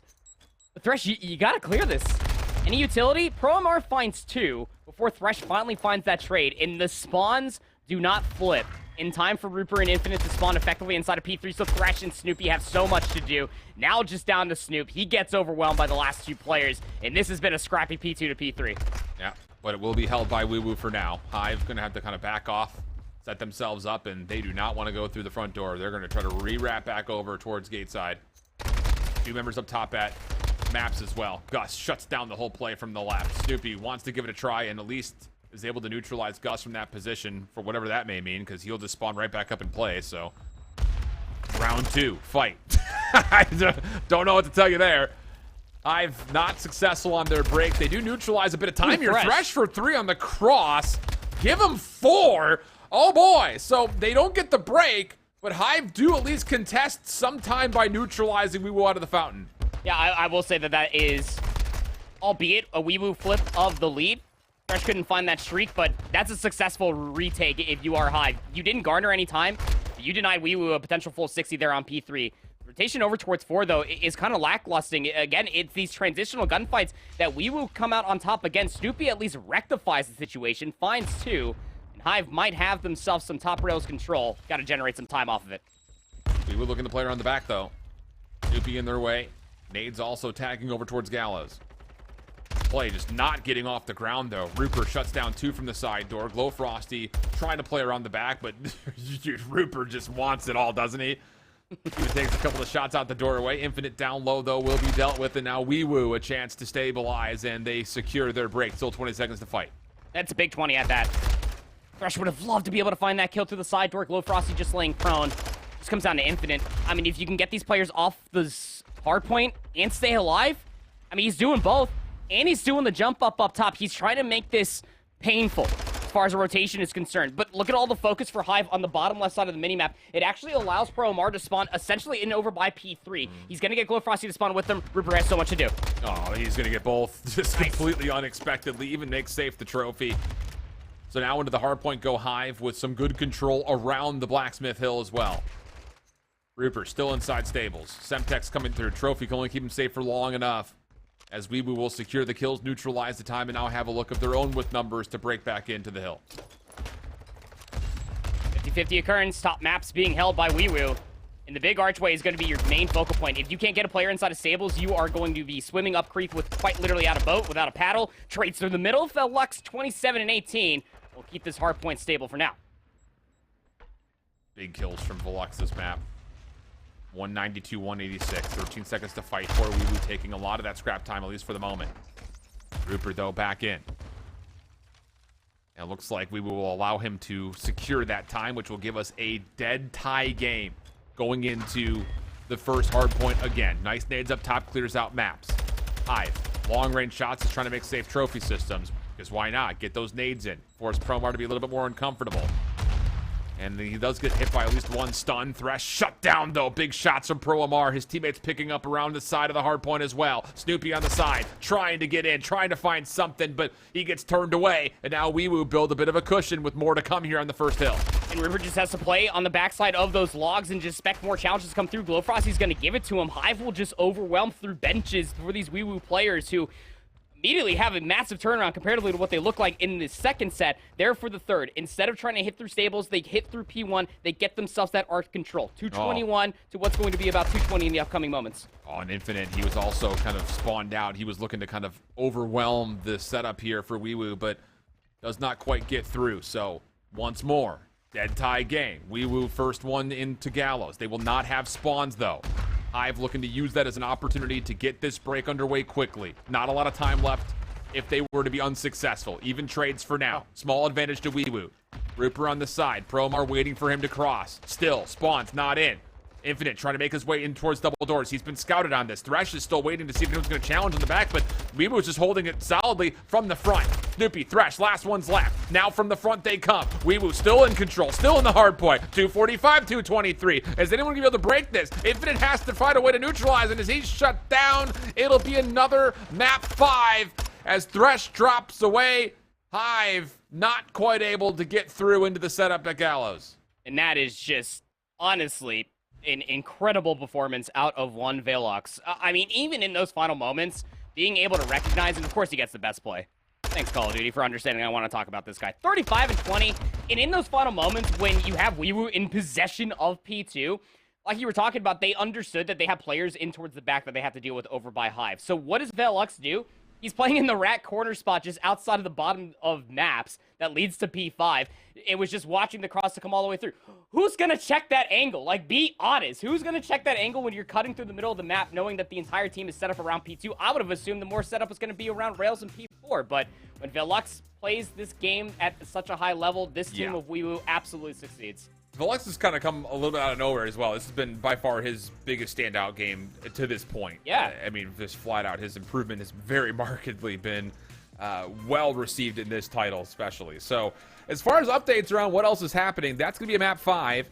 Boston Academy is also going map 5, working on their second reverse sweep of the day. They dropped 0-2 to Decimate, win the control 3-2, win the map 4 250 to 218. They'll be on a hotel search, which you can find on the We Are Clutch GG stream. House of Aces and Convoy Gaming are in map 3. They're tied 1 apiece. Boys of Liar and Strays are in map 3. They're tied 1 apiece. And Rocker found the edge in their control to be 2-1 up versus Omit. They are about to drop into their Mercado hardpoint. So we're getting down to the wire here on our final day of action in Season 3's first week of Elite. But that all said, there's still a long way to go here to kind of finish off our day as the results from Boys of Liar and Strays come through. Obviously, we saw that. That was a map 5, or probably round 5 win on the LC low control. So they're up 2-1 in the Embassy hardpoint as we continue to kind of keep our eye on that one. Yeah, again, I mean, Strays, just the entire day becomes so scary for them, right? I mean, you really want that win versus Boys of Liar, and that's a very tough ask when what we got to see out from them in that LSU low control. Defensively, their opening rips were just so good. But the same conversation could be here for Hive as far as what we're looking at in between them and Wewoo. I mean, if Hive don't win this other map 5, honestly speaking, if I'm on that roster, my mental is honestly out the window. I did so many close series, so many map 5s, and it's not just this season that I'm talking about. I'm dating all the way back to Season 1 of the Elite when these guys first bounced on the scene. They have just been in these very close situations, and that continued on the land. Just would love to see them at least close one series out. Well, while we're waiting for the next set of matches to kind of continue through, everything's at a little bit of a pause. We're going to take just a brief break right here, get ourselves reset, refreshed, and we'll be finishing off the evening with the last handful of maps here in North America. We'll step away, but don't go far. We'll be right back.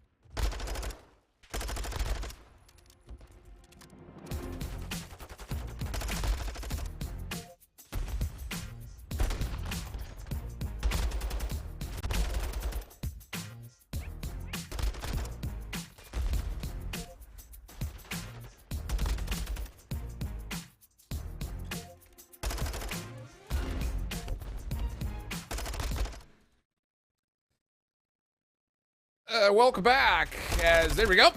I was like, well, what is happening here?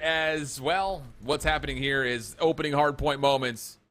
As this map count will need to be adjusted into map number 4. Boys the Liar is up 2-1 though in this series. Embassy hardpoint on our screens.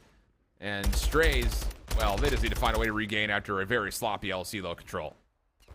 Embassy hardpoint yesterday was a very close affair for Boys the Liar versus Rocker Academy. They actually ended up losing that all by 6 points, Alan. So say that Strays need to have a bounce back in a massive way, I couldn't agree more, because obviously the series will end if they are unable to win this, but even more so than that, gotta be able to keep up with the slaying prowess that has been this Boys the Liar, especially through those past few maps. Well, as the second hardpoint opens, Boys the Liar was able to earn 29 seconds off the first. Significant time, if you ask me. Strays looking to kind of fight this through mid-map, but they were completely entrapped towards this mid-alley. Mock looking to clear off the backside. Well done to take down Bink. That does give this an opportunity to kind of stabilize where this hit can actually set up at. And as you get a kill from Fire on the back, now all of a sudden Boys the Liar are kind of stuck inside the hill. Bink trying to fight their way back into the mix. Zero on the backside, creating a little bit of space. Well done. And how about that for a save? That is so damn good for Boys the Liar. Feeling the pressure, bounce out, keep your lives, and then refocus your adjustment when you have the numbers. Well done to get a little bit more time here. Finally, Strays get their break.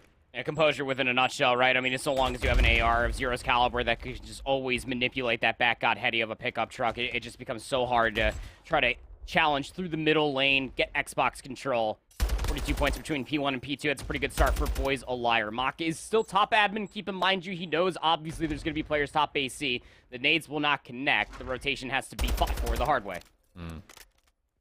Mock up top, not going to get any sort of an instance of a gunfight in that position, so he'll give up the position. Try to work his way in to work with Unit, but it's dark on the corner of the top side stairs to get the double. And now Boys a Liar pretty much guarantee themselves the better part, if not all, of the first 30. Noisy blocking any play up top. Well done there, making a trophy essentially limitless and useless, as he will now be a major threat. And whoa! Oh, no! Noisy just looks at his death and says, what were you trying to do? Nearly also finished off the entire rest of Team Strays from the back. Unit survives to tell the tale for a little while longer, but oh boy, things start to get hairy early here with Noisy heating things up over towards Bridge. Last in the face of death. Nice 2-piece actually from Mock to find that trade onto Zero, but Strays didn't get a single second off of P3. Even that final hit was going to be for all of, what, 5 seconds? This rotation is kind of lacking. Hollow will, of course, get behind Bink. He does have some assistance of his longtime duo there of Mock. And finally cleaning up Zero. Boys a Liar will have to reset off the response and think about how to break it. Yeah, for a moment they were considering possibly going 2 for 2, and yeah, that's exactly the case. 2 through halls, 2 from the side. This should block the spawns out as well. Kills looking good. Strays need to hold on from the interior. Mock. Good look at Noisy, but the Semtex smoke just deters, and Bink follows up with Zero. Well done here, Boys a Liar secure their break, and Strays empty from the hold. 30 seconds, largely at least, to fight for out of scrap, which means Strays are going to go for this again. Unit from the side. Tagged up by Nate, still wants to give it a go, but the follow-up, better. Zero connects. Mock, last one left. Not a lot of health, and he's going to have to give this up. Man, Boys a Liar. I mean, they just understand every single circumstance so far through these first 4 hard points in this first set.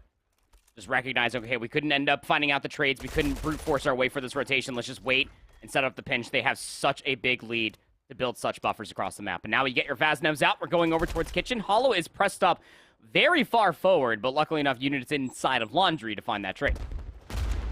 Have to hold this. Build some confidence in your setup. A little bit of trust in how your squad mates are playing. So you're going to go high, hit the staircase. Everyone else kind of flooding in from behind. Actually, Zero's going to go all the way around the side. Bink gets 1 through the middle of the map. He also has the awareness that Mock is not inside the hill. So now this should be numbers for Boys a Liar on this hit. Zero gets the first. The rest of the follow-up. Fire doubles down. Oh, and then goes prone and finds all 3. Big collection from Fire, and the hold looks good for now. Boys a Liar, 20 seconds to consider if they want to try to hit this. Fire very upset with what transpired. Top Bridge versus Noisy answers back with a massive 3-piece. We have not lost a gunfight in what feels like forever coming through from Strays. That is a massive combined 7 spree between the top 3 players there on Strays itself. Well, Balin, we asked for about a full 50, close to 60, and Strays will absolutely deliver, keeping this within 10 to the second set we go. Big bounce back, Mock on 4, Fire on 3, getting back into the mix here to nearly even KD. Hollow, tough situation, stuck behind the truck. Bink takes him out, and with the numbers, Boys a Liar have a chance to continue to try to hopefully put some pressure onto this hard point. Nade's not quite landing on a Noisy. Shots coming his direction. They'll eventually allow the trades to come out, but Bink, Zero working together, neutralize the hill, trying to take more fights than that, and all the shots are clean from Bink now on 3. Over towards Cafeteria. That's the remainder of where Strays are at, and this is actually Boys a Liar getting proactive. They're trying to flush them out of this position, and Noisy will eventually win this key ground, but ultimately, the score stays even.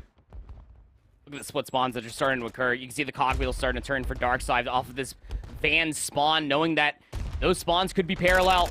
Over towards the north side from Pots. That's where Strays did spawn up. Great read from Darkside was going to pay off.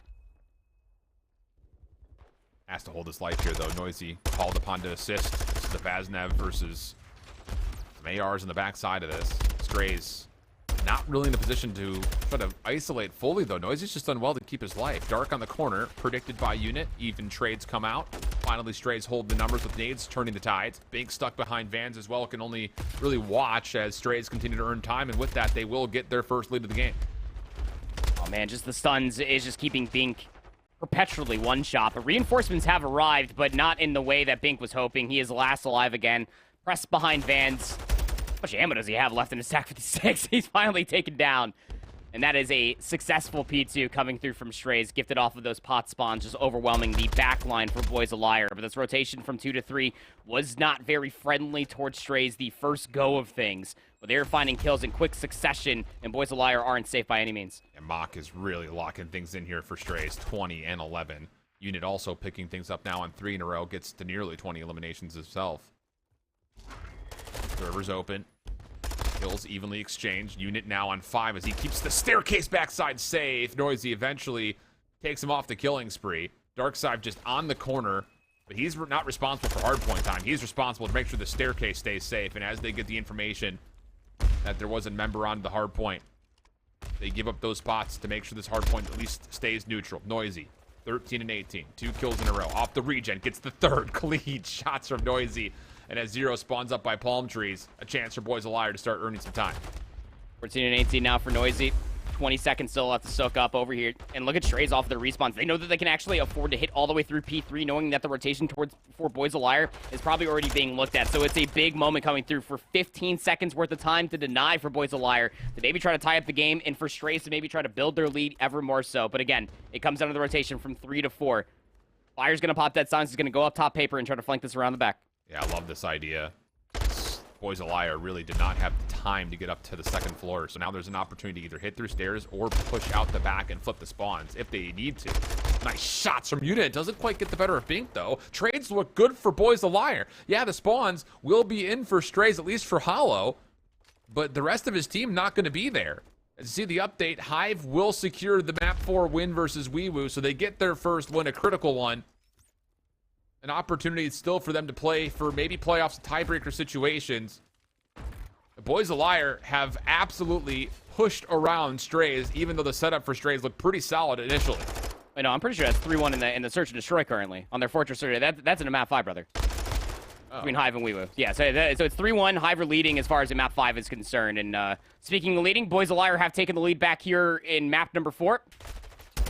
Clock, as you were talking about, has just been showing up in a massive way, just locking down these longer lines of sight. 22 and 15 for him. Unit is also delivering on a handful of kills, just being that rat in the corner, trying to match that pressure there with Noisy, as well as Darkside, who's only at 14 and 18. It's Bink that's really stepping up to the plate and knocking it out. Zero did find 6 in a row. Keep in mind, just a cruise missile has been earned for Boys a Liar. Not quite to 200 points.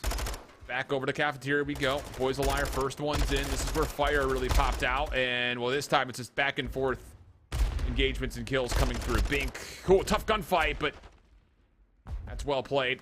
Noisy almost gets the transfer for the double up, but doesn't make a difference. He still pushes back, Strays a bit further, allowing Boys a Liar to still reinforce the hill. And over 200 points at that. This 20 seconds is an excruciating one if you are Strays. You want this time. Fire finding that team kill, doesn't exactly make your efforts that much more, or that much better, I should say, for Strays. But they're waiting for the players. They're waiting for the respawns to try to recontest this. We were fighting for scrap time, but every single second is a massive one for Strays as they have themselves a massive P4 going in towards a even bigger P5.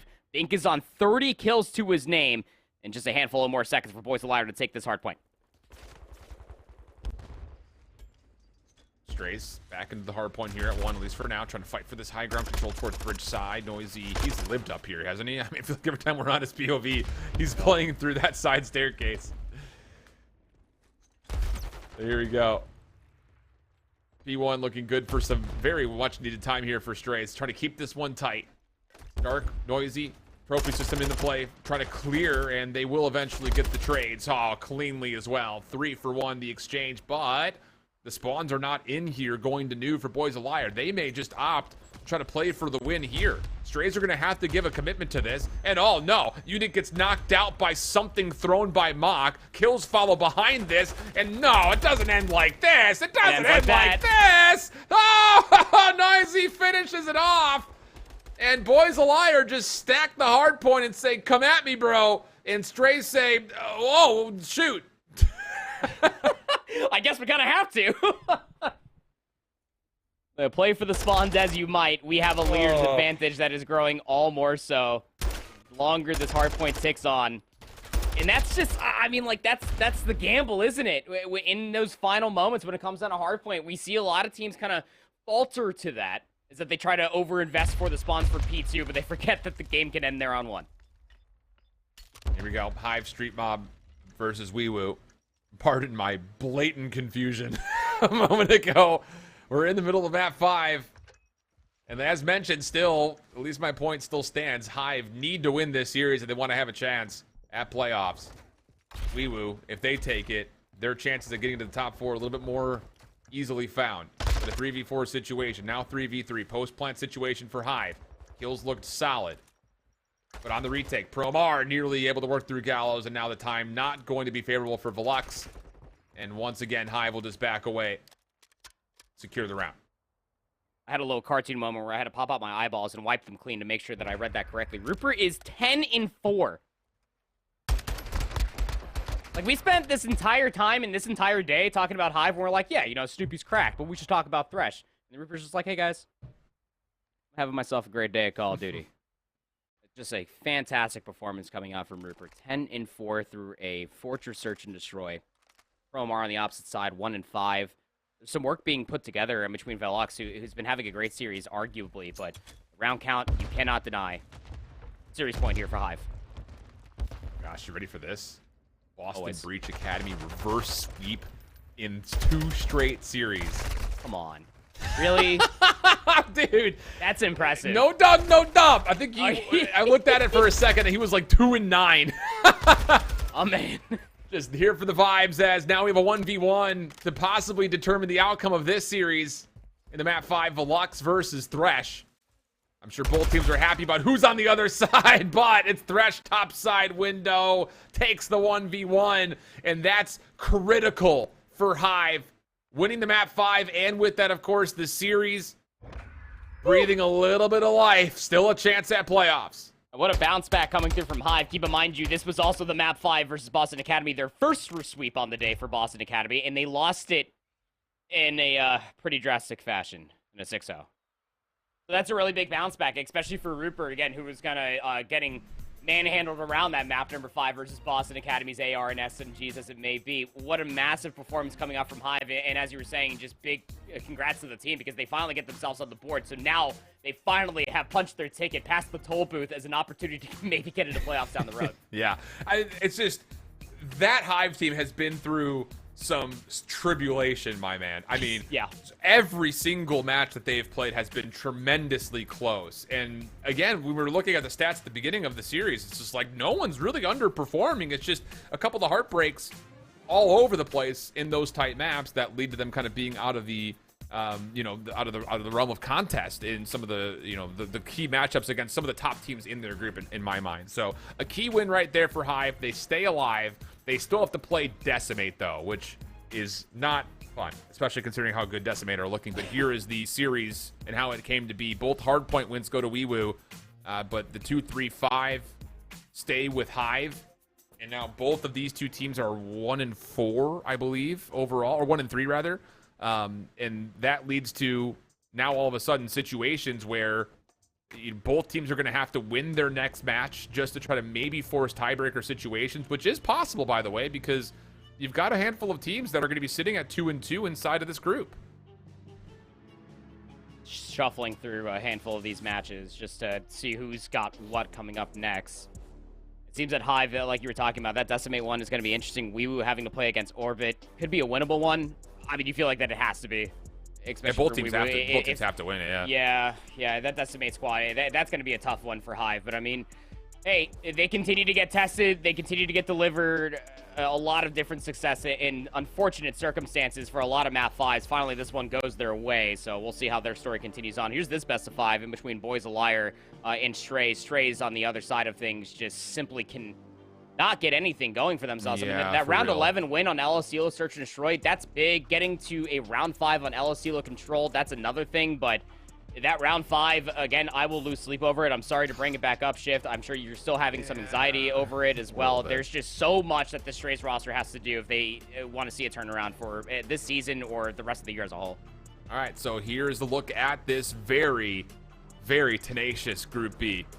Boston, M7 at the top currently, both at 3-1.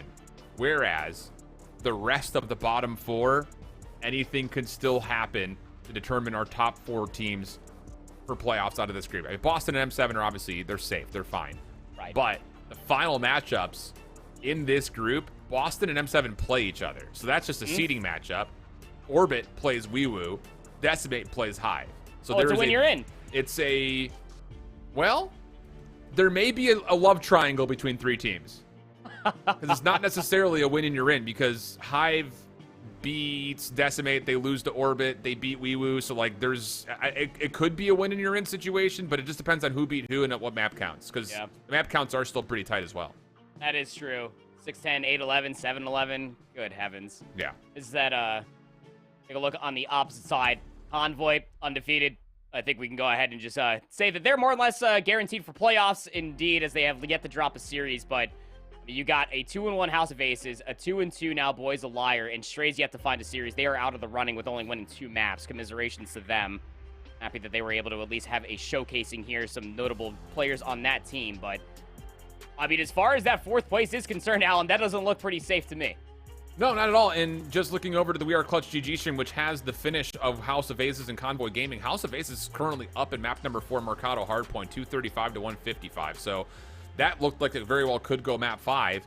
And if House of Aces take the win there, then we have another situation where there's 3 teams that are going to be battling it out for that kind of position of who gets second or who gets third, who gets 4th, and who just misses out on playoffs. For what it's worth in terms of who plays who next week to finish things off in this group, Rocker plays House of Aces, Amit plays Strays, Convoy plays Boys a Liar. So the big matchup there is really the one between Rocker and House of Aces, and then possibly, depending on the outcome, also Convoy versus Boys a Liar. So those are the big ones there. Strays could play Spoiler still, and you know, again, I think just for the confidence sake of trying to figure out what they want to do after the season, since they're not going to be able to make playoffs, that is going to be kind of the determining factor. Like, if you go 0-5 in groups, I imagine that team's probably not going to stick together, considering the long break before we go to season 4.